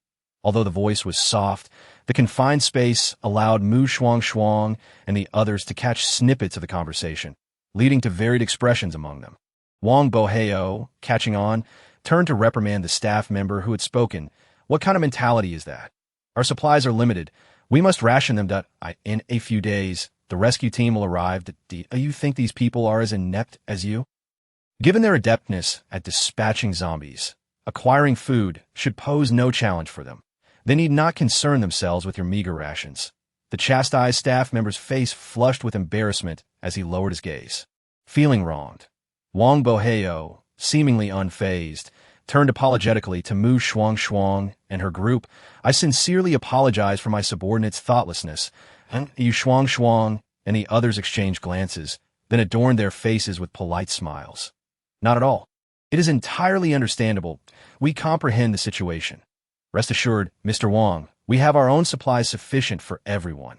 Should your provisions run low, we would be glad to assist. The last statement came from Shuangshuang herself. It was not that she sought to barter their food for favors. Rather, she wished to avoid any potential troubles. Despite Wang Boheo's earlier reprimand, she sensed underlying implications in his words. Thus, it was prudent to extend goodwill now, lest they find themselves under scrutiny later. As the saying goes, it is unwise for the common folk to challenge authority. Wang Boheo and his staff would undoubtedly become officials at the survivor base, and maintaining a favorable relationship would help prevent unnecessary difficulties down the line. This sentiment resonated with all but Han Wenhao and Sun Shi, who had yet to navigate the complexities of social dynamics. They readily aligned themselves with Shuangshuang's sentiments, expressing their support. Wang Boheo, observing their camaraderie, felt his smile broaden, thinking them quite agreeable. As the two groups quickly warmed to one another, Shuangshuang gradually distanced herself in the crowd. Burdened by her thoughts as she made her way to the door, but if one were to observe closely, they might notice a flicker of urgency in her eyes. Initially, upon hearing Wang Boheo mention his special connections, she had entertained the notion of leveraging that to communicate with those in power, revealing the harsh realities of the apocalypse. However, her brief interaction with Wang Boheo had left her with reservations about his character. It was not that he harbored any political issues, but rather, he seemed overly cunning that if she wished to establish contact with those above, she would inevitably have to navigate around him, and that made her uneasy. The truth of the apocalypse and her origins from another world could easily incite chaos in the hands of those with ill intent. Yet if she refrained from taking initiative, all that lay ahead was a waiting game for the rescue team, followed by a journey to the survivor base, and only then would she have the chance to meet the highest-ranking officials there. The time required for this sequence was far too lengthy. Moreover, in just a couple of days, the mutations among the flora and fauna would likely come to fruition that if humanity remained unprepared, the outcome would mirror the catastrophic events of the first day of the apocalypse, with millions of people falling victim to mutated plants and animals. While she was uncertain of the current energy levels on this planet, a mass extinction of humans would undoubtedly push this already beleaguered world to its breaking point. At that juncture, she feared that the extraterrestrial beings lurking around the planet would seize the opportunity to launch an attack. As these thoughts coursed through her mind, Shuangshuang recalled the gruesome scene she had witnessed during the alien invasion. Sending a shiver down her spine. No, she could not remain idle. In an instant, Shuangshuang resolved to take two decisive actions. Though Wang Boheo seemed unreliable, she could still utilize him to relay some information to those above, specifically regarding the ongoing mutations in animals and plants, urging everyone to remain vigilant and fortify all survivor bases while they still had the chance. Additionally, she planned to set out on her own to the survivor base. Just as her mind raced with these thoughts, she was jolted back to reality by Sun Shi's deliberately hushed voice. "Sister Xia, were you pondering?" "Sun," she inquired, glancing around as if to ensure no one was eavesdropping. Shuangshuang turned to him, catching the furtive manner of his actions, raising an eyebrow in question. "What brings you over here?" In response, Sun Shi did not shy away from the truth, leaning against the wall as he explained. "I found the atmosphere over there unsettling, so I came here. But what about you, Sister Xia? You seem deep in thought. I called out to you several times, yet you did not respond." "Oh, it's nothing much, just contemplating future plans." Shuangshuang replied evasively, casting a glance at Sun Shi's youthful face before advising. "While your parents are still alive, the world ahead will not resemble the past. Even if you dislike the intricacies of human relationships, you must learn to navigate them. Your family will depend on you." Sun Shi was not oblivious to the implications of her words. He listened to Shuangshuang's words, nodding obediently, realizing that he was still somewhat unaccustomed to the situation. He assured himself that he would not behave this way in the future. Observing the boy in front of her awkwardly scratching the back of his head, Shuangshuang smiled gently. She then reflected on how well Sun Shi had performed throughout their journey. Whether in battling zombies or in other matters, he had actively cooperated with his comrades. Although he had some minor flaws, overall he was quite decent, especially with his sound principles. "Would you be willing to learn internal martial arts from me?" Shuangshuang suddenly asked Sun Shi. Sun Shi, caught off guard, was still processing her question when she continued. Considering your age, I cannot guarantee that you will develop internal strength, but you can certainly enhance your physical fitness, which will give you an advantage in fighting zombies in the future. Are you willing?" By the end of her statement, she posed the question again. Coming back to his senses, Sun Shi's eyes sparkled with excitement. He had long admired Shuangshuang ever since he learned that she had practiced martial arts since childhood. In the current state of society, possessing martial skills was akin to having an additional lifeline. Thus, without any hesitation, he eagerly nodded and exclaimed, "I am willing." This resounding declaration startled Shuangshuang and drew the attention of others. Wang Lihui raised his eyebrows and teased them. "Little son, what are you discussing with Xiaoxia? Is there something good you are hiding from us?" Sun Shi's cheeks flushed crimson at Wang Lihui's jest. Bashfully waving his hands, he stammered, "No, it's not like that. Don't think too much." Sister Xia asked if I wanted to learn martial arts from her. Learn martial arts? The group was taken aback, redirecting their gaze toward Shuangshuang. Han Wenhao and others seemed eager to say something, but they opened their mouths only to remain silent. And Shuangshuang noticed their unspoken thoughts and smiled lightly, saying, "Of course, if you wish to learn, you may. However, given your ages, you might not be able to cultivate internal strength. At most, you would enhance your physical fitness and agility." Internal strength? The group was once again captivated by the term, their astonishment evident. Someone couldn't help but ask, is there really such a thing as internal strength? I sent it's something fabricated by novelists. Shuangshuang understood their curiosity, but chose not to elaborate further. Some things exist if you believe in them. If you don't, they remain non-existent. Listening to her words, reminiscent of a monk's teachings on television, the others were left speechless. What was she even saying? Pretending not to notice their perplexed expressions, Shuangshuang's gaze landed on Wang Boheo nearby, her demeanor turning serious. "Mr. Wang, may we speak privately?" Wang Boheo was momentarily taken aback. Surprised by her request, he nodded in response, saying, "Of course." Thus, the two departed the hall under the curious gazes of the others, heading to an office upstairs. Upon entering, Wang Boheo initiated the conversation. There's something you wish to discuss." "Classmate Xia, indeed, I would like to request your assistance with a special communication device between you and the authorities. I have made a significant discovery that needs to be reported," Shuangshuang stated plainly, her expression grave and serious. Influenced by her earnest demeanor, Wang Boheo's smile faded, replaced by a serious expression. "What discovery? Can you tell me first?" "Certainly," Shuangshuang nodded and recounted her prepared explanation. "I suspect that we have mutated, and the surrounding flora and fauna must also be undergoing changes. Furthermore, over the past couple of days, I have hardly seen any animals, not even rats, so I suspect they might be hiding as they evolve."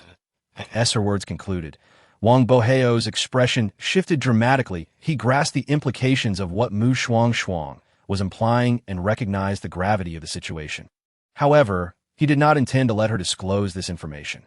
After all, it was also an opportunity for him to demonstrate himself. "Understood. I will report this to the higher-ups shortly. Is there anything else?" Wang Boheo nodded and pressed for more information. Shuangshuang's eyes flickered, fully aware of Wang Boheo's intentions, but choosing not to expose him. She shook her head, saying, "Nothing else." Her response. Disappointment flickered in Wang Boheo's eyes. He had hoped she would have more information to share. Nevertheless, even with just this, it was sufficient. Thus, he maintained a neutral demeanor and arranged, "Since there is nothing more, I will proceed to report your discovery to the higher-ups. You may return downstairs for now." And Shuangshuang made no objections and turned to leave. She took this in stride. Since Wang Boheo wished to claim credit, it saved her time. She could use that time to guide Sun Shi in his martial arts training before setting off to find the survivor base. "Sister Xia, you're back." As soon as Shuangshuang descended from the upstairs, Sun Shi, who had been keeping an eye on the staircase, rushed over with a bright smile. Han Wenhao and the others also gathered around, mimicking Sun Shi and addressing her as Sister Xia. Their enthusiastic demeanor sent shivers down Shuangshuang's spine. She shuddered and took a couple steps back, raising her hands to halt the eager youths. "All right, I understand you all want to learn martial arts, but let us keep it normal. Did you hear that? Sister Xia wants you all to behave." Sun Shi, already irked by Han Wenhao and the others mimicking him, seized the opportunity to assert authority over them. The rest of the group, observing his arrogance, couldn't help but mutter insults in their minds, yet they fell silent. Shuangshuang gazed affectionately at these vibrant young individuals, then turned to the adults, including Wang Lihui, who had been watching, that if any of you wish to learn as well, feel free to join us. Well then, since Sister Xia has invited us, I won't hold back. Wang Lihui grinned broadly and jogged toward Shuangshuang. The others quickly followed suit. Moments later, everyone was seated cross-legged on the ground, eyes closed, breathing slowly. Shuangshuang stood at the front, guiding them with a deliberate pace. Focus your energy in your dantian. You might feel confused or unfamiliar now, but once you adapt to this breathing technique, you'll find it immensely beneficial. Those with talent will accumulate internal strength in their dantian in a short time. Now, relax your bodies and clear your minds. Sister Xia, I can't relax anymore. If I do, I'll fall asleep. Xiao Tian exclaimed, his eyes popping open, prompting laughter and exasperation from the others. Seeing him speak up, the others quickly chimed in. Sister Xia, could you perhaps teach us another method? This one is a bit too challenging. It's too easy to doze off. Yes, is there another way? I have no alternative methods. But you are welcome to explore on your own. I've already shared the mantra with you. Shuangshuang shrugged, indicating her inability to assist further. Upon hearing this, the others exchanged wry smiles and lamentations. Yet none gave up on their training. After a brief commotion, they returned to their practice to avoid disrupting them. Shuangshuang chose to remain silent and stepped outside, having resolved to venture alone to the survivor base. She needed a means of transportation. Half an hour later, Shuangshuang returned to the government building with a modified off-road vehicle and some gathered gasoline. Upon hearing the commotion, the others rose to the entrance, their expressions turning cautious until they recognized her and relaxed. Sister Xia, where did you go? And you brought back a car. It looks quite impressive. Son, she approached Shuangshuang with enthusiasm, as if they had known each other for ages. His actions sparked envy in Xiao Tian and others, their jealousy palpable. How infuriating. That little brat had gotten ahead and winning over Sister Xia again. Shuangshuang surveyed the gathering crowd and laid out her plans plainly. I intend to head directly to the survivor base soon. You all should remain here and await the rescue team. What do you mean, Sister Xia? Are you abandoning us? Wang Lihui was the first to react, anxiously stepping in front of Shuangshuang for clarification. The others, realizing something was amiss, echoed his confusion. They did not understand why Shuangshuang wanted to seek out the survivor base when they could simply wait for the rescue team here, as it was merely a matter of timing. Sister Xia, why the rush to leave? Wouldn't it be better to wait for the rescue team together? Son, she chimed in, along with Han Wenhao and others, each asking questions that left Shuangshuang unsure of whom to address. Their pleas for her to stay stemmed from the fact that she was the strongest among them, that if she left, their sense of security would dwindle. Everyone, quiet down, please, Shuangshuang urged, using her internal strength to command silence. After several attempts, the others gradually quieted down. Shuangshuang continued, my departure is dictated by compelling reasons, and I have thoroughly cleared the zombies in this vicinity. For the next 2 days, you need only to be vigilant regarding the plants and animals. The danger will not be insurmountable. Upon hearing her words and observing the resolute expression on Shuangshuang's face, the others recognized that they could not dissuade her from leaving, particularly Sun Shi and the others, who were reluctant to part ways with her. Were it not for their family members who required their protection, they would have insisted on accompanying her. Ultimately, in this apocalyptic world, having a formidable ally by one side offers a greater sense of security than merely securing food. After all, without the protection of a strong individual, no matter how much food one finds, it merely serves to benefit others. Yet despite their reluctance to let her go, that evening, Shuangshuang bid farewell to the group and set off alone towards the survivor base. On the dark and silent highway, a modified off-road vehicle sped along, its headlights illuminating the path ahead. Behind the wheel, Shuangshuang gripped the steering wheel with both hands, her fair face devoid of expression as she focused intently on the road ahead. In her mind, the entity known as 000 had already unfolded a 3D map, guiding her on her journey. Host, I have comprehensively gathered and organized information about the global situation as per your instructions. 000's voice resonated suddenly in her mind. Ever since she speculated that the consciousness of this planet had fallen into slumber, she had tasked 000 with connecting to the world's network, as she had anticipated. 000 encountered no restrictions, and she was not rejected. Consequently, she assigned it the task of understanding and compiling global data. Thank you for your hard work. Shuangshuang expressed her gratitude, not taking for granted the assistance provided by the intelligent entity. Acknowledging with a sound, she heard 000's serious tone return. According to the collected data, the countries most severely affected by the disaster are those in the Western continent, due to their legal gun ownership. Upon realizing the apocalypse had arrived, many individuals sought to establish their dominion, leading to rampant infighting for territory and resources. Within a mere 3 days, the death toll, including those transformed into zombies, has surpassed 100 million. Following closely are the neighboring countries of the Summer Nation, such as the Sun Nation and the Red Sun Nation, where over 50 million have perished in less than 3 days. Upon reviewing the data, only the Summer Nation and the Xianbei Nation have shown minimal casualties, remaining under state control. But if the internal strife of other nations is not swiftly quelled, this planet's remaining energy may not endure much longer. As 000 concluded, its tone grew heavy. Shuangshuang's mood mirrored the gravity of the situation. Despite her mental preparation for chaos in other nations, she had not anticipated that even the machinery of the state would lose its efficacy. It was imperative to halt the depletion of these nations, but such measures could only be enacted once she met with the highest authorities of the Summer Nation, engaging in silent communication with 000.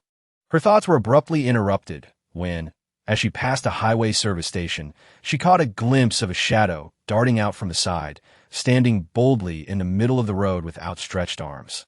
Blocking her path, the screech of tires against pavement shattered the tranquility of the night as she slammed on the brakes. The sudden stop propelled Shuangshuang forward, her forehead colliding painfully with the steering wheel, nearly bringing her to tears. Cradling her injured forehead, she lifted her gaze to the road ahead, where she beheld a young woman, scantily clad and trembling in the middle of the street. Host, there are approximately 10 men concealed in the nearby bushes, 7 of whom are armed, 000 informed her, swiftly assessing the situation without waiting for Shuangshuang's command. Nodding, she surmised her predicament. It was evident that someone intended to rob her, using a vulnerable woman as bait to compel her to stop. Humanity has always harbored sympathy for the weak. Even in the presence of ill-tempered individuals, those armed men were not to be underestimated. It was clear that the orchestrators of this scheme had considered various possibilities. Yet they had not accounted for someone like Shuangshuang, who remained at her vehicle instead of exiting. "Boss, why isn't the person in the car getting out?" A scruffy-looking man murmured in confusion from the bushes. The man referred to as Boss cursed softly. "Damn it, we've encountered someone with a brain. Give the order, everyone follow me out." Without another word, he emerged from his hiding place, leading the charge at that moment. The woman in the road heard the commotion and her eyes filled with terror, tears streaming down her cheeks as she looked pleadingly at Shuangshuang, her pale lips silently begging for help. "Please save me. I beg you." Having received rudimentary training in lip reading, Shuangshuang easily deciphered the woman's desperate plea. Her grip on the steering wheel tightened as she wrestled with her dilemma: to save or not to save. Shuangshuang was acutely aware of her limitations, though her body had been granted access to the world's consciousness, endowing her with innate martial prowess. She had only spent a little over 2 days honing her skills. Faced with multiple armed assailants, her chances of survival were slim. However, the thought of abandoning someone in distress was swiftly cast aside. She could not live with herself if she chose inaction. She would fight. In that instant, her resolve solidified, and her gaze sharpened. She pressed down hard on the accelerator, the vehicle roaring to life like thunder, startling the would-be assailants who had intended to close in. Even the woman blocking the road trembled in fear, shaking her head and pleading with Shuangshuang. "No, please, don't," in response to the woman's cries. The sound of the speeding vehicle grew louder. Meanwhile, the ambushers watching the oncoming car felt a mix of anger and frustration. Damn it, had I known, I wouldn't have hesitated earlier. Now we've lost a woman and let our prey escape. In their eyes, the woman who had dared to obstruct the road was doomed. The woman herself, resigned to her fate, closed her eyes, awaiting the inevitable pain of death. Yet, after 1 minute, then 2, the anticipated agony failed to materialize. Instead, a strained voice broke through the silence. "Hey, can you manage to crawl over to the passenger seat? I can barely hold on." Shuangshuang gritted her teeth.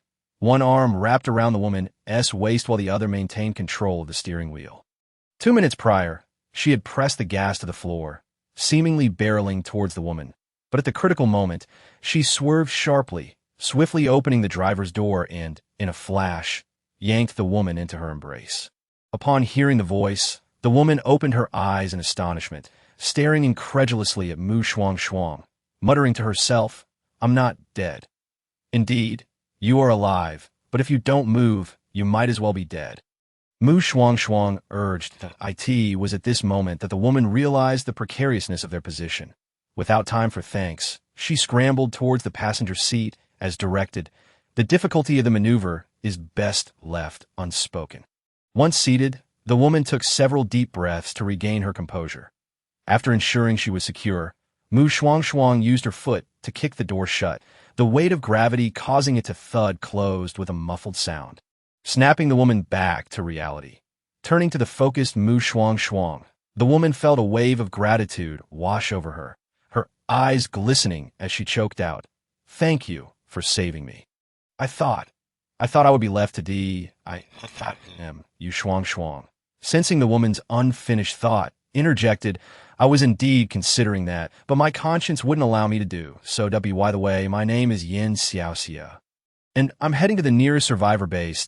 I'm Li Rulon." "Are you heading to the survivor base in the northern province?" Li Rulon introduced herself, her gaze hopeful as she looked at Shuangshuang. Surprised, Shuangshuang caught a glimpse of the woman from the corner of her eye and did not deny it. "Yes, that's wonderful. I was also bound for the northern province, but I was captured by that gang. May I accompany you?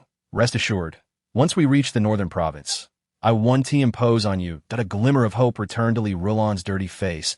Shuangshuang found it no trouble to grant her request, and thus did not refuse. "Thank you. You are truly a good person." Li Rulon expressed her gratitude once more, even offering Shuangshuang a good person card. However, just as she finished speaking, a loud and undeniable growl emanated from her stomach. In an instant, Li Rulon's face flushed with embarrassment as she clutched her abdomen, unsure of how to react. Ever since being captured by that gang, she had not had a proper meal, enduring daily torment. Had it not been for her resilient spirit, she would have succumbed to despair like many others. Yet, she could not accept death without a fight, especially since she has yet to eliminate the scoundrel who caused her such suffering. At this moment, the hatred radiating from her was almost palpable. Shuangshuang also sensed her emotional turmoil at once. However, she feigned ignorance, retrieving a box of milk and a loaf of bread from beneath her seat, offering them with a gentle nudge. "Here, have something to eat."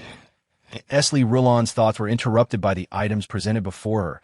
She momentarily stared in bewilderment before expressing her gratitude and accepting them. Cradling the milk and bread, she gazed earnestly at Shuangshuang, pledging, "Once I find my family, I will ensure they thank you properly." "Very well," Shuangshuang replied with a "N.O.D." It was not that she sought the gratitude of Li Rulon's family, but through their brief interaction, she discerned that Li Rulon was a person of quiet strength beneath her gentle exterior. If she were to refuse, it would likely linger in Li Rulon's heart. Indeed, Li Rulon's character commanded admiration. At the very least, she could not fathom maintaining such composure after being captured and harmed by criminals, especially during life-threatening moments without succumbing to despair. Li Rulon was undeniably a formidable woman. Ignoring her thoughts, Shuangshuang focused intently on driving. The remainder of the journey passed without further incident. Time seemed to stretch endlessly as the sky gradually transitioned from black to white, when a ray of golden light pierced through the clouds. Heralding the arrival of a new day, Shuangshuang had yet to reach the province of Li Rulon slept soundly in the passenger seat, not due to a lack of desire to assist Shuangshuang with the driving burden, but rather because Shuangshuang had not afforded her the opportunity. Additionally, after days of mental exhaustion, she finally relaxed, succumbing to slumber. Outside the car window, the road was no longer desolate. Shadows of people began to appear. Upon noticing that Shuangshuang was at the wheel and that only two of them occupied the vehicle, many in the crowd displayed calculating glints in their eyes. Yet before they could act, Shuangshuang drove past them without hesitation. Having saved Li Rulan was already a deviation from her intended course. It was important to remember that her goal was not to rescue individuals along the way, but to reach the survivor base as swiftly as possible and establish contact with the highest authorities of Xia country. However, fate often delights in subverting human expectations. Chapter 70. Captured by the World as Consciousness. 18. Not long after Shuangshuang continued driving, she encountered a traffic jam ahead, with dozens of vehicles moving at a snail's pace. Reluctantly, she reduced her speed to maintain a safe distance, inching forward. Meanwhile, Li Rulan remained in a deep slumber beside her. It was unclear how much time had passed when gunfire suddenly erupted from the front of the convoy, followed by panic shouts of "They're killing people! Killing people!" Whether it was the gunfire or the cry that roused her, Li Rulan jolted upright, her eyes wide with alarm as she surveyed her surroundings. It was only when she realized she was safely ensconced in the car, with Shuangshuang beside her, that her tense body began to relax. Even so, her concern for the unfolding chaos outside remained. "What is happening out there?" she asked, looking at Shuangshuang, and Shuangshuang shook her head, replying, "I'm not sure either. Let us stay in the car and observe." Li Rulan nodded in understanding. Outside, the situation grew increasingly chaotic. With people fleeing and vehicles attempting to turn around, it was easy to imagine how congested the already narrow road would become.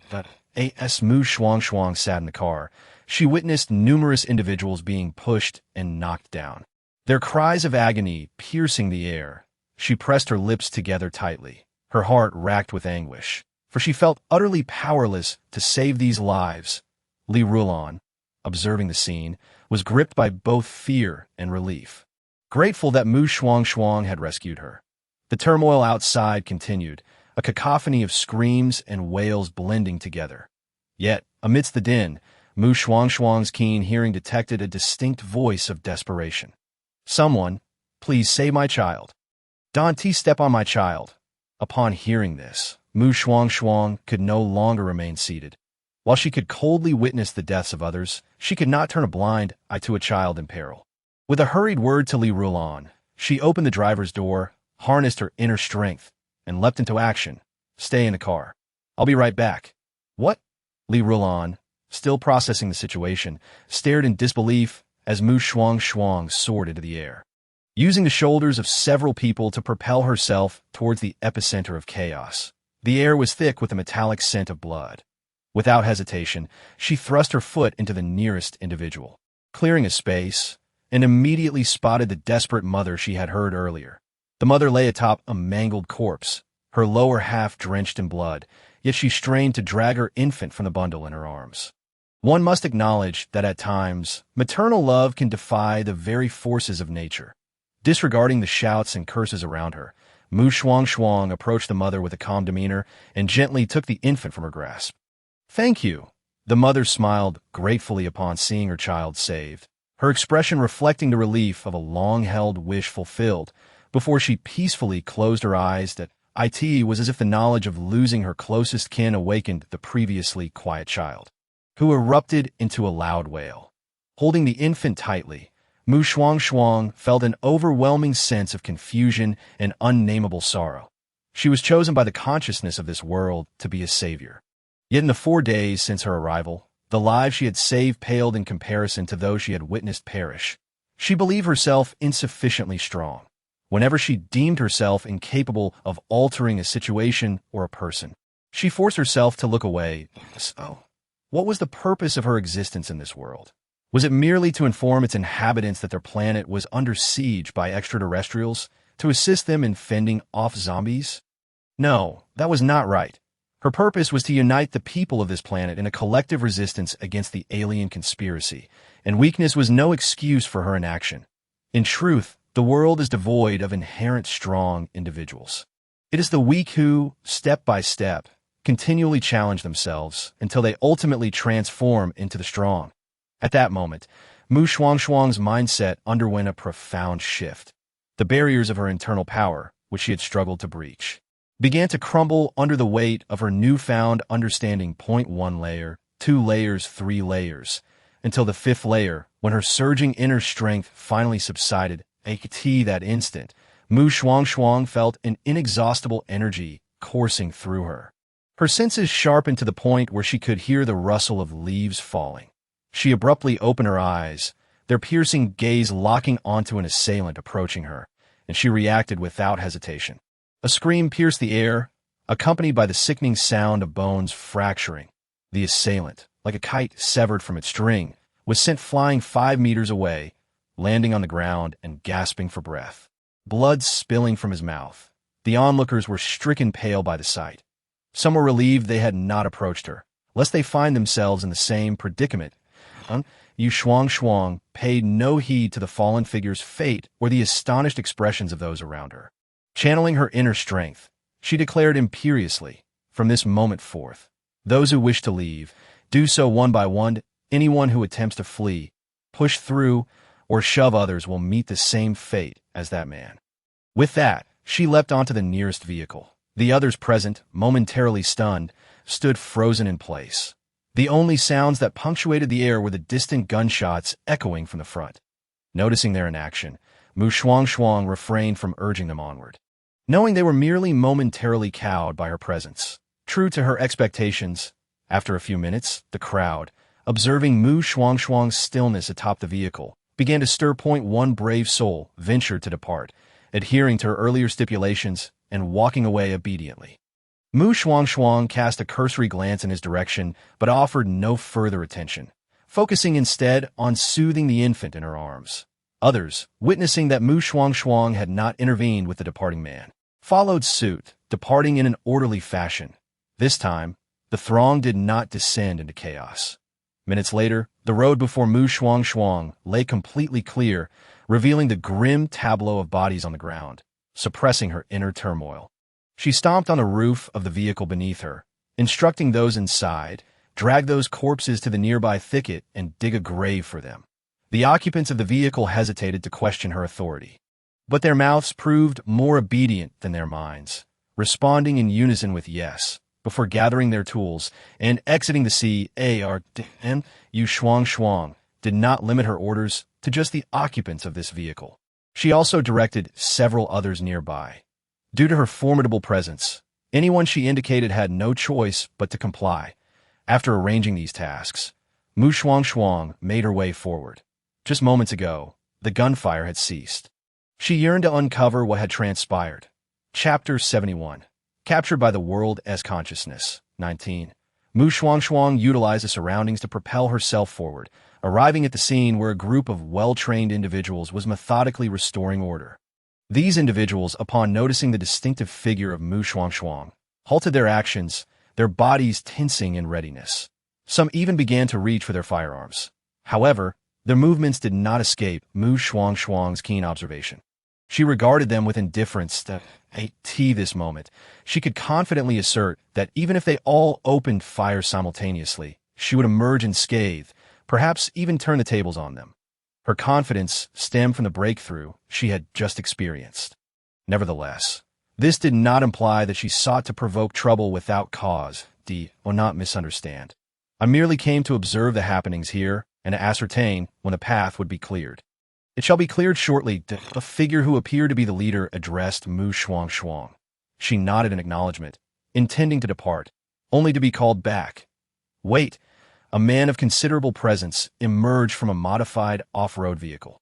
Shuangshuang regarded him, a glint of sharp intelligence flickering in her eyes as she raised an eyebrow and inquired, "Is there something you need? I wish to hire you, miss, to escort our group to the survivor base in the North Province." "You are also heading there, are you not?" "You are correct. I am indeed bound for the survivor base in the North Province." Shuangshuang did not deny his statement and continued, "If I agree, what compensation do you propose?" My services are rather costly. The man seemed to have anticipated her response, a smile gracing his lips as he replied, "The price is negotiable, as long as I am able to accommodate. You may name your fee, and if I require an audience with the highest authorities in the North Province, that can be arranged." Although somewhat taken aback by her stipulation, the man nodded in agreement. Seeing this, Shuangshuang smiled. She then instructed him to wait by the roadside ahead while she turned to leave. The previous leader approached the man, bewildered, and whispered, "Mr. Wei, why would you hire that girl?" Mr. Wei glanced at him and slowly responded, "You must have noticed how she arrived. I initially believed ancient martial arts to be mere legend, yet I witnessed it in her. Furthermore, our ammunition is running low. Her presence would greatly ease our journey. And most importantly, it would ensure the elder's safety." Meanwhile, Shuangshuang returned to her off-road vehicle. Upon seeing her, Li Rulan's previously vigilant gaze softened. "Xia, you have returned," thought Wai. "Yes." Shuangshuang nodded in response, handing over the child in her arms while pretending to retrieve a box of milk powder and a thermos filled with warm water from beneath the seat. Li Rulan, taken aback by her actions, couldn't help but glance at the seat, feeling as if it were a treasure chest. Shuangshuang, aware of Li Rulan's scrutiny, feigned ignorance and said nonchalantly, "Prepare some milk for the child. He has been smacking his lips. Perhaps he is hungry." "All right." Unaware that Shuangshuang had noticed her unease, Li Rulan quickly averted her gaze and nodded in agreement. As for the child's parents, she refrained from inquiring further. Knowing that Xia would not have brought the child back unless something had occurred, as she contemplated this, Shuangshuang's voice broke through again. "For the upcoming journey, we will be following a convoy. Although they are all men, they are not bad people. If my assumptions are correct, they should be soldiers. Indeed, those well-trained individuals are from the military. It was for this reason that Shuangshuang accepted their employment and engaged in amicable discourse." "Are they truly from the military?" Upon hearing Shuangshuang's words, Li Rulan felt a surge of excitement. Shuangshuang, slightly surprised by her enthusiasm, nodded gently, confirming, "They are indeed military personnel, albeit in civilian clothing. They must be undertaking a covert operation. Do you happen to know anyone in the military?" Upon hearing this, Li Rulan felt a bit embarrassed, having previously concealed this matter from Shuangshuang. "That I do know someone. It's my brother, he serves in the military." As Li Rulan spoke, she observed Shuangshuang's expression, hurriedly adding, "I didn't mean to keep it from you. I simply didn't know how to bring it up." Shuangshuang discerned the urgency in her tone and remained composed, responding, "This is your personal matter. You have no obligation to disclose it to me." Upon hearing this, Li Rulan, who initially feared Shuangshuang would misunderstand, felt an inexplicable pang in her heart. She wanted to say more, but Shuangshuang interrupted the topic, reminding her, "Hurry and prepare the milk for the child. He is about to cry." Hesitating for a moment, Li Rulan ultimately complied with Shuangshuang's request and prepared the milk. Meanwhile, Shuangshuang drove ahead. As the earlier chaos subsided, the congested road naturally cleared. Within minutes, Shuangshuang reunited with Mr. Wei. "Mr. Wei has sent me to ask whether you'll be traveling in front or following behind us." The earlier leader approached Shuangshuang's driver's side and knocked on the window, waiting for it to descend before inquiring. Just as he finished speaking, he was astonished to see Li Rulan behind Shuangshuang. "Li Rulan, what are you doing here, big brother?" Upon hearing her name called, Li Rulan instinctively looked up, recognizing the person outside the vehicle, her surprise palpable as a wave of grievances surged within her. Reddening her eyes to him, Shuangshuang raised an eyebrow, surprised by the familial reunion unfolding before her. What a coincidence! Seeing his sister in distress, Li Rulan's brother furrowed his brow tightly. However, his professional demeanor prevented him from inquiring about what had transpired. Before he could react, a cool voice interrupted. "Since you are siblings, I presume you have much to discuss. I shall proceed ahead to speak with your superior. You can drive this vehicle," without giving Li Rulan's brother a chance to refuse. Shuangshuang opened the door, stepped out, and strolled forward with her hand in her pockets. Being aware that she was an external force employed by Wei Xiangyun, no one impeded her progress. Thus, Shuangshuang moved unobstructed to the black business vehicle, which was protected within the convoy. With a whoosh, the door swung open from the inside, revealing Wei Xiangyun, who looked kindly at Mu Shuangshuang and asked, "What brings you here?" Mu Shuangshuang smiled. "I have come to provide close protection for those I need to safeguard. May I join you in the vehicle?" Facing Mu Shuangshuang's unsolicited arrival, Wei Xiangyun found it difficult to refuse, as he had initially invited her to accompany them. Once inside the vehicle, Mu Shuangshuang discreetly surveyed the interior layout, discovering it held many secrets. Particularly noteworthy was the elderly gentleman seated at the back. If she was not mistaken, his seat was equipped with 2 protective airbags. Moreover, the vehicle's windows were made of double-layer bulletproof glass.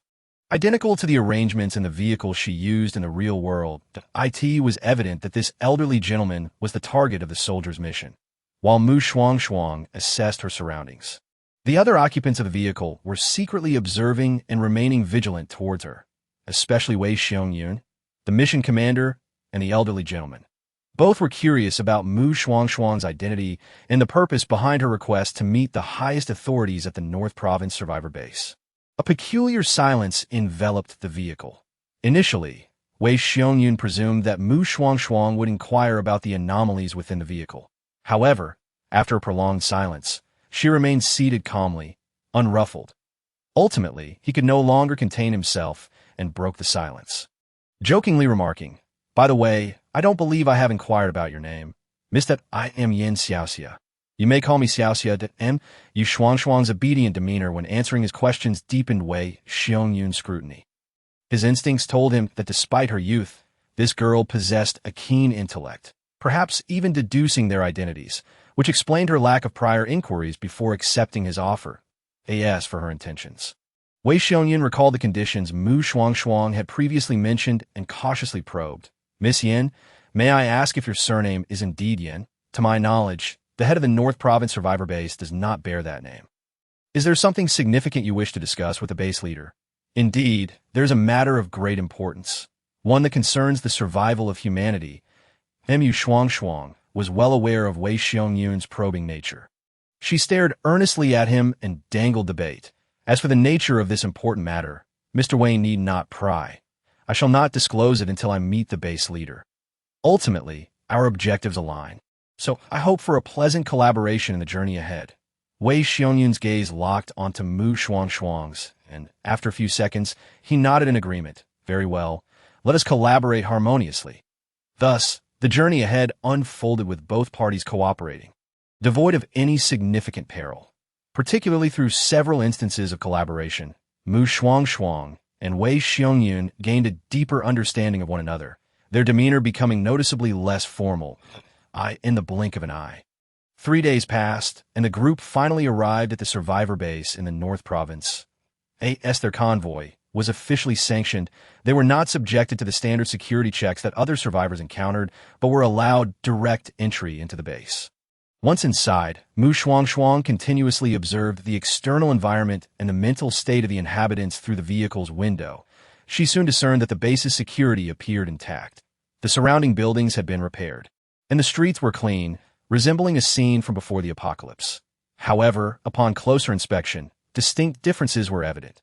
The most striking difference was the sorrow etched on the faces of the passers-by, devoid of any semblance of joy.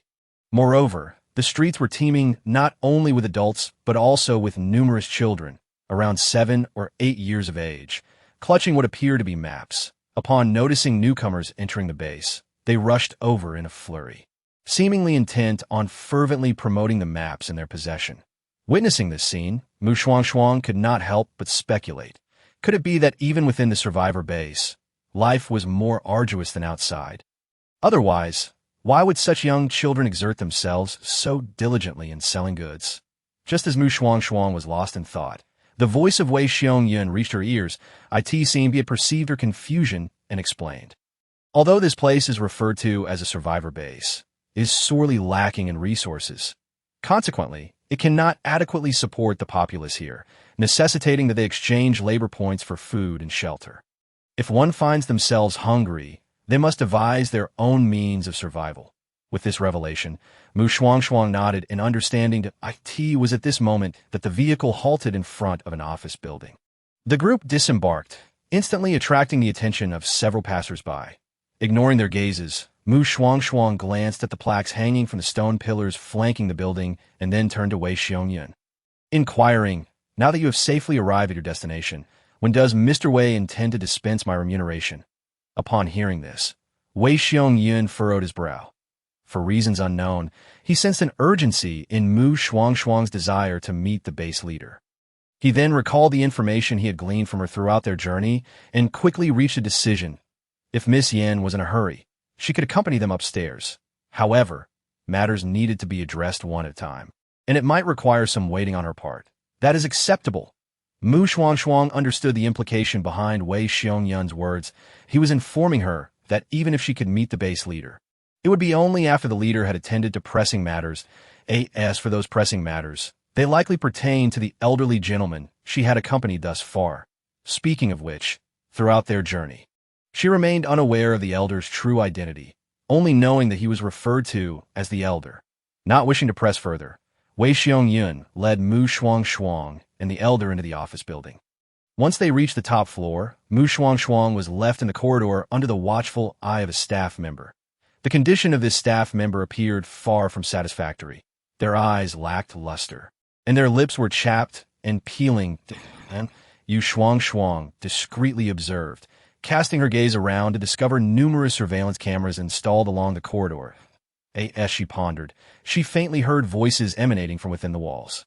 Her eyes brightened slightly, and she focused intently on eavesdropping, not out of malice, but rather because the voices had unwittingly found their way to her ears. As she listened, she discerned the conversation within the wall. "Elder, we have been eagerly awaiting your arrival. The laboratory you requested has been prepared, although some equipment is still not yet gathered. However, I will do my utmost to procure it for you." A weary yet excited male voice resonated. The speaker was none other than Zhao Ingjia, the leader of the North Province survivor base, whom Shuangshuang wished to meet. The elder exchanged pleasantries with Zhao Ingjia before earnestly advising, "I understand that sourcing those instruments now is quite challenging. But if possible, I hope you can make efforts to locate them, as they are crucial for our research. While it is not impossible to proceed without them, it would consume considerably more time. And our time is of the essence. Time equates to life, and we cannot afford delays." Listening to their exchange, Shuangshuang finally grasped the elder's identity. He was a genetic research expert, specifically contacted by Zhao Ingjia to study human mutations and viruses. As the conversation drew to a close, Shuangshuang heard Wei Xiongyan mention her. "Base leader, during our mission, as we were running low on ammunition, I recruited a girl who seems to possess ancient martial arts skills to help protect the elder. She has a condition. She wishes to see you, claiming to have information regarding this disaster that she wishes to discuss privately. Where is she?" Zhao Ingjia seemed taken aback, then inquired. Wei Xiongyan replied, "She is currently waiting in the corridor. Shall I bring her in?" The room fell silent for a few seconds before Zhao Ingjia consented. "Please have her enter, regardless of whether this individual truly possessed knowledge about the disaster. Such a skilled individual should not be overlooked." Although many areas had stabilized, the stockpile of firearms was becoming increasingly strained. The current stability was heavily reliant on these weapons to eliminate the monsters. Particularly in recent days, as flora and fauna have mutated across various regions, consumption had surged exponentially. Despite organizing personnel to begin the production of firearms, they still could not keep up with demand. The future would inevitably hinge on cold weapons and personal combat skills. If there was someone proficient in ancient martial arts, allowing her to impart those skills would significantly enhance the chances of survival for their base. While Zhao Ingjia contemplated how to persuade Shuangshuang to teach ancient martial arts, she, having been notified by Wei Xiongyan, entered the office. "Base leader, Miss Yan has arrived," Wei Xiongyan announced respectfully to the middle-aged man seated on the sofa. Shuangshuang took this opportunity to scrutinize the leader of the North Province survivor base. In terms of appearance, he bore the visage of a kind-hearted individual. Clad in a Zhongshan suit, his hair was somewhat disheveled, and dark circles adorned his eyes, indicative of someone who had not rested adequately, likely due to his diligent management of the base. Zhao Ingjia, in turn, was observing Shuangshuang, astonished by her youth. "Young lady," he greeted with a gentle smile, I have heard from Xiong that you played a crucial role in ensuring their safe return. Shuangshuang blinked, her demeanor shifting from the obedient girl she had portrayed in the vehicle. She met Zhao Yingjia's gaze directly and stated, "There is no need for gratitude. Base leader, that my assistance to Mr. Wei was merely a transaction for mutual benefit. That I believe Mr. Wei has communicated my intentions clearly to you, so I shall not beat around the bush. Time is of the essence. Every minute saved is invaluable." After a brief pause, without granting Zhao Yingjia an opportunity to interject, she continued, "I possess the truth regarding the impending apocalypse. I am aware that your various bases have methods of communication amongst one another. Therefore, I implore you to reach out to these bases, as I intend to reveal to all of you the cause of this disaster and the dire consequences should it remain unmitigated." A sharp intake of breath echoed throughout the office, followed by several voices brimming with excitement. Zhao Yingjia and the others fixated on Shuangshuang, demanding, "Is what you say true? If it were not true, I would not be here. Thus, I kindly request that the base leader contact the other leaders, preferably the highest authorities within the country. This matter genuinely concerns the survival of all humanity on your planet, and I urge you to take it seriously." With an unwavering demeanor, Shuangshuang returned their scrutinizing glares. Observing her grave expression, Zhao Yingjia and the others felt a tightening in their chests. Subsequently, they began to grasp the implications of her earlier statements, collectively voicing, "What do you mean this matter concerns the survival of all humanity? Are you not one of us?" Upon the conclusion of their inquiries, the three realized they had been overly anxious due to the apocalypse. Otherwise, how could such absurd notions have arisen? However, Shuangshuang did not refute them. "I will address your questions once everyone is gathered." Upon hearing this, the three exchanged worried glances, their brows furrowed, particularly Zhao Yingjia, who appeared deep in thought. Aware of their apprehension, Shuangshuang coldly asserted, "I understand your skepticism. Were I in your position, I would also doubt. However, given the current circumstances, you have no time for deliberation. You must trust me and act as I instruct. Keep in mind that with each passing minute, countless lives, humans, creatures, and plants, are perishing globally, diminishing the vitality of this world. That is the true apocalypse, for reasons unknown." Zhao Yingjia and Wei Xiongyan shuddered at her final words.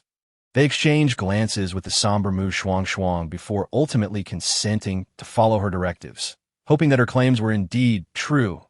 "If I discover that you are merely jesting, I will not show you any mercy," Zhao Yingjia warned Shuangshuang, his gaze piercing, before rising and stating, "Follow me." 10 minutes later, Shuangshuang finally stood before the leaders of all survivor bases in Xia country, including the highest authorities, with the highest authority present. Others were not permitted to engage in dialogue with Shuangshuang. "We have heard you possess the truth regarding this apocalypse and wish to share it only in our presence. Now that we are gathered, what is your message?" the highest authority inquired, his expression devoid of emotion as he addressed Shuangshuang via video. Standing rigidly, Shuangshuang met his gaze through the screen and slowly began, "Allow me to formally introduce myself. My true name is Shuangshuang. Hailing from the Blue Star, I should not exist in your world. It is the consciousness of your planet that forcibly brought me here, hoping I can prevent a catastrophe brought about by extraterrestrial beings." As soon as those words fell, a wave of astonishment swept through the assembled leaders of the survivor bases, both present and in the video. What nonsense is this girl speaking?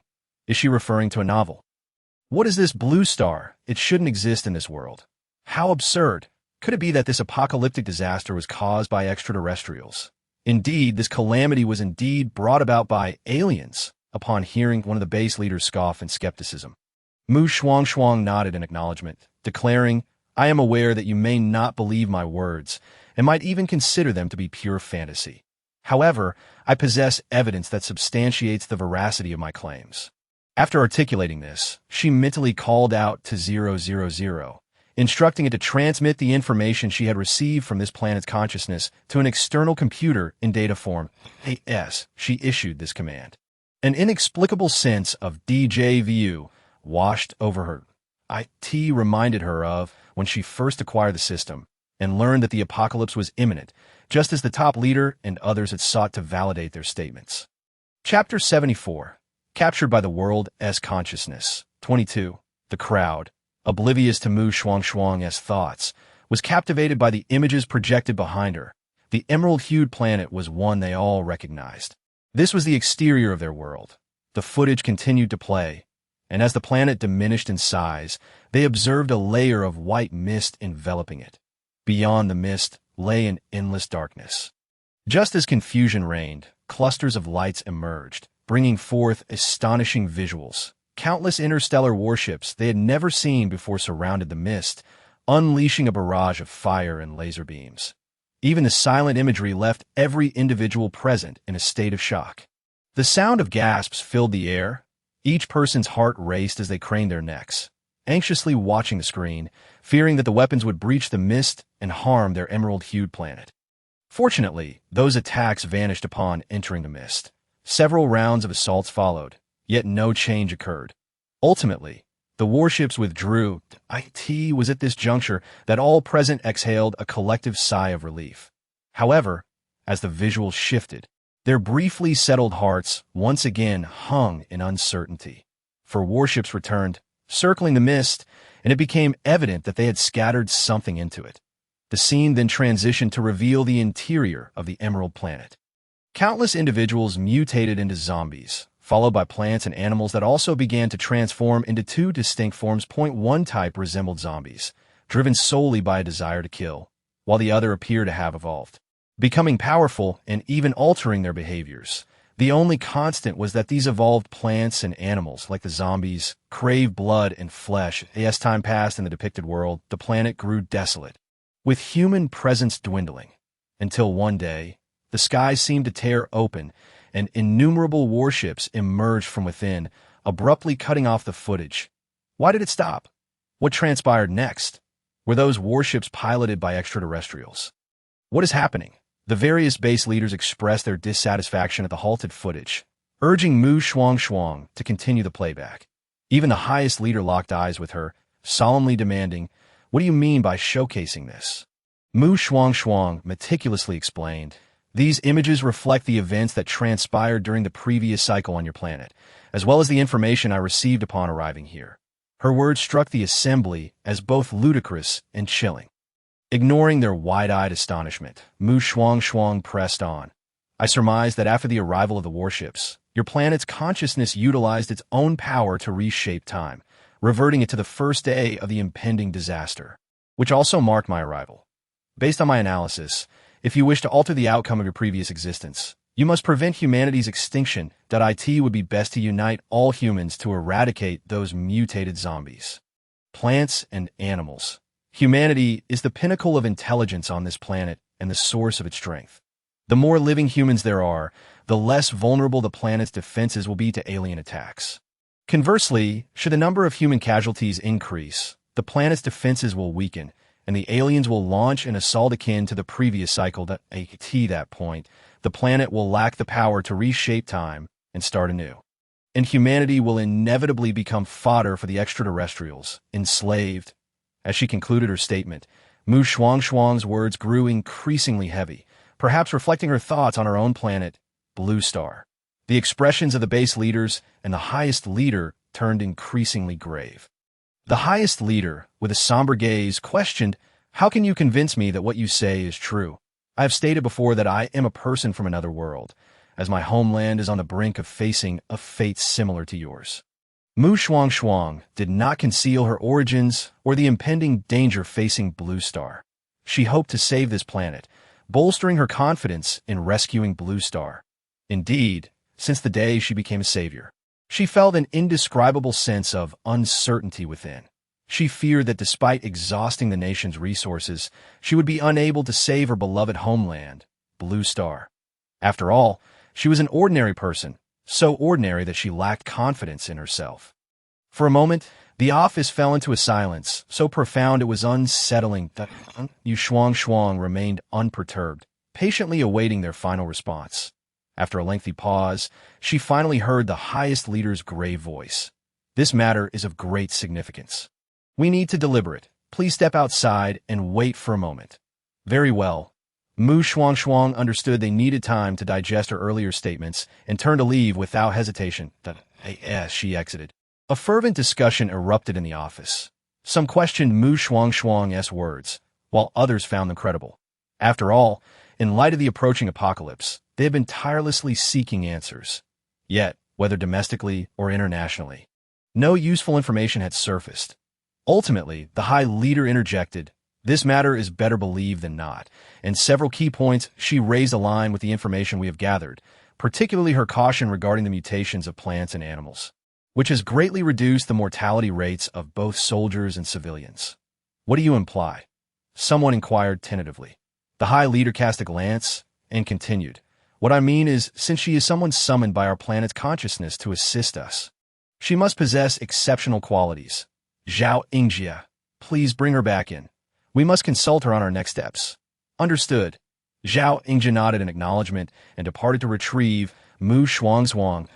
It wasn't long before she reappeared in the office. Following Zhao Ingjia, she gazed up at the High Leader in the center of the video, silently awaiting the response she sought. The High Leader did not keep her waiting, directly addressing her, "Since you claim to be the one summoned by our planet's consciousness to avert disaster, what should we do next? Do you have any plans?" Upon hearing this, Shuangshuang felt no surprise. "While I am indeed the one brought here to avert catastrophe, I'm not as formidable as you might assume. It is only through mutual support that we can prevail." After a brief pause, she shifted her tone, continuing, "As I mentioned earlier, the survival of our human population is paramount. The strength of the planet will not diminish, and the alien forces waiting outside will be unable to invade. Therefore, our immediate priority should be to gather the surviving humans, organizing efforts to eliminate zombies and untrainable mutated plants and animals." Chapter 75, Captured by the World as Consciousness, 23. Secondly, we must research the virus to enhance human resilience, ensuring that at the very least, we can withstand injuries without succumbing to infection. None of us can guarantee that, after this wave of disaster passes, the aliens won't launch a second viral assault. Finally, once stability is achieved, we should strive to develop advanced technology without compromising the essence of our planet. If one generation fails, we will create two, or even three. As Shuangshuang reached the conclusion of her proposal, a surge of fervor coursed through her veins. She envisioned the survivors of Blue Star, who, though not entirely united, shared a common resolve to reclaim their freedom from the extraterrestrial threat and restore humanity's former glory. Even if it took 5 centuries, and the outcome remained uncertain, they would still strive for humanity as survival. Crafting 000 to traverse time and return to a period before the alien onslaught. The High Leader and the other base leaders were profoundly moved by Shuangshuang's words. After a considerable pause, they returned to their senses, gazing at the resolute Shuangshuang, their brows furrowing in contemplation. That it was not that they disagreed with her proposals. In fact, her suggestions were devoid of fault. However, they considered them to be overly naive. Setting aside the question of whether their own populace could unite, the stubborn factions abroad would require overwhelming force to comply. Especially in these chaotic times, they had received numerous reports of foreign powers seizing the opportunity to gain control. Your suggestions are valid, but the reality of implementing them poses significant challenges, the High Leader stated gravely. Shuangshuang nodded in acknowledgement, responding, "Your concerns are indeed justified. Yet regardless of the difficulties, we must confront them step by step." She paused for a moment, casting a glance at the expressions of those in the video, and continued, "Of course, I will not remain idle. I can offer you a technique that will enhance your physical capabilities. Additionally, I possess a soul-bound space containing various supplies that I can provide to you. Furthermore, I can utilize this space to assist you in transporting items." The mention of a technique and a space left everyone in disbelief, and they looked at Shuangshuang in shock. "Is what you say true?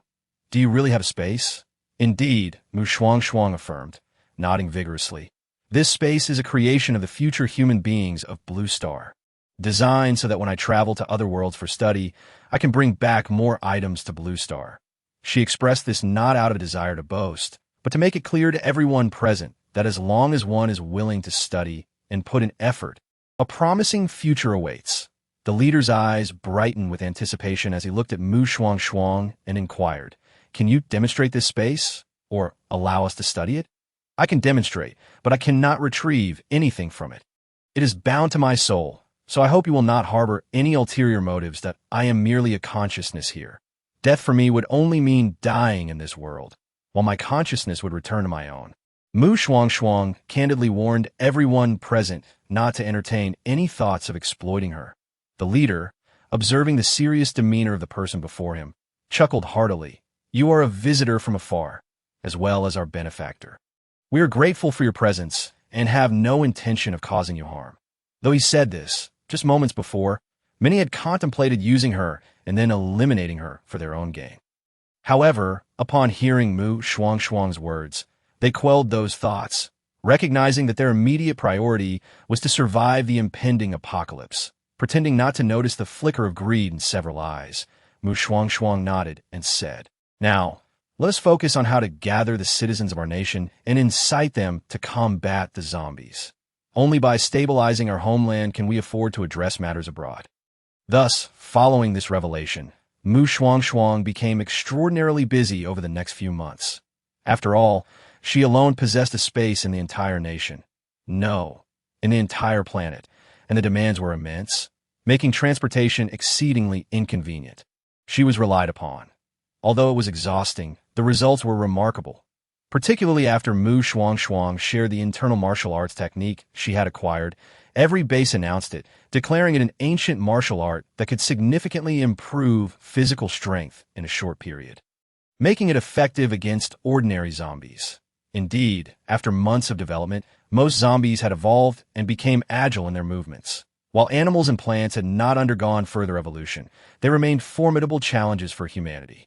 Half a year had swiftly passed on this day. Shuangshuang found herself with rare free time, unburdened by tasks, and decided to take a stroll outdoors to relax her mind and body. This past half year had been incredibly taxing. Though she willingly embraced her role as a tool to save this world, the high-ranking officials of the Summer Nation were nothing short of oppressive, squeezing every ounce of her potential. In the previous 2 months, she had been teaching martial arts and traversing various bases, diligently serving as a manual transport unit without a single day of respite. Yet now, nearly all survivor bases were well established, and these unfeeling beings were sending her to remote mountains to exploit mineral and petroleum resources. Essentially everything they required. Had she known this would be the case, she would have never mentioned her space in the first place. But alas, despite feeling nearly drained, Shuangshuang understood that her space had saved her and the Summer Nation a significant amount of time. Now, merely half a year later, while not all of the Summer Nation was stable, a substantial portion of the chaos had been quelled. Most encouragingly, there had been progress in the research regarding the zombie virus at the Research Institute. Those in power were beginning to consider whether it was time to initiate the next phase of their plan to provide assistance abroad. They remained acutely aware of Shuangshuang's earlier warnings to prevent an alien invasion and ensure peace on the planet. Humanity's casualties must not be excessive. However, in the brief span of 6 months, the population abroad had drastically diminished, often reduced to 1 in 10, that if they continued to neglect the situation abroad, they feared the apocalypse Shuangshuang had forewarned would indeed come to pass. Currently, foreign territories were largely controlled by various factions, rendering them unrecognizable as nations that if the truth were to be revealed to those in power, they worried those individuals might not only disbelieve, but also act irrationally, exacerbating the current challenges that in the expansive conference room. The leader sat at the head, his expression grave as he surveyed the individuals below him, slowly articulating his concerns. Subsequently, someone echoed his sentiments. I concur with your words. Based on the intelligence we have gathered, fewer than 3/10 of the population abroad have perished at the hands of zombies and mutated flora and fauna, yet 7/10 have succumbed to internecine conflict. Chapter 76, Captured by the World's Consciousness, 24. The meeting concluded with nearly unanimous support for sending troops abroad, albeit with the intention of keeping the true objective concealed, merely presenting it as a humanitarian aid mission. Naturally, if the foreign entities rejected the offer of humanitarian assistance, they would resort to military force to eliminate any perilous factors that could trigger the apocalypse, unbeknownst to Shuangshuang, who was leisurely wandering the streets. She was wholly absorbed in her thoughts, observing the passers-by around her. A sense of pride welled within her. Compared to 6 months ago, the survivors' faces now radiated hope for a brighter future. Reflecting on this, Shuangshuang's self-confidence surged. Though she was ordinary and lacked extraordinary prowess, through her own efforts, she had altered the fates of countless individuals and transformed the dismal destiny of this world. Just as Shuangshuang was enjoying her stroll, occasionally admiring and purchasing items of interest, a somewhat uncertain voice suddenly called out from behind her. Yin Xiaxia? Who are you? Shuangshuang turned instinctively upon hearing her name, only to find a gaunt woman with an unhealthy, waxy complexion staring intently at her. Throughout these 6 months, although she had disclosed her identity to those in power, she had still been living under the guise of Yin Xiaxia. After all, she needed to fulfill Yin Xiaxia's wishes and strive to survive. The woman, observing that Shuangshuang did not deny being called by the wrong name, gazed at her radiant appearance with a complex mix of emotions in the past 6 months of the apocalypse. She had struggled painfully to reach a survivor base. Yet here stood someone who had once been an inconspicuous figure in class, lacking any advantageous background, now living a life more glamorous than her own. It was a source of envy and jealousy. I am Tang Xian. We were classmates before everything fell apart. Though she felt a surge of resentment, Tang Xian had honed her ability to mask her true thoughts over the past 6 months.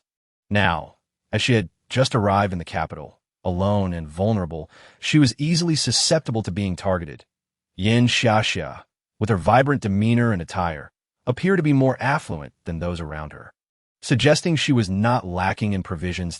If she could align herself with this person, her immediate survival concerns would be alleviated, and she could plot her next move. Little did she know, her self-perceived cleverness had long been observed by Shuangshuang. However, Shuangshuang could not be bothered to expose her intentions. Casually responding, "Oh, it's you," Tang Xian momentarily stammered, a flicker of anger igniting within her. What was with this Yin Xiaxia? Did she not see her current predicament? Would she not offer assistance? Such a lack of camaraderie. It was no wonder she had been encouraged by the entire class before. Yet despite her inner turmoil, Tang Xian lowered her gaze and feigned humility, saying, "Xiaxia, you look radiant and well-dressed. You must be doing well in the capital. Could you possibly take me in for a few days? I just escaped from outside and have no food. Rest assured, once I find a job, I will repay you for your hospitality." What a farce. Once she settled into Yin Xiaxia's home, she would undoubtedly find a way to have Yin Xiaxia support her. Or perhaps she would claim Yin Xiaxia's belongings as her own, ideally usurping Yin Xiaxia's job as well, thereby securing her foothold in the capital. Shuangshuang regarded the woman before her, who was simultaneously speaking sweetly while calculating her intentions, nearly bursting into laughter. Did she truly believe she could still be treated as the once bullied Yin Xiaxia? With this thought, Shuangshuang's expression suddenly turned cold. Though she had no desire to stoop to this woman's level, she was not without her own temper. Tang Xian, Shuangshuang crossed her arms, regarding her with a mocking smile. Tang Xian met her gaze, only to find herself caught in icy, piercing eyes that made her involuntarily shiver, instinctively taking a step back. Observing her reaction, Shuangshuang snorted softly, deriding, "With such a timid disposition, how dare you attempt to scheme against me?" "What scheme? Xiaxia, what are you talking about?" Tang Xian feigned innocence and grievance, yet within, she was in utter shock. How had this bookworm seen through her ruse? She had relied on her acting skills to survive thus far, managing to deceive countless individuals along the way. Shuangshuang caught another subtle movement from Tang Xian and chuckled lightly. "Are you surprised that I can see through your facade? To the untrained eye, you appear flawless, but to those of us who are martial artists, your every emotional fluctuation is exceedingly apparent." Upon hearing this, Tang Xian's eyes widened in disbelief. The bystanders who paused to watch the performance could no longer contain their disdain, mockingly exclaiming, "I truly admire your audacity, madam. Are you unaware that Yin Xiangwei is the foremost martial artist among us? Not a single subtle emotion can escape her keen perception, yet you still dare to plot against her. Truly, you must be tired of living." Hearing the bystander's words, Tang Xian couldn't help but draw a sharp breath inward. She was aware of martial artists. 6 months prior, the official cultivation methods had been introduced. But at that time, she had been treated as a mere pet, and such cultivation secrets were certainly withheld from her. After her escape, she managed to acquire a copy of a cultivation manual. Yet after a month of practice, she experienced no change, confirming her status as someone incapable of cultivation. Consequently, she ceased to concern herself with martial affairs, dedicating all her energy to mere survival, completely oblivious to the vast disparity between martial artists and ordinary folk. "I'm sorry, Xiai. I never intended to scheme against you. I merely wished to survive." Tang Xian, with tears brimming in her eyes, adopted a posture of vulnerability, careful not to let any other thoughts surface, fearful of being seen through by Shuangshuang. She choked back sobs as she recounted her tragic journey to Shuangshuang and the others nearby, striving to elicit their sympathy. It must be said, she was a remarkably clever individual, adept at reading the room. Those who are weak often invoke the compassion of others, especially those striving to endure hardships, yet facing relentless setbacks, who are particularly prone to garnering pity. Indeed, after Tang Xian shared her tale, the crowd's earlier derision shifted to sympathy, absolving her of blame that, in truth, she was quite pitiable, merely trying to survive. Indeed, do not be deceived by the apparent tranquility of the world now compared to 6 months ago. Shadows still lurk in many corners, though we often choose to remain oblivious. Xiangwei possesses great capabilities and is a classmate of hers, and as she has just arrived in the capital, it is only natural for her to set her sights on Xiangwei. It is merely human nature. As the public opinion around her shifted, Tang Xian felt a profound sense of relief wash over her. Shuangshuang regarded her with a knowing smile, tinged with a hint of admiration. What a clever individual she was, possessing remarkable adaptability and, most importantly, the ability to let go. This reminded her of Li Rulan, someone she had not seen in a long time. Another formidable person, ruthless with herself, and even more so with others. "I have listened to your account, and indeed your experiences evoke sympathy.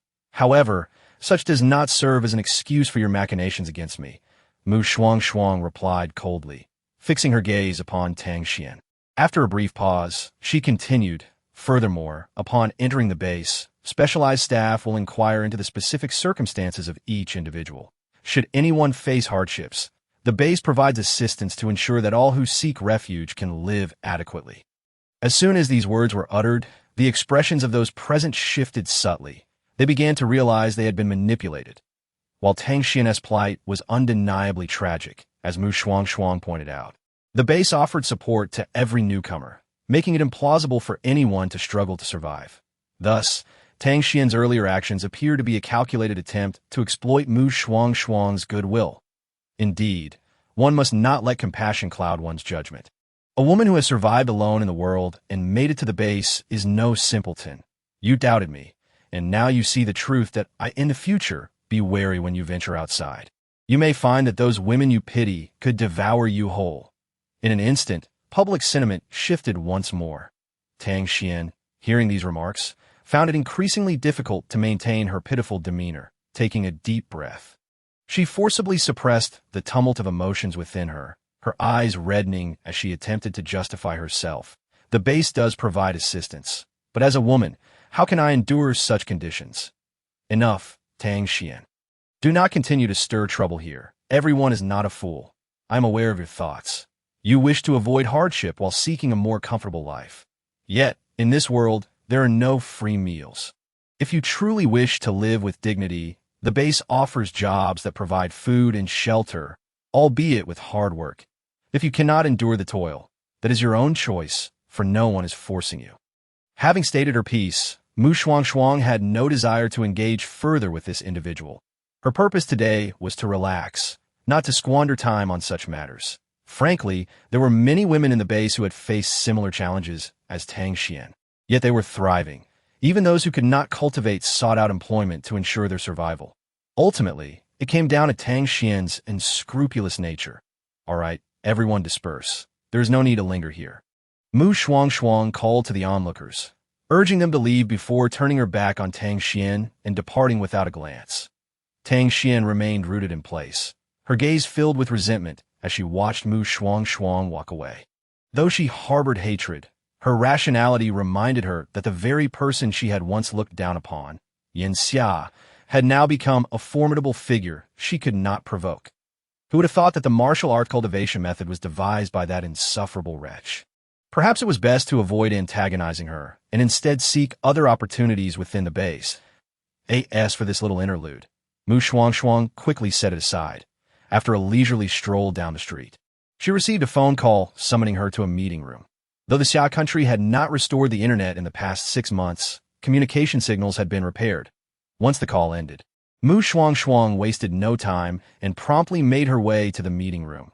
Inside, only the high-ranking officials and their assistants remained.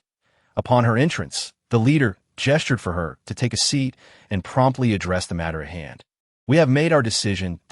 In 5 days, we will split into 3 groups. You will accompany Su Pews to the west, if they are willing to accept our assistance to properly govern the survivors. We will not interfere.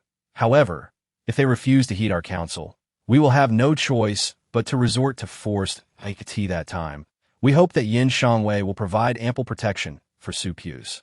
I will, Shuangshuang nodded in response. The leader then handed her a list, somewhat sheepishly clearing his throat as he said, "This is a list of supplies needed by the Research Institute, items that are unavailable domestically.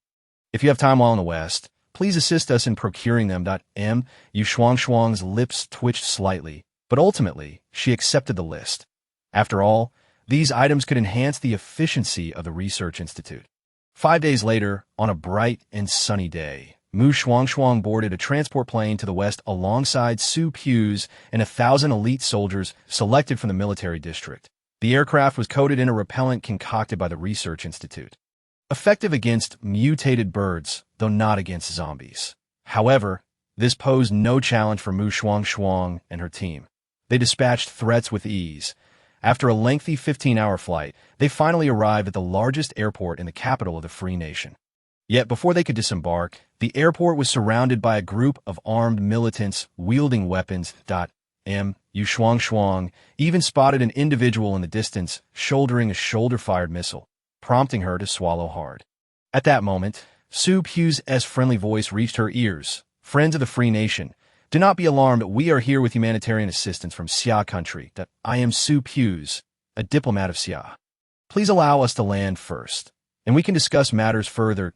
Shuangshuang glanced at the refined gentleman seated in front of her, then turned her attention back to the ground, noticing that the armed group had not retreated.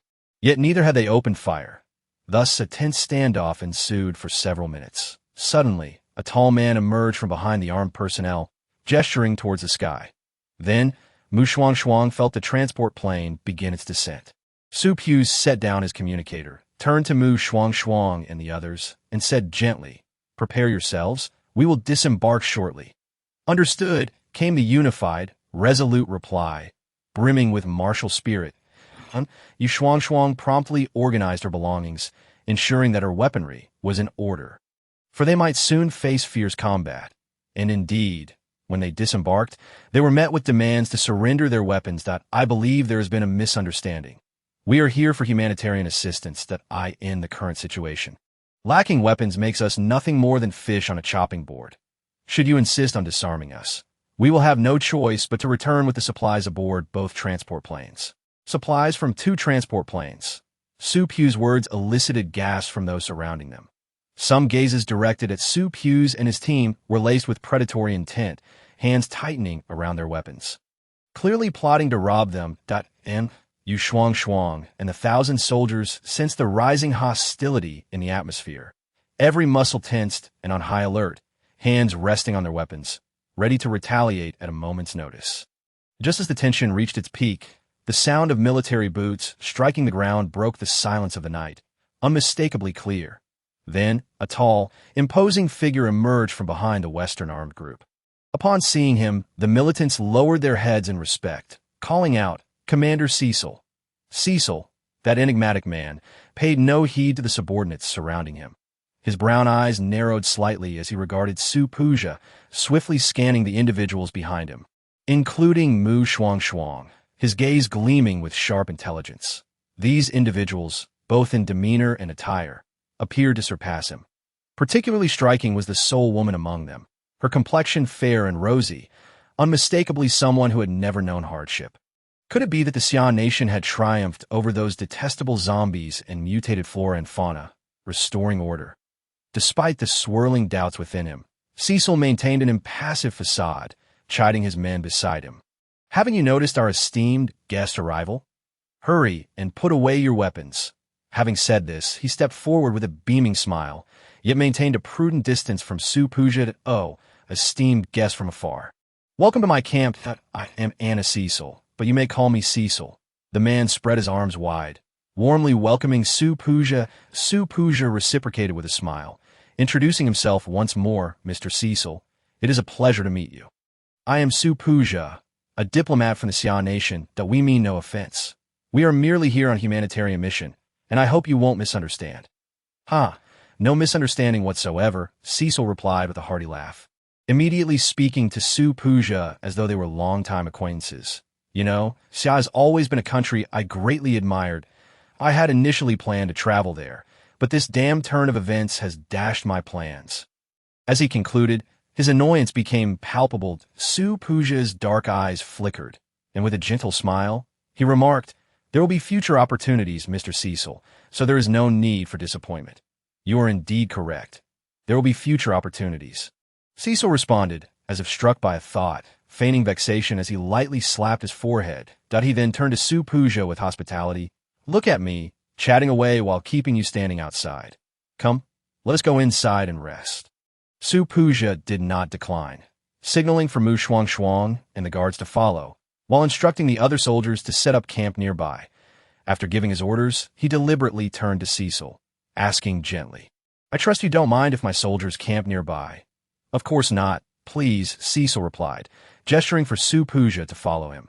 Inside the camp, the lighting was dim and yellow, yet one could still discern the surroundings.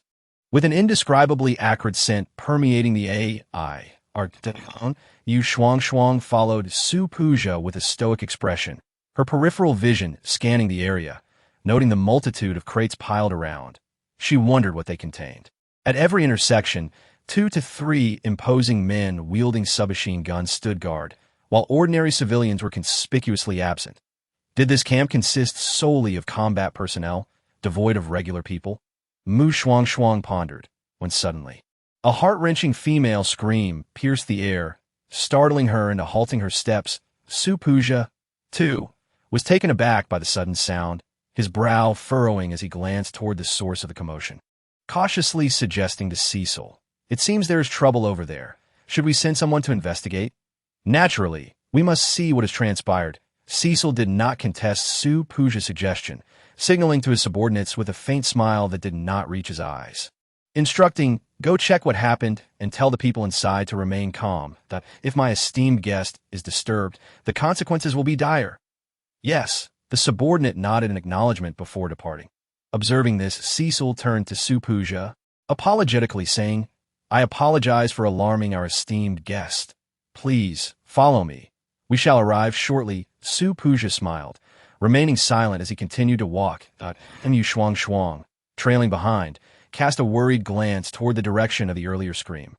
For some reason, that direction filled her with foreboding, and she detected an even stronger acrid odor. Just as she planned to have 000 utilize the network to investigate the situation, a panicked voice echoed in her mind. "Host, I think I've discovered aliens." "What?" Shuangshuang exclaimed in shock, drawing the attention of both Shuangshuang and Cecil. Cecil inquired with concern, "Miss, what seems to be the matter?" This woman, accompanying a diplomat from the Xian nation, must possess an extraordinary identity. Shuangshuang also looked at Shuangshuang with concern, well aware that he had received strict orders to ensure her safety, even if it cost him his life. He could not allow anything to happen to her. In truth, the 1,000 elite soldiers, ostensibly there to protect supplies, were actually there to safeguard Shuangshuang. "What happened to Ensign Yin?" "Oh, it's nothing. I just caught sight of Shadow darting past, and was startled. Perhaps it was just my imagination. I truly apologize for alarming you." Shuangshuang forced herself to appear calm, seeking an excuse for a momentary lapse. Yet her mind was tumultuous with 000's words. Shuangshuang, of course, did not believe her explanation, But given their current circumstances, he refrained from pressing further, instead offering a protective cover. You, girl, have become more easily startled than you were 2 weeks ago, frightened by merely a shadow. I am sorry, diplomat Su. Recognizing his attempt to support her, Shuangshuang lowered her head in acknowledgement. Su Puja feigned a disapproving glare at her before turning to Cecil, expressing his apologies. This child has recently gone through some difficulties, and her temperament has changed. I thought bringing her out would help her unwind, yet she still gives cause for concern that I beg your pardon. Upon hearing this, Cecil observed Shuangshuang's contrite demeanor, his enchanting eyes flickering momentarily. He then chuckled lightly. No harm done. Women are naturally prone to fear. Thus, the group resumed their journey, while Shuangshuang followed Su Puja, her mind occupied with inquiries for 000. Though what did you mean by your earlier statement? It means exactly what it says, 000 replied swiftly, though if one listened closely, they could detect a note of panic in its tone. It continued with a disjointed explanation. Since you disembarked the plane, I have been attempting to ascertain whether there was a network available here. If so, I could intercept messages. However, the moment I touched the local network signal, I discovered it was a primordial interstellar signal. If Aliens Haven T arrived, it would take at least another century for this planet's civilization to develop such technology. Chapter 79. Captured by World Consciousness, 27. After absorbing 000's words, Shuangshuang felt her inner turmoil surging, her breath becoming labored.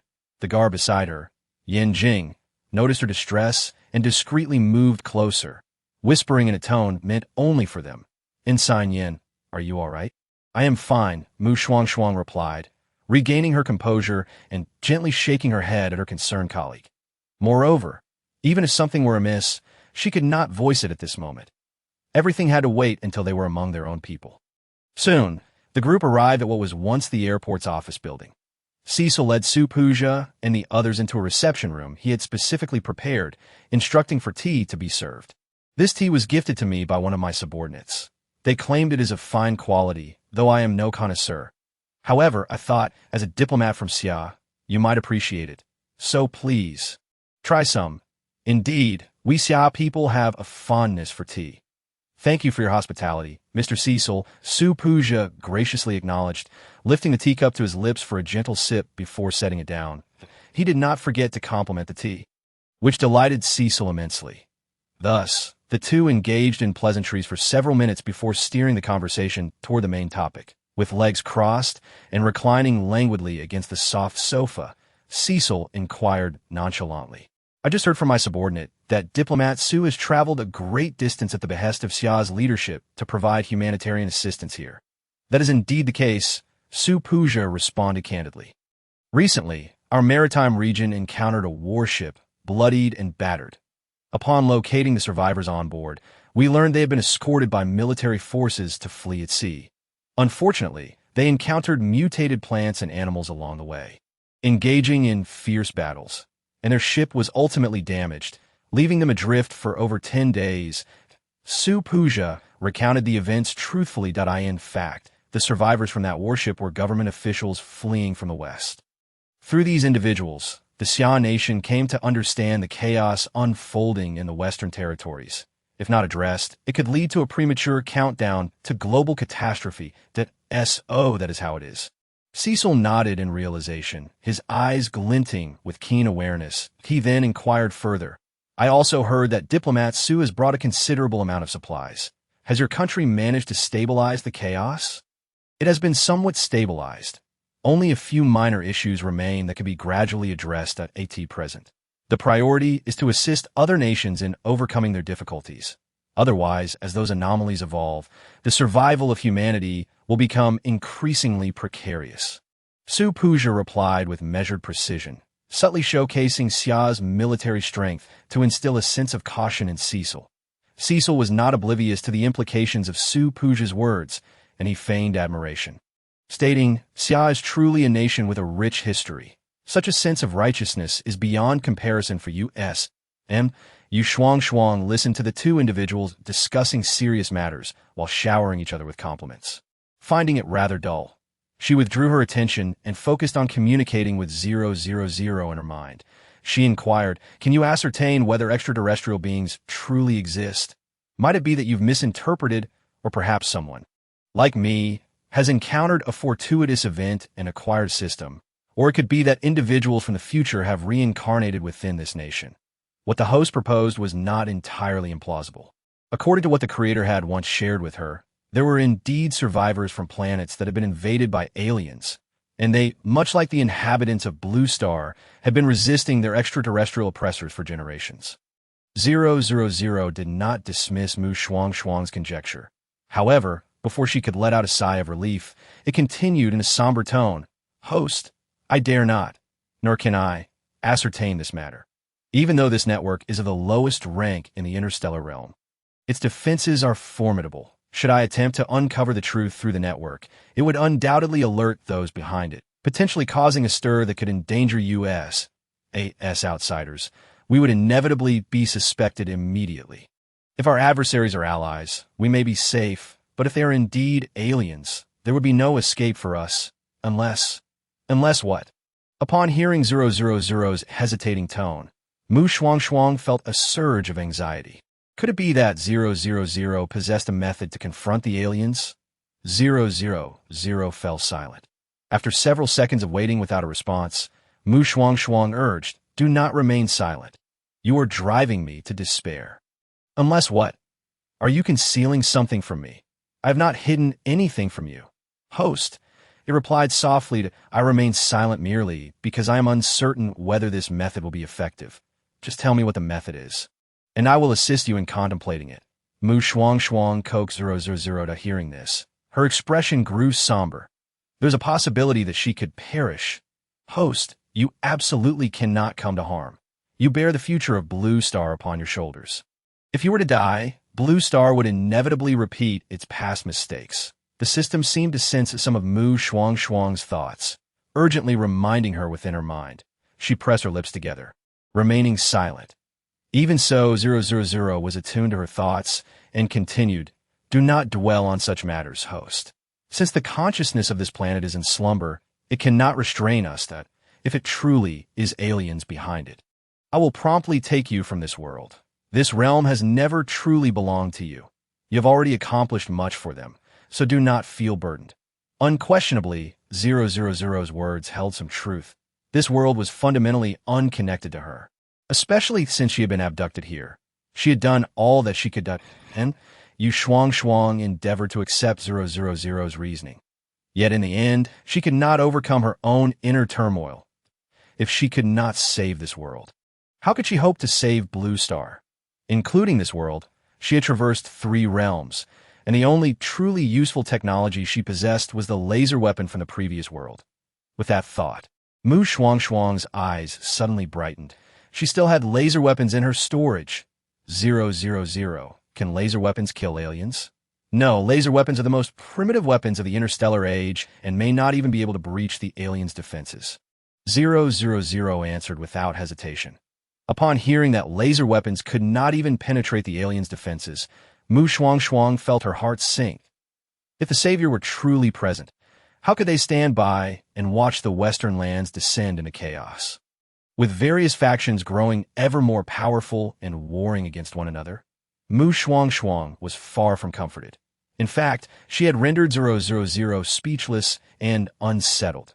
Indeed, if a savior existed, such a situation would certainly not be permitted. Thus, only one possibility remained. Those behind the interstellar network must be aliens.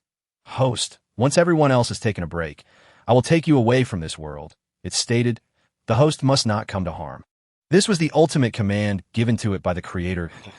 At any moment, the host's life took precedence over all others. Shuangshuang understood the reasoning behind 000's words, inhaling deeply to force herself to calm down and not panic.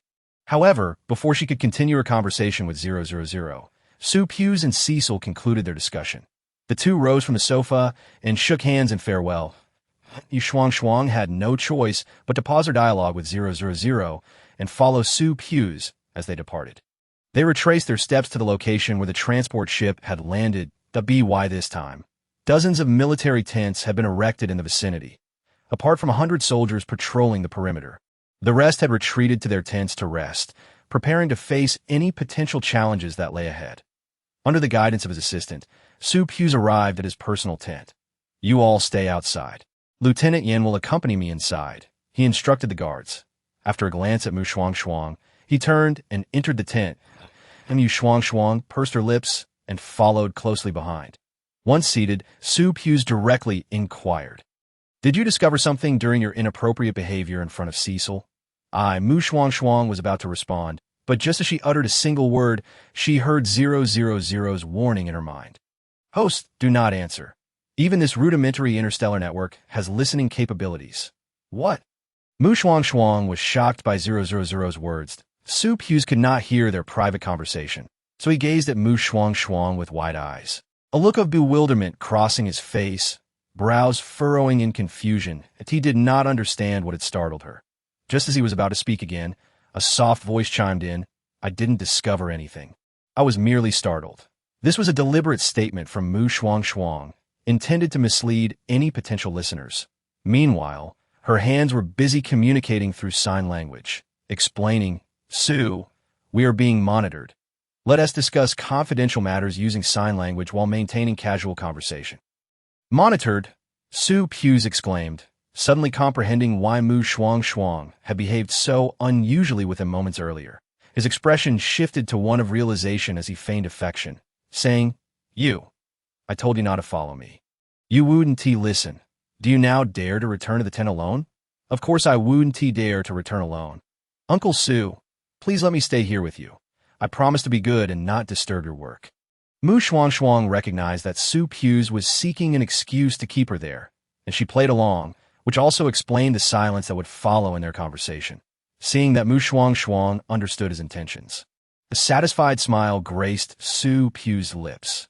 Subsequently, the two began their silent exchange.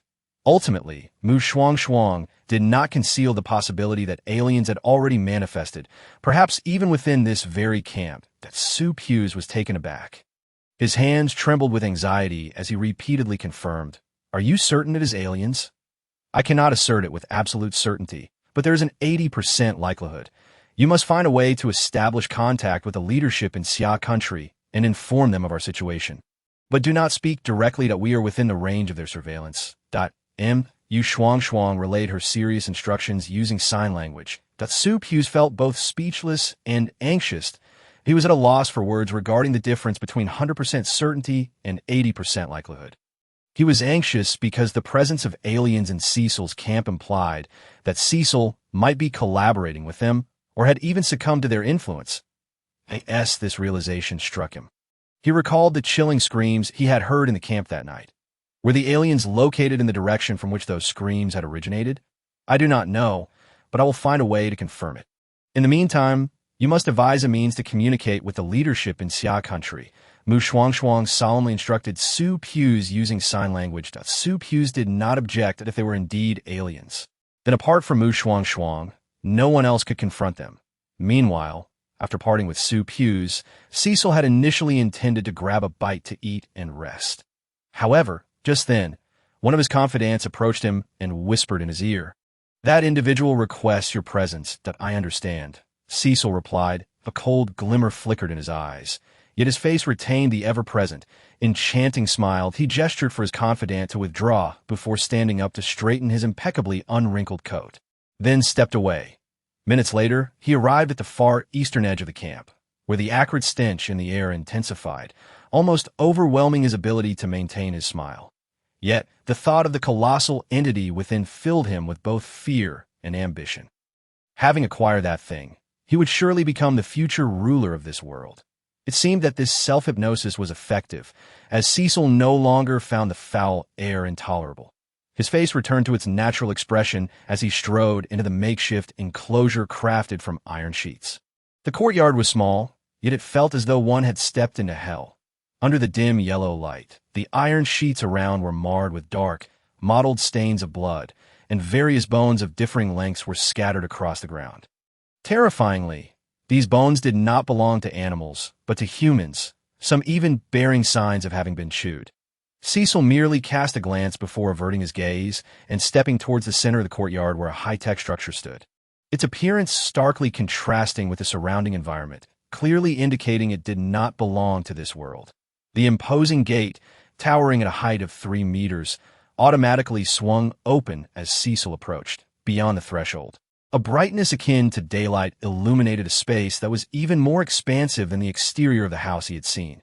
Despite having visited before, Cecil found himself once again awestruck by the remarkable spatial technology, and his inner ambition intensified.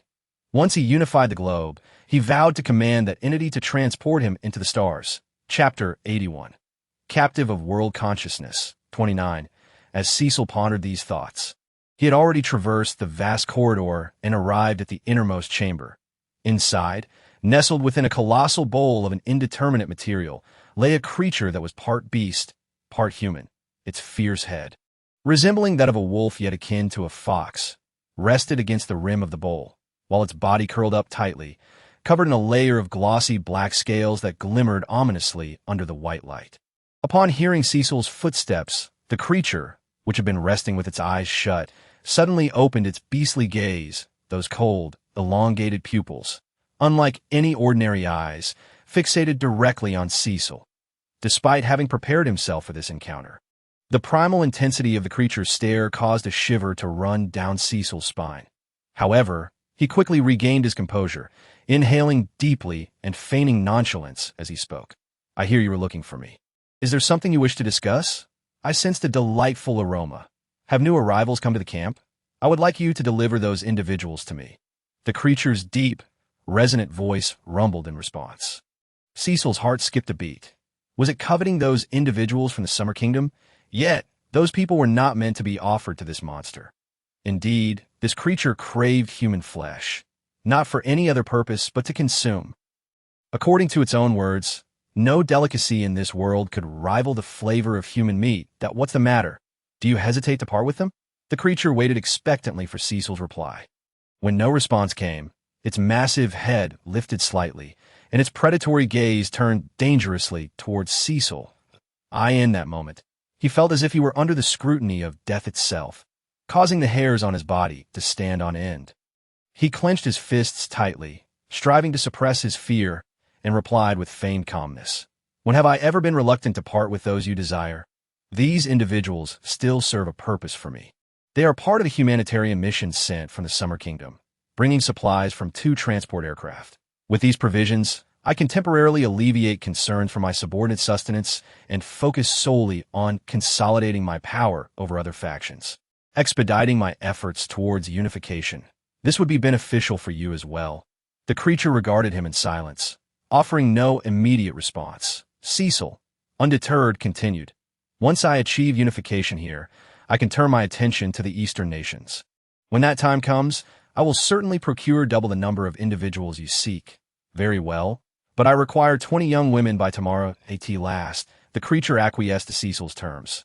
Yet, instead of feeling relieved, Cecil's heart grew heavier. This monster had an insatiable appetite for women, and the camp was rapidly running out of them. Nevertheless, he conceded to the creature's demands. That night was destined to be one of unrest. The following morning, Soup Hughes emerged from his tent with bloodshot eyes. He had spent the night contemplating the extraterrestrial matters and felt compelled to return to his homeland to inform the authorities. Having already devised a plausible excuse, merely awaiting the right opportunity to execute it. With this in mind, he summoned his assistant and inquired, "Has Lieutenant Yin risen yet?" I went to wake him, but Lieutenant Yin said he was feeling unwell and wished to rest in his tent for the day. The assistant replied respectfully. Upon hearing this, Soup Hughes recognized that Shuangshuang was concocting an excuse to detach from the main group, seeking an opportunity to investigate the veracity of the extraterrestrial presence. Therefore, he played along, feigning concern as he pressed. "Wasn't she perfectly fine yesterday? How could she be ill today? Has she consulted the military doctor?" "The military doctor has already seen her. It's nothing serious, just a case of acclimatization. A couple of days of rest should suffice," the assistant quickly assured him. Soup Hughes released a sigh of relief. "That's a relief that in these times, with a shortage of medical resources, falling ill can be troublesome. If she is unwell, Let her rest in the tent for a few days without disturbance. Understood. The assistant nodded in compliance, subsequently relaying the order to the other soldiers. With these arrangements made, Su Pews departed from the temporary camp to meet Cecil. Today, he intended for Cecil to accompany him on a stroll to survey the surrounding environment, which would later serve as a pretext for claiming that conditions were dire and additional supplies were necessary, thus facilitating communication with higher authorities. Cecil was unaware of these machinations. Upon hearing Su Pew's desire to explore the area, he readily agreed, as he had been contemplating how to acquire more supplies from the Summer Kingdom. After all, accumulating resources would prove advantageous for future confrontations with the Summer Kingdom, alleviating concerns regarding logistical support. Thus, the two individuals, each harboring ulterior motives, departed the airbase together. Shuangshuang received word of Su Pew's intention to accompany Cecil outside for reconnaissance. Logically, she should have acted promptly to investigate the easternmost region for any signs of extraterrestrial activity. However, she remained still, engaging in a mental dialogue with 000. I recall you mentioned last night that the energy stored within the system could be utilized against the extraterrestrials. Does this imply that the system's energy possesses capabilities beyond mere time travel, including offensive or defensive functions? That would be a fair assessment. Are you contemplating an engagement with the extraterrestrial? 000 inquired. Shuangshuang nodded gently. If they're indeed extraterrestrial beings, and the situation is not too dire, I wish to attempt it. Almost as soon as she uttered these words, she was met with a vehement objection from 000. No, I cannot agree. 000. Please refrain from hastily rejecting my proposal. Allow me to finish my thought. Shuangshuang remained calm and composed as she reasoned. The truth is, we currently have no concrete understanding of the situation. If our investigation reveals a dire scenario, I will abandon the endeavor, even if it means exhausting our energy reserves. However, if there exists even a glimmer of hope, I must try. Furthermore, should we succeed in saving this world, the merits will undoubtedly surpass the rewards we could accrue through our efforts in the present reality. Her tone grew increasingly lighthearted, as if she were discussing a trivial matter. Since you are determined, I shall not dissuade you further. But you must understand, utilizing energy for offensive purposes will not only jeopardize the extraterrestrials, but also pose a threat to both you and me. Nonetheless, I shall endeavor to protect you. Upon hearing 000's resolute assurance, Shuangshuang felt a warmth in her heart. She recognized her actions as reckless, yet she believed that others would make the same choice in her position. Moreover, given the higher status of this planet compared to Blue Star, she was confident that the planet's consciousness would have contingency plans in place. Chapter 82. Captive of World Consciousness. 30. Due to the slumber of world consciousness, Shuangshuang and 000 could freely harness energies beyond this realm without fear of rejection.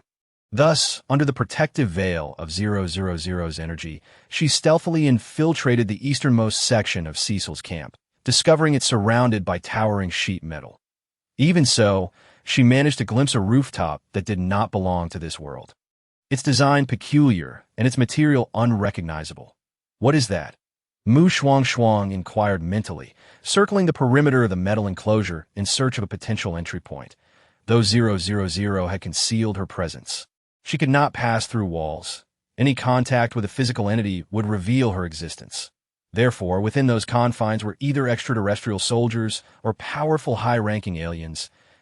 Shuangshuang quickly grasped the significance of this. I understand, she nodded, fully dedicating herself to the search for an entrance. However, after a thorough inspection, she found no opportunities for infiltration. Damn it, it's sealed tighter than a drum. She muttered in frustration, casting a forlorn glance at the heavily guarded entrance manned by two armed personnel.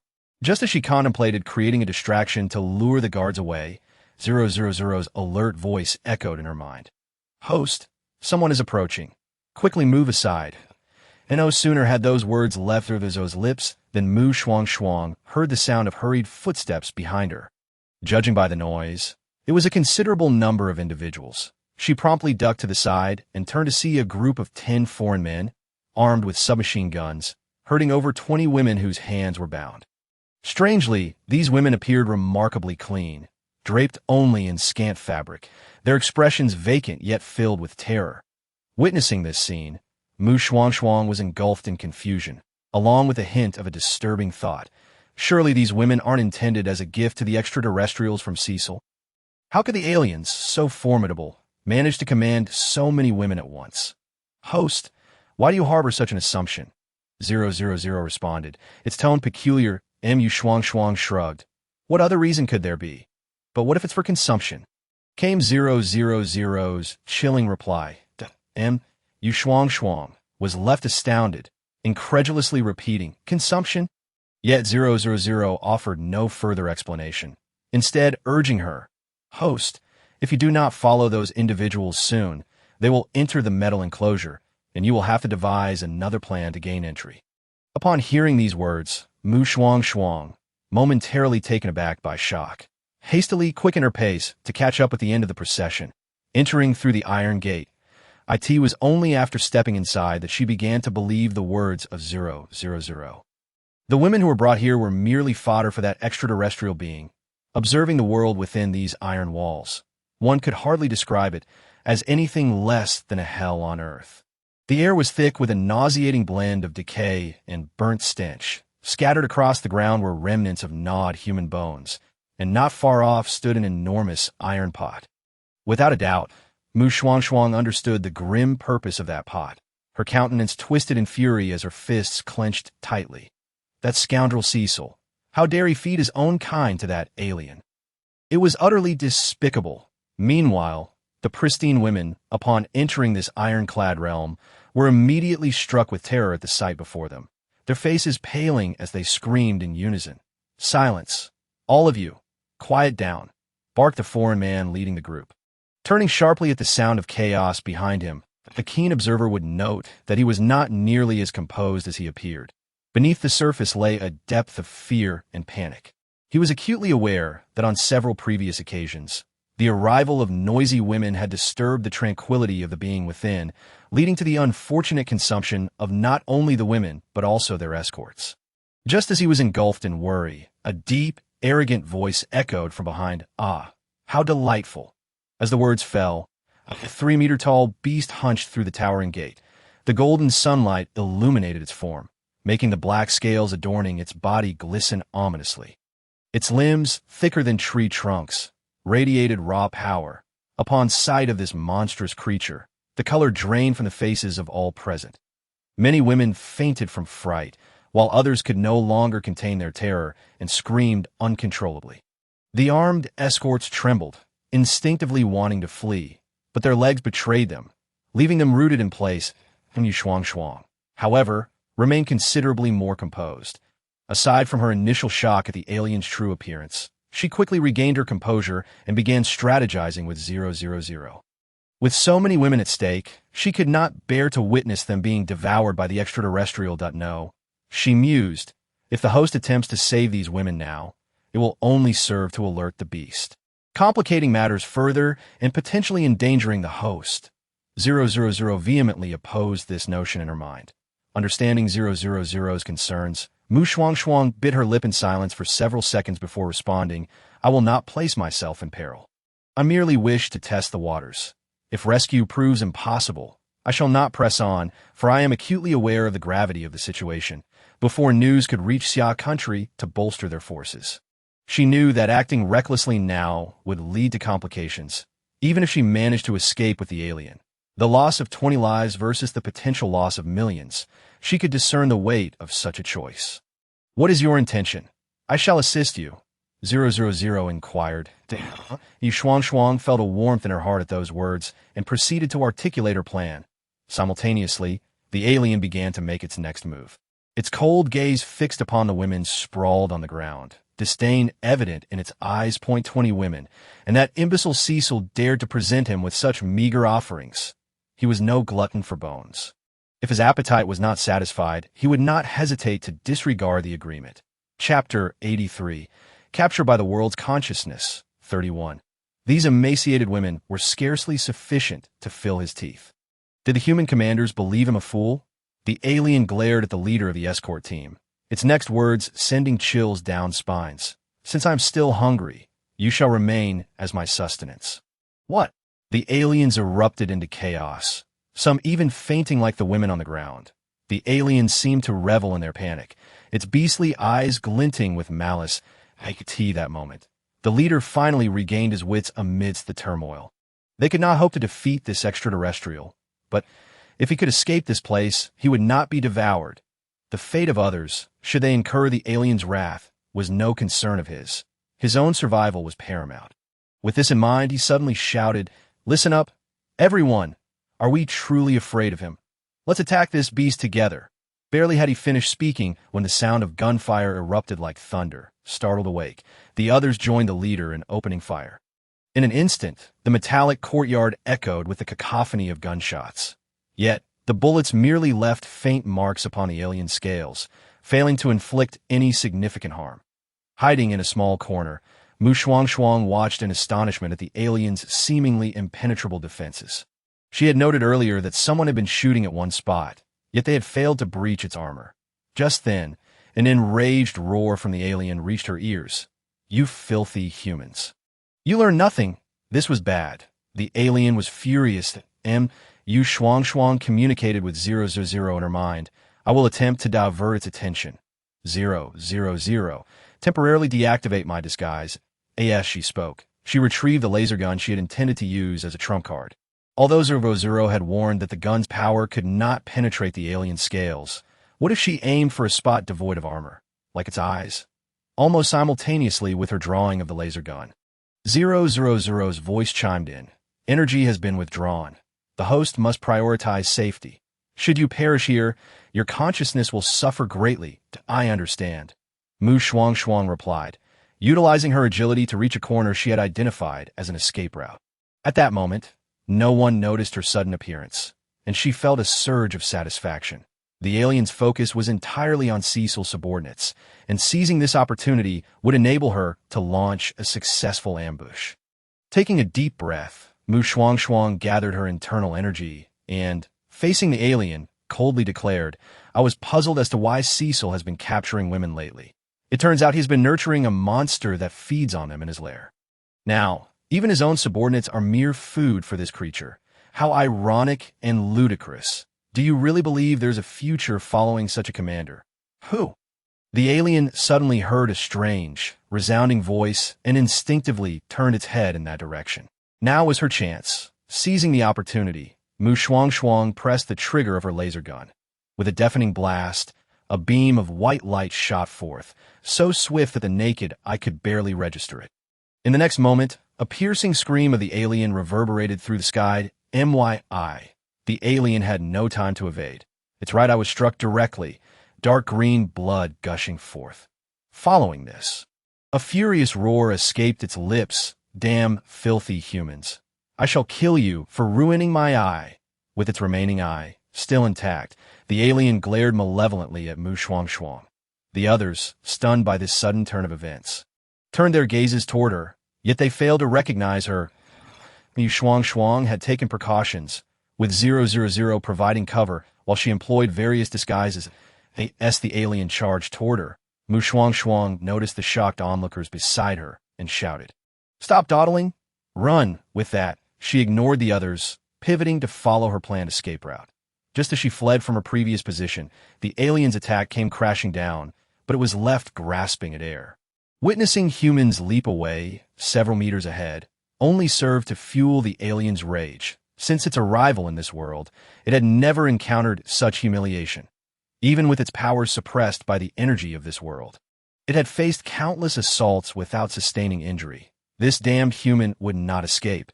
It would capture her and devour her whole. Consumed by fury, the alien pursued Shuangshuang relentlessly, who led it toward less populated areas. Even so, the alien's towering form made it impossible to go unnoticed, and it frequently bellowed in anger.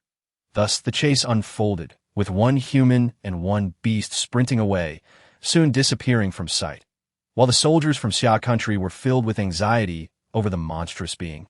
The rest of the camp quickly regained composure after an initial frenzy, returning to their tasks. The soldiers speculated about the creature, while the commanding officers anxiously sought to report the situation to Supus. Cecil's concealment of such a beast surely harbored ulterior motives, and he had just uncovered a shocking secret. That scoundrel Cecil had been raising the monster using humans as fodder. Unbeknownst to Shuangshuang, after diverting the alien, she ran for a distance before requesting 000 to help her conceal her presence again, then retracing her steps back to the airport. Where have those damned humans gone? The alien howled in a frenzied rage. Standing in an open space, IT was indeed on the verge of catching up with that detestable human, only to vanish in the blink of an eye, as if it had evaporated into thin air. Infuriating, utterly infuriating. The alien was now consumed by rage, contemplating destruction on a grand scale. Undeterred, it continued to sniff the air, detecting numerous scents, yet remained oblivious as to which aroma belonged to the accursed human. With a furious roar, it lamented its inability to locate the culprit. After a moment, it regained some semblance of composure.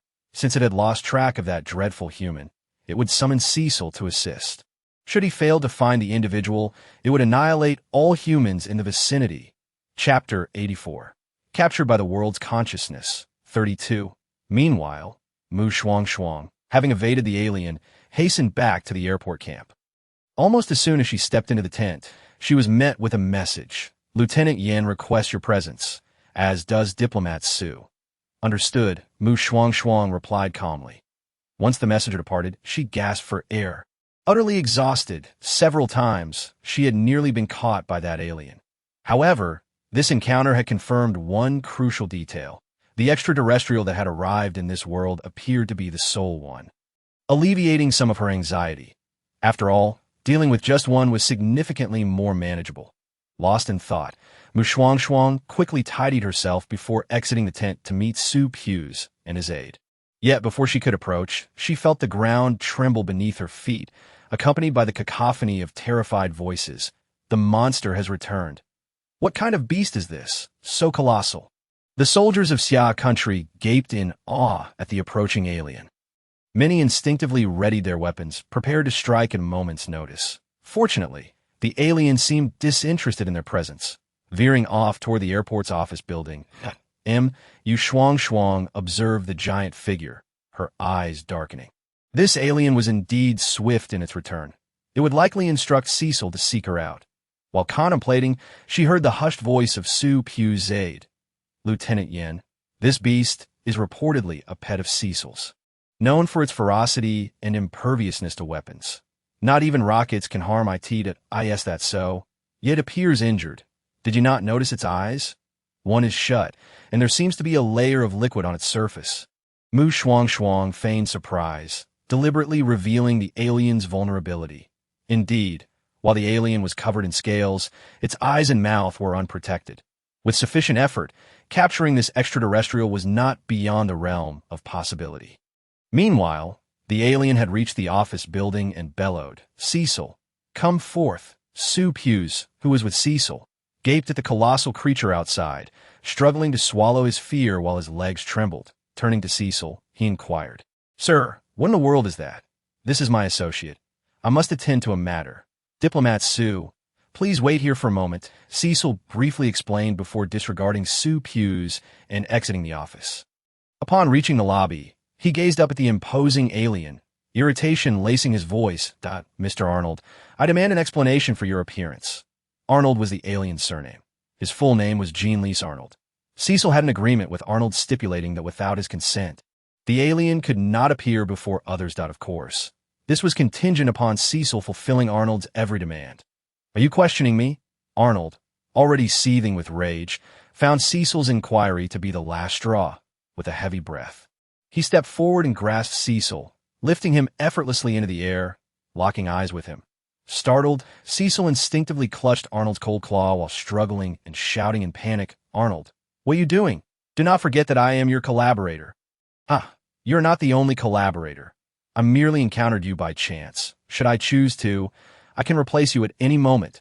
Arnold sneered, his words draining the color from Cecil's face. How could he have forgotten? Arnold was far more dangerous than any weapon, impervious to death.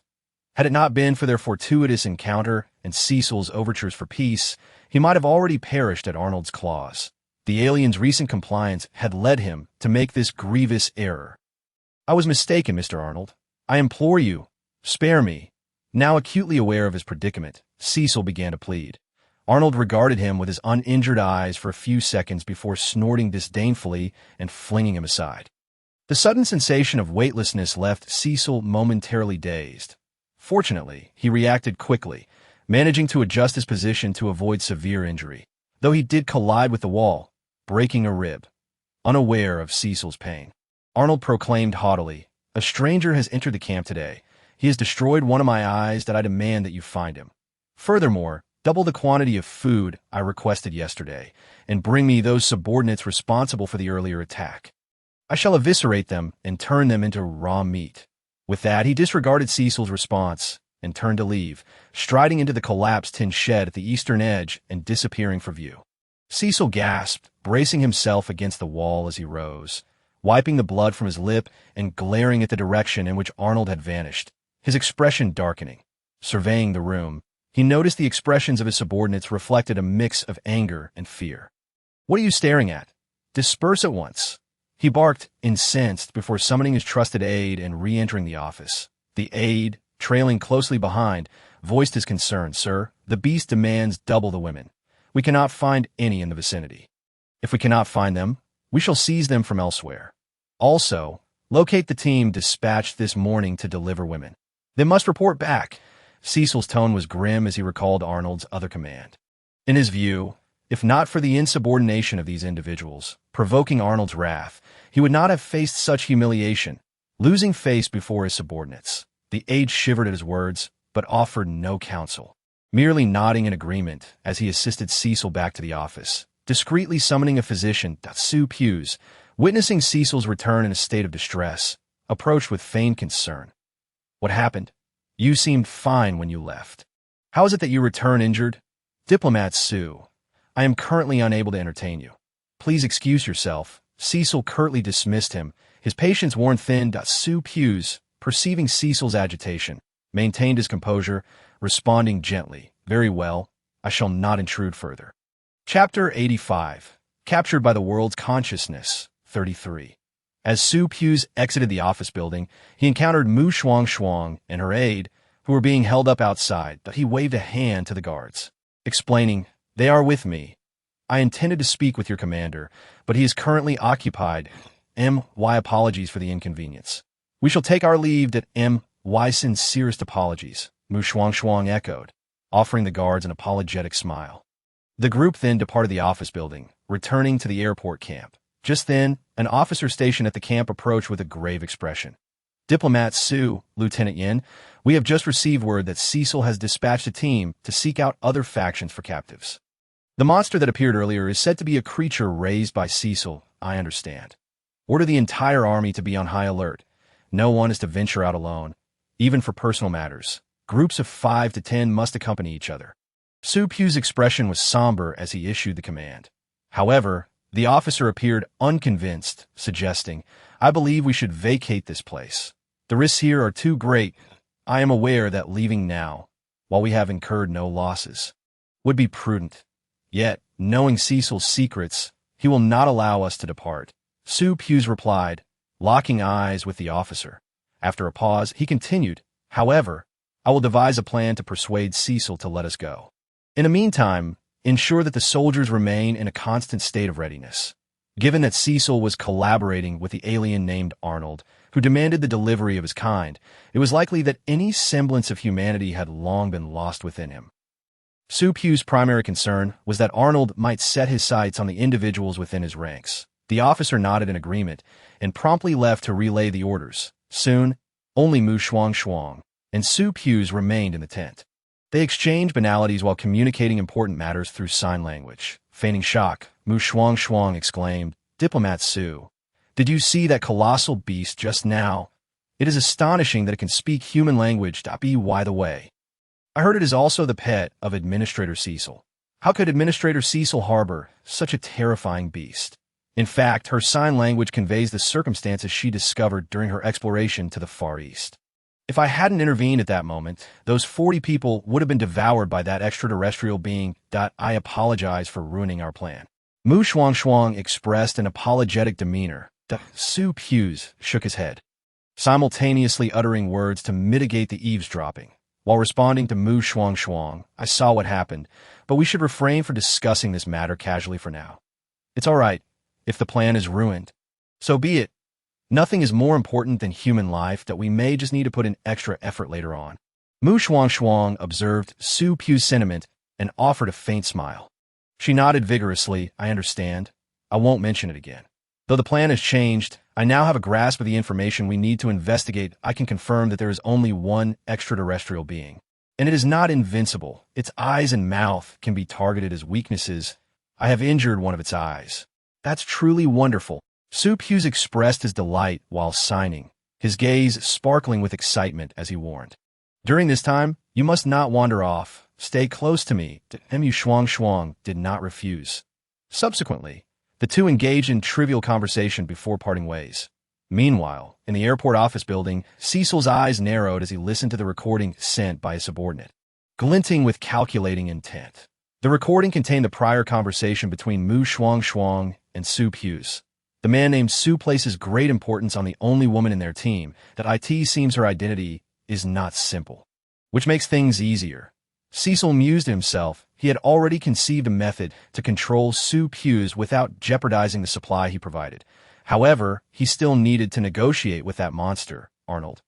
That night, the previously silent airport camp was suddenly filled with the shrill and furious shouts of curses. Cecil, the Lord God will not spare you. Demon, you are a demon. It was a mistake from the start. We should not have assisted Cecil in his tyranny. Previously, we escorted those women to be devoured by that monster, and now we are the ones being sent to be consumed. This is all retribution. Sooner or later, everyone here will be offered to that monster by Cecil, and you will all meet the same fate as us.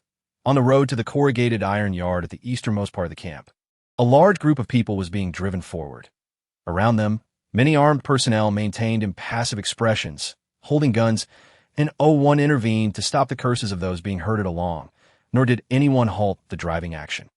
They had become numb after experiencing such events numerous times over the past 6 months. In truth, they had considered resistance, but they knew they could not win. That monster had provided Cecil with far too many formidable resources. On the airport runway, Shuangshuang and Su Pu's remained together. Upon hearing the curse-filled shouts from outside, their moods immediately grew heavy, particularly from Shuangshuang. She felt that her good intentions had led to dire consequences. Yes, she had saved those more than 40 people during the day, yet in the blink of an eye, their numbers had doubled, now captured to satisfy that alien's hunger. How infuriating! Shuangshuang clenched her fists and sprang to her feet. She could not allow those people to perish, especially due to her actions.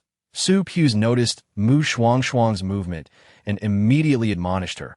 Do not act recklessly. Sit down. Are we to let those people be sent to that monster? Shuangshuang glared at Su Pu's.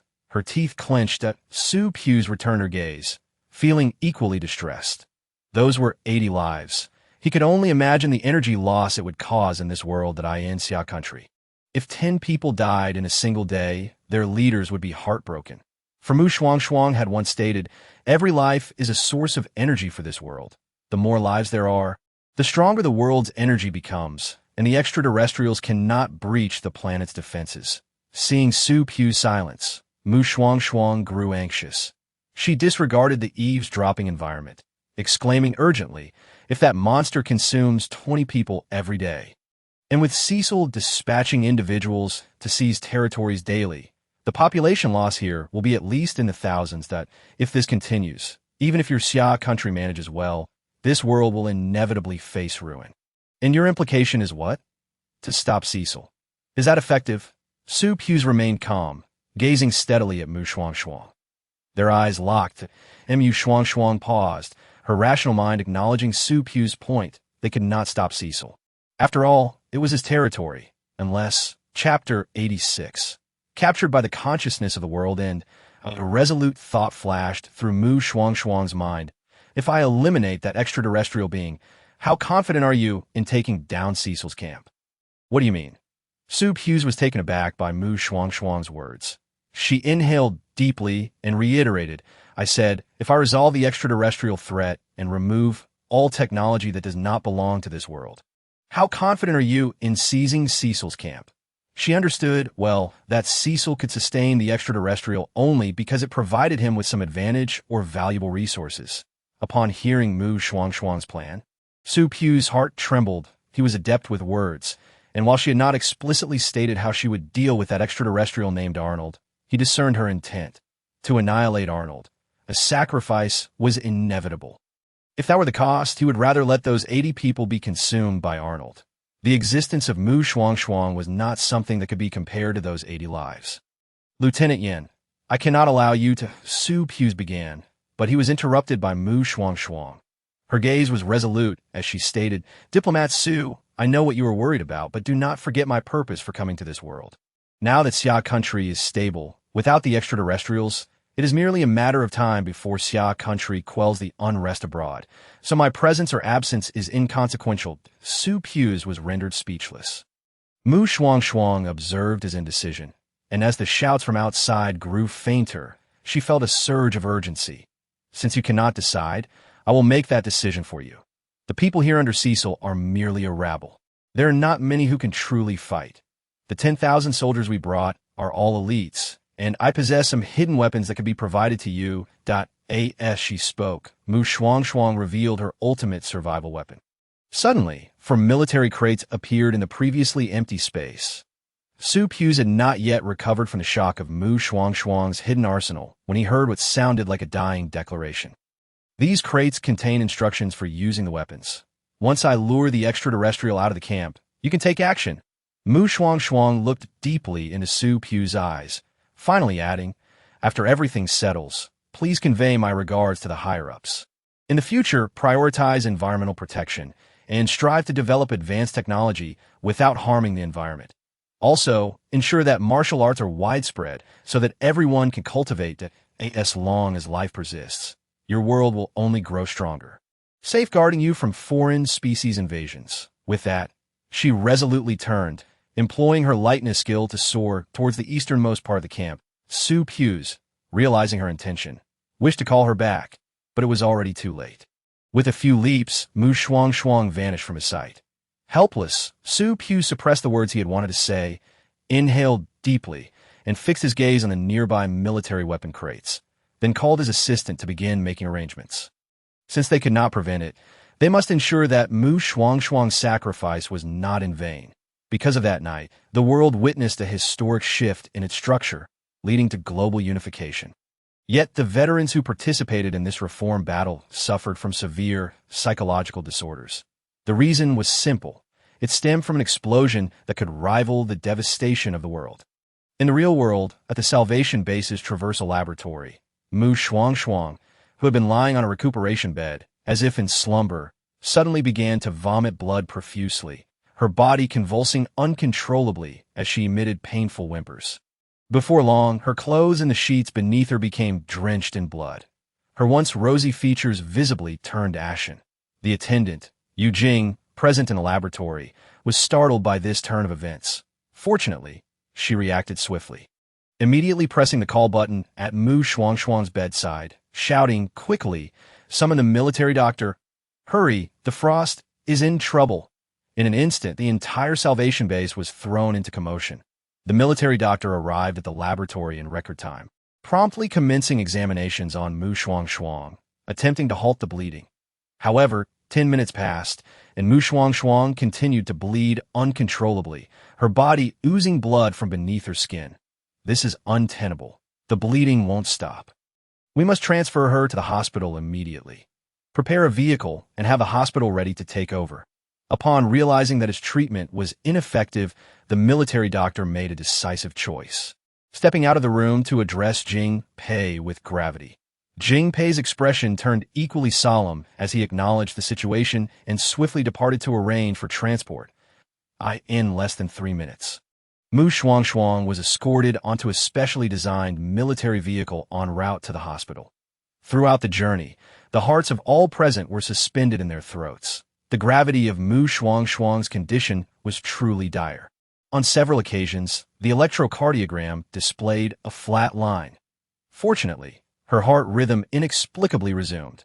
The The military doctor was acutely aware that this was not a malfunction of the equipment, but rather a reflection of Shuangshuang's precarious state, which could lead to her demise at any moment. Consequently, his eyes were bloodshot with urgency. He understood Shuangshuang's significance not only to their nation, but to the entirety of Blue Star. Shuangshuang, hold on for me. You cannot die, do you hear me?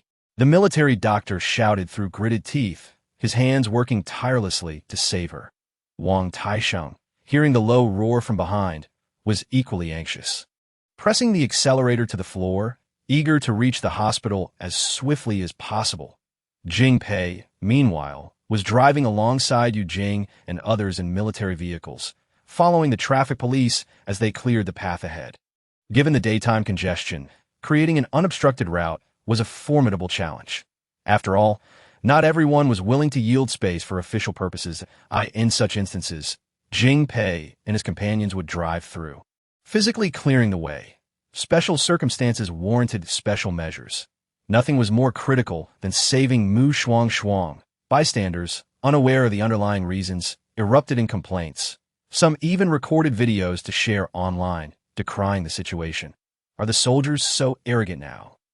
Just because they were delayed a bit, they recklessly crashed through, as if our lives mean nothing. Is there no law anymore? Before long, the videos went viral, igniting a firestorm across the internet. Netizens clamored for an official explanation, and journalists, sensing a significant story, rushed to the largest military hospital in Kyoto. Chapter 87. The Present. Fortune and misfortune intertwined at the Kyoto Military District General Hospital, upon learning that an important figure would soon arrive for emergency treatment. The entire staff was put on standby. To their astonishment, before they could even receive the patient, they received a call from the top leader. Jiang Tongfang, I don't care what means you employ, you must ensure that the person you send arrives alive. The top leader's voice was grave. Jiang Tongfang felt a mix of shock and difficulty. He knew the gravity of the request was burdensome, yet it was unavoidable. Shuangshuang was, indeed, of paramount importance to their nation. Realizing this, the top leader spoke gravely. We must find a way, no matter how difficult it may be. You must understand, this person's survival is tied to the future of our nation. Jiang Tongfang was taken aback, inhaling sharply at such a statement. For someone of the top leader's stature to utter such words indicated the critical nature of this individual. Regaining his composure, Jiang Tongfang replied, I cannot guarantee life or death. But, as long as there is a glimmer of hope, I will exhaust every effort to save this person. The top leader recognized Jiang Tongfang's integrity and refrained from pressing further, ending the call. Jiang Tongfang set down his phone, immediately springing into action.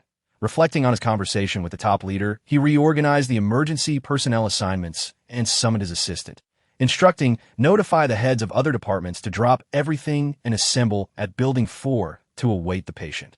Additionally, contact Gong Sunghua. We need him to oversee an extremely important case. The assistant, utterly astonished, gasped, Director, who is this person that warrants such an extensive response? To speak bluntly, even the top leader has not been treated this extravagantly. Jiang Tongfang shot him a glare, reprimanding, do not ask what you should not. Hurry and follow my orders. The assistant, undeterred by the reprimand, sheepishly departed. Less than 15 minutes later, Shuangshuang was finally escorted to the hospital. The sight of armed soldiers escorting her left all the attending doctors and nurses in awe, each speculating about the identity of this high-profile individual. Could it be the top leader, or perhaps the second in command? Their curiosity was palpable, heads craning to catch a glimpse of the stretcher, to their disappointment. However, the patient was obscured beneath a military uniform jacket, deliberately concealing her identity. Jiang Tongfang and Jing Pei, oblivious to the thoughts of others, swiftly pushed the stretcher toward the emergency room. Throughout this time, the military doctor remained closely beside them, his life-saving efforts unceasing. The military jacket covering Shuangshuang's head was soon saturated with blood, sending a jolt of alarm through him as he shouted at Jiang Tongfang, quickly procure all available O-type blood plasma from the hospital. This is the last bag I have on hand. Although Jiang Tongfang was unaware of the specifics, recognizing the military doctor's authority, he immediately turned to instruct his assistant. The other attending doctors and specialists followed suit. As they entered the emergency room, the entire building was secured by heavily armed soldiers. Outside the emergency room, Jing Pei, Yu Jing, and the others anxiously awaited news. The floor was stained with blood that had dripped from Shuangshuang. Intensifying their already fraught emotions, you think Shuangshuang will survive? Wang Taisheng wore a grim expression. Seeking reassurance from the others, he did not intend to voice such pessimism, but sought to break the suffocating silence. Jing Pei cast him a solemn glance, stating firmly, "She will definitely survive. She is one chosen by the system."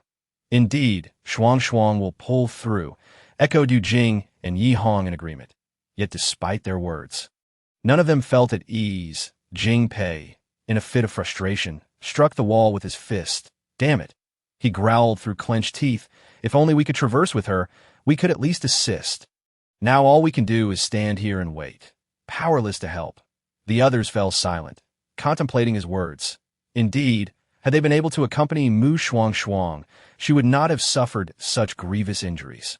Unbeknownst to Shuangshuang, the chaos she had ignited outside was nothing short of a tempest. In her current state, her consciousness was hazy, drifting in a realm of darkness, intermittently illuminated by flashes of golden light that penetrated her awareness, mending the fractures within. Time passed. How long? She could not tell. Until all the ruptures in her consciousness were restored, even appearing stronger than before. At that moment, a small metallic sphere materialized in the air. It blinked and spoke to her consciousness. "Host, you were correct this time.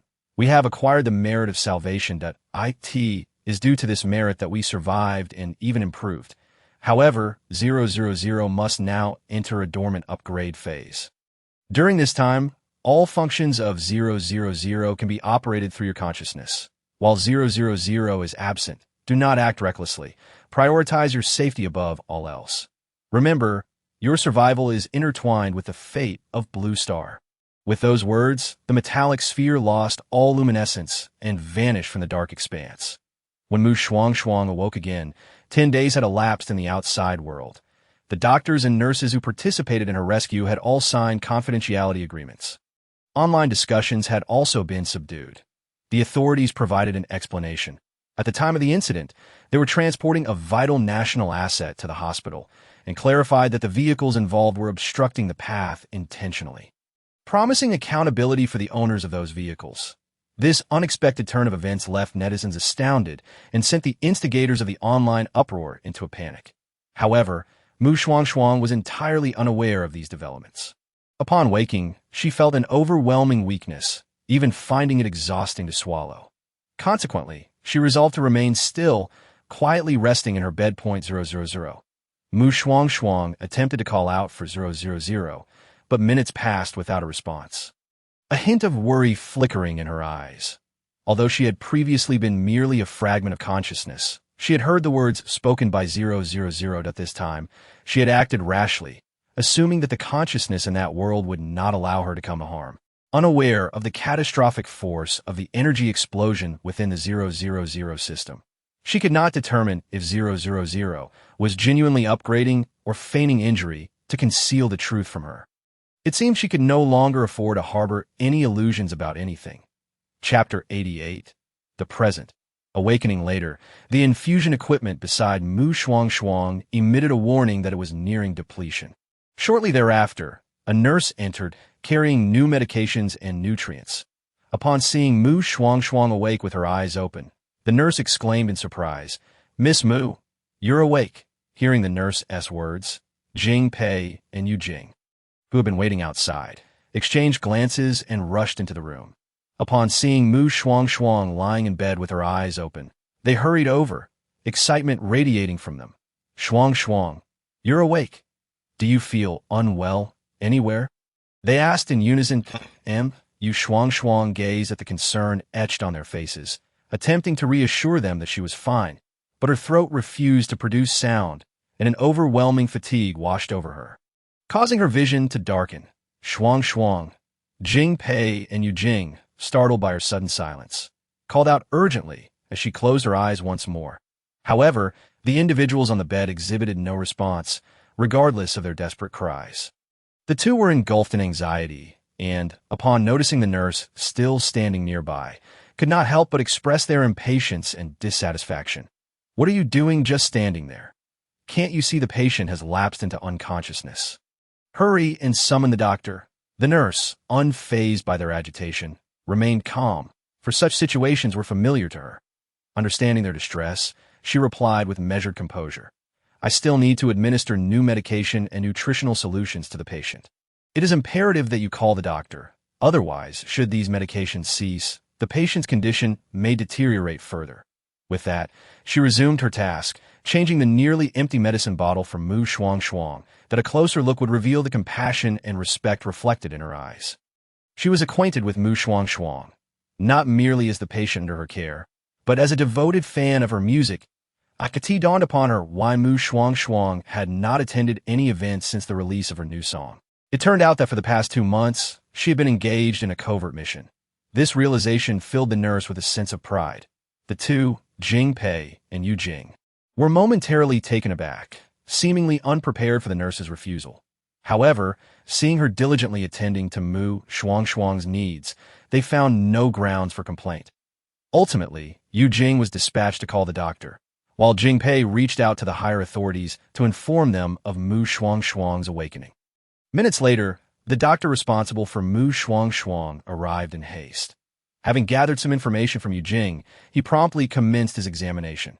Throughout this time, several individuals began to fill the room: hospital administrators, high-ranking officials, and more. Before long, the room was crowded.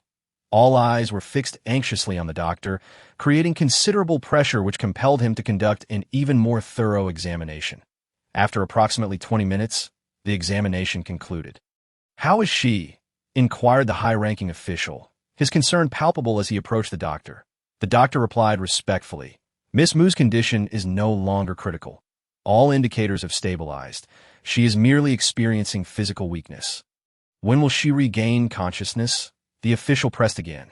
The doctor hesitated, responding, "I cannot say for certain. It may be tonight or perhaps tomorrow." Upon hearing this, both the high-ranking official and Jing Pei furrowed their brows, though they refrained from voicing their discontent. The following morning, just as dawn broke, Shuangshuang awoke. Assessing her body, she noted a marked improvement in her strength compared to the previous day. She felt capable of struggling to sit up. However, the moment she attempted to move, she startled Wang Taisheng and Yihong, who were seated beside her. "Shuangshuang, you're awake!" they exclaimed, rushing over with delight. Wang Taisheng gently assisted her in propping herself against the head of the bed, while Yihong quickly remarked, "I'll go fetch the doctor." After a thorough examination, the doctor confirmed that Shuangshuang was in good health and merely required rest. As he spoke, his eyes reflected astonishment. It was remarkable that a patient who had only stabilized the day before could show such significant recovery in a mere 24 hours. Yet, in the presence of so many esteemed figures, he felt compelled to suppress any further inquiries. Later, after the examinations concluded, the doctor and the hospital director departed, leaving Shuangshuang with the high-ranking official and Jing Pei. The official sat beside her bed and, observing her pallid complexion, spoke in a grave tone. "Child, you have truly frightened us this time. I apologize for causing you all such worry," Shuangshuang replied weakly. Pausing for a moment, she expressed her regret. "I miscalculated this time." Upon hearing her words, the high-ranking official and Jing Pei exchanged glances. Jing Pei, eager, leaned closer and asked, "What transpired during your time in the other world?" "Indeed, what happened?" Yu Jing chimed in, recounting the events of the day Shuangshuang awakened. "You have no idea. 10 days ago, you suddenly began to cough up blood incessantly, with blood oozing from your skin, and nothing could stop it." Shuangshuang was taken aback upon hearing this. She had never imagined that the reality had been so perilous. Observing the expression on her face, the high-ranking official subtly gestured to Jing Pei and Yu Jing to refrain from elaborating further. For the next minute, an unusual silence enveloped the room. It was not until Shuangshuang regained her composure that she noticed the anticipation in the eyes of the high-ranking official and Jing Pei, who were awaiting her response. Gathering her thoughts, she slowly articulated, The world I visited was one under siege by extraterrestrial beings.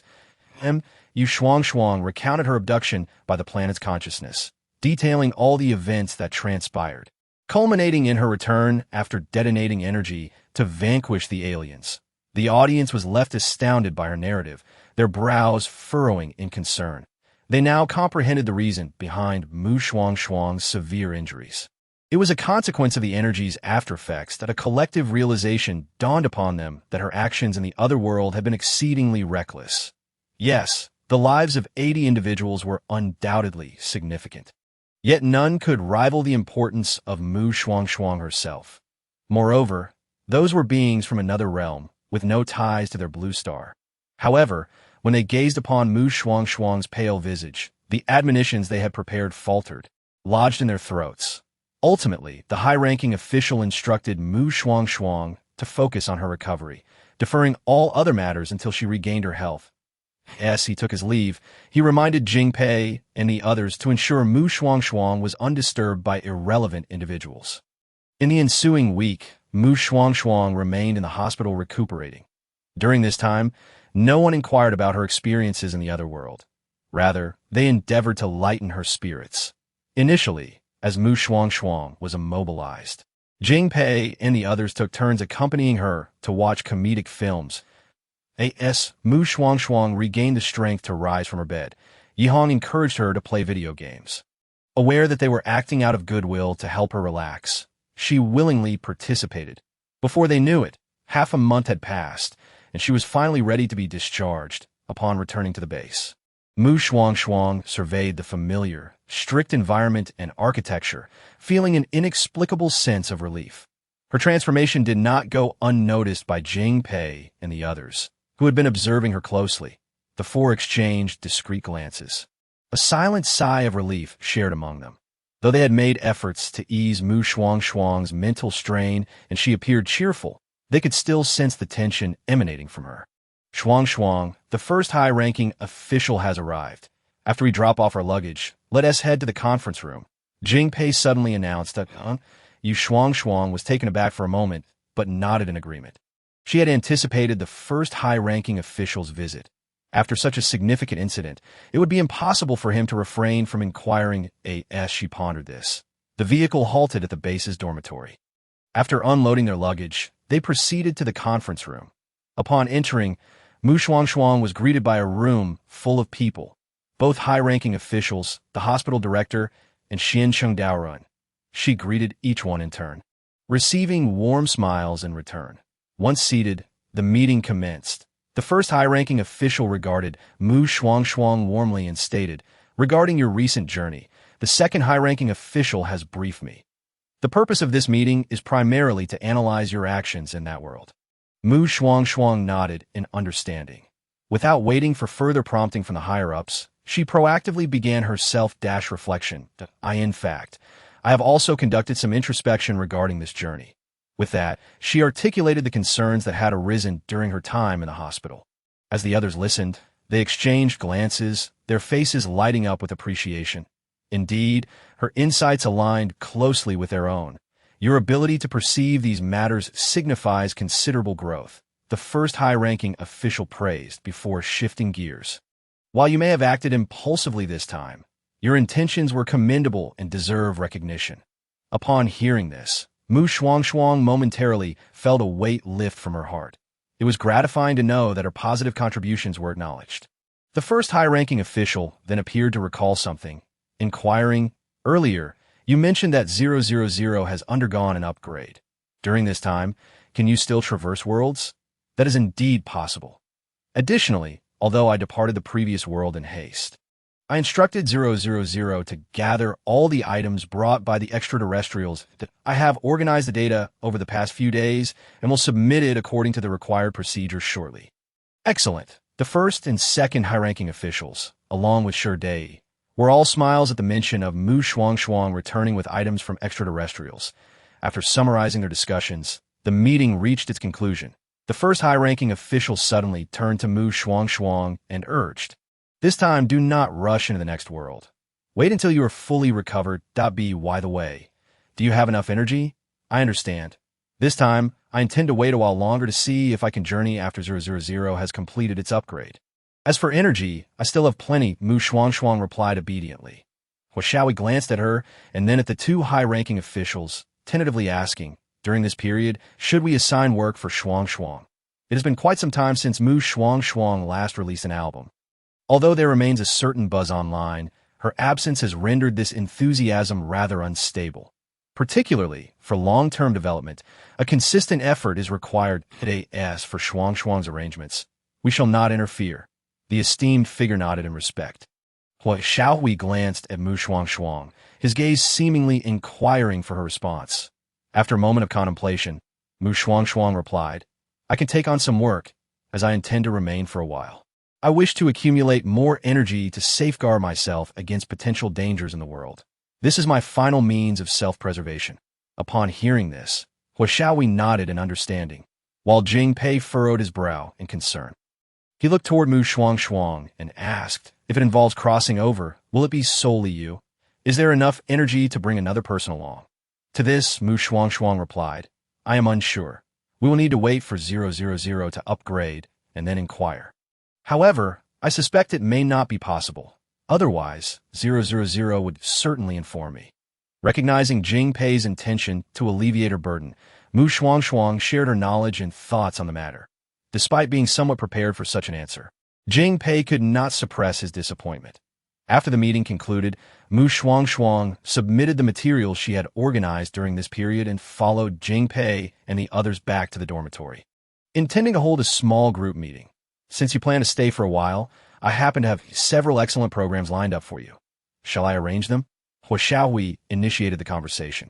However, before Shuangshuang could respond, Yu Jing and Jing Pei chimed in unison. Are those programs demanding? If possible, please refrain from assigning too strenuous work to Shuangshuang. Hearing this, Xiaohui observed the serious expressions of the two and clarified. I understand. These programs are actually quite light.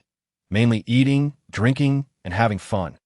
Subsequently, the group finalized their upcoming work, a travel variety show aimed at allowing Shuangshuang to unwind, with a recording period of 1 month. Before long, the day of the program's recording arrived. Early in the morning, Shuangshuang, with her prepared luggage, met up with the production team. She arrived quite early, yet there were others who had come even earlier. Good morning, Sister Shuangshuang, a tall, slender boy greeted her with a sunny smile. He appeared to be quite young, perhaps 17 or 18, with delicate features and fair skin, so much so that one might mistake him for a gender-neutral girl at first glance. Hello, are you here alone? Shuangshuang inquired with a smile. This moment, the recording of the program had already commenced. The boy nodded, somewhat bashfully scratching the back of his head, and said, for now, it's just me. By the way, Sister Shuangshuang, have you had breakfast? I brought some with me. He enthusiastically offered to treat Shuangshuang, but she politely declined that I've already had breakfast. You can ask the others later. Just then, a playful female voice chimed in from behind Shuangshuang. Oh dear, someone else is already here. I thought I was the earliest. A girl in a cream-colored dress, paired with a rose-red trench coat and sporting 4-inch heels, approached with a light, brisk step in the sunlight. Her refreshing beauty was quite striking. Shuangshuang recognized this girl as Su Xiaoyan, a recent sensation and winner of a talent show. However, based on information she had received from Xiaohui, she knew that Su Xiaoyan's success was backed by capital manipulation. Otherwise, given her performance on the show and singing ability, she might not have even made it into the top 10. Reflecting on this, Shuangshuang's smile faded significantly, and she merely nodded in acknowledgement. The boy beside her also greeted Su Xiaoyan with a simple good morning before turning away. By the way, Sister Shuangshuang, I seem to have forgotten to introduce myself. My name is Tong Xian. But you can call me Xiao Tong or anything else. Tong Xian beamed at Shuangshuang as he introduced himself. That I bought and listened to the album you collaborated on with Yadan Jie. It's wonderful. The lyrics are so beautifully crafted. Faced with such an exuberant youth, Shuangshuang felt a bit overwhelmed, slightly dizzy. Not from any discomfort, but rather dazzled by the boy's radiant smile, observing their lively interaction. Su Xiaoyan felt sidelined, and the smile that had graced her lips quickly faded. As someone who had been in the industry, she could easily discern Tong Xian's intentions. Since her debut, Shuangshuang had been labeled as a young lady from a prominent background, attracting many eager to curry favor with her. In fact, Su Xiaoyan had come to this program not just to participate, but also to forge a connection with this young lady, as seen with Yaden, who had benefited from associating with her, garnering enviable resources in the process.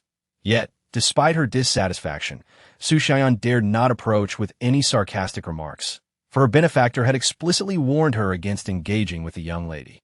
Soon, 2 more girls and a boy arrived. The actor Liu, variety show star Yu Junyi, and popular internet tour guide Li Haomiao. Among the 6, Shuangshuang's appearance was slightly less striking, yet collectively, they still presented an impressive sight. After introductions, due to the unwritten rules of hierarchy, the higher status individuals deferred to Shuangshuang to organize their travel plans. Aware of the underlying dynamics, Shuangshuang opted to delegate this task to the designated expert, Li Haomiao. After a moment of surprise, Li Haomiao reluctantly accepted Shuangshuang's suggestion, acknowledging that this was indeed his forte, and being a tour guide would afford him more screen time. Thus, he quickly got into the groove. Our initial budget is 3,000 yuan, which, according to the show's guidelines, is meant to cover all expenses for the 6 of us over the next month, Li Haomiao stated as he opened the envelope handed to him by the production team. Counting the cash within, the others gasped at the revelation. 3,000 yuan for a month? For all 6 of us? Tong Xin and Su Xiaoyan exclaimed with exaggerated expressions. Yu Junyi feigned indignation, pointing at the production team, filming nearby. This is outrageous. How are we supposed to manage with just 3,000 yuan for 6 people, especially while traveling? Both Shuangshuang and Liu nodded in agreement, echoing their sentiments. A future movie queen. Along with a young lady, shouldn't we merit a bit more funding for our activities? Liu quipped. Not at all. The production team replied without hesitation. Upon hearing this, Liu pretended to pout, jokingly saying to Shuangshuang, Shuangshuang, this production team is utterly disrespectful. Let us go on strike. In that case, let us strike and slack off, Shuangshuang replied, understanding that this was all for the sake of the show's effect and playing along. At that moment, a staff member from the production team interjected, if daily tasks are not completed, each person will incur a fine of 100 yuan. What? A fine for not completing tasks? They feigned shock and outrage. However, the production team remained silent. With no other option, the group reined in their dramatic expressions and began to deliberate once more. Li Haomiao then produced a set of keys, stating, by the way, the production team also provided the keys to an 8-seater van. There are 2 options. We can either cash it in for a discount or use it for our travels. He gestured with 2 fingers to Shuangshuang, and the others exchanged glances, speculating. 20,000? They weren't underestimating the production team. They simply knew it was notoriously frugal, and 20,000 would be the maximum.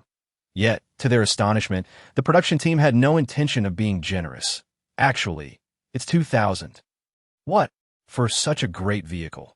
Even if I sold it, it would be worth over 100,000, and they're offering only 2,000. Yu Junyi exclaimed incredulously. Tong Xin chimed in, encouragingly, why don't we sell the van ourselves? At that moment, the previously silent production team spoke up again. Guests are prohibited from selling the vehicle. If caught, the penalty will be tenfold. Indeed, every production team is a miser and a swindler, the group lamented. Though the budget was limited, with careful planning, they could still enjoy their trip. Thus, Li Haomiao addressed everyone.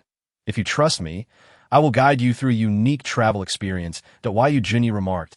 Currently, you are the only one capable of handling this. Right? Shuangshuang and the others nodded in agreement.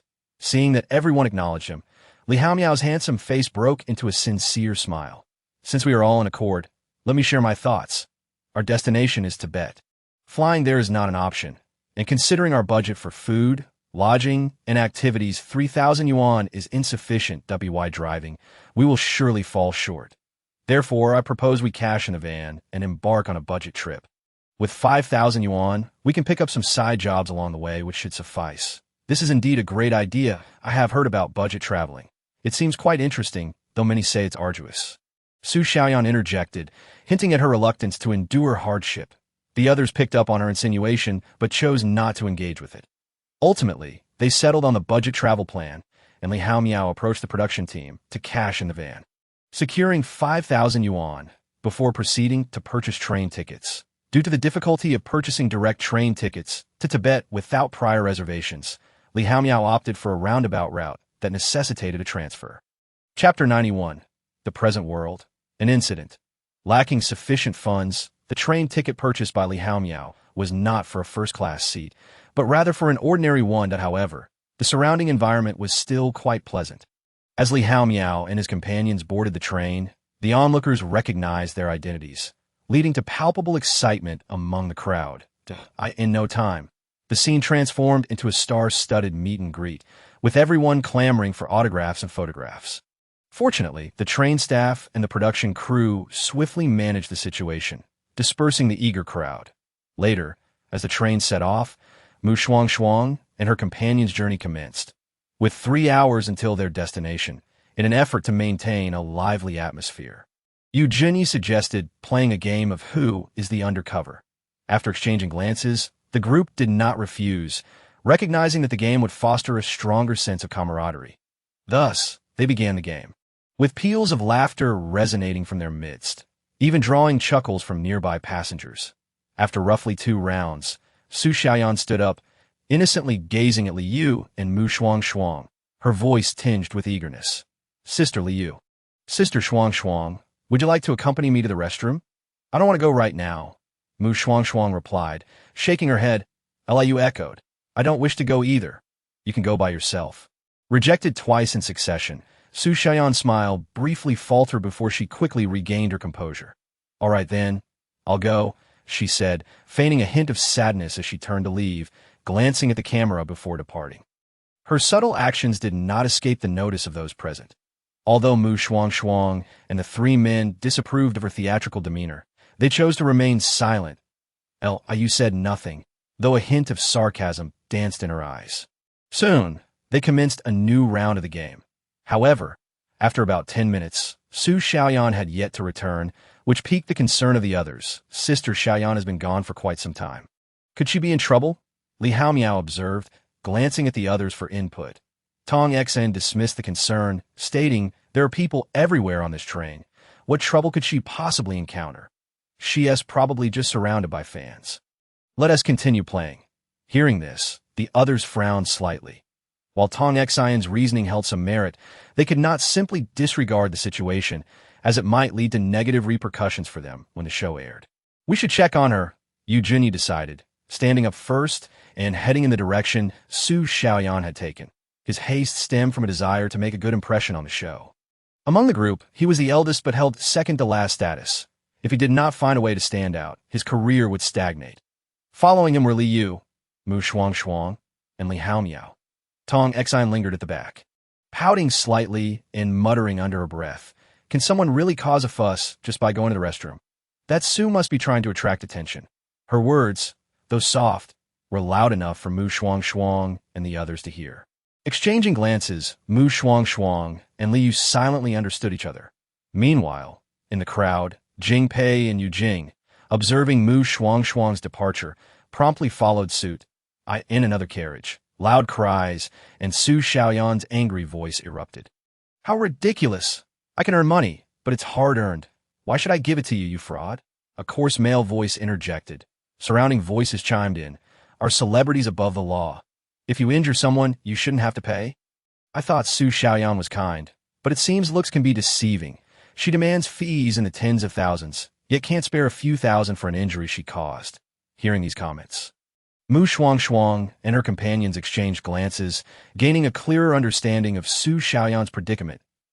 As they navigated through the crowd, they approached Su Xiaoyan's side. Sister Xiaoyan, what's going on?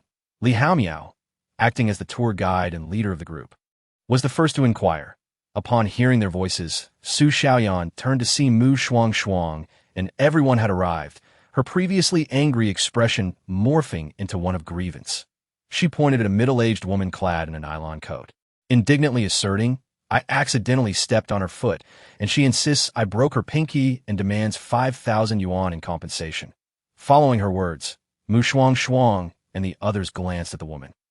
The woman, perhaps overwhelmed by the presence of so many celebrities, appeared intimidated, avoiding their gazes. Initially thinking that Su Xiaoyan, being a star, would readily comply with her modest request for money, she was disillusioned by the turn of events. "Forget it.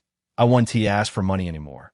You can leave," the woman declared, turning her back to Su Xiaoyan and cradling the crying child in her arms, as if to portray herself as the victim. Su Xiaoyan was furious. If this got aired, her reputation would be tarnished. "You say forget it, but I don't agree. You claimed I broke your toe. Once we disembark, I'll take you to the hospital for an examination. If there is no injury, you must apologize and admit you were trying to defraud me." "Xiaoyan, perhaps you should tone it down a bit," Liu cautioned, sensing Su Xiaoyan's aggressive stance. Su Xiaoyan opened her mouth to retort, but swallowed her words. The woman ignored her, continuing to soothe the child. However, the child remained inconsolable, capturing Shuangshuang's attention. Without overthinking, she suggested, "Is the child hungry? Perhaps you should feed him some milk. If this crying continues, it might lead to a seizure." Aside from Su Xiaoyan, the others assumed Shuangshuang was attempting to ease the tension by focusing on the child, nodding in agreement that if you need to feed him, we can help shield you from the crowd. As they spoke, several of them turned to usher the onlookers away. Consequently, they failed to notice an anxious exchange of glances between the woman and a burly man in the crowd. However, Su Xiaoyan caught sight of this exchange. Feeling a sense of unease but unable to articulate WHYT that moment, whether the woman had received a signal from the man or not, she turned to Shuangshuang and the others, stating, "The child is on formula. You don't need to help me shield him. You can all leave." After saying this, she ignored Shuangshuang and the others, retrieving a baby bottle from her bag and preparing to feed the child. Chapter 92. The Present World. Are we about to fight? Shuangshuang had initially intended to leave, but a faint, peculiar odor mixed with the scent of milk wafted into her nostrils. Her expression sharpened, and she quickly turned to look at the woman. Just as the woman was about to feed the baby, Shuangshuang stepped forward, her face serious, and snatched the bottle away. The woman was taken aback by her sudden action.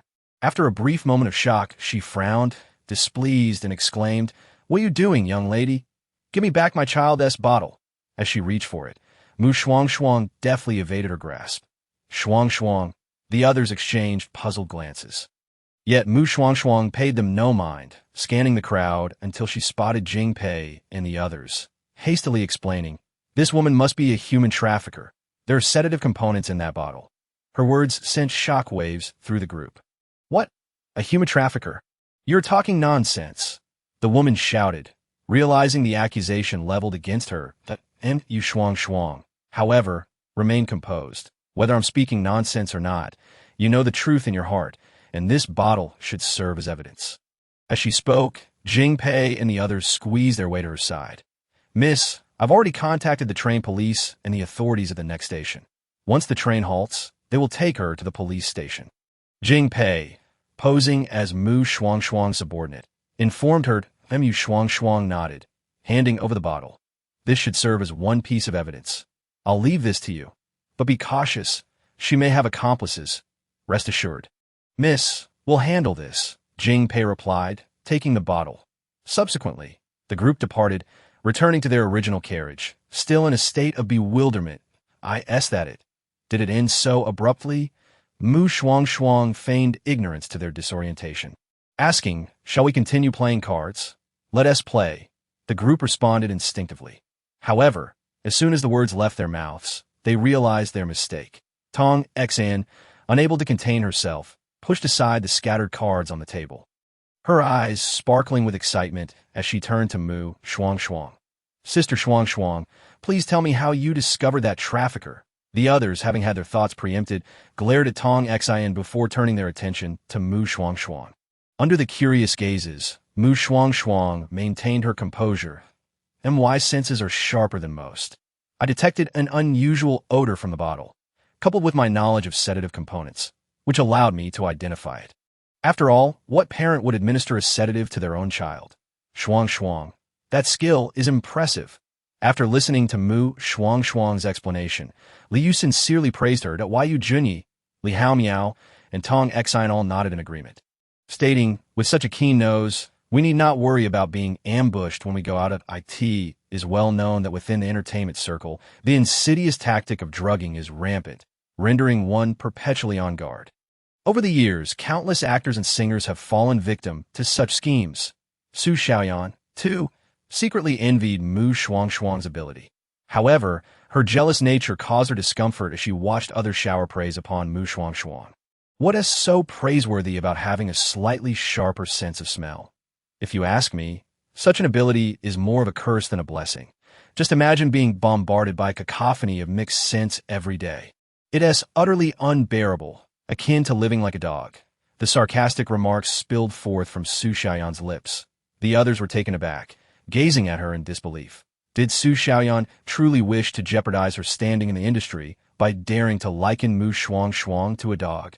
Shuangshuang, do you not know how to speak? If you can't, perhaps you should remain silent. Who are you calling a dog? Tong Xn exclaimed, defending Shuangshuang. Liu frowned in discontent. While she was mindful of her image and the ongoing filming, she refrained from being as confrontational as Tong Xn, thinking to herself that seeking attention could be achieved without resorting to such tactics. One ought to think before speaking. Indeed, the art of conversation warrants diligent study. Eugenie did not directly address Shuangshuang, but subtly nodded in agreement. Liu remained silent. Recognizing that among this group, his standing was the lowest, he laughed heartily, attempting to diffuse the tension by changing the subject. Speaking of which, if that person was indeed a trafficker, she likely has accomplices, right? Upon hearing this, the others paused, contemplating the possibility. Oh, what now? Have we inadvertently alerted them? Tong Xine expressed her concern. The others turned their gaze toward Shuangshuang. After a moment of thought, she replied, it's of no consequence. Even alarming them has its advantages. Moreover, having apprehended one individual, we need not fret about uncovering further leads. She is absolutely right. We must trust our police comrades. Eugenie suddenly raised his voice in appreciation. Gradually, the atmosphere returned to its previous harmony. Later, as the train arrived at the station, many passengers disembarked, aware that a trafficker would be taken into custody. However, Shuangshuang and her companions chose to remain on board. It was not out of a lack of curiosity, but rather due to their identities potentially inciting chaos and increasing the police's workload. From their vantage point, they could still catch a glimpse of the unfolding scene. They're fighting. They're fighting, Tong Xn exclaimed excitedly, leaning against the window. Why Eugenie and Liu turned their curious gazes toward her, inquiring, what is happening? Someone is attacking that trafficker, but unfortunately, the police intervened before any real damage could be done. Tong Xine recounted the scene she had witnessed. Shuangshuang, recalling her previous encounter with the trafficker, scoffed, good. Let such scum waste their breath. Their existence is a waste of air and resources. Indeed, individuals like traffickers deserve the harshest penalties, for their actions have shattered countless families across the nation. Liu nodded solemnly in agreement. Shuangshuang fell into contemplation. The current penalties for traffickers in the country do not reach the death penalty. The maximum seems to be merely 50 years. Perhaps she should mention this to the top authorities. After all, these children represent the hope for the future. Just as Shuangshuang was lost in thought, she overheard several individuals discussing recent governmental activities. There has been quite a stir domestically lately, with initiatives encouraging more births and recruiting soldiers. Are we preparing for war? That shouldn't be the case. There haven't been any signs of conflict with other nations recently. If there is no war, what is the purpose of these arrangements? By the way, I recently heard that the government plans to support agricultural practices, cracking down on those converting farmland into commercial real estate. These topics circulated among the group. They did not forget to involve Shuangshuang in the discussion. Miss Mu, your background is quite remarkable. Haven't you received any insider information? Shuangshuang suddenly shifted the conversation, deliberately placing this sensitive topic before Shuangshuang. Although the others disapproved of Shuangshuang's tactics, they too were curious and subtly directed their attention toward her. Shuangshuang cast a nonchalant glance at Shuangshuang, fully aware of her intentions. The information I possess is no different from what you gather online. That's so. Shuangshuang appeared skeptical. The others furrowed their brows, silently urging Shuangshuang to back off. Meanwhile, Shuangshuang raised an eyebrow, retorting with sarcasm, "Do you truly believe I would divulge anything? Would this program continue to air afterward?" This woman repeatedly provoked her, and Shuangshuang had no intention of ignoring it. Did she think she was devoid of temper? Su Xiaoyan's expression froze in place, and the others shifted uncomfortably. It was unclear whether it was Shuangshuang's words or her evident anger that altered the atmosphere. Sensing the shift, Shuangshuang paid it little mind. She surveyed the group, stating, "I understand that the entertainment industry is rife with superficiality, often necessitating conflicts for publicity. However, that may work elsewhere. It does not apply here. That I have seen the original intent behind this program, which is to showcase the scenic beauty of various regions across the country. In my view, it should be a healing experience. If you all find such a tranquil program lacking in appeal, you are welcome to withdraw now. I can arrange for the production team to waive any breach of contract penalties. However, if anyone attempts to stir trouble or make snide remarks during future filming, do not blame me for forcibly removing you." By the end, Shuangshuang's tone was decidedly assertive. Among the group, apart from Su Xiaoyan's face shifting between shades of pale and flushed, the others received her words well. After all, they understood that her remarks were aimed squarely at Su Xiaoyan. Though her words may have been sharp, their effect was undeniably positive. Most notably, during the remainder of the journey, Su Xiaoyan remained remarkably quiet, refraining from seeking trouble. Aside from their initial encounter with the trafficker, no other incidents transpired. Throughout this period, in a bid to cover their travel expenses to Tibet, the celebrities experienced a lifestyle they had never known. At their lowest, they scavenged for litter along the way, collecting plastic bottles, and spent nights at 24-hour McDonald's. They witnessed breathtaking sunrises and the stars at midnight. After enduring numerous hardships, the group finally arrived in Tibet. "Ah, we have finally arrived," they exclaimed, standing before the sign marking the entrance to Tibet, their hands cupped around their mouths in jubilation. In that moment, they shed all pretensions of celebrity status. Once the cheers subsided, the production team approached to congratulate them. First and foremost, congratulations on successfully reaching Tibet. The production team will provide you with 2 days' worth of travel funds. Oh my goodness, are they finally going to treat us well? Tong Exen exclaimed playfully. The others, eyeing the director warily, questioned, "Why the sudden generosity? You must be scheming something. No matter what you say, we will not be fooled." Yu Junyi covered his ears, declaring he wouldn't listen. The other guests followed suit, mimicking him. Witnessing this exchange, the director was left speechless. "Well, since you distrust me so much, I was initially going to provide you with 10,000 yuan for your travel expenses. But now Before he could finish, the guests rushed toward him in a frenzy. Flattering words tumbled out as if they were free. "Director, you're kind and beautiful. We misunderstood you. Please don't take back our funds. After traveling for so long, you must be exhausted. Let me give you a massage. I may not have learned many skills during this journey, but my massage technique has improved daily. 10,000 yuan. Hand it over." Compared to the antics of others, Shuangshuang was far more assertive. Faced with the onslaught, the director quickly yielded, handing over the funds. However, he did not do so without conditions that he called the departing guests to a halt, stating, "Since you've taken the money, you must complete one last task. Let us conduct an interview." The group exchanged glances, ultimately deciding against refusal. They settled down on the ground, facing the production team. "First question, what are your thoughts on this trip? It was tough. If you lack resilience, do not attempt budget traveling. Even if you wish to travel on a budget, prepare adequately. First, you must possess self-defense skills. And secondly, it's best to travel with like-minded companions for safety." Though we've made it this far as a large group, many dangers were averted by the production team's security measures. Unlike the others who laughed off their answers, Shuangshuang responded with grave seriousness. The others nodded in agreement, joining her in cautioning viewers in front of the camera. After the interview concluded, an hour had passed, and dusk began to settle. Once the production team departed, Li Haomiao gathered everyone to discuss their upcoming itinerary. Present, we possess approximately 11,900 yuan, as long as we refrain from extravagance. We should be able to enjoy ourselves in the vicinity for 2 days. You have any particular places in mind that you wish to visit? I yearn to see the Potala Palace. I wish to go as well. Tong Xin and Liu chimed in unison. Su Xiaoyan glanced at them, and then remarked, I would like to soak in a natural hot spring. Junyi, do you prefer to see the Patala Palace or indulge in the hot springs? I am amenable to either.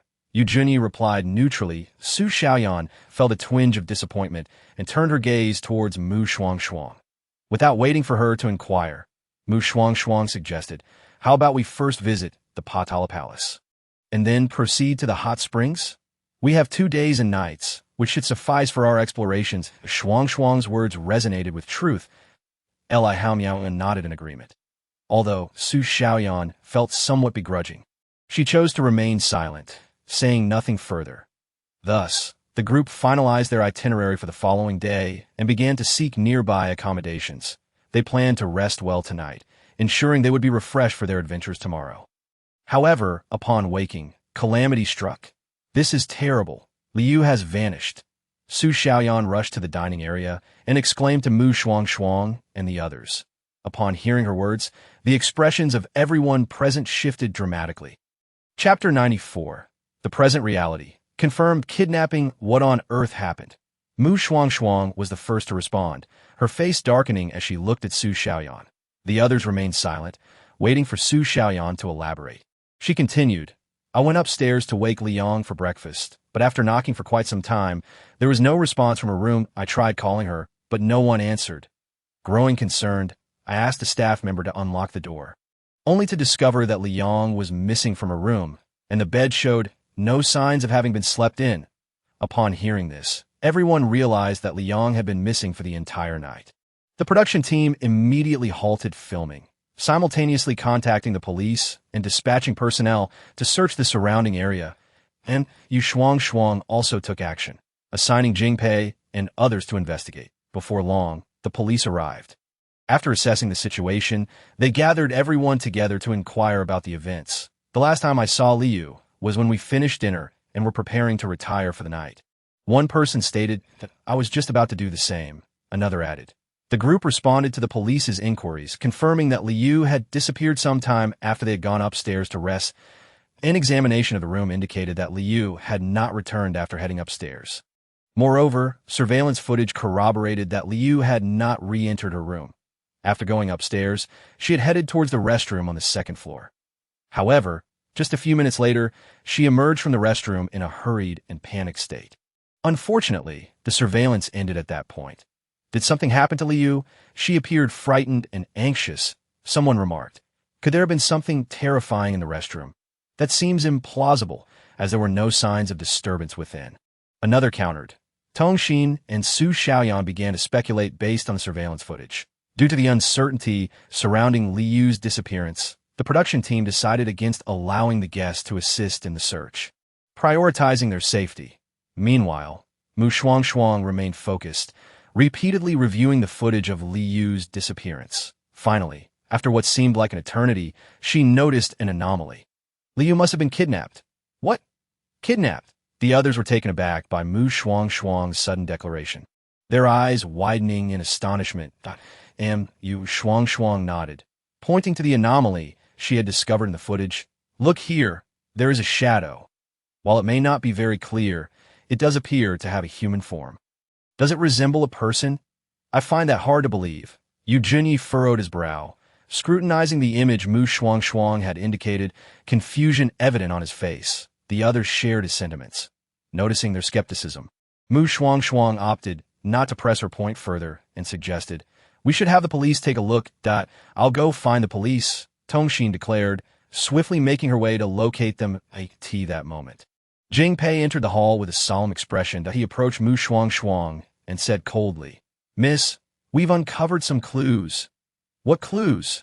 Mu Shuangshuang inquired eagerly. Jingpei explained, we discovered some fine yellow dirt on the stairs and below them. The inn does not possess this type of soil, and the restroom window on the second floor is surrounded by this dirt. Additionally, we found the imprints of combat boots beneath that window. Lastly, a cleaning staff member has also been unaccounted for since last night. Upon hearing this, everyone fell silent. So, could it be that the missing cleaner is the one who kidnapped Liu? Li Haomiao asked, his expression grave. Jingpei glanced at Mu Shuangshuang, Noticing her furrowed brow as she contemplated the situation, he continued, "We cannot dismiss the possibility. But why would the cleaner want to kidnap Liu?" Su Xiaoyan questioned. Perplexed, that moment, Shuangshuang, who had remained silent, suddenly spoke up. If it were not for financial gain, perhaps Liu overheard some secret of the cleaner's while in the restroom, prompting the cleaner to take action against her. A secret? Jing Pei furrowed his brow, intrigued. Just then, Tongxin returned with the police and TOW. Shuangshuang paused for a moment and decided to present her findings collectively. Miss Mu's hypothesis holds substantial merit. I will notify the police station immediately to ensure real-time monitoring of the cleaner's image. The police, having listened to Shuangshuang's analysis, expressed their agreement and resolved to issue a manhunt for the cleaner. Jing Pei contemplated for a moment and stated, "I'll accompany you. You will come with me?" The police were taken aback by his response. However, Jing Pei showed no inclination to explain, instead pulling the officer along with him. "What are you doing? Let go of me. Your actions are interfering with," the officer protested, but his words were abruptly cut off. Aside from Shuangshuang, the others remained oblivious to anything amiss, their thoughts consumed with concern for the kidnapped Liu. After spending several days together, the uncertainty of Liu's fate weighed heavily on their minds. As time ticked by without any news, their anxiety deepened. With nightfall approaching, Shuangshuang and the others felt their spirits plummet. It had been a full day and night with no word from Liu, and they couldn't help but prepare for the worst. In the brightly lit dining area, everyone except Shuangshuang had lost their appetite. Su Xiaoyan observed Shuangshuang, who continued to eat, and wondered if her calm demeanor stemmed from excessive worry or fear. Suddenly, she snapped, "Shuangshuang, how can you still eat when Liu remains unaccounted for?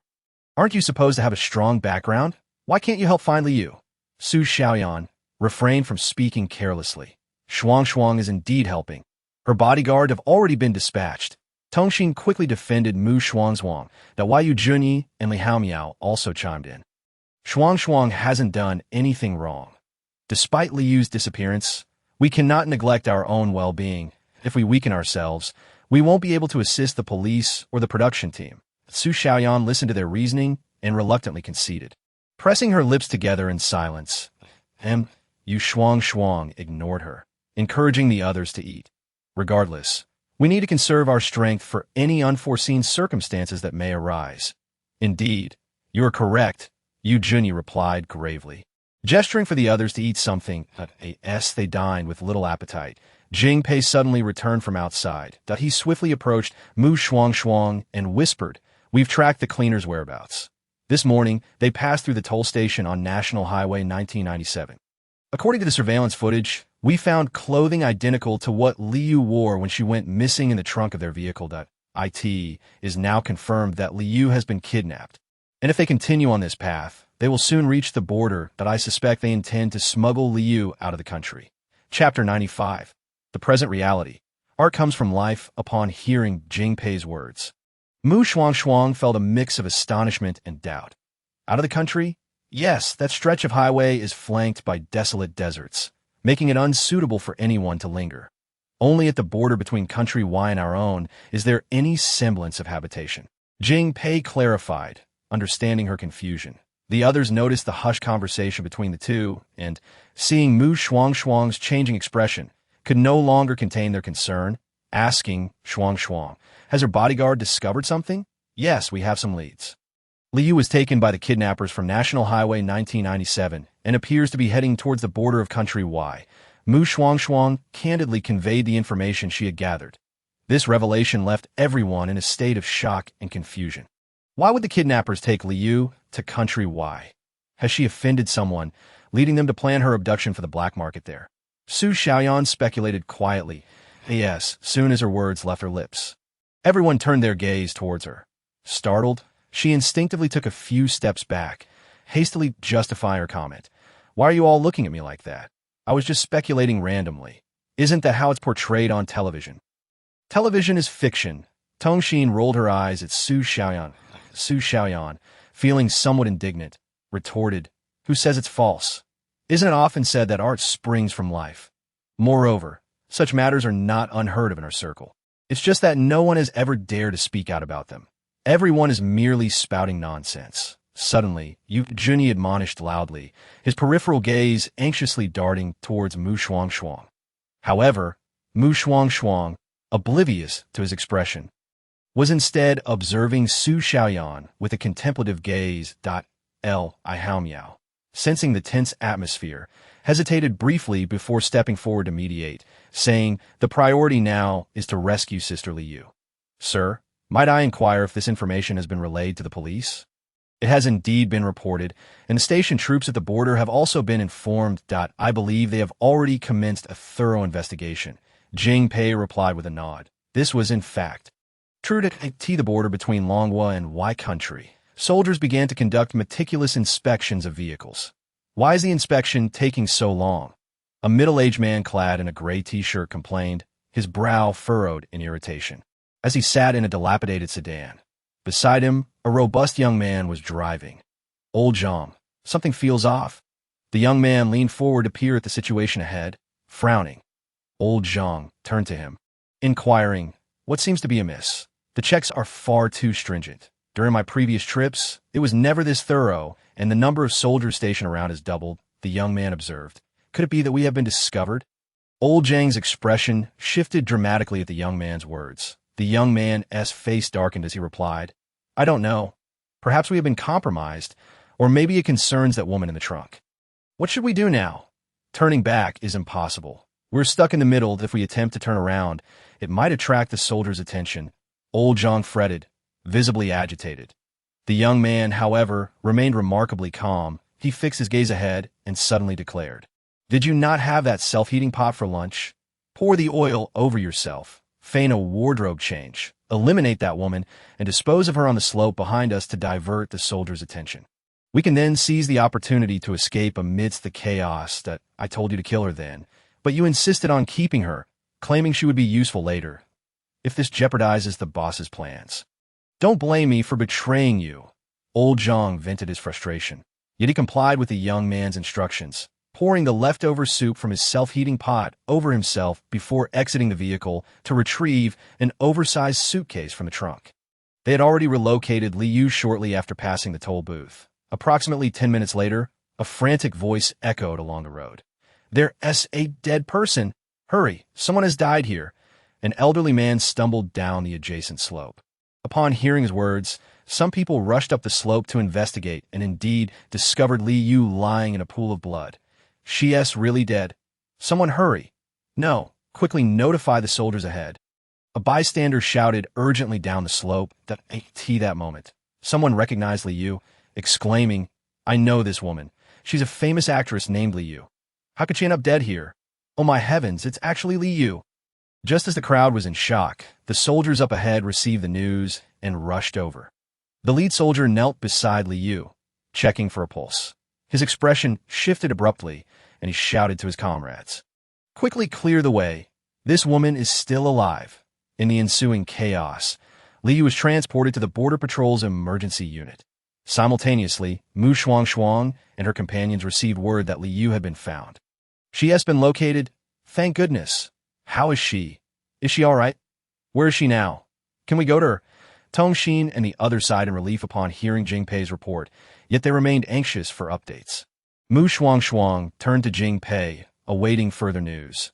Jing Pei solemnly responded, "Miss Li's condition is grave. She was attacked and left on the slope of the border. Fortunately, she was discovered in time and still has a pulse. She is currently receiving emergency treatment from the Border Patrol." "What? Li has been harmed?"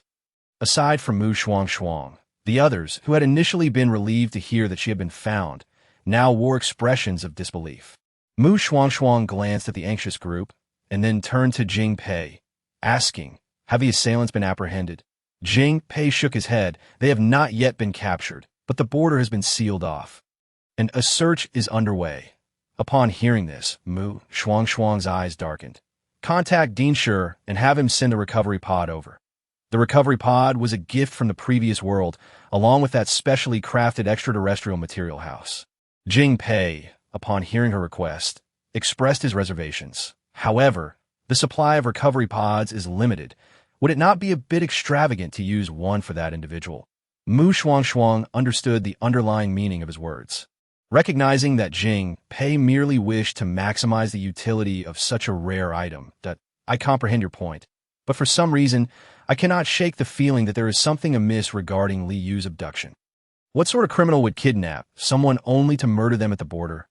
Ultimately, Jing Pei relented and agreed to Shuangshuang's plan. Meanwhile, concerned for Li Yu's condition, Shuangshuang and her companions, along with the production team, rushed to the border. By the time they arrived, the once pitch-black night had begun to brighten. Observing the lengthy convoy, the group disembarked and decided to walk to the inspection station ahead.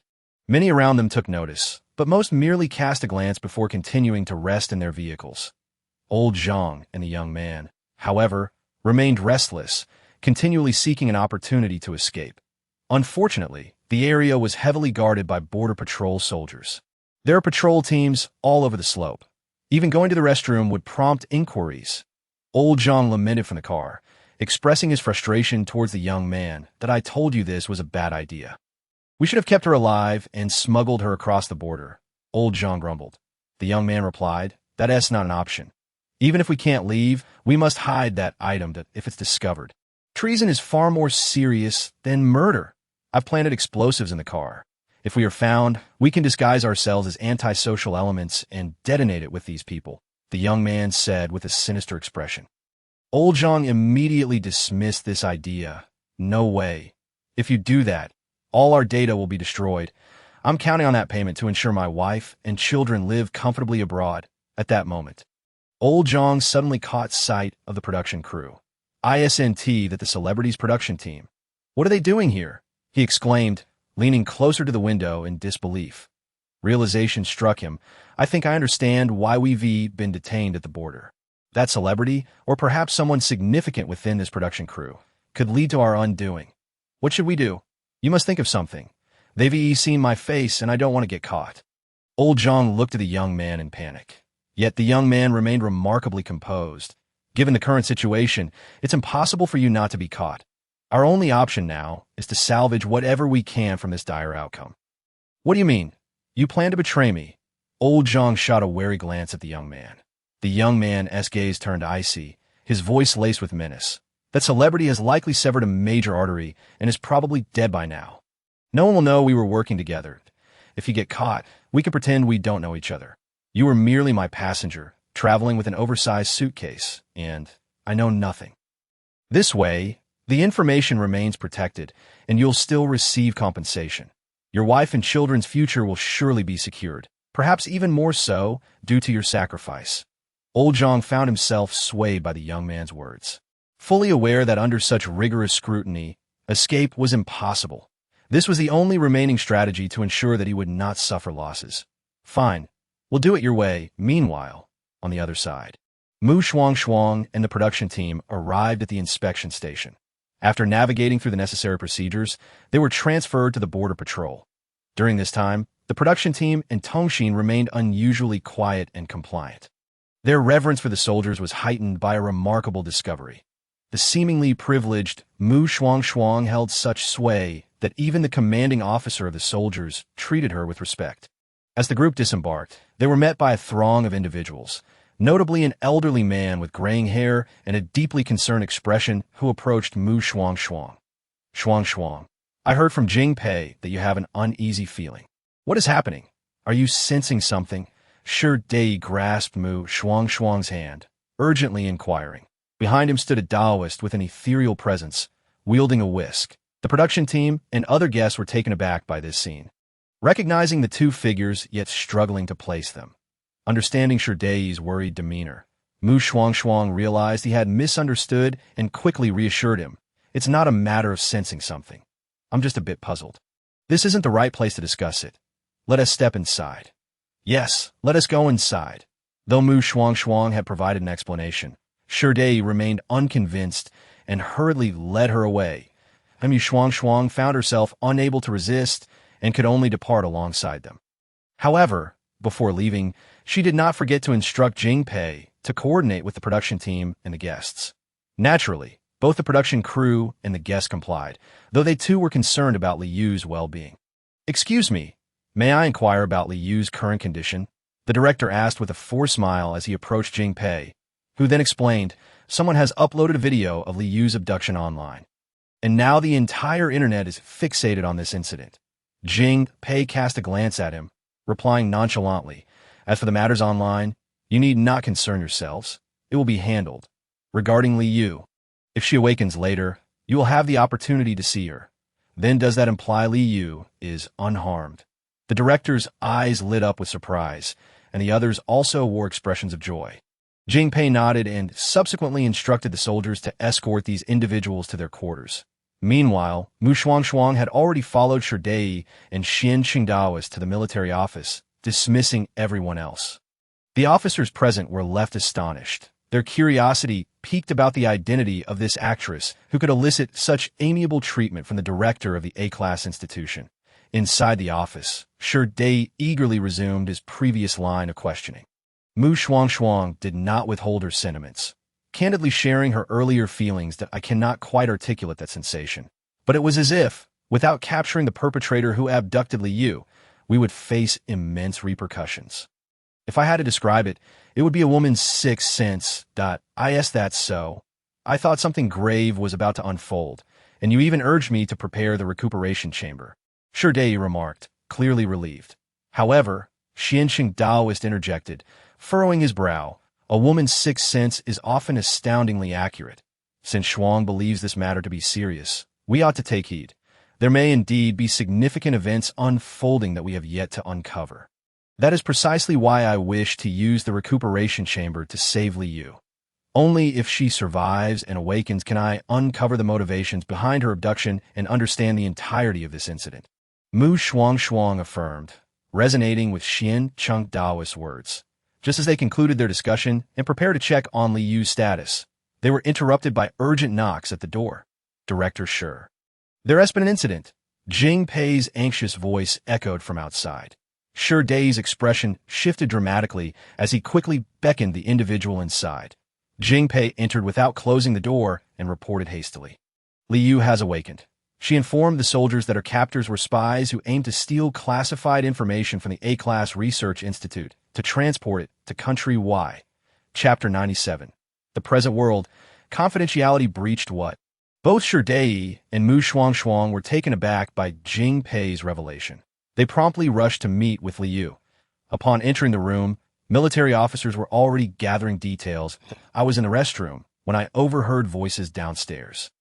At first, I paid no mind, but upon hearing mentions of classified information and international travel, I suspected they might be spies. That I attempted to eavesdrop, but inadvertently alerted those downstairs that I panicked and wasted some time before planning to call for help, only to encounter those who came to capture me. As I stepped out, I couldn't even scream for assistance. Li Yu recounted the harrowing events, her face reflecting the relief of survival. After hearing her account, the officers solemnly took notes and inquired, now that the border has been sealed off, if I were to allow you to identify your captors, would you dare? No. Li Yu vehemently refused, her eyes brimming with fear. I don't want to die. If I point them out, their accomplices will surely retaliate against me. She had been conscious during the attempted murder, but the drugs had left her weak, rendering her unable to speak. Had she not mustered all her strength to slightly divert the killer's blade during the throat cutting, she would not have survived. The most traumatic aspect for her was the agonizing wait, watching her own blood flow as death loomed. The officer, recognizing the profound psychological trauma this incident had inflicted upon her, did not press further. In that case, let it be. You should rest well. Once dawn breaks, I will arrange for you and your production team to leave. As he finished speaking and prepared to exit, Li Yu grasped his arm. Please, don't go. Could you arrange for someone to stay with me? I'm frightened being alone. Very well. I will have one of your crew members accompany you. The officer conceded, pulling away his sleeve and turning to leave. Upon exiting, he encountered Shuangshuang and Sherdei waiting at the door. Having realized Shuangshuang was affiliated with the authorities, he did not shy away from discussing the matter. I will arrange for someone to accompany her and then head to the office to report. That a few minutes later, a group gathered in the office to devise a strategy. The only lead we have so far is the cleaner from the inn. We are not yet aware of the other accomplices, so we must find a method to lure them into revealing themselves. the officer stated, sharing the information gleaned from Liu and continuing with his thoughts. Shuangshuang listened intently, refraining from interjecting, as her experience paled in comparison to the others present. After thorough discussion, they collectively decided to have Liu identify the assailants remotely. That afternoon, the border checkpoint, which had been closed for nearly 2 days, finally reopened. Old Zhang and the others, having spent a night on edge, felt a wave of relief wash over them when nothing untoward occurred, and they approached the checkpoint with a sense of trepidation. "Get out and register, please," instructed a soldier as the young man in the vehicle unbuckled his seatbelt. Old Zhang, seated beside him, remained still. Wearing a hat, the soldier did not recognize him at first, but seeing him unmoving, he insisted everyone in the vehicle must disembark for registration. Additionally, all items aboard will be subject to inspection. All right, the young man nodded repeatedly, his gaze flickering to the soldier's firearm but refraining from action. He turned to Old Zhang, urging, "Come on, don't you want to leave quickly? Let's get out for the check." Old Zhang's body tensed slightly as he rasped, "I understand." Soon, both men exited the vehicle with their belongings. At that moment, far away in the military base, Liu suddenly pointed at the large screen, exclaiming, "That's the man. He was the one who cornered me in the restroom, knocked me unconscious, and took me away. The person next to him is the inn's cleaner. He is the one who slashed my throat." The atmosphere shifted dramatically as the officers present immediately ordered the soldiers at the border checkpoint to apprehend the suspects. After Liu completed her identification, she was secretly escorted away along with the production crew. On the journey back, the group felt a surreal disorientation. "Sister Liu, didn't you say you were seriously injured? How is it that after just one night, you seem perfectly fine?" A youthful voice, brimming with curiosity, inquired as they drew closer to her. The others turned their gazes upon her, equally intrigued. Liu, sensing their attention, felt a flutter of anxiety but recognized their intentions were benign. She shook her head, replying, "I truly do not know. I remember being attacked, but when I woke up, I had no injuries whatsoever."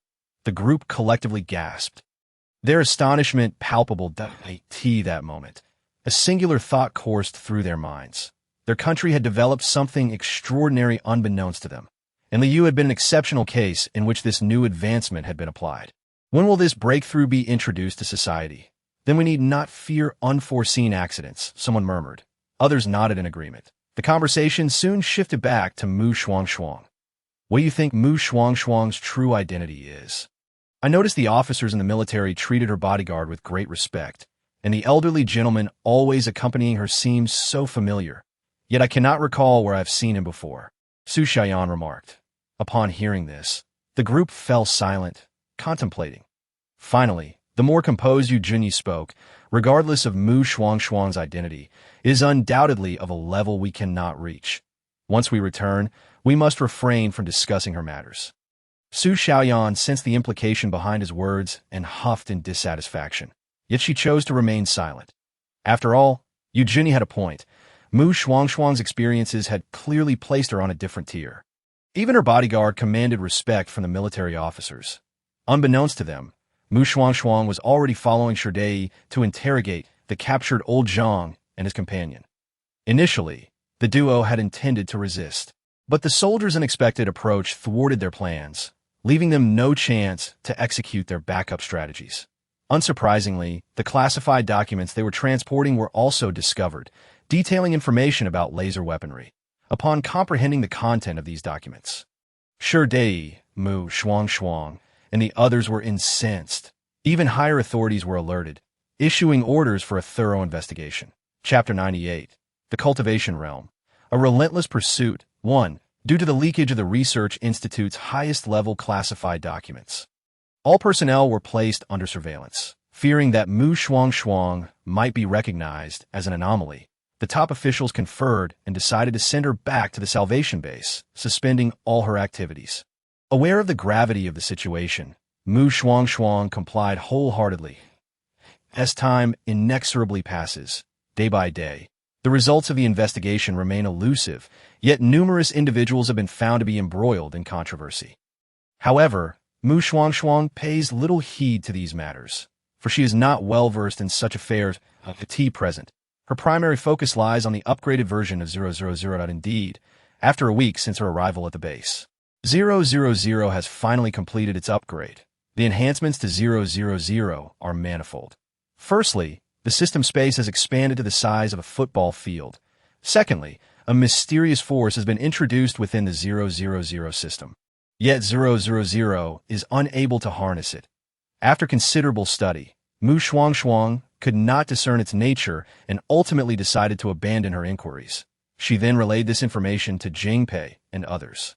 However, their interest did not center on the aforementioned details. Instead, they were more concerned with whether the upgraded 000 could facilitate the passage of an additional person through time that I inquired with 000, which responded in the negative, stating that only those bound to it could traverse the fabric of time. That Shuangshuang shook her head, expressing her regret. Although Jingpei and the others had anticipated this outcome, they could not suppress their disappointment. They longed to accompany Shuangshuang to another realm, to assist her in acquiring energy and means to confront extraterrestrial beings. Shuangshuang was aware of their sentiments, and her heart swelled with gratitude. Qingxia sect. On the path of inquiry, Shuangshuang gritted her teeth, veins bulging on her forehead, as she laboriously lifted one foot to step onto the stone steps. In that moment, she felt as though her entire being was burdened by the weight of countless mountains, causing her spine to bend under the strain. Were it not for her incessantly circulating her internal energy, she would have collapsed to the ground by now, about a month prior. Following the completion of her earthly studies, she embarked on a new journey to another world with 000. The process of this traversal was devoid of any unforeseen incidents, and they safely reached their destination, albeit under less than favorable circumstances. However, this was not the crux of the matter. The salient point was that the entity with which she made her transaction was none other than the world consciousness itself. Regarding this, 000 could not elucidate the reasons. Despite her perplexity, Shuangshuang soon cast the matter aside, for she accepted the narrative of the original owner, discovering that the world to which she had come was one of the high realms she had longed for, the realm of cultivation. The original owner was named Mu Yuran, a child of the esteemed Mu clan's third house, now 7 years of age. Yet, she was not Shuangshuang's target for the mission. It was her elder brother who held that distinction. His name was Mu Hongyun, a figure of remarkable beauty and tragedy. Mu Hongyun, having been identified as possessing a supreme thunder root, was sent away by his parents to one of the 7 great sects, Qingxia sect, for training due to familial discord. Tragically, during their journey, they were pursued by mysterious assailants. In a bid to protect him, his parents self-destructed their dantians, fighting valiantly against the attackers to secure his escape. Even so, he sustained grievous injuries. The sole stroke of fortune was that he fortuitously encountered an elder of Qingxia sect, who was returning with disciples, and was taken back to the sect. However, due to the severity of his wounds, he spent 5 years recuperating before finally having the opportunity to return home to honor his parents' memory, hoping to bring his sister back with him. Little did he know, he would be met with devastating news. With both parents deceased and the prior decision to send him away from the family, the clan elders harbored resentment towards the original owner, neglecting the orphan girl and allowing her to be bullied by the servants. One day, while the original owner ventured out in search of food, she fell victim to a cruel prank by the clan's children, who pushed her into a water tank. At that moment, she had already gone 2 days without sustenance, leaving her too weak to struggle, and she ultimately drowned. Even so, the elders of the Mu clan treated the incident with indifference. Yet, they never anticipated that Mu Hongyun would return seeking her, especially the very children who had caused her demise, causing them to panic. Fearing that Mu Hongyun would uncover the truth, they conspiratorially gathered to devise a strategy. Unfortunately for them, their ill fortune led them to the very place where the original owner had been carelessly discarded. Meanwhile, Mu Hongyun was there to pay his respects. Overhearing their conversation, leading to inevitable chaos, in a fit of rage, he wreaked havoc upon the Mu clan, inciting the elders to contemplate murder. They feared that, should Mu Hongyun cultivate successfully, he would become a formidable adversary to their clan. Fortunately for him, Mu Hongyun possessed extraordinary talent and was a key disciple under Qingxia sect's tutelage, equipped with protective talismans bestowed by his master, allowing him to escape the Mu clan. Thereafter, Mu Hongyun devoted himself to rigorous training while secretly investigating the connection between his parents' deaths and the Mu clan, uncovering some of their secrets. However, before he could expose them, the clan's ancestors caught wind of his inquiries, orchestrating events that would cast him as the scapegoat. Not only was he expelled from the sect, but he also became a target for extermination throughout the realm of cultivation. Having endured countless disappointments, he ultimately succumbed to despair, descending into the ranks of the demon clan, unleashing a reign of terror that culminated in the destruction of this world. The original owner harbored no grand ambitions. She merely wished to live peacefully alongside her brother. Conversely, the world consciousness demanded that Shuangshuang prevent Mu Hongyun from descending into the demon clan, thus averting the annihilation of this world. It could be said that this task was not overly difficult, especially since she inhabited the body of Mu Hongyun's sister. Shuangshuang felt that her mission commenced on a more favorable note than her previous endeavors. As long as she lived out the original owner's life, Mu Hongyun would not sever ties with the Mu clan so soon, sparing her from their scrutiny. This was the very reason she exerted herself to escape the Mu clan. Beyond the children, the remaining members were ancient beings who had lived for centuries, far beyond her capability to contend with. Therefore, to safeguard her own life, she resolved to seek refuge with her brother.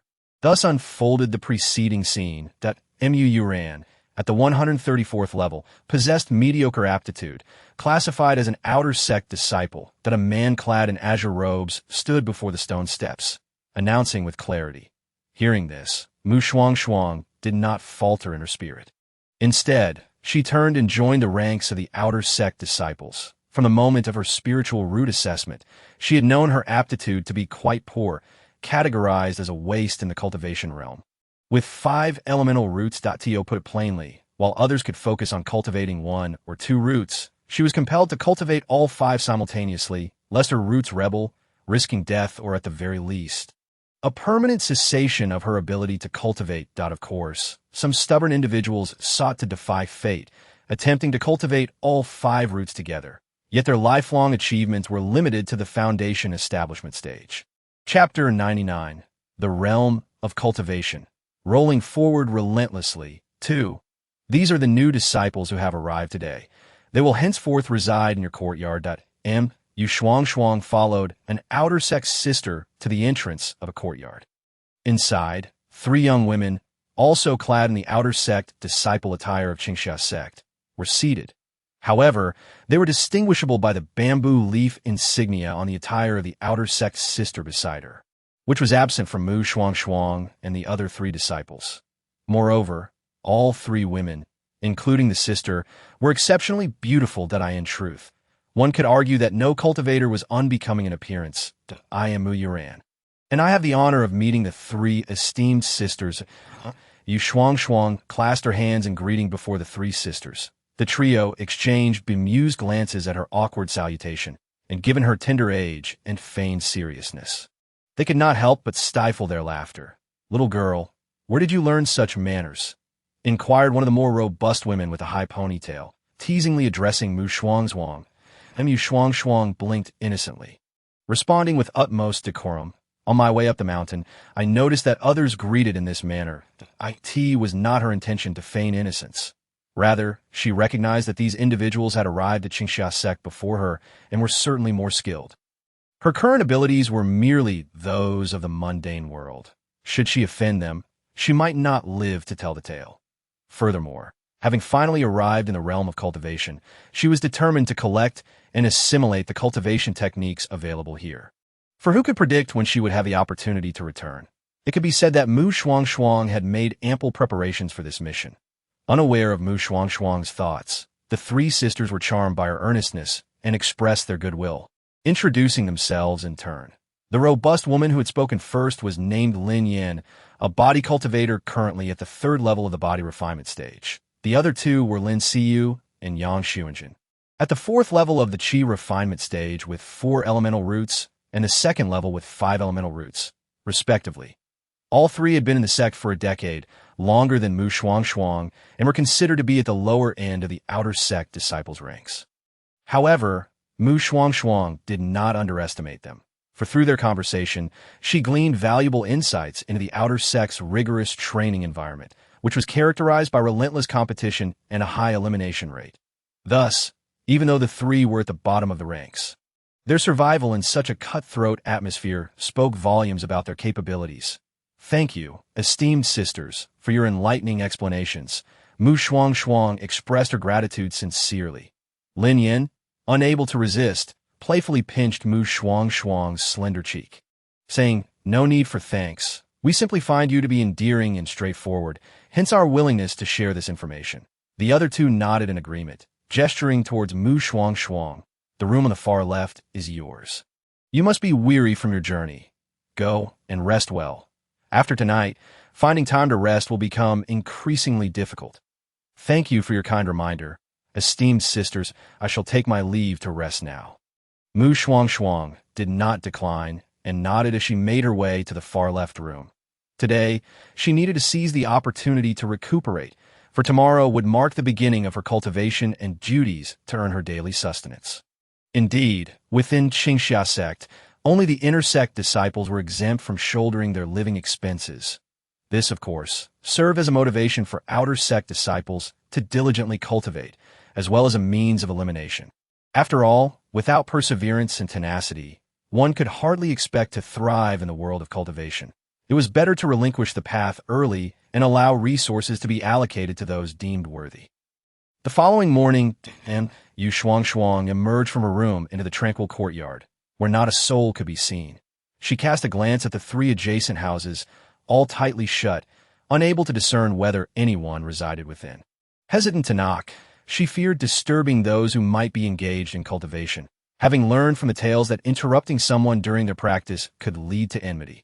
Following the path she had familiarized herself with the previous day, she made her way to the area designated for the outer disciple studies. Upon her arrival, she found the teaching courtyard already bustling with numerous individuals, all clad in the uniform garb of the sect, varying in height and build. Among the crowd, Shuangshuang did not stand out as either the smallest or the largest. Blending in quite inconspicuously, she observed her surroundings with quiet diligence. When greeted by others, she responded sweetly, embodying an image of innocent simplicity. Fortunately, it wasn't long before the gates of the courtyard swung open, and a 13 or 14-year-old outer disciple emerged. Upon sighting him, some of the more astute newcomers promptly cupped their hands in greeting, exclaiming, "Greetings, senior brother."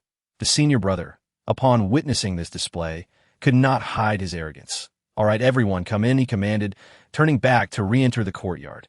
Following the others, Shuangshuang found a cushioned position neither too forward nor too backward in the middle of the courtyard and settled down. As she surveyed her surroundings, a wave of nostalgia washed over her, reminiscent of her school days. However, as the instructor arrived, she promptly reined in her wandering thoughts, grasping her pen and paper to diligently take notes. Apart from her, a few others wielded brushes to record the teachings, yet the majority lacked such tools, furrowing their brows as they strived to memorize every word spoken by the instructor by the time the class concluded. Half the morning had slipped away.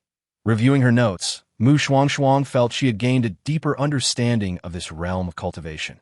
Most gratifyingly, she had acquired the foundational cultivation techniques of the Qingxia sect. With the lesson over, a group of newcomers made their way to the dining hall of Suishan Peak, the very place where outer disciples gathered for study, task assignments, and meals. After dining, Shuangshuang headed to the task hall to see if there were any assignments suitable for her. As for seeking out her biological brother, she had no plans to do so for the time being. After all, her brother was a direct disciple, and as a mere five-element spiritual root, she knew her arrival would not be met with belief. The task hall was currently crowded with numerous individuals craning their necks to see if there were tasks available for those like them. Witnessing this scene made Shuangshuang's scalp tingle. She lingered at the entrance for quite a while, lifting and lowering her right foot repeatedly, until she finally reached a decision. Never mind, I shall return to my quarters to cultivate instead. With so many people around, she feared that the good tasks would be snatched up already, Besides, the sect would provide meals for them before they entered the chi refinement stage. Upon returning to her small courtyard, Shuangshuang spotted Yang Xuanjin seated cross-legged in the center, seemingly in meditation. Hearing the commotion, Yang Xuanjin opened her eyes and, upon seeing Shuangshuang, expressed mild surprise that you're back so soon. Yao ran. Did you not check the task hall for suitable assignments? There were too many people in the task hall, and I couldn't squeeze in. I thought it best to return. After all, until we enter the cultivation phase, the sect will provide meals. I can accept tasks later, when the rewards are greater and the competition for tasks is significantly reduced. Shuangshuang candidly shared her thoughts. Yang Xuanjin chuckled, complimenting her. You seem a bit daft, yet unexpectedly possess a fair bit of cleverness. In the ancient and fragrant courtyard, the duo sat cross-legged, cultivating. Suddenly, the surrounding spiritual energy began to fluctuate. Yang Xuanjin sensed something amiss, her eyes snapping open as she turned to the small figure beside her. Astonished, how could you sense the spiritual energy in less than a quarter of an hour? And you've even begun cultivating. At that moment, Yang Xuanjin felt a pang of envy stir within her. Despite sharing the same five-element spiritual root, she had spent nearly 3 years to enter the chi refinement stage, and an additional 7 years to reach the second layer of that stage, not accounting for the spiritual pills consumed along the way. Shuangshuang remained blissfully unaware that her cultivation had already drawn envy from others.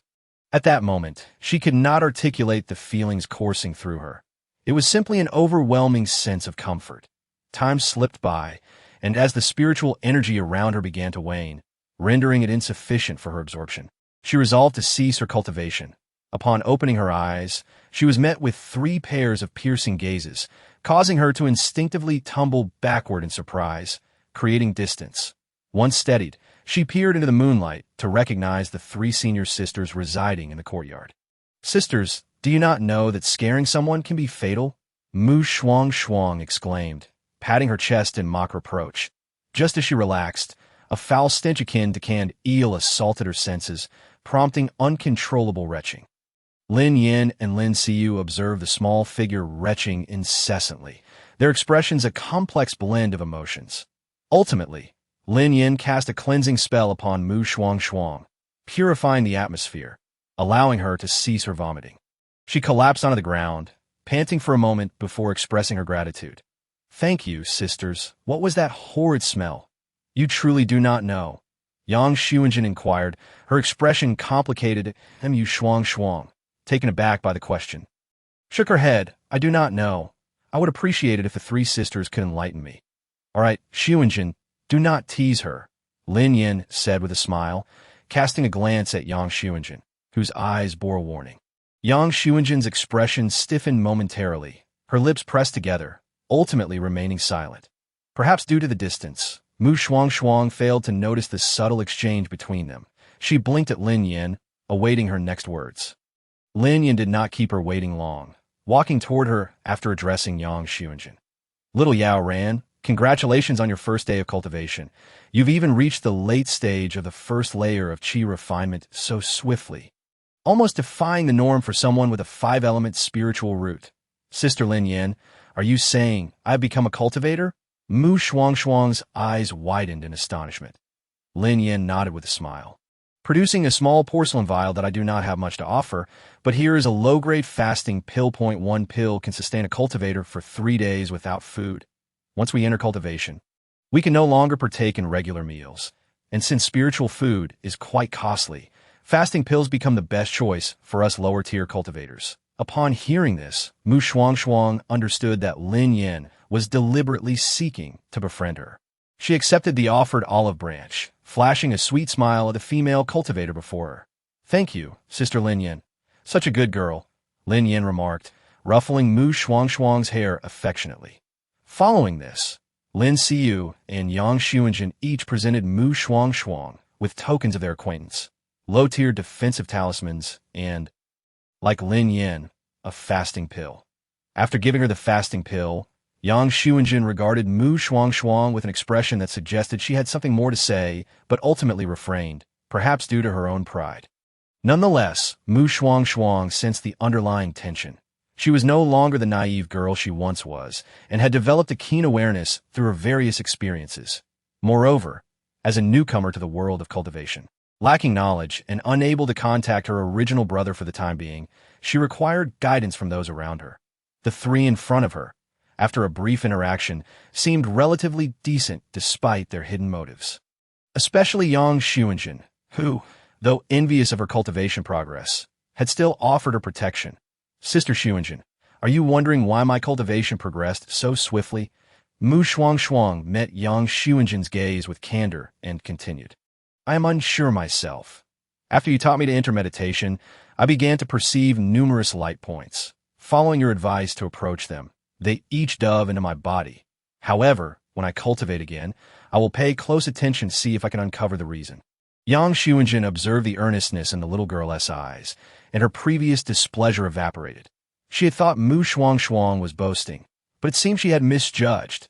Little Yao ran, are you only sharing this with Sister Shuangshuang and not with us? Lin Yin and Lin Xiu chimed in, their expressions teasing. Shuangshuang hastily replied, no, I will share it all.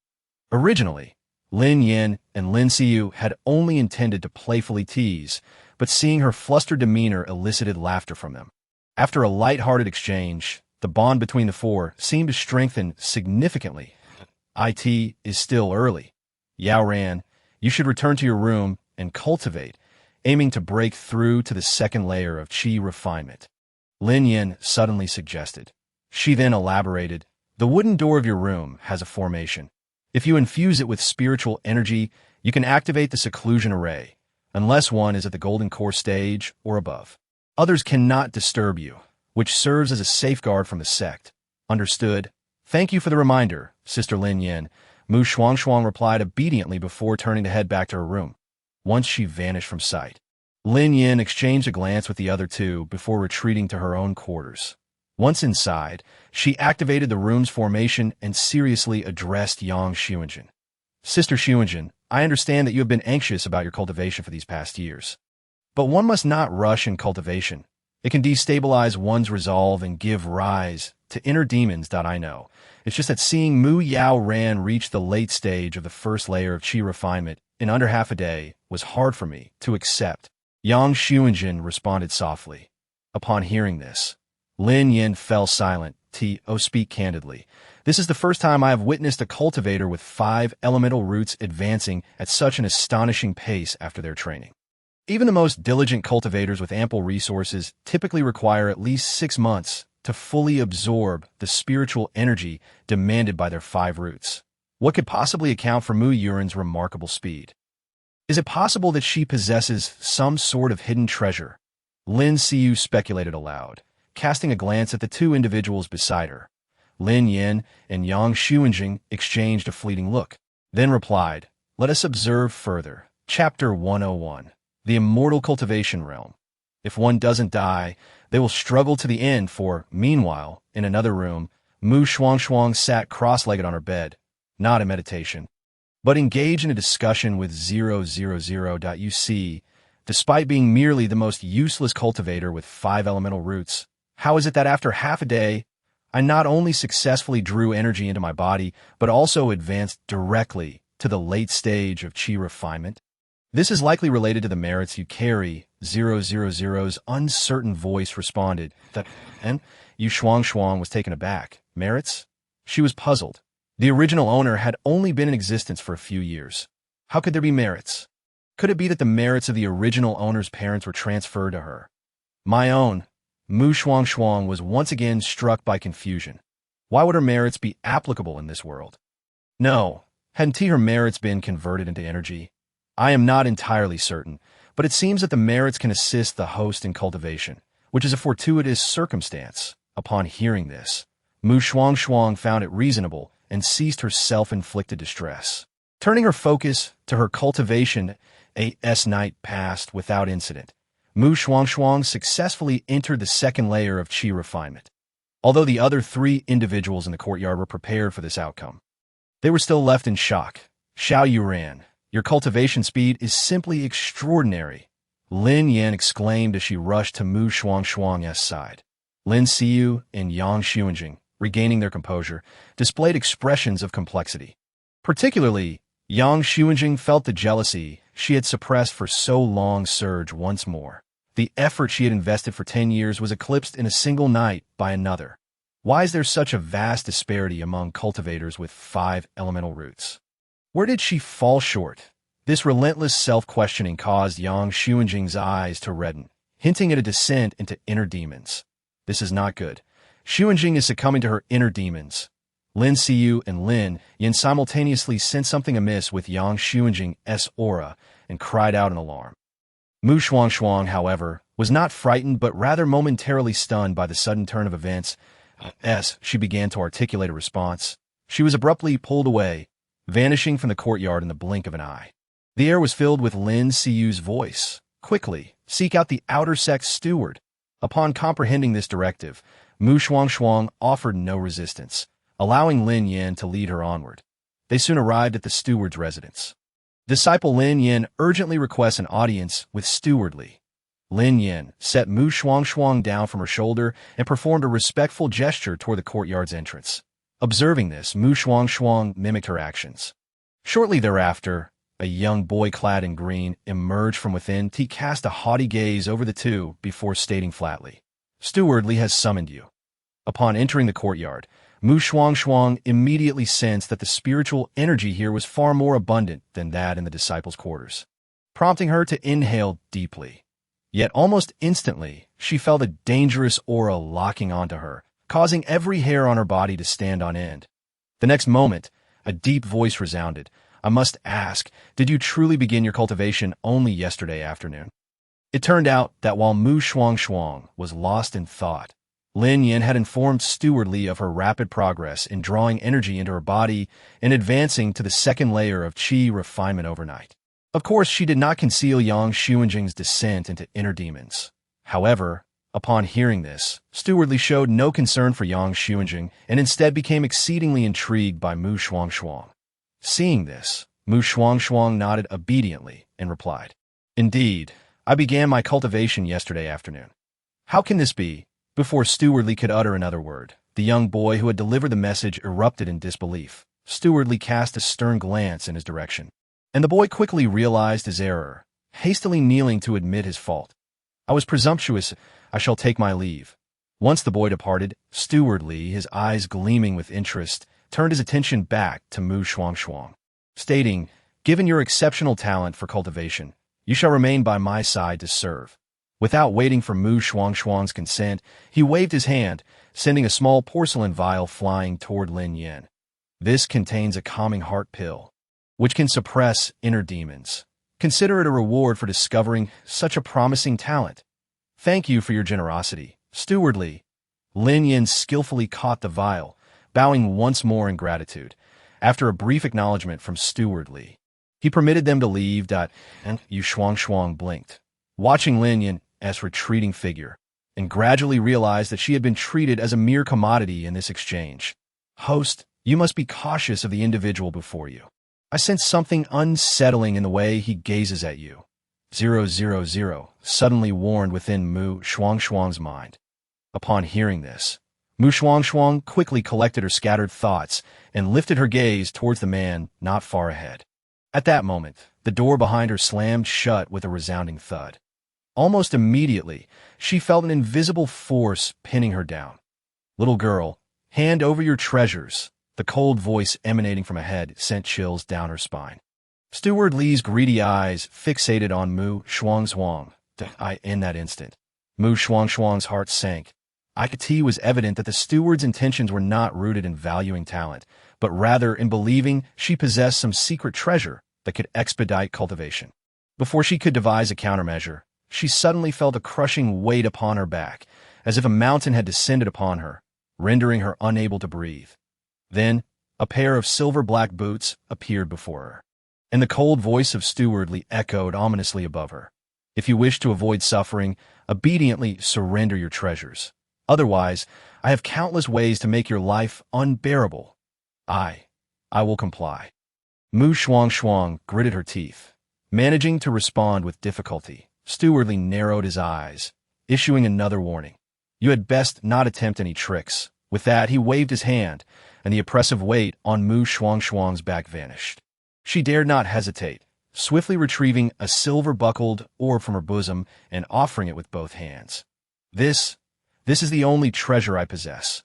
What is this? How does one utilize it? Stewardly grasped the orb, scanning it with his senses, but detected no fluctuations of spiritual energy. Yet he did not doubt its authenticity, as Lin Yin had previously informed him of Shuangshuang's peculiarities, prompting him to scan her with his consciousness. However, he had not detected this object on her person, Shuangshuang. Noticing the steward's ignorance of the truth, a glimmer of cunning flashed in her eyes as she respectfully stated, "I am unsure what it is. It has been by my side since I can remember. Simply remove the buckle on top to use it." Upon hearing this, Stewardly harbored no suspicion that Shuangshuang was being deceitful and reached out to unfasten the orb's lone iron buckle. At that moment, 000's voice blared in Shuangshuang's mind. Run. Chapter 102. The Immortal Realm. If one doesn't die, they will struggle to the end. 5. Upon hearing 000's urgent warning, Shuangshuang hesitated not a moment. Applying her lightness skill to its utmost limits. Following the recent system upgrade, for reasons unknown, the martial arts she practiced in reality could now be utilized in this otherworldly realm. Moreover, she had not neglected her training during her journey to Qingxia sect, especially her lightness skill. Though it may be an exaggeration to claim she walked on snow without leaving a trace, it was not far from the truth. Perhaps Stewardly had never anticipated that Shuangshuang would act so brazenly beneath his very nose, as he had not set up any barriers on the door, allowing her to successfully escape the room. Barely had she stepped out when a tremendous explosion reverberated from within the chamber. The force of the blast propelled Shuangshuang through the air. However, before she could land, 000's panicked voice echoed in her mind once more. "Host, flee! The steward is pursuing you. Run east." Why didn't that explosion obliterate him? Shuangshuang was perplexed.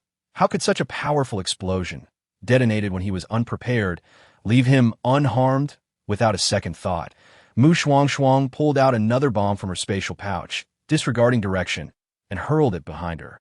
Just as Stewardly was on the verge of capturing her, a second shadow surged forth, prompting him to sense danger and hastily erect a barrier. In the next instant, he perceived a significant wave of force in the air, his expression shifting to one of grim apprehension and urgency. Such a ruckus might draw the attention of the inner sect elders, or even the sect leader. If that were to happen, it would surely expose his clandestine actions. With this thought, Stewardly initiated his pursuit once more. However, matters did not unfold as he had envisioned. In fact, he was so frustrated that he felt blood rising in his throat. How could a gold core cultivator fail to capture a mere chi refinement cultivator, only to find himself in such a disheveled state? He could not fathom how this little wildling possessed such an arsenal of powerful devices that left him floundering. Meanwhile, their commotion had drawn the attention of numerous disciples within Qingxia sect, particularly due to the incessant explosions overhead, some even landing on the ground and causing injuries. Ultimately, it was the law enforcement hall that reacted first, dispatching disciples to intercept Shuangshuang, who dares to cause such a ruckus in Qingxia sect. "Host, it seems you're putting on quite the performance." That Shuangshuang was momentarily taken aback by the remark, then turned to the nearest disciple clad in green and exclaimed, "Big brother, help! There's a villain trying to take my life." The disciples of the law enforcement hall stood in stunned silence. Clearly, such an occurrence had never been encountered before. However, Shuangshuang offered them no time for reflection. Despite weeping as if she had lost her parents, her words distinctly unveiled the misdeeds of managerly against her. "I am unaware of what a treasure is. I merely practiced the entry-level techniques for half a day and an entire night, reaching the second layer of the chi refining stage." Hiss! Upon hearing Shuangshuang's words, the surrounding disciples could not help but gasp in astonishment. Is it true? In less than a day, not only had she drawn chi in her body, but had also directly advanced to the second layer of chi refining. Li, who had been pursuing them at a slower pace, was taken aback by the scene before him, his expression shifting dramatically. Without a second thought, he changed direction and fled towards the mountain gate. After all, he was a cultivator at the late Golden Core stage, while the highest among those present was merely at the mid-foundation establishment stage. Thus none sensed his aura. Host, this is not good. That scoundrel is attempting to escape. Yet Shuangshuang remained unfazed, responding in her mind, no worries. Let him run, that he has committed acts that harm the disciples of the sect. Qingxia sect will surely not let him off lightly. The disciples of the law enforcement hall could not hear their conversation. They looked at the little girl, crying woefully on the tree branch, their expressions filled with awkwardness, unsure of how to proceed. Fortunately, they were not left in this dilemma for long. As a disciple from Amain, Peak arrived on a flying sword. Greetings, senior brother Song. Upon seeing the newcomer, all the disciples present respectfully bowed.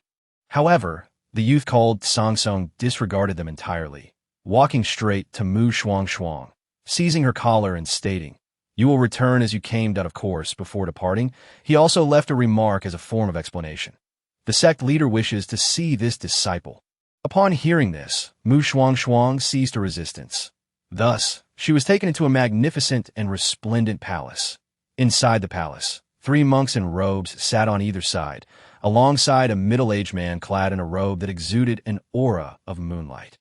When they saw Shuangshuang being brought in, their expressions changed dramatically, as if the golden light before them was blinding. Ba, my apologies. Song quickly placed that child down properly. HNGM, upon hearing the old monk's Buddhist chant and observing his beloved disciple being handled in such a manner, felt a shiver run down his spine. Song was momentarily taken aback, gazing over in surprise. After all, he had not witnessed such emotional fluctuations from his master in many years that he glanced down at the little girl in his grasp. Feeling puzzled, yet he still obeyed his master's command and gently released her, standing on the ground. Shuangshuang was equally bewildered. She had assumed she was brought here to face an inquiry regarding the earlier commotion. But the current situation hardly resembled an interrogation. What is happening? I do not know, host. Let us observe the situation unfold. The presence of these individuals feels even more daunting than that of Manager Lee. It would be prudent to limit our communication, lest we draw attention. The anxious response from 000 echoed in Shuangshuang's mind. IT was already prepared to whisk her away at the first sign of danger. However, events unfolded in a manner that neither it nor Shuangshuang could comprehend. The monk who had uttered the Buddhist phrase stood up, stating that since the child of destiny was unharmed, he and his companions would take their leave, wishing HNGM well in nurturing this child. After addressing the high-ranking HNGM, he turned to Shuangshuang with a warm gaze. Little disciple, do visit the Buddhist sect if you have a chance. Shuangshuang tilted her head to meet the monk's gaze. Although she did not grasp the riddles they spoke, she sensed no malice from him and thus did not decline if given the opportunity. I shall certainly go. Very well. The old monk shall await your visit at the Buddhist sect. Do not forget, for if you do, I shall personally come to Qingxia sect to invite you. The monk jested. Yet Shuangshuang understood his seriousness, her curiosity expanding within her heart. Chapter 103. The Immortal Cultivation World. Roll until you die. 6. Strangely, Shuangshuang felt as though she had stepped into some enigma. Before she could ponder further, a deep and authoritative voice from HNGM resounded above her, inquiring about the events that had transpired in the outer courtyard where I reside. The senior sister fell into a delusion due to my rapid cultivation, and in seeking a remedy, Sister Lin brought me to the steward of the courtyard for assistance. Unbeknownst to me, I was traded to that steward. He demanded I hand over some treasure, but I had none, and he attempted to kill me, prompting me to escape using my worldly means, and Shuangshuang recounted the events without concealment. Upon hearing this, HNGM turned his gaze to Song, who nodded in understanding before departing. Shuangshuang, glancing from the corner of her eye, returned her focus to standing upright in the center of the grand hall. In the next moment, she felt a wave of dangerous energy enveloping her, causing her heart to sink. Surely she had not just escaped the tiger's den only to enter the wolf's lair. Relax. I merely wish to assess your cultivation level. HNGM, noticing Shuangshuang's tension, explained coldly. She bit her lip but ultimately complied, allowing her body to relax. Moments later, the oppressive aura dissipated, HNGM regarded Shuangshuang with a complex expression, his thoughts drifting back to the old monk's words. The child of destiny has arrived. The path we have sought for millennia is about to open. Unbeknownst to Shuangshuang, HNGM's mind had wandered far away. She stood there with her head lowered, waiting a long while without receiving any inquiries or interrogations. Unable to resist her curiosity, she cautiously lifted her gaze. However, HNGM, having lived for countless years, bore no discernible emotions upon his face. Even Shuangshuang's seemingly discreet movements were noticed by him in an instant. Their eyes, Shuangshuang, startled, quickly averted her gaze, focusing intently on her shoelaces. Observing her fearful demeanor, HNGM remained indifferent and asked, "What is your spiritual root?" Upon hearing this, Shuangshuang was momentarily taken aback. Then mimicked the etiquette she had seen on television, bowing and replying, "Respectfully, Master, I possess a 5-element spiritual root." HNGM furrowed his brow tightly. The 5-element spiritual root was regarded as the most inferior in the cultivation world, with the highest achievements over the years barely reaching the golden core stage. Yet this little girl before him had drawn chi in her body and even directly reached the second layer of chi refining within a single day. Such a rate of cultivation, even with the aid of treasures, would be utterly unattainable. Could she truly be the child of destiny? HNGM's gaze upon Shuangshuang grew increasingly intricate. Shuangshuang had not lifted her head. She was oblivious to this scene. She stood obediently, feeling the surrounding silence weigh heavily upon her. Meanwhile, 000 was unable to emerge for a chat, leaving her uncertain of when this might conclude. Just as Shuangshuang internally lamented, Song returned from outside the hall.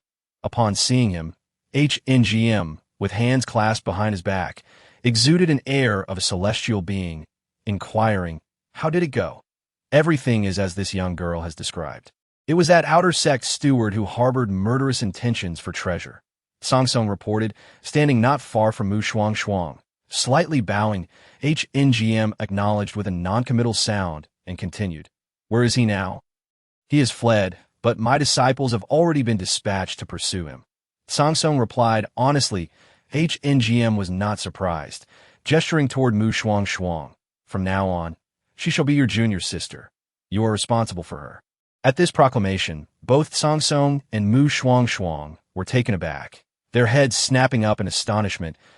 HNGM appeared oblivious to their shock, waving his hand as a white jade bracelet materialized out of thin air. "This is a gift of apprenticeship for you. In half a month, I shall hold a grand ceremony for your initiation." As he spoke, the white jade bracelet floated before Shuangshuang. She stood there, momentarily stunned, until Song prompted her, allowing her to regain her composure. She respectfully accepted the bracelet with both hands, expressing her gratitude. "Thank you for your generous gift, Master." HNGM responded coolly with a noncommittal sound. Then cautioned Song, "Ensure that your junior sister does not leave the sect until she has established her foundation." "Understood." Song nodded in acknowledgement. Shuangshuang had no objections. Having never been naive, she understood that without some means of self-preservation in the cultivation world, it was best to stay cautious. Moreover, the directive from her new master aligned with her own intentions. During this time, she could transcribe the texts of Qingsha sect and thoroughly study various skills, ensuring she could at least teach others the basics upon her return. Exiting the grand hall, Song regarded the little girl who barely reached his calf, his brow furrowing deeply. Akati had been a long time since he had cared for a child, and he could not fathom why his master would suddenly take in such a seemingly worthless disciple with an inferior spiritual root. "Come, let us retrieve your belongings, and I shall help you settle in." "Thank you, senior brother, for your assistance." Shuangshuang beamed sweetly at Song's peak golden core cultivator. He effortlessly carried her back to the outer sect courtyard in mere moments. Upon arrival, the courtyard was eerily quiet. It was unclear whether everyone had departed or if they were feigning ignorance of the commotion outside. Shuangshuang paid it no mind, heading straight to her room. From the moment Yin left her with the outer sect's steward, their friendship had been severed. A few minutes later, Shuangshuang emerged from her room, clutching her meager belongings. Song observed her with a calm demeanor. "Have you packed everything?" "Yes, I am ready." Shuangshuang nodded. In the next instant. She found herself being carried once more by Song, who said, "From now on, you shall reside here. My cave dwelling is adjacent to yours. Should you have any questions regarding your cultivation, feel free to seek me out." Song, accompanied by Shuangshuang, arrived at a meticulously carved courtyard, where he quietly instructed her. This courtyard was one of the residences for the direct disciples of Qingxia Peak. Upon taking in her surroundings, Shuangshuang was utterly captivated. The garden was ablaze with blossoms, and colorful cranes wandered gracefully among the flowers, exuding an ethereal aura, resembling a scene from a poem or painting. Is this truly my residence? Shuangshuang gazed at Song in disbelief. The incredulity reflected in her eyes prompted Song to soften his expression and nod reassuringly, affirming that this was the abode of a direct disciple. Since you have been accepted as a direct disciple by the Master, you are naturally entitled to reside here. For today, rest and recuperate, and I shall return tomorrow to impart further teachings. And Shuangshuang had no objections.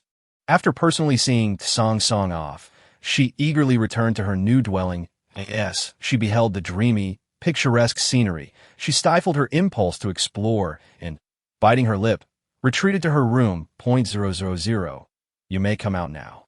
Shuangshuang called out in her mind. Chapter 104. In the immortal cultivation realm. Roll until death 7. Finally, I can emerge. The voice of 000 resonated in Shuangshuang's mind, filled with relief. She smiled softly and recounted her recent developments. I have become the direct disciple of the master of Qingxia sect. The situation has surpassed our expectations. Congratulations, Shuangshuang. I also have good news to share with you. What is it?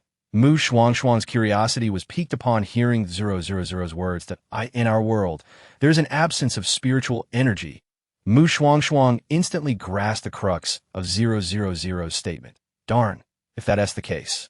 My previous intention to bring all the cultivation techniques from the immortal realm back home would be utterly futile. This cultivation world is even less advantageous than the ancient one. Spiritual energy can actually be artificially generated. Shuangshuang expressed her astonishment. Don't deceive me, Dudu. I haven't been fooled before, have I? I would never deceive you, Shuangshuang. This is the truth. According to the information provided by this world's consciousness, spiritual energy can be cultivated through spiritual veins, or celestial veins. Moreover, celestial veins can give rise to spiritual veins. If we can acquire a celestial vein, we shall never lack for spiritual veins. 000's excitement grew with every word. However, Shuangshuang was left dumbfounded. She had yet to even encounter a spiritual vein, and 000 was already fantasizing about celestial veins. The pressure was immense. There will be bread, and there will be milk. Shuangshuang, we must have faith in ourselves. We have already accomplished tasks in 4 worlds. A mere celestial vein should be within our grasp. Observing Shuangshuang's negative mindset, 000 once again animatedly encouraged her. Just think, if we obtain a celestial vein and bring it to our world, everyone could become an immortal cultivator. When those damned aliens invade, we can all fight for our country and families, ensuring those extraterrestrials never return. Strangely enough, her words invigorated Shuangshuang. Reflecting on the shattered future she had glimpsed through 000. She did not wish for the warriors to continue resisting the brutal aliens with their flesh and blood. She envisioned a scenario where the warriors stood tall, utterly dominating the extraterrestrials. You are right. From today onward, celestial veins shall be our goal in this world that I will strive diligently to cultivate and ascend to the immortal realm to seek out celestial veins. Shuangshuang's gaze hardened with determination. However, this state of resolve did not last long. She quickly added, though obtaining a celestial vein would be ideal, we must also prepare for contingencies. If we can find additional spiritual veins, we should not let them slip away. After all, the more, the merrier, absolutely. Shuangshuang nodded in enthusiastic agreement. Subsequently, she and 000 discussed and formulated her first 5-year plan. Within these 5 years, she aimed to reach the foundation establishment stage. Additionally, she intended to make notable progress in spells, swordsmanship, formations, alchemy, and talismans. This way, when the tasks in this world concluded, she could return and teach others. As she contemplated, Shuangshuang suddenly realized a grave issue. 000. I recall reading in a cultivation novel that the protagonists typically require hundreds of years of practice to reach the ascension stage. Does that mean I would have to live here for centuries? What about my time? Although she did not voice her concerns, 000 understood. If we put it that way, it isn't too long. But then again, if it takes 500 or even 1,000 years for you to ascend or locate a celestial vein, would you not be lying dormant on Blue Star for a year? What about Jingpei and the others who would undoubtedly worry for you? No, I must strive harder to cultivate and aim for ascension within 500 years, then seek out the celestial vein. Perhaps the pressure was overwhelming, as Shuangshuang ceased her idle chat with 000 and began meditating in her room. Time always flew by swiftly during cultivation. Before long, night descended, and Shuangshuang awakened from her meditation, driven by hunger. Although she had officially become a cultivator, she could not undergo fasting until reaching the foundation establishment stage. Yes, she stepped out of her new dwelling and surveyed the unfamiliar surroundings. She fell into silence. By the way, is there a dining area on Qingxia Peak? After lingering at the entrance for a few moments, Shuangshuang decided to abandon her exploration. Forget it, I still have some steamed buns from yesterday's packing at the outer gate.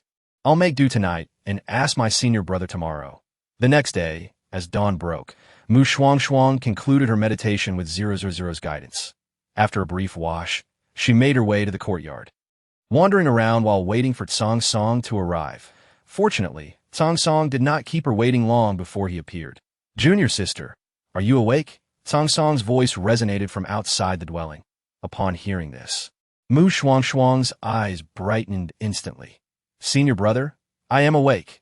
As she spoke, she lifted her skirt and dashed towards the entrance. Upon stepping outside, she beheld Song standing like a pine or cypress, clad in a flowing green robe that was simple yet exuded an air of elegance, embodying a light and ethereal quality that commanded respect. Shuangshuang felt inexplicably nervous and shy. As senior brother, Song slightly lowered his head, glancing at the petite figure before him, and coldly acknowledged her with a non-committal before striding into the dwelling. That he stood in the center of the courtyard with his hands clasped behind his back, seemingly sensing Shuangshuang's presence behind him as he turned and said, "Since you have begun to draw in qi, here is the cultivation method of Qingxia Peak for you to comprehend. If you have any questions, feel free to ask me." As he spoke, a jade slip materialized in his hand. Shuangshuang gazed at it in astonishment and respectfully accepted it, thanking him. "Thank you, senior brother." Instinctively, she attempted to open the jade slip when Song's cool voice echoed above her. "Place the jade slip on your forehead and channel your spiritual energy to access its contents." After Song finished speaking, he produced a storage pouch.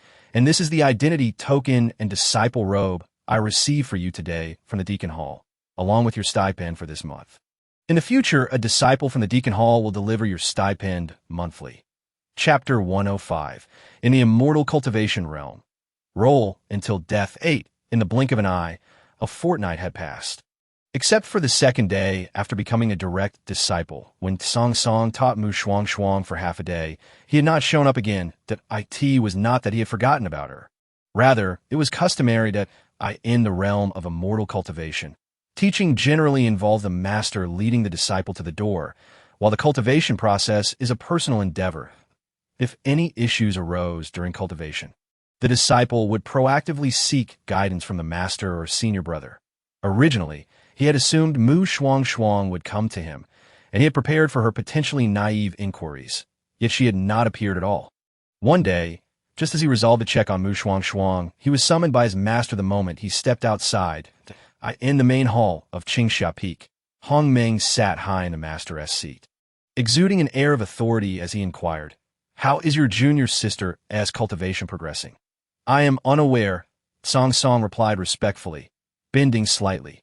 "Since I instructed her, she has not left her dwelling. I intended to check on her today, but I was called here by you." Upon hearing this, Hong Meng furrowed his brows, his expression inscrutable. After a moment, he spoke in a deep voice, "Make sure to supervise your junior sister's cultivation more. But do not interfere excessively." Shuangshuang felt a sense of confusion at this contradictory statement. Was his master urging him to care more or less? Despite his internal turmoil, he dared not ask further, and respectfully nodded in acknowledgement. Like that moment, he sensed something flying overhead and instinctively looked up, discovering a letter hovering in midair. Hong Meng's cold voice echoed again.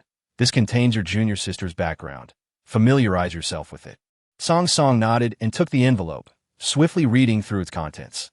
The letter detailed everything about Shuangshuang from her birth to her arrival at Qingxia sect. To his surprise, Shuangshuang was actually the sister of Hong Yan, a disciple under Elder Zin. Shuangshuang set the letter down, somewhat astonished. Hong Meng spoke solemnly. "When you visit her later, casually mention this matter. I believe she is unaware of her brother's situation, should she wish to visit him. Accompany her." "Understood," Shuangshuang affirmed. Nodding in compliance before departing from the main hall, he made his way directly to Shuangshuang's dwelling.